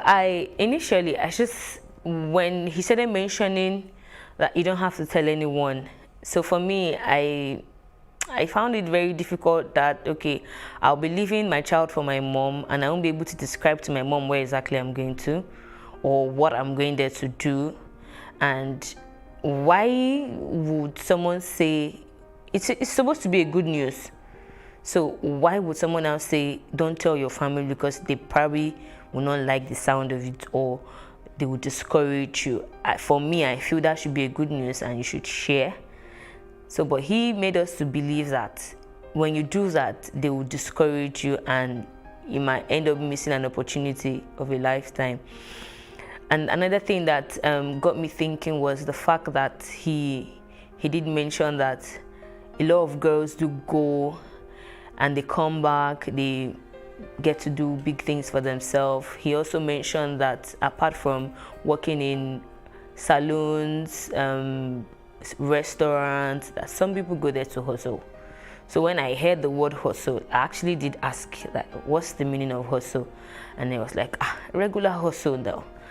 I'm like, no, the way that word sounds to me, the way you're saying it, looks like there's a different meaning to hustle. And then he now expatiated and said, some girls do go there just to go and work in brothels and come back. I'm like, okay, so hearing that started making me think, like, okay, this means that there is something he's not saying. So then I now asked clearly, what exactly are you taking me to this country to go and do? He now asked, what did you tell your friend you want to do? I said, no, I didn't tell him. He suggested that since I am good in these areas, so I can work in a restaurant and then also work in a hair factory. And he was like, so that is what you are going to do? So I said, okay, and waited for the day they were going to call. So on the day he called, that's the initial guy that told me about the traveling opportunity. He called and said, okay, so get ready by next week. We are moving by next week Sunday. It was supposed to be a Sunday. I said, okay, no problem. And then on getting to Ikorodu, I found out that my other friends weren't there. So I asked, what's up, what happened with the other friends? And it was like, they couldn't come up with even money for their passports, which was 50K. I was like, oh, because I saw one of them that morning and I was like asking her, babe, how far? She was like, that she's not sure that she's going. That's the one that has a sister. And that again, that their mom told them that it's not a good journey, that they shouldn't go. And that if she would advise me that I shouldn't go, for their mom to say it's not a good journey, I was like, why at the dying minute? So to me at that point, I just thought that, okay, maybe this is why these guys were always saying don't tell anybody. So I just went because I'd already packed my bag. So I went to Ikorodu, and then on getting to Ikorodu, we passed the night in Ikorodu. They said we were waiting for 2 other people to join us, and the next day he took us to Agbara. On getting to Agbara, it's a lady's house, and I met the owner of the house and about 3 other ladies. So he said, so this is the person that is your real travel agent. She's the one that is paying for you. She's the one that is helping you to travel to the person who sent money to her. And I said, okay.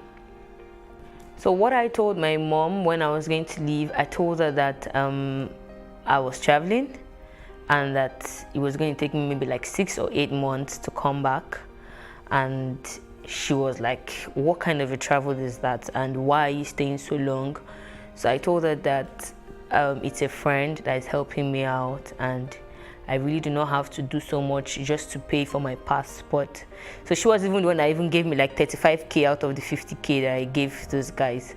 And when I explained to her that it's a friend, and she already knows the guy, so the guy as in became very close.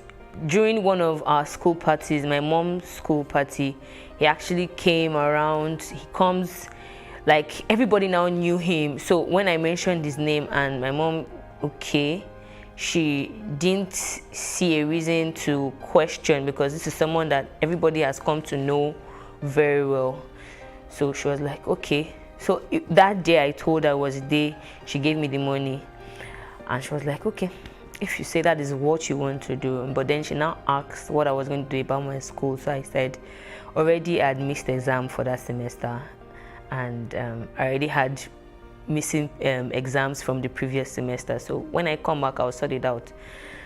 So she was like, okay, if that is what you want. But then she wasn't really like okay with it. She kept asking questions upon questions and questions upon questions. I'm like, at least you know the person that is actually working on this for me. So if there is anything, you can always ask him. So that was the last conversation I had with my mom.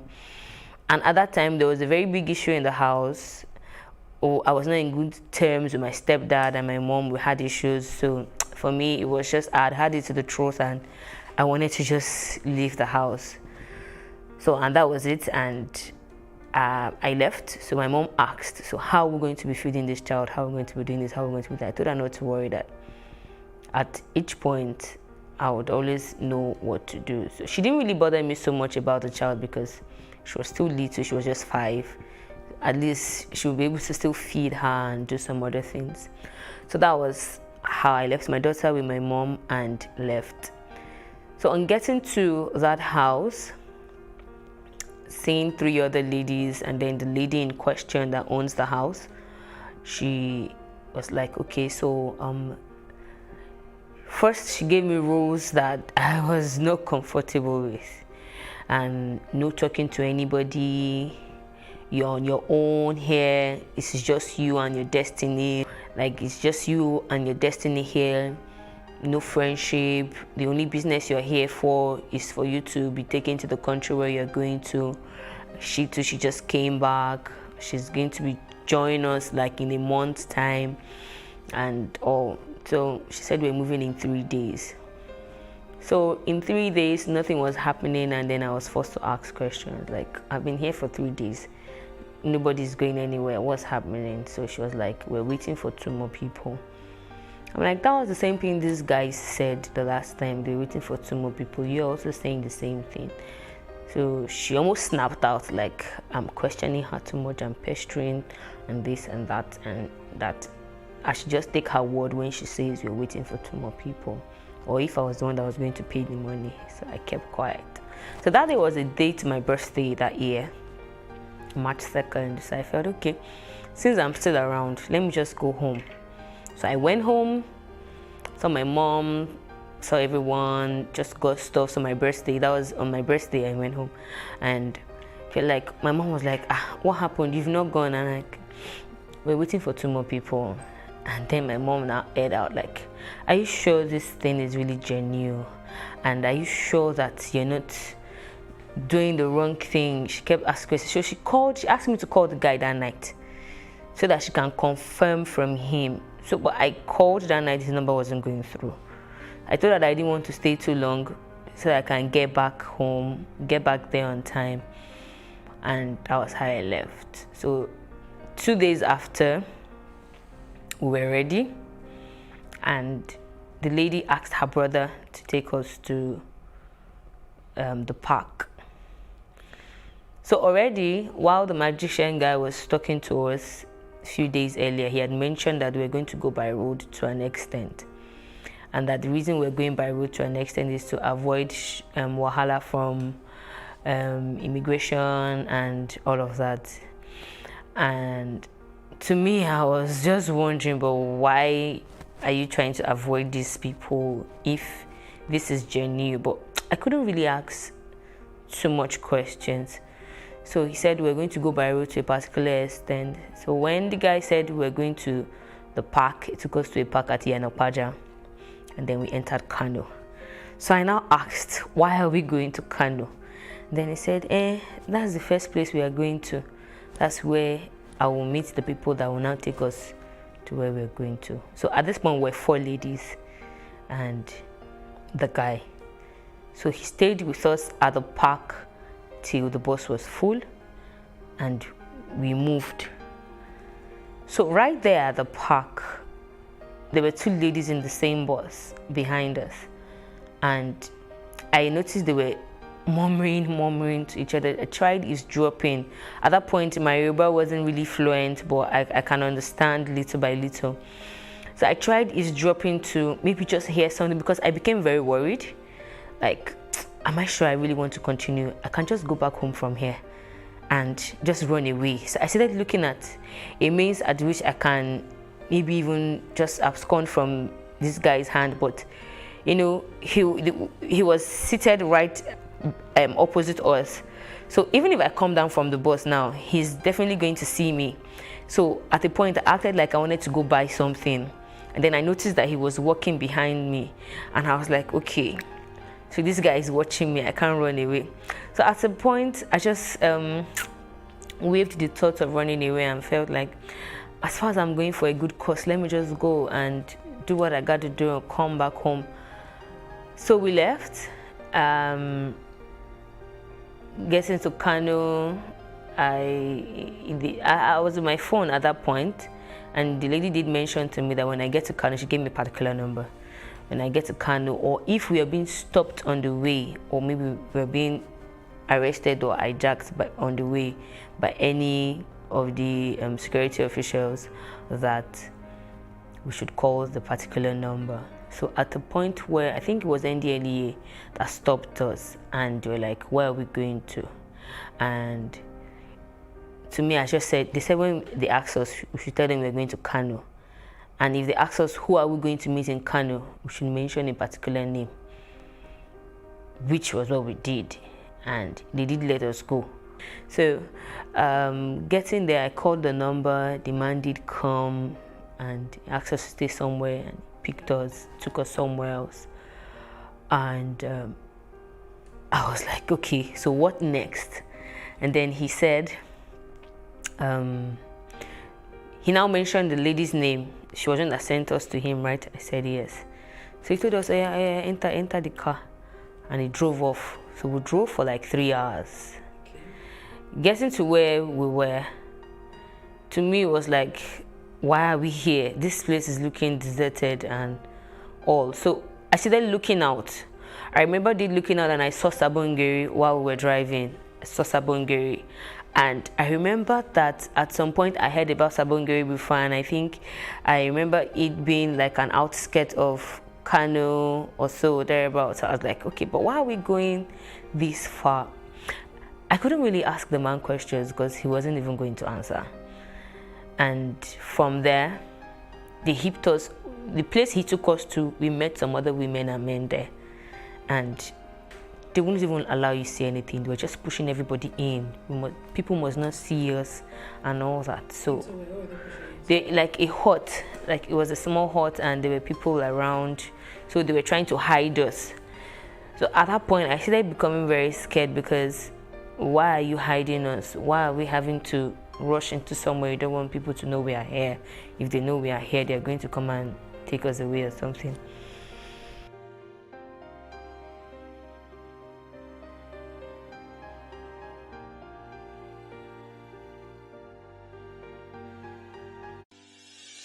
Increase the reach of your events or business services. To advertise on Plus TV Africa, please call 0906 000 5719 or 0909 040 8408, or send an email to marketing@plustvafrica.com. Plus TV Africa. Big stories live here. Nigeria's Niger Delta region, from where the black gold fuels Africa's largest economy, where the lines between wealth and poverty has never been thinner. Conflicts, poverty, insecurity, and environmental challenges daily confront the region. How can the Niger Delta story be changed for the better? Join Mamode Akuga at 9 p.m. every Friday evening on Plus TV Africa as he probes deep in search of solutions. Inside the Niger Delta with Mamode Akuga, the authentic voice of Nigeria's oil-rich region.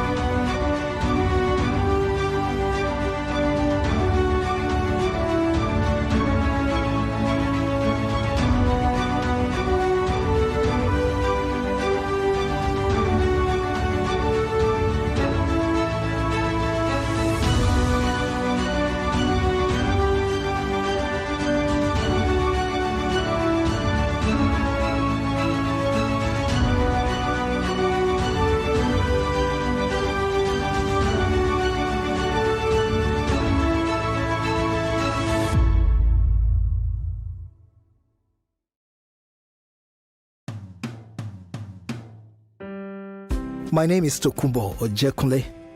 I was born into the family of Abiodun and Olabisi. Father was from Abeokuta, mother from Porto Novo. What a very lucky and nice combination. I refer to myself as a Lagos boy. Born in Lagos, bred in Lagos, and my earliest recollection was our family movement or resettlement from Lagos Island, Ebutimeta axis, to the now called New Lagos. New Lagos included Shita, Akerele, Bankolemo, Olawale Daudu, Adinuro Ogunsoya, Adelabu, Ogunlano Drive, the core Surulere. I then also recall the serene environment, the huge palm trees, palm kernels in the area. The sand feeling was white and rich like the sands from the Bar Beach. The interesting part of this experience was the cordial family relationships that brought life to the community. There was communal love, deep affection, devoid of ethnic or religious feelings. The clean drainage that ran through the community was quite enticing. We would either take a swim or decide to fish. Yes, fish. As kids, we were not spared the knocks, the floggings, and all the forms of reprimands attached to our usual rascally habits. The high point was rent a bicycle ride in the tarred road, but then woe betide you if you are caught. I recall the rather long stretch two-way drive that ran all the way from Lagos Island, Idumota, right through to Ikorodu town. Yes, the Ikorodu road was at that time dual carriageway. It was always rough and busy. I also recall the good old days when the Western region began its marking from the Maryland area. Every house, every stretch, every community stretching from Maryland area was under the control of the western state of Nigeria. Good old days when fun, unending fun, flowed and went through the various club scenes in Lagos. You name them. Fela's African Shrine at Alakara and later Ikeja. Paradiso, Caban Bamboo, owned by late Hyla veteran Bobby Benson. We also had Fantasy Club, Kakadu at Alagomiji, the Lord's Club at Maryland, and many to mention. Lagos nightlife was good, really good. The interesting thing was the safety of the night trips between the clubs. Safer still were the phone visits to the National Theatre Igomu, where live performances were always on the show. The local films were usually laced with foreign productions. I flash back to the days when we were exposed to the viewing of performances by many African nations. That was during the Festac 77.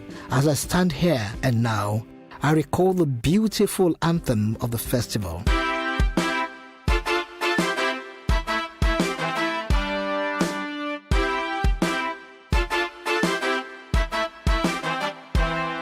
Can those days really come back? But hey, they still remain indelible in our minds. As we reflect on the good old days, the best days ever, I look forward to better days ahead when our children will be greater than us. Our story will be better told. I join Shimori Badijo in this collective drive towards a greater tomorrow. Nigeria is a beautiful country filled with cultural resources and a preserved tradition. It is famously known as the Giant of Africa, whose cultural heritage is woven from the natural beauty in her land, threads of history, and the hospitality of her people.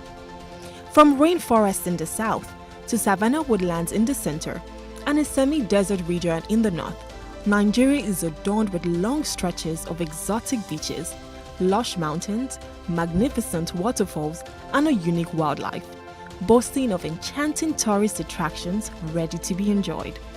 Here are some tourist destinations you should add to your bucket list. Coconut Beach.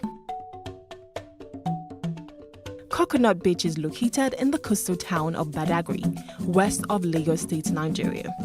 No place tells the story of tourism fused with history like Badagry, which is situated about 20 miles close to the border of the Benin Republic. Coconut Beach has breathtaking and beautiful ocean views, a perfect place for relaxation, with the beach being set away from the noise of suburbia. It is surrounded by thousands of coconut trees, where it got its name from, beautiful holiday resorts, vacation huts, fresh air, and an open sky, portraying an ideal rural destination for lovers of fun and holiday makers. The Obudu Mountain Resorts. Above the sea level, on the Oshia ridge of the famous Sankwala Mountain, sits majestically the Obudu Mountain Resort.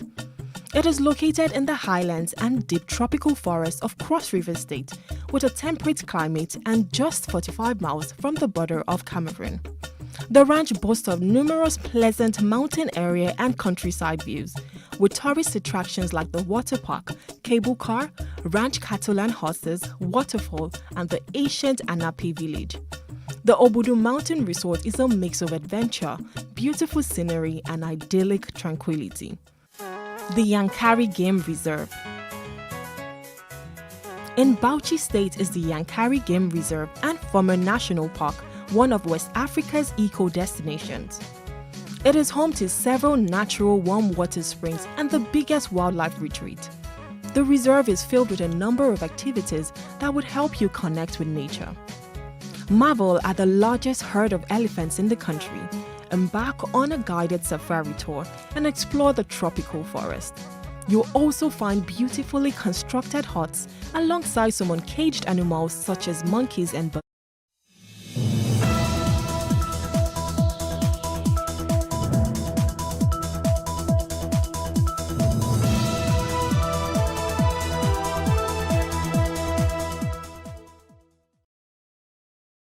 Chairman of Arewa Consultative Forum raises alarm over the insecurity and tension ahead of the forthcoming governorship elections in Kogi State.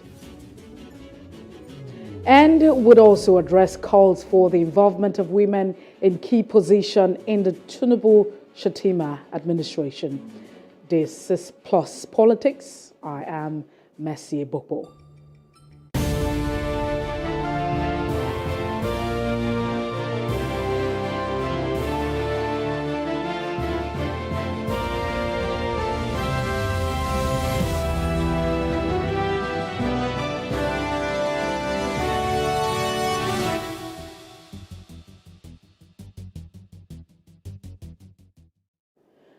The chairman of Arewa Consultative Forum and president of the Nigerian Institute of Architects, and Gabriel Adoku, has raised alarm over the insecurity and tension ahead of the forthcoming governorship elections in Kogi State. Now, he expressed concerns that the elections slated for November the 11th, 2023, might not hold if violence continue unabated, given the manner innocent people are being killed outrightly and their properties been burned.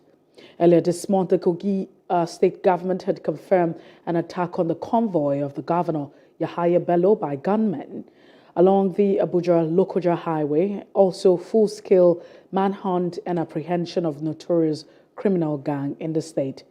Well, joining us to make sense of this in this discussion is Kingsley Fawon, Commissioner for Information, Kogi State. Thank you so much, Kingsley Fawon, for joining us. Thank you very much, Messi, for having me. Good evening, viewers around the world. Well, so apart from the fact that there was an attack or an attempt on the convoy of the governor, Yahaya Bello, there are also reports that from the leadership of the Social Democratic Party in Kogi State, who happened to have appealed to the president to intervene in Kogi to maintain law and order. That's following the attack as well on the governorship candidate of the SDP, Yakubu Ajaka, and his supporters. So I'd like to ask you, Kingsley, can you quickly bring us to speed with what exactly is going on in Kogi State in terms of security? Thank you very much. Kogi State is one of the most secure states in the country today. We inherited a crime-infested state when we came in 2016. But today, it is one of the safest because of the security architecture, the security policies and strategies of the Yahaya Bello administration. So what we are saying is that despite the fact that we're having the governorship election on November 11, we will not want a situation where the gains we've recorded in terms of security will be reversed because of the political desperation of the politicians.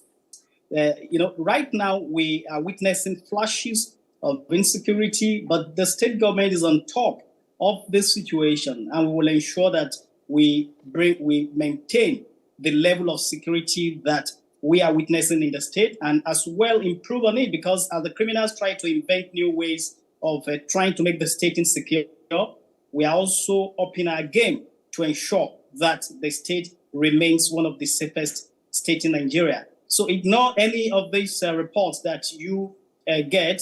Whatever is happening here are efforts at ensuring that the lives and property of our people are not put in jeopardy because of political desperation. Okay. So I totally understand that you are the Commissioner for Information in Kogi State, and I really don't expect a different answer from you.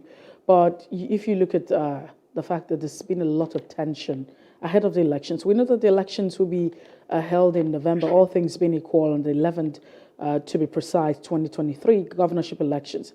There seem to have been a lot of complaints, up to a point where you have the chairman of the Arewa Consultative Forum and the president of the Nigerian Institute of Architecture, Gabriel Adoko, who has raised alarm over insecurity ahead of the elections. So again, categorically, apart from the fact that efforts have been made to curtail all of this, what exactly are you dealing with in the state? Is it politically motivated? Are we talking about kidnapping, banditry? What exactly is going on? Yeah, we don't actually know. Let me pick it from two perspectives. We don't actually know the event that Gabriel Aduku was talking about, whether it had to do with the operations of security operatives a few days ago, which led to the neutralization of a notorious kidnapper, murderer, and criminal that has been declared wanted by security agents. Maybe it had to do with that. I can connect that because we can see where the complaints, where the noise is coming from. We don't also know whether architect Gabriel Aduku is also trying to defend his candidate of choice, because he was part of a splinter group within an ethnic organization that endorsed the candidate of a certain political party. And we know that supporters of that certain political parties have been seriously complaining on social media because of the operations that took out the criminals a few days ago. Maybe he's trying to defend his own candidate, or, because it would be unfortunate for him to use the platform of the Arewa Consultative Forum to promote an ethnic agenda that he is known for. Kogi is a multi-ethnic state, and the present administration in the state has done a lot to unite the people of the state. So nobody can play ethnic politics in the state again and succeed with it. So having failed to use the platform of his ethnic organization to promote his candidate, maybe he's trying to use the Arewa Consultative Forum to be able to achieve his dream. But, that is going to be very unfortunate.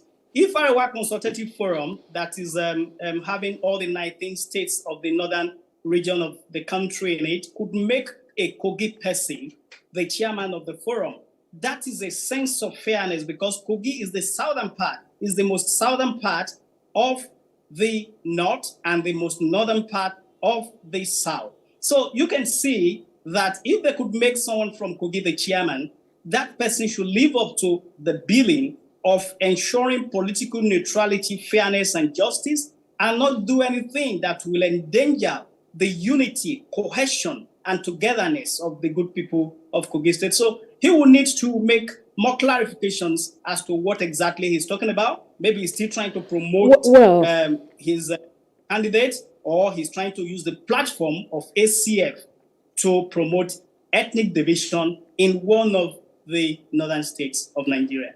Well, so I think that we'll come back to that conversation. First of all, yourself and himself, who's in absentia Now, but looking at some of the statement that has been made is about Kogi State. And then at the end of the day, we're asking, is there insecurity in Kogi State? Or is just a, are we just manufacturing one of those reports? Because we hear that, the governor, there was an attempt on the governor's convoy, Yahaya Bello. There was also an attempt on, on the SDP candidate himself, of course, which he has spoken about, and all the insecurity issues. So at this point again, let's be very certain.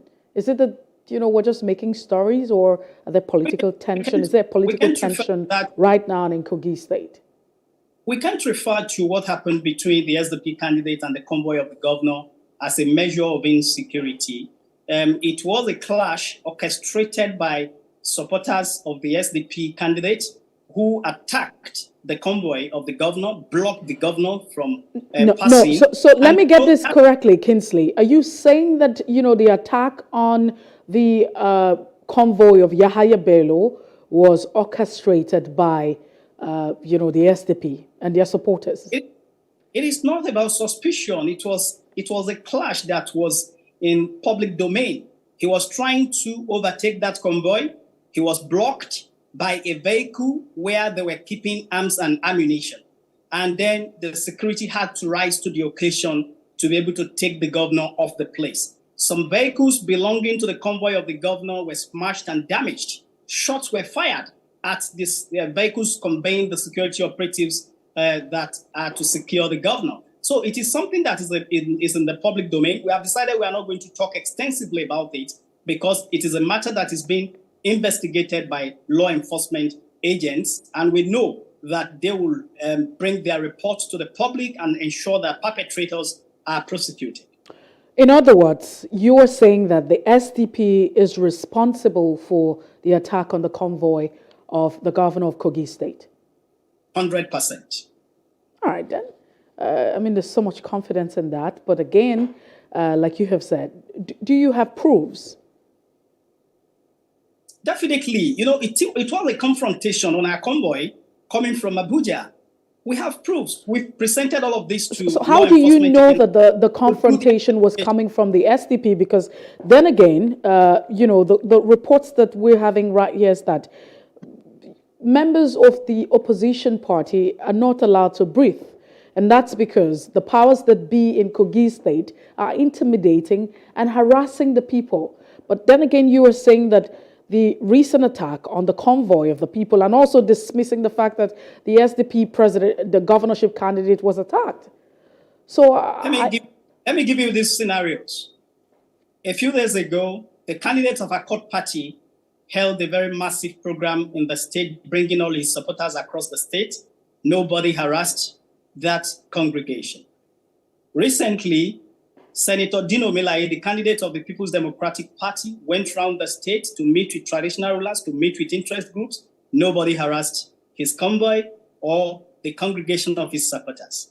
Also recently, the candidate of the ADC, Honorable Leke Abejide, went around to meet with royal fathers and also unveiled his deputy governor. All of this happened in Kogi State. He was not harassed. Nobody harassed him. So the report that the opposition parties have been harassed is ludicrous. It is false. Not opposition party, specifically the SDP is saying that their governorship candidate was attacked, as well as their supporters. Let me land on this thought. This is an isolated case, and it is a case of desperate politicians who were thinking they could harass a sitting governor in a state. An attack on the governor is an attack on the authority of the Kogi State. It is not just about the governor, it's about the people of the state. So if others are going about their campaign without any hindrance, without any molestation, without any harassment, why is it that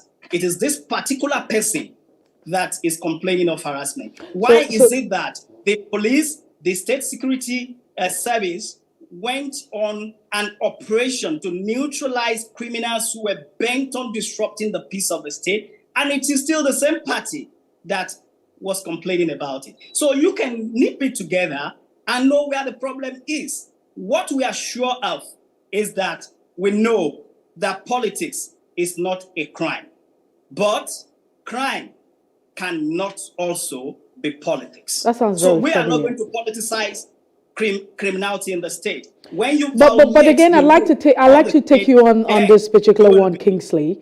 Thank you. You have stated that because the PDP and other political parties have had their rallies and campaign without any sort of violence and whatsoever, then again, you just assume that, the fact that the convoy of the sitting governor, Yahaya Bello, was attacked would have been the SDP.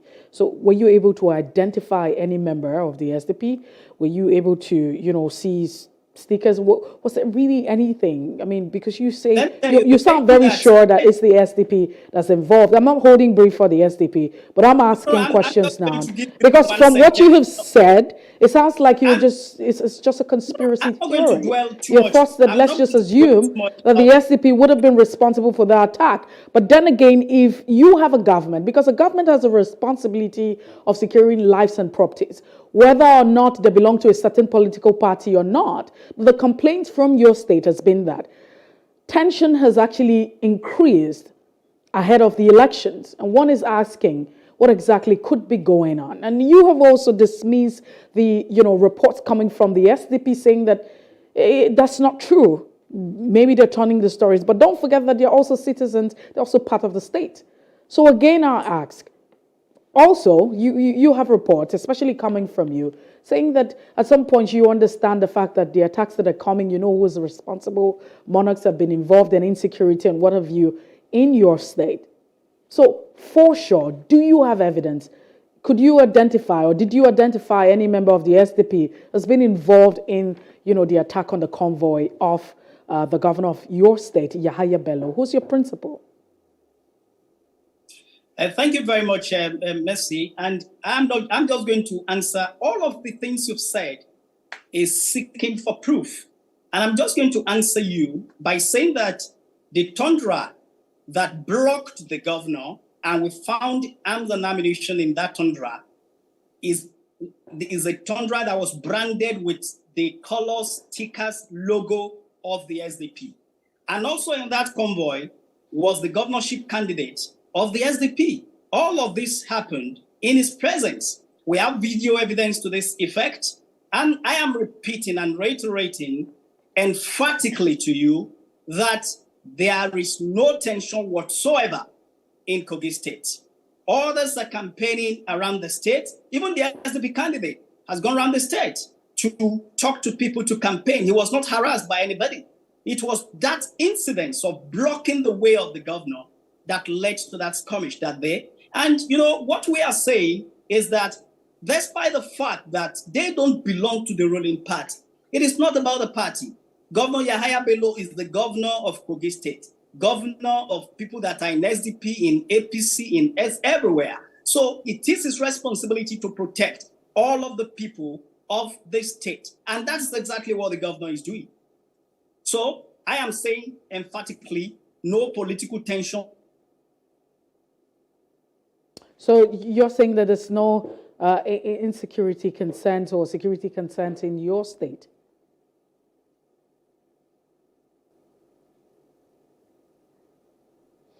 Well, we have been speaking with the Commissioner for Information in Kogi State, Kingsley Fanwo. Kingsley, can you hear us? The people are going about their normal businesses. There are no issues whatsoever. I think that we lost connection for a bit, but I like that you reiterate or, come again.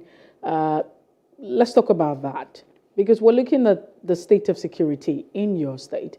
And we know that for sure over time, there's been several complaints that here, Kogi State used to be very peaceful, but then again, is neighbored around almost 9 states, and there might probably just be a trickle-down effect with the political tension that has been reported from different quarters, including the attempted attack or whatever that happened on the convoy of the governor. There seemed to be a lot of consent from different quarters. So I asked literally to you, are you saying that there are no security threats in Kogi State, that everywhere is peaceful? No banditry issues, kidnapping, terrorists, and what have you? Kogi has been very safe. In the past few years, we've put in place a security architecture that has been able to deal with the issues of security. Part of the effort was what you saw a few days ago when the Security Joint Task Force went after a notorious kidnapper, murderer, gun runner, and ensured that he was neutralized. When they approached the place, he opened fire on them and wanted to kill all of those security agents, but he was neutralized at the end of the day. So in Kogi State, we don't have warlords, we don't have criminals that are above the law. We ensure that we do everything humanly possible to encourage security agencies to be able to maintain law and order in the state. So I am saying again, Kogi is very safe. Kogi is very peaceful.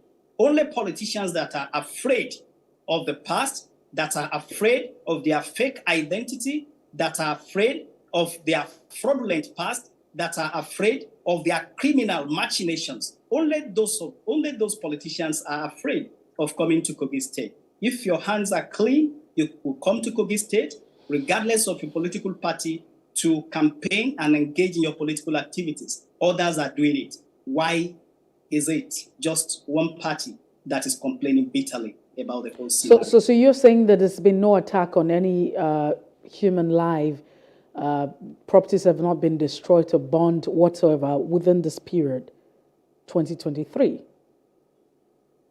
Let me give you a scenario. There is no society in the world where you have... No, you haven't answered my question.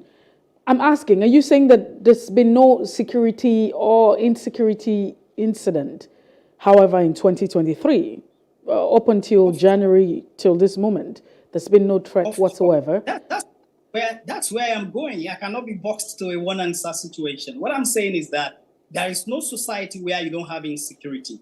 What separates and distinguishes any state government is how you respond to that security threat. And we have been responding in such a very spontaneous manner in the state that the people have so much confidence in our government, in our security agencies, in our security architecture. So I am not saying that totally there are no flashes of insecurity here and there. Yes, we have one or two of those situations. But what matters most is how we have been able to deal with the situation and put it under control to ensure that our people are safe.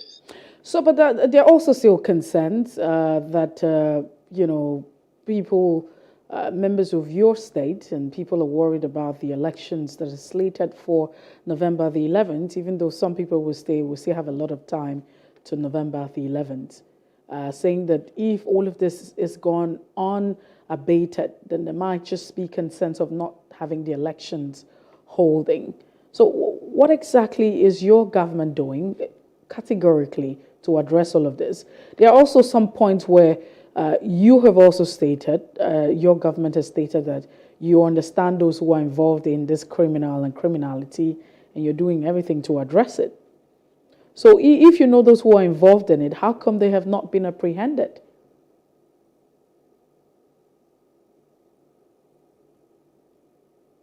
Kingsley, can you hear me?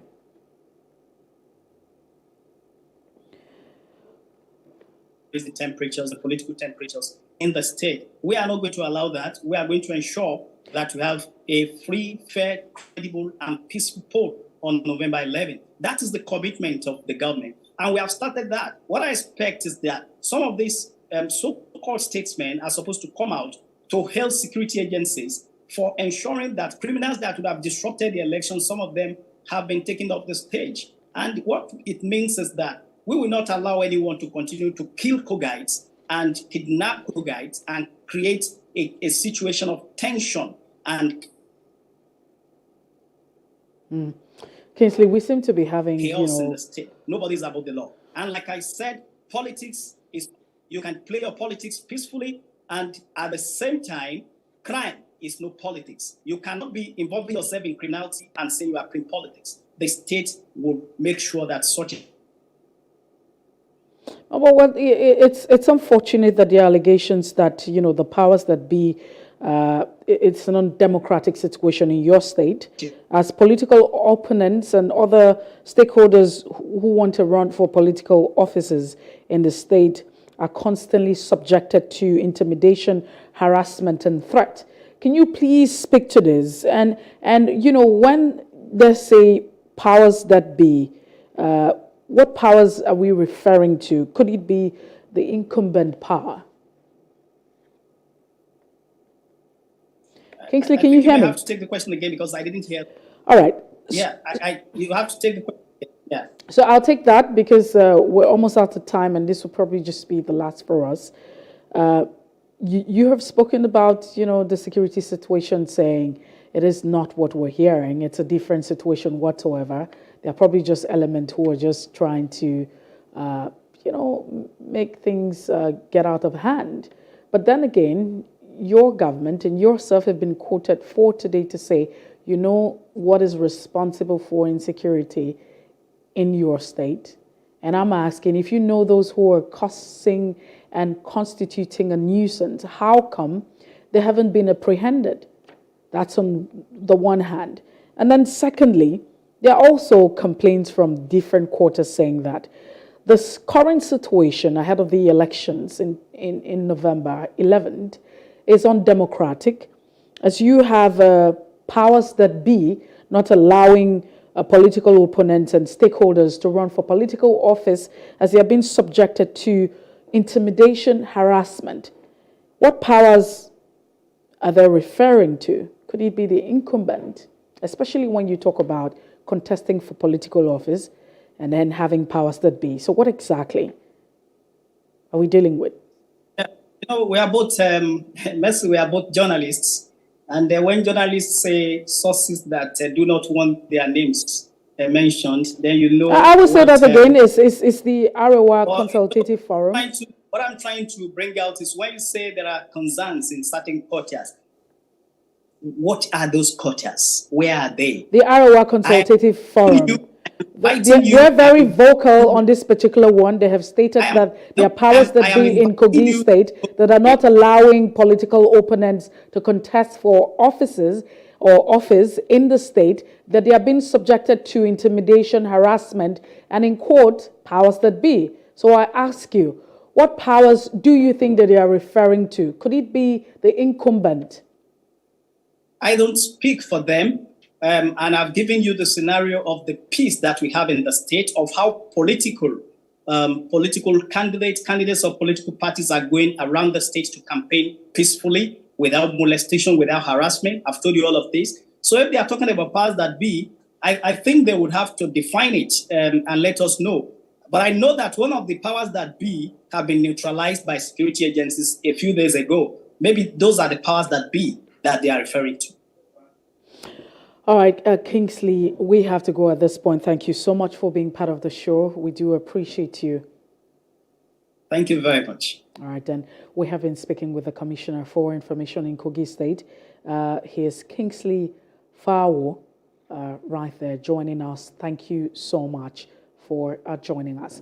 We'll take a break, and when we return, we'll be discussing the calls for women involvement in Tinubu Shatima's administration. Please stay with us.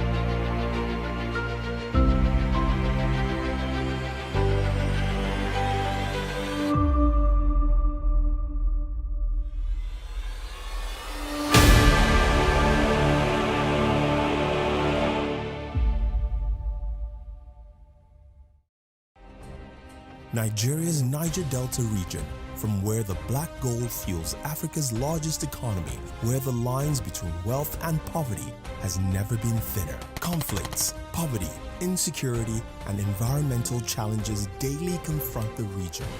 How can the Niger Delta story? Well, despite significant progress, women continue to face numerous challenges in various spheres of life, particularly in the domain of politics and governance. Now, beyond ministerial appointment, recent administration also appointed women to leadership positions in different governmental agencies and parastatals. The appointment by the current administration in the past few days signals a departure from the posture of government under the immediate past administration. While these efforts have been demonstrated, a commitment to women's involvement in government challenges and limitation must be pursued. Well, joining us live to discuss this is Femi Lawson, National Secretary, Campaign for Democracy, the CD. Thank you so much, Femi Lawson, for joining us. Good evening. Thank you for having me. Yes, please. Well, Femi, what do you think about, the body language of this administration as regards the involvement of women in governance when you juxtapose that with, the pattern that we have experienced over the years? Well, I think it is important to acknowledge the fact that there seems to be signs that there will be deviation from what we experienced in the last 8 years as far as the participation and involvement of women in governance is concerned. If you look at the position of women in leadership in Nigeria between the year 2011 and 2015, you realize that there was a major setback between 2015 and 2023 of the 8 years of the last administration. We have fewer numbers of women in the National Assembly, in the state assemblies. We have fewer numbers of women in the various, ministry, department, and agencies of government, especially those in the appointment position.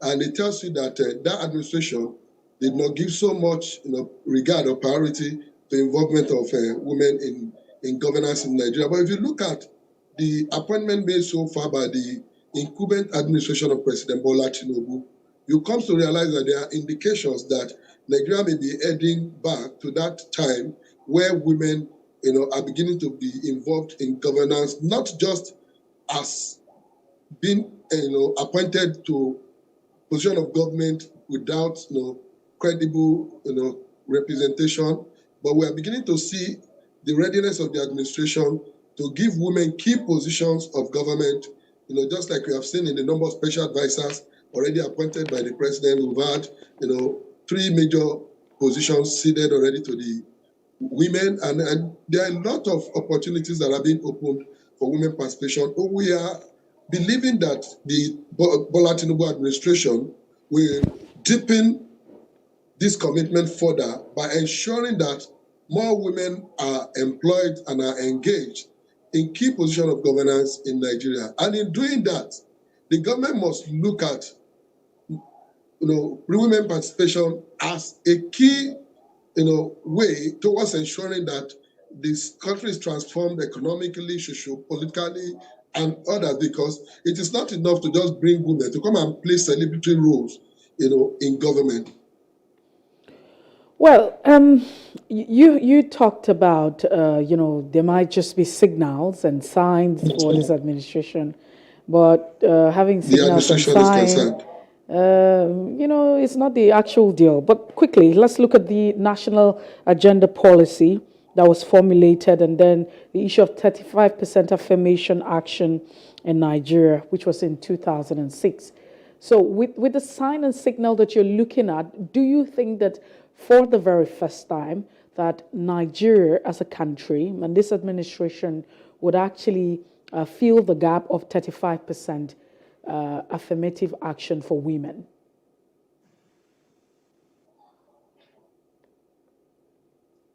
Femi Lawson, can you hear me? Yes, I can hear you. Did you get my question? okay, that is the country ready to fulfill the 35% affirmative Not action? necessarily the country. I'm saying, of course, the nation, we have a new dispensation which is led by Bola Tinubu. And I'm saying that prior to this time, in 2006, there's been an affirmative action followed by the National Gender Policy that is asking for 35% in terms of appointive position to women. And you mentioned that there might just be signal and signs from this administration. And then I'm saying the 35% affirmative action or quota, do you think that this administration will meet that quota with all of the, hey, we're going to involve women in governance and what have you? Well, the capacity of the administration to meet that 35% quota would depend on how much our women are beginning to show interest, and organizations like us and the media like yours are pushing for the actualization of the 35% affirmative action. We have come to realize that in politics, there's really usually no free will gift. Positions are not usually freely given. Power is not usually freely given, except where there are specific demands by stakeholders, by interested parties, even by the demography that we're talking about. How much are the women doing, in ensuring that, we get at least 35% of women in governance in Nigeria? And how do we get this? It is about looking at those women, who have shown commitment and, interest in governance, in politics, and of course, who also have the expertise, and the experience to be involved in government. Like I said, it's not going to be given just because we want women in politics. Take, for instance, the 2023 presidential election. A lot of women went to sit back, hoping to be the usual campaigners and voters for the male politicians, except for the case of one person, the candidate of the Allied People's Movement, a very young lady, Princess Chichi Oje, who despite all odds, insisted on going ahead in the race. And of course, she became the only woman who participated in the presidential race out of the 18 presidential candidates of the various political parties. Why do we have only one woman contesting that exalted seat when must our women wait and sit back and expect that power be given to them a la carte? No. We must begin to identify women who have shown commitment, who have shown the zeal, and who have the capacity to participate in government. I mean, if we want to go through that, you are probably talking about, elective position at this point in time. But we're talking about the appointive, because that's what it is. And if you remember vividly, when this government came on board, President himself, during his campaign, he said his administration will give women the best representation in government. That's what he said. And so we're hoping that for the first time in the history of the country, since 2006, we probably would just be saying, hey, 35% affirmation gap has been closed because this administration has done that. Do they have the capacity? Would it just be a political statement? Yes, there might be signs and signals, but what exactly? Will we have 35% giving to women in this government? Because they have promised. And if you want to talk about women not being capable, whether they are ready, they have to just so qualified and all of that, there are too many qualified women who are out there, knowledgeable, they have the expertise. You want to go everywhere, they're there. So the problem then again is, will this government fulfill or close the gap of 35% out of the 100% and give 35% to the women? Yeah, in achieving that, we must, as advocates, we must, as the civil society, we must, as the women, begin to make these specific demands. The truth is that, like I said, no president, no governor will just wake up without, especially when you look at the dominance of the men in Nigerian politics and administration. The men want to have all the elective position, all the appointment position, if possible. So we must begin to insist that the women are considered, and at least the government must be ready to give that minimum of 35% of appointment positions, that are going to be occupied in the government to the women. And this must be women who are competent, who have experience, who have expertise in various fields. There's nothing stopping this administration from giving the women, the responsibility of constituting the bulk of the economic team of the administration. We have seen, how women have performed excellently in terms of economic management, in the past. So we'll bring experience and bring competence and people who have the experience and expertise on board to come and drive the economy of the country, to come and drive key sectors of governance. And I'm sure there will be productivity, there will be result if this is done. Well, Femi Lawson, why exactly have we grappled with this? I mean, for a country as ours, we know that for Africa as a continent, there are other countries that are, looking up towards in the continent as a big brother. What exactly has been, our concern with the involvement of women, our challenge or, struggle with involving women in governance, that we have had to have a policy to that effect, and up until now, implementation is just the problem. Not for the cost that you lack women that are qualified. See, the idea is that we should be concerned because there has been a deliberate, tendency by the state to continually suppress that particular demography, which unfortunately constitute the bulk of our population, the majority of our voting population, who constitute the strength of any society that seeks to develop. No society will seek to develop without involving the women in the development plans of such society. But unfortunately, governance in Nigeria in the past have been reduced to the business of the men. And that is why this demand, this agitation, and another sort of need for policy, implementation arrive and are continue to be in the front burner of our discussions. And that is why we are still here today. And until we begin to see very conscious efforts by government and other institutions to position women and allow them to earn, as much as the men are had in terms of access to government, in terms of access to institutions of state, we may continue to have this kind of demand and this agitation for policy implementation. And we must consider that this is a demography that is strong, that is large, and cannot just be pushed aside and reduced to supporters of government and political parties. So there's this saying that, is out there. A lot of people have stated that if women are given the position or given the opportunity in governance, it would be a spin-off for the nation. It would turn things around, being the fact that if you look at the nature of women, they ought to be mothers, and they would also bring all of that, into governance. Do you agree with this school of thoughts? I completely disagree, and I will continue to disagree with that school of thought. It sounds so much like, an inferiority complex on the part of people who push such positions, especially men who push such positions. If you look at where women have been, given positions of responsibility, using this country as an example in the past, you realize that rather than coming to become dominant, they rather become so useful to the system and become so productive in most cases, even more than the men. And if you look at in the past, Nigeria's economic team has always been headed by a woman, and the records are there that even after office, Dr. Ngozi Okonjo-Iweala has continued to remain relevant and remain productive, and just like every other woman who were in the economic team. Like I said, if you look at some of the women that have participated in politics and have contested election in Nigeria today, you have seen how much they have been able to rally the men around them, to ensure that they deliver on this mandate or, the promises that they are making during elections. It is usually the men. I'm a man, but it is usually on our part as men that I find it difficult, playing, as operating as team players rather.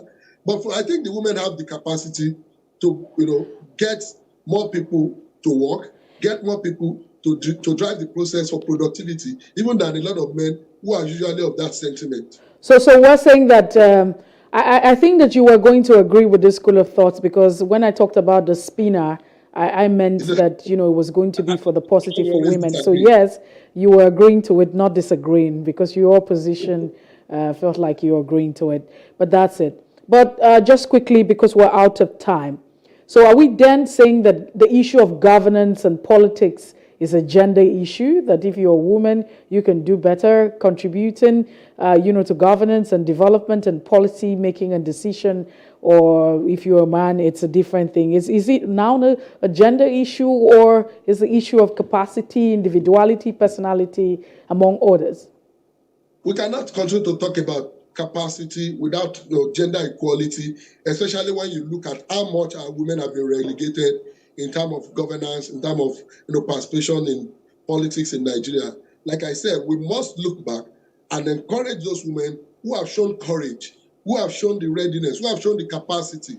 Like I said, a lot of them, look at the only female presidential candidate in that election, look at women who contested senatorial election. Let's look at other women who have shown interest and capacity, who have the zeal, who have the passion, who have the love and patriotism to serve this country, and bring them on board as far as making this gender equality a reality in the new administration. Femi Lawson, this is where we have to let it go. Thank you so much for being part of the show this evening. We do appreciate your time. It's my pleasure. Right, Thank you for having me. Thank you so much for joining us. And that's it on the show tonight. I am Messi Ebopo. Have a good evening.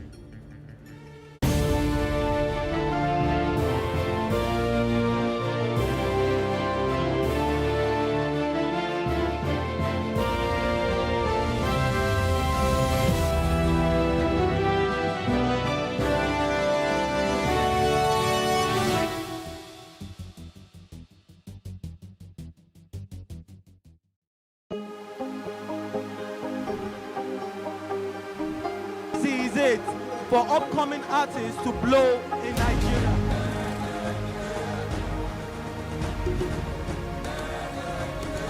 Welcome to Plus Trending.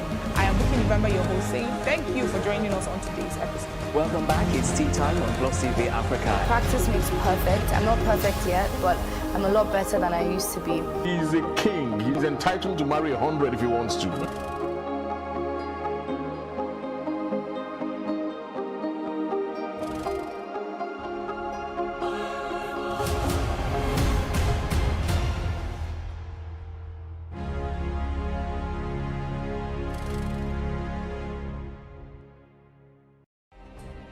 Nigeria's Niger Delta region, from where the black gold fuels Africa's largest economy, where the lines between wealth and poverty has never been thinner. Conflicts, poverty, insecurity, and environmental challenges daily confront the region. How can the Niger Delta story be changed for the better? Join Mamude Akuga at 9 p.m. every Friday evening on Plus TV Africa as he probes deep in search of solutions. Inside the Niger Delta with Mamude Akuga, the authentic voice of Nigeria's oil-rich region.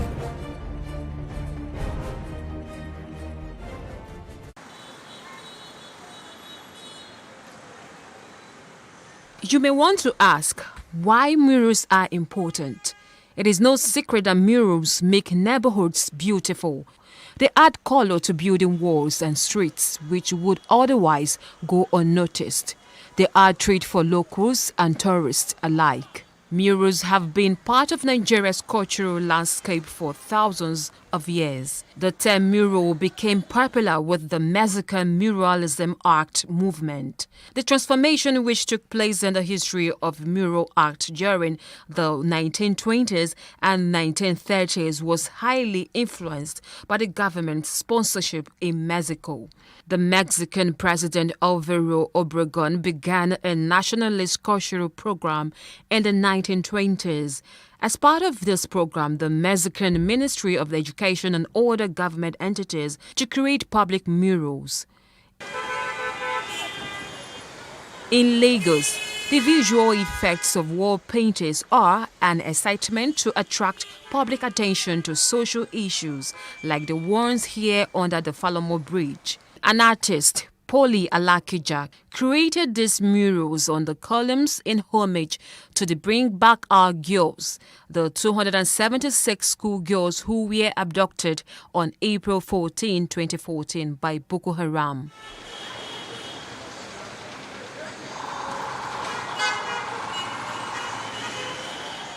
We speak to an artist, Ebenezer Omole, a 34-year-old who started off as a child and has been painting for many years. This is one of the locations where he has some of his works. He explains the processes involved. There's a way I blow this color. When you look close to it, you see as if it's flowing down, So I have to follow the flowing down, then blow it both left and right.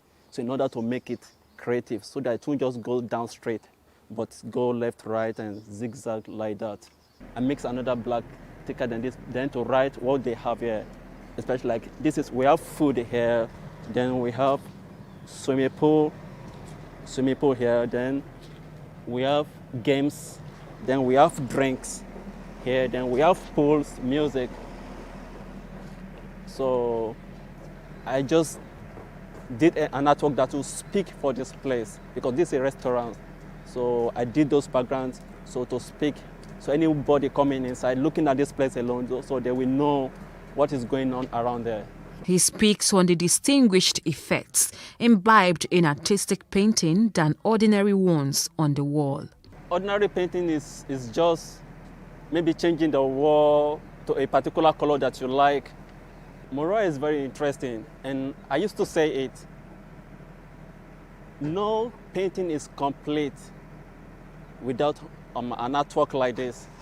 So for your painting to come out well, so you need to add some artistic to it so that will make it more, because a lot of people in the world, they cherish artwork.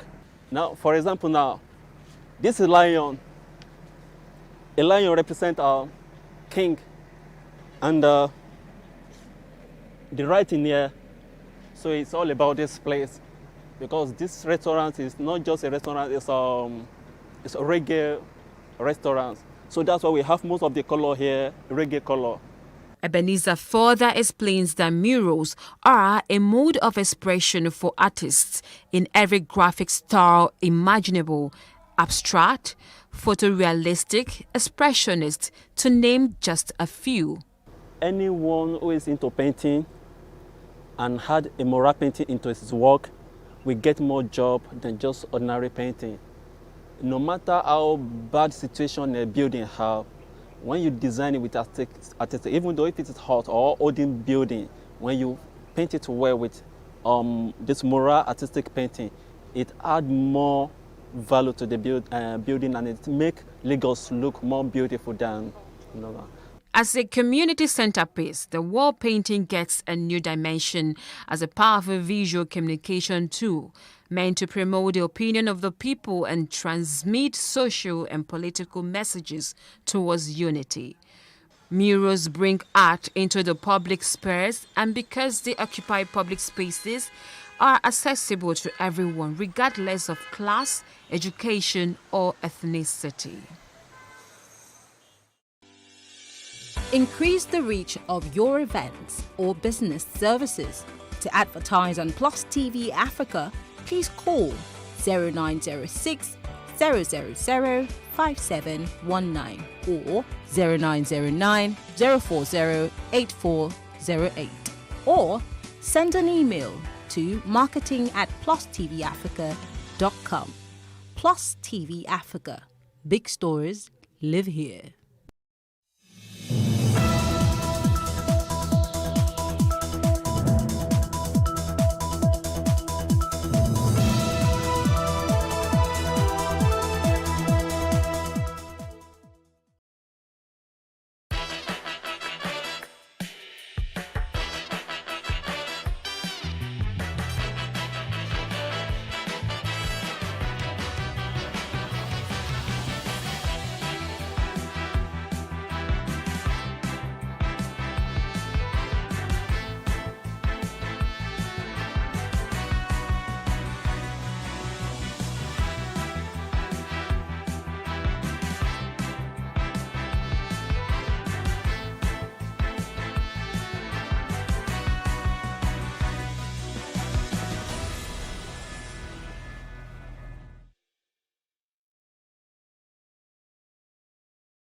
Hello and welcome to What Are You Saying? #Ways, where we talk about topics in the news as it affects us all. I am Sayome Sale, and today, go Diola in the Diola and I are in studio. Hi Dee, how are you? Hello. Thank you. Welcome back. Even though I didn't want to come back. It's so great to see you. I didn't want to have you back on the set. I want to sleep. But hey, you will not let me. Omolola was so in a hurry. There's no rest for the You know what? Next time, what I will do, I'll come 1 week and just be quiet. I won't say a word. After I've rested 1 week, I will tell Omolola. I'm back. I'm back. Well, how are you? I'm good, I thank you. enjoyed every bit of the show. It was really, really fun watching you guys. I mean, you guys were just doing some amazing stuff. Nama has joined us via Zoom. Hi, Nama FM. Hello, ladies. Hello. How are you doing? Good, thank you. How is the UK? UK is we're just coming out from the coronation of the king. So it's a combination of mixed feelings. Some people say they want, some people say they don't want. So we're not sure what the UK people want. They'll be all right. Do they have a They don't have a choice. But I actually took out time because as at the evening of that day, the BBC World on YouTube had gathered 1.6 million views. You know, they were, so I actually took out time 3 hours plus. I watched the entire thing. You know, of course, you go the forward and the forward, and but I stayed for like, you know, I watched the entire. It was quite a beautiful ceremony, honestly, beautiful. I saw. It is. It is. I saw William's son. Oh, it was part of the tray for the father. I mean, his grandfather. He was having so much fun. You know, because I had just come out of watching Queen Charlotte on Netflix, and you know, so it was like, okay, now vibe. Yes, after watching the acting part, this is the real. What's it called? And I was seeing how Camilla was talking with Charles. Hey, no, sorry, Mo, they call them Queen now and King. Queen. I was going to. I was going to correct you. But I'm still getting used to it. Queen Camilla. Queen Camilla was using eyes to talk to King Charles. I said, I can see. It was so beautiful to watch their love. They were not talking, but they were talking. Because you could just see that they were using eye to just be. It's a partnership that works. Serious partnership. But I mean, I'm happy for them, even though Nigerians really didn't care, because our problem plenty, tribunal. Our problem plenty, but I mean, it was what then Tiwa Savage's performance, her gown by Larry Da Silva. Her dress was beautiful. I've not had time to sit down to listen to the full performance, but I mean, the small bits I've seen. I mean, it was a fantastic weekend. It was a fantastic weekend. And of course, it started today. But let's keep that one aside, right?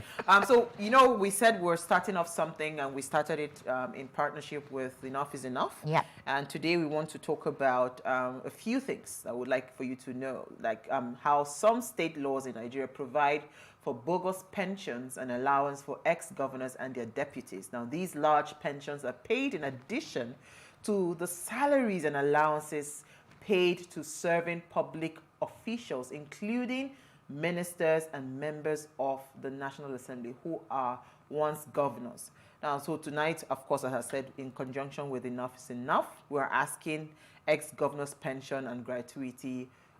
Where is the outrage? Why are people not talking about this? Because they don't know.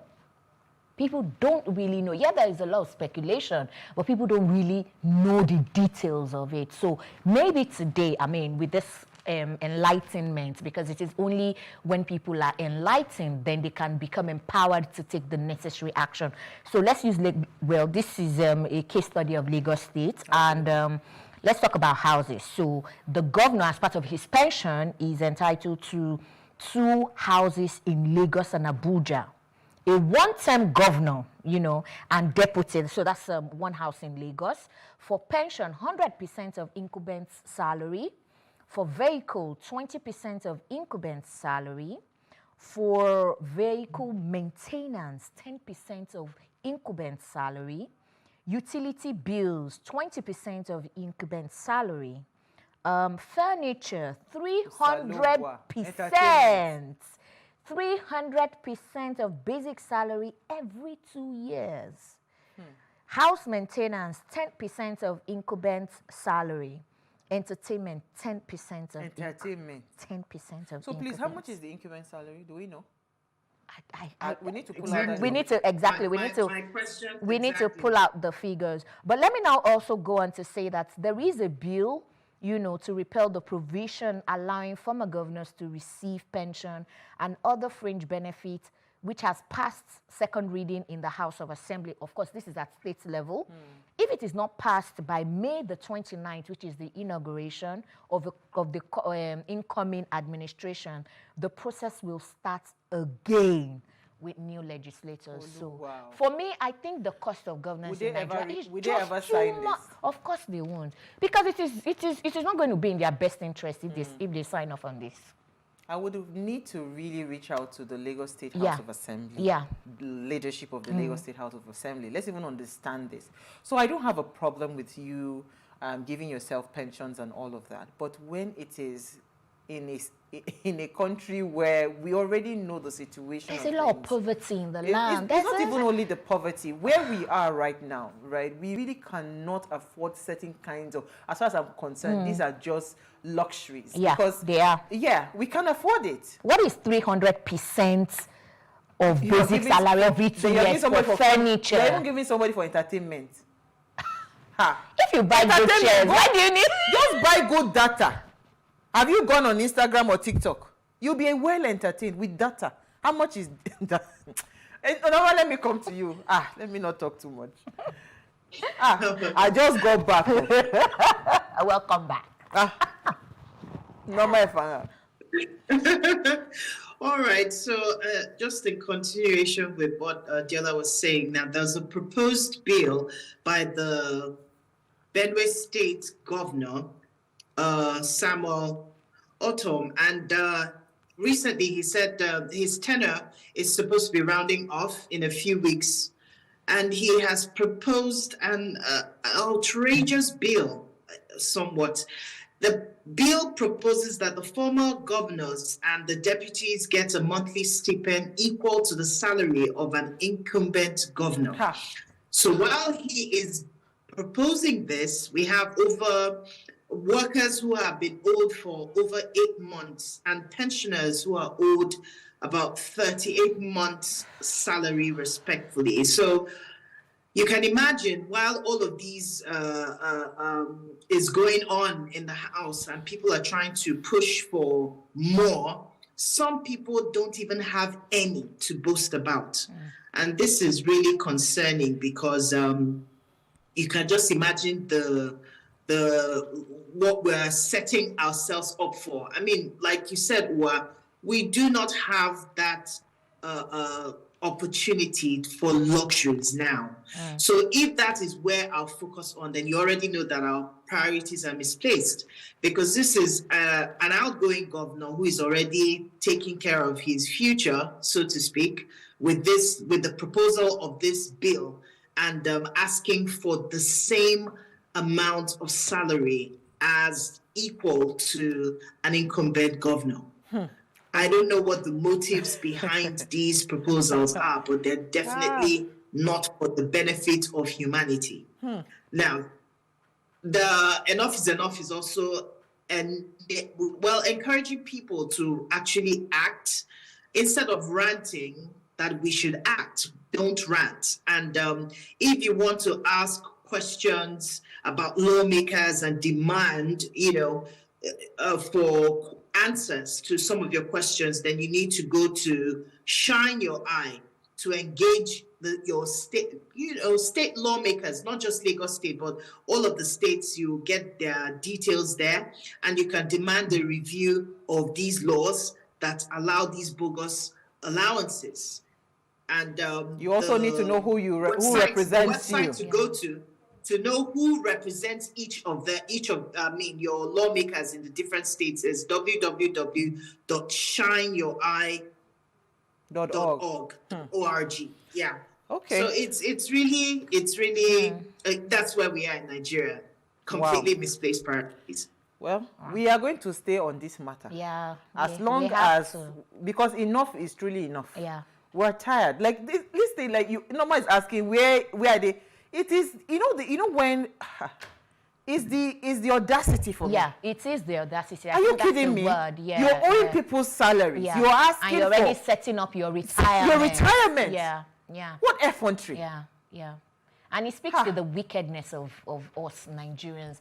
Because it is only when you are wicked, you know that as a state governor, you're owing salaries. I mean, these are people who have probably put in 30 years of service or 20 or 10 years of service. And this is you are an elected official, max 8 years. 8 years, you're done. 8 years, you're done. And you're willing to take care of your own future as against. It's just sad, honestly. It is sad. All right. So you were mentioning the audacity, and I would also throw it back to us as Nigerians. It's because we don't ask questions. It's the complacency. So they have audacity to demand absolutely answers from our leaders. So these things, they keep getting bolder and bolder. Absolutely. We They have them that audacity. We are complacent. Yeah. Right? Yeah. So that's why it gives room for things like this to happen. Yeah. All right, but let's move on to what we're going to discuss today. And here's what we found as today's quote.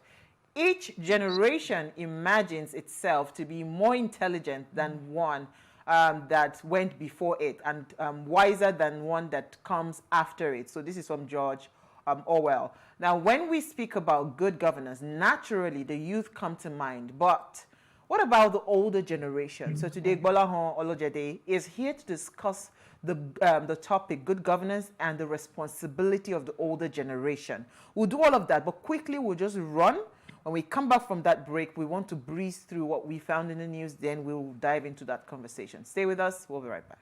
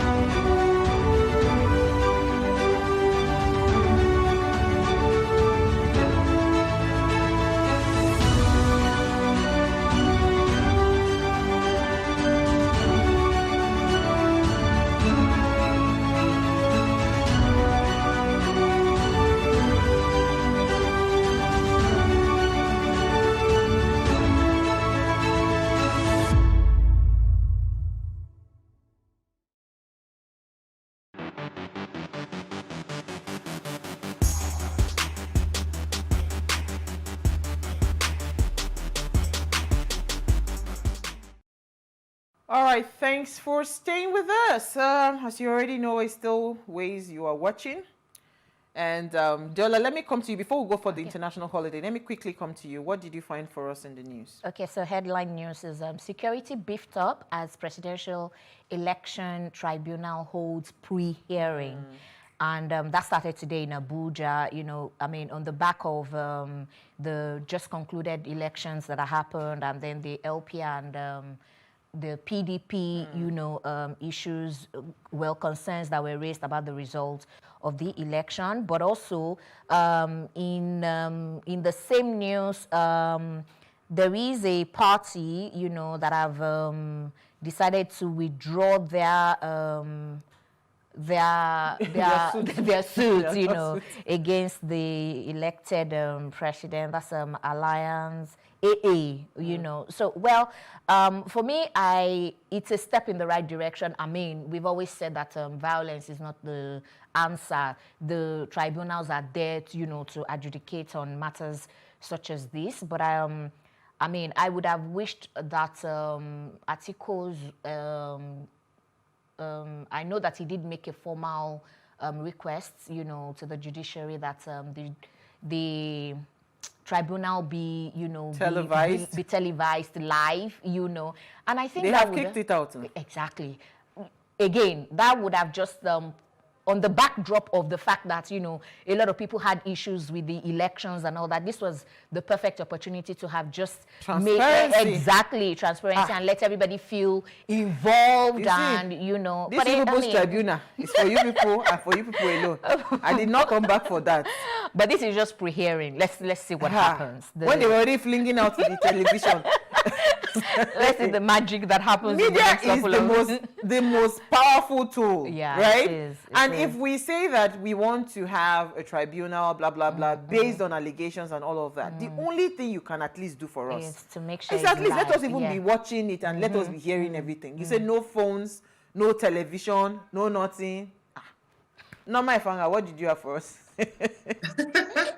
I don't even have energy for you people today.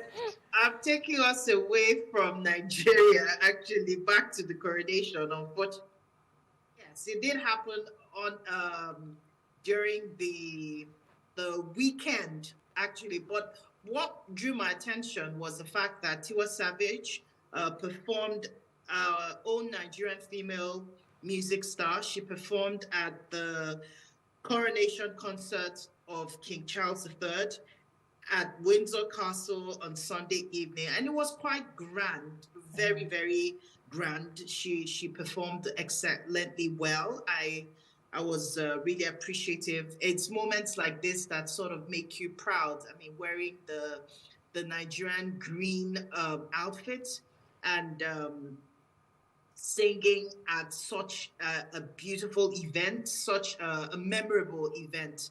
It was quite interesting to see. We also saw performances by Katy Perry and Lionel Richie. But of course, Nigeria, when we come into any mix, we have a way of bringing our vibe to it. And Tiwa actually did justice to this one, and kudos to her. She did brilliantly well. Of course, we know that the coronation happened on Saturday. It was held at Westminster Abbey in England. And it was a beautiful end to that event. Yeah. Long live the king. God save the king. God save the king. It is well. All right, so World Red Cross and Red Crescent Day is a time to celebrate the spirit of humanitarianism and recognize the individuals who make a difference in their communities. Now, this year, the theme is everything we do comes from the heart.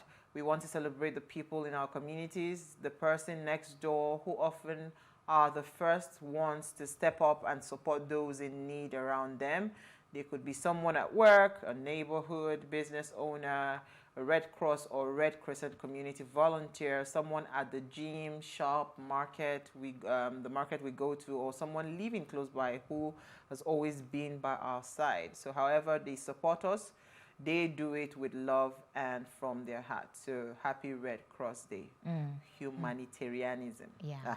If I go speak English, we're not for dictionary. All right, so let's take a break. When we come back from the break, we'll dive into the conversation for today, the role of the older generation. Stay with us.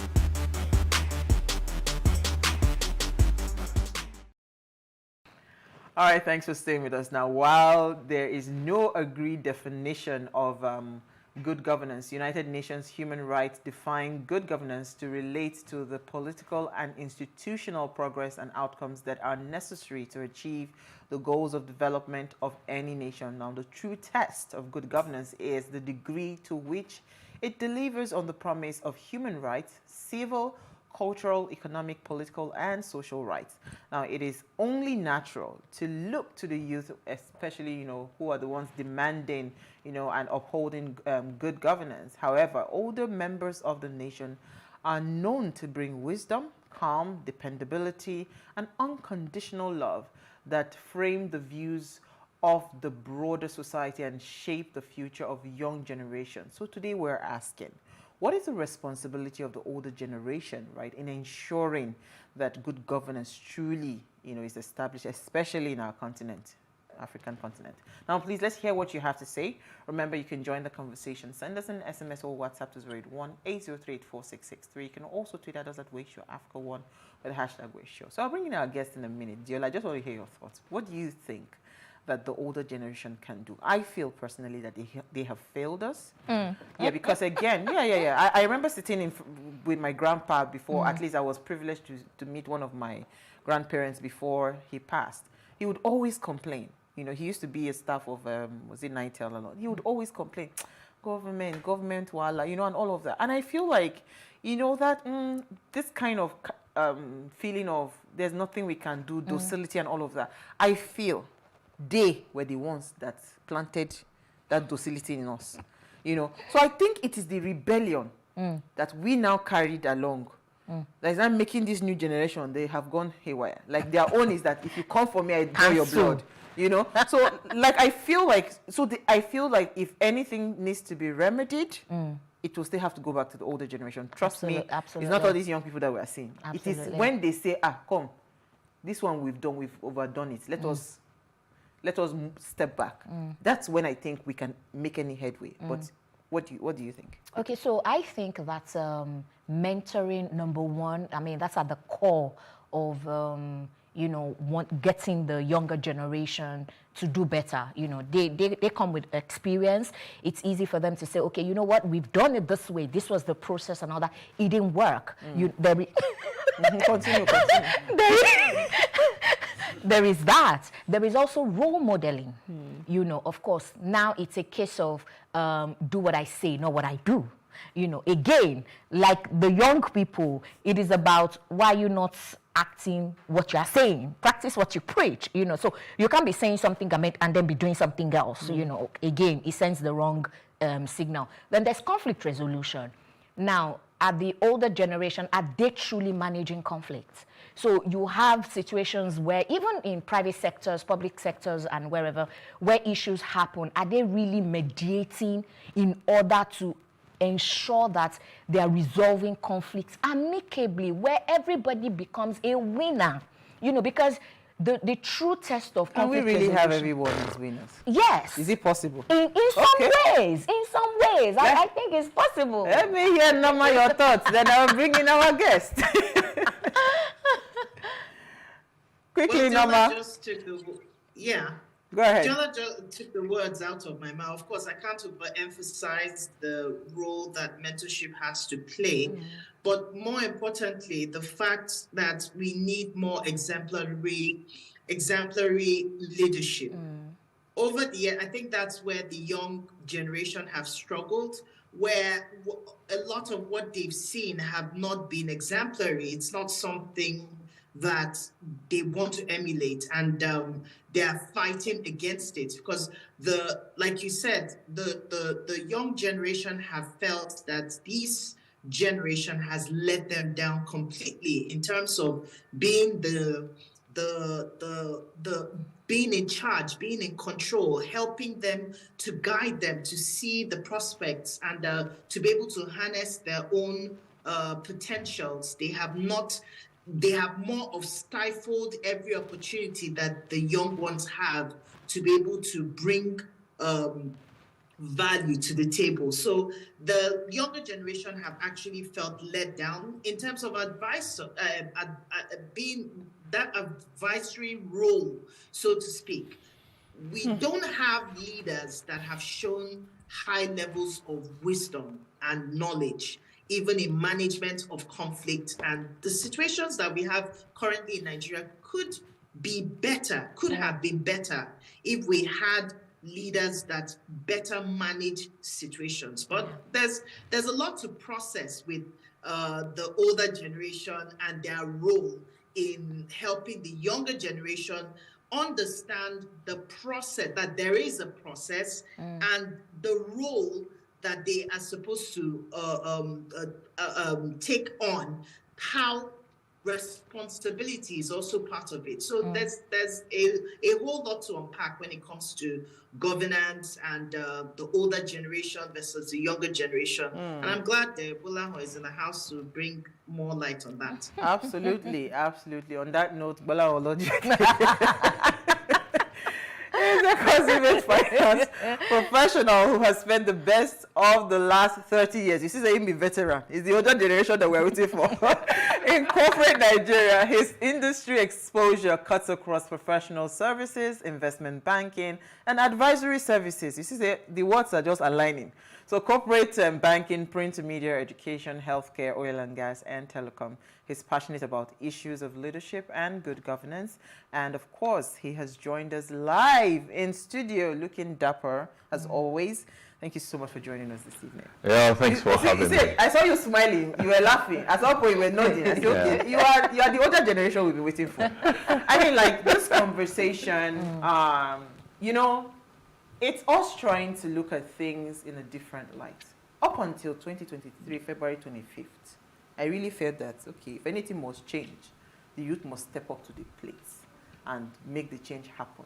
Everybody carry load, carry, what's it called, PVC and all of that. We did all the drama and everything. Today, they are in tribunal. They say they are debating, they've kicked out televising, whatever. We're keeping all of those things aside. There's a problem. Correct. Especially in the African continent. And this is not really unique to Nigeria. Right? We're having issues around good governance. And it seems like, you know, the narrative before was the youth and all of that. But, you know, we are trying to step back on ways to say, no, I think if any problem can be solved, it is to trace it back to where it started in the first place. So anybody we cite with grey hair like Bolao, we are tracing the problem back to you. But hey, that's just on a lighter note. Really, when we talk about good governance and the responsibility of the older generation, where do we start from? Do they even have any responsibility in ensuring that there's good governance? Do they have any role to play? Obviously, the older generation has a very huge role to play. And it starts from exemplary leadership. Absolutely. One of the voids that we have is a situation in which a lot of young people could not see someone to look up to. And where there is nobody to look up to, whoever they find, whether it's a publicly weed-smoking entertainer, or whoever catches their fancy, in terms of however they have defined what they look up to, that's who they will follow. So the younger people look up, and they want to see. Let me tell you one short story. My son, I took him for exam, primary school exam some years ago at school. And when he came out of the exam, he was physically flustered. And I said, what happened?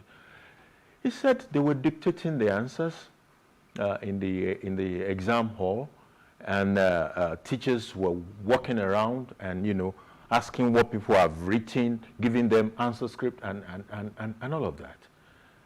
The young boy was totally embarrassed. Now, that is coming from a generation it was meant to look up to. These were the same set as his own teachers in school, but that is what they were doing. So this can cut across to several other segments of our society, whether it is leadership at the local government level, even at the traditional rural level. We now have situations in which even wife beaters are becoming traditional rulers, who some are even on celebrated and drugs and revered. So when there are not many people to look up to, the society becomes what it has become. So one very good step in the right direction is to have more leaders who will show them the light. Exemplary leadership. And the more of those we have, the more of them are willing to also mentor the young people, the better for the society. Young people, there are gaps for them also. The current generation are not just a product of the nurture of their parent, like maybe someone like me could have been. I was largely a product of the nurture of my parents and the school. They are nurtured by too many things, from the TV to internet to so many things. So even some of the parents do not know their own children. It's totally different from my own generation, when your parent could literally say, that is where he will likely be. It's a totally different ballgame. So the older generation must make it a point of duty to understand. A lot of us do not understand that generation. We are puzzled. Why do they do what they do? Why do they behave the way they behave? But paying attention to them and trying to understand where they're coming from may help us to help them or to support them rather than having a fight. Because that's what we literally have with them. So I want to ask a question. I'll come to you, Diola.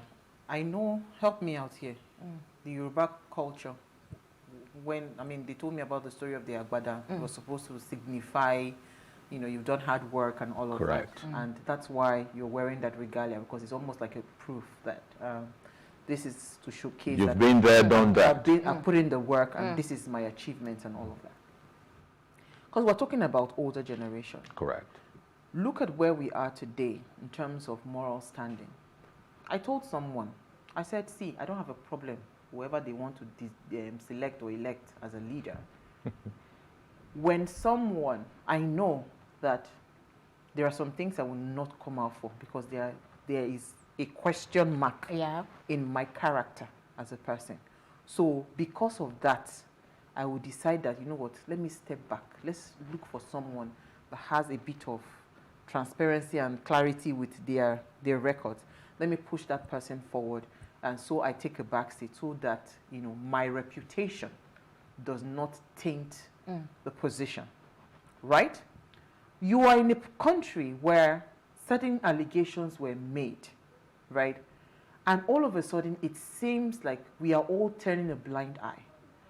On one hand, we're turning a blind eye to certain kinds of things and allegations. On the other hand, with the same mouth, we're complaining that there's a rise of fraudsters, there's a rise of internet, scammers and, different things, rise of usage of drugs and all of those things. Does it not conflict, right? Because if we say, because I feel like everything now, it's coming full circle. And I think, right, if we must find a solution to this problem in Nigeria, everybody that is 50 and below, 50 and below, you have no business with the problem. People that are 50 and above, you people are the problem of our country. It's as simple as that. Because you see, what you have done is that we are mirroring. And you know the thing about mirror. When you do, if I learn from you, I will be better than you. Because what we are successfully doing as a nation, we're a breeding ground for real hardcore criminality. Because that's what is happening. So if we say we want to curb it, then we must start to see the older generation, people that have questionable characters, people that have been linked with whatever. Let's start to see some level of, we completely frown at this thing, and let's see those judgments happening. Maybe that's why Ekweremadu's case, is looking like people are saying, okay, yes, some level of justice is happening. But if we do not see that, right, and this is not us trying to now fight, it is the older generation themselves saying that, no, this one, my hands are not clean. Let me step back. Because if I go there, I'm telling people that it is okay to do crime and you will still be celebrated. I don't know if you get where I'm going. I know what you're saying. You have divided the society in a way different from how I will have divided it. You divided it by age. But I don't think age exactly is the problem. So what's the problem? You see, an analogy is when you take the northern Nigeria and people say, oh, they don't want to go to school. We have to have the Western education is a taboo or something in some part. But when you look closely, what you find is not this homogeneous environment where people did not want to go to school. No, it is actually an elite versus an elite and political class versus the rest of the people. Sure. So while the children of the elite and political class in that part will go to the best of schools in Nigeria and proceed abroad and come back to take all the roles, it is being presented as if those the children of the commoners don't like to go to school. I was discussing with a friend of mine about school in certain part of the north. He said the impression that people don't want to go to school is largely wrong. In some instances, there are even no schools to go to. Absolutely. And nobody is talking about those parts. So the problem with Nigeria, we tend to look at leadership and separate public sector and private sector. There's even a tendency to think that it is government that is corrupt. But in the real sense, without the private sector, the corruption of government will be limited. How do you carry out the money? Who pays all the money? You must launder them through banks. Yes, it must pass through the private sector. Yes. So it is the private sector that facilitates. So what we're dealing with is much more deeper than age matters. So even across that age that you have spoken about, I was speaking with a young man who took a ride with me one day, and he was talking about how we had nobody to trust. That it was in the days of removal of subsidy by Jonathan, that they've created this committee that is meant to supervise it, and that there is nobody. And then another person who was also there now, but he said, but there is Justice Kayode Eshona. As at that time he was mentioning Justice Kayode Eshona, it was already late. I said, but justice is late. So there are still people here today who are of those older caste, pristine records. The Akintola Williams is still alive. Christopher Kolade is still alive. They are also of that same generation, right? So it is not an entire generation that you cannot trust. That is not what has happened to us. But there are bad eggs, and it has become so pervasive and systematic and systemic that the younger generation have also imbibed it. So I agree with you perfectly that within the younger generation, the problem is even probably deeper because they've learned from the worst. They've learned well. And they've learned well from the worst. That is why even in the political space, when people say, oh, it's all these old people, I said, how old was Amici in 1999? Governor. Yes. How old was Yahaya when he became governor? Even them, Fashola, how old were they? Most of these people were young. A lot of them were below 40 when they came into politics in 1999. How old was Wike? Wike is just 53 or something, or 56, thereabout now. So take out 8 years. Take out 24, which was when he came into politics. And you see he has been around for a long time. So we will miss it if we think it is just an age problem. However, the older generation must be deliberate also about helping the society to understand what the problems are. By living exemplary, begin to set example. Let's be able to have more Christopher Kolades. Let's be able to have more of those. What's the former vice president? He's late now, from Oko in Anambra State. You see all these people, they've been there and they lead an example. In fact, when I got chartered, what's the name of this former vice president of Toshagari now? I'm trying to find this name. When I was being inducted, Alex Ekweme. Alex Ekweme. Thank you, Norma. Alex also had someone, I can't remember whether it was a child or someone who was getting inducted. So he came. You know, this man was sitting in the crowd. It was somebody that identified him and said, Your Excellency. Your Excellency, this is the former vice president. And I had to call him up to recognize him. Where are those men? We are coming. Let's take a break. We'll be right back.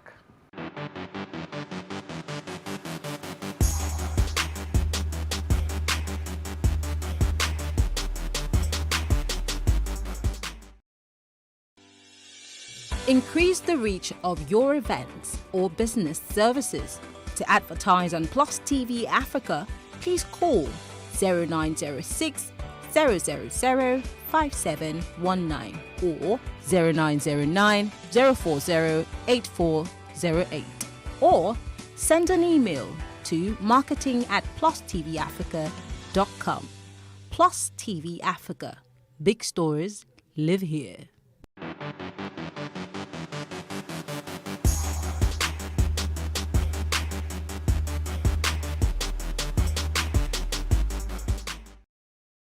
All right, thanks for staying with us. Now, if you just tuned in, we're discussing the topic good governance and the responsibilities of the older generation, and we have with us Bola Olojade. Now, remember, you can join the conversation.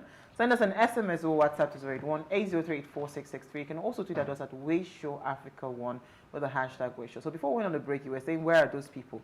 Well, we are actually searching for them, but Diola, we have to search for them. Okay, so again, for me, I think we need to go back to asking ourselves, who are we? We have an identity problem. And if you don't know who you are, it's almost impossible to replicate yourself or to tell another person, you know, how to be good or how to have values, and or to even give a history or to even say, okay, you know what, this is the path, you should stay on this path. Now, and if you, sorry to cut, if you don't know who you are, you would also fall for anything. Exactly, exactly. So now, I am looking back to the age of my father's. Okay, he was in his late 70s before he passed just recently. And when you hear them talk, you can sense the sense of, oh, okay, let me give an example. The Yoruba people, they pride themselves on being a people of culture.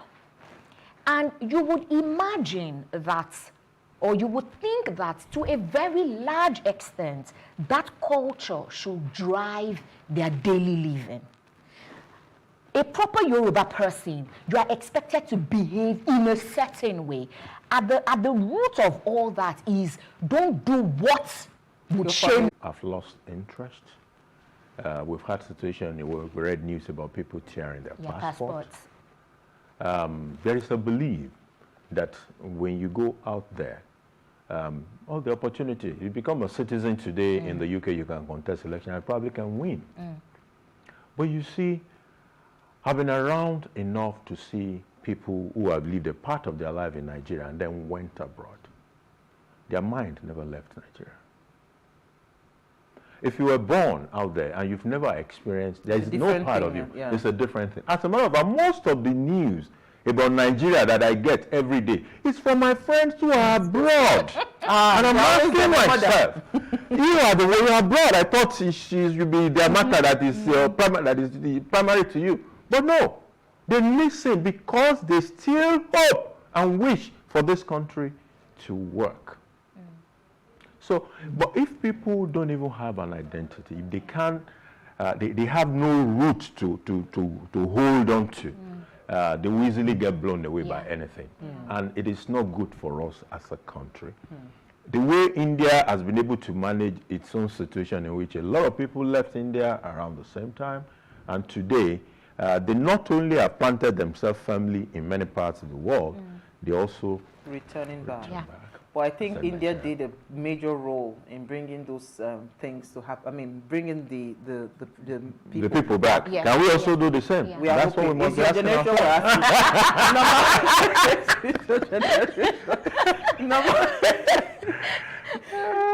Okay, Bola, wow. Thank you so much. I mean, it's already, I'm just thinking, I'm just brooding in my head and just wondering like, oh, wow, what's the way forward for us as a nation?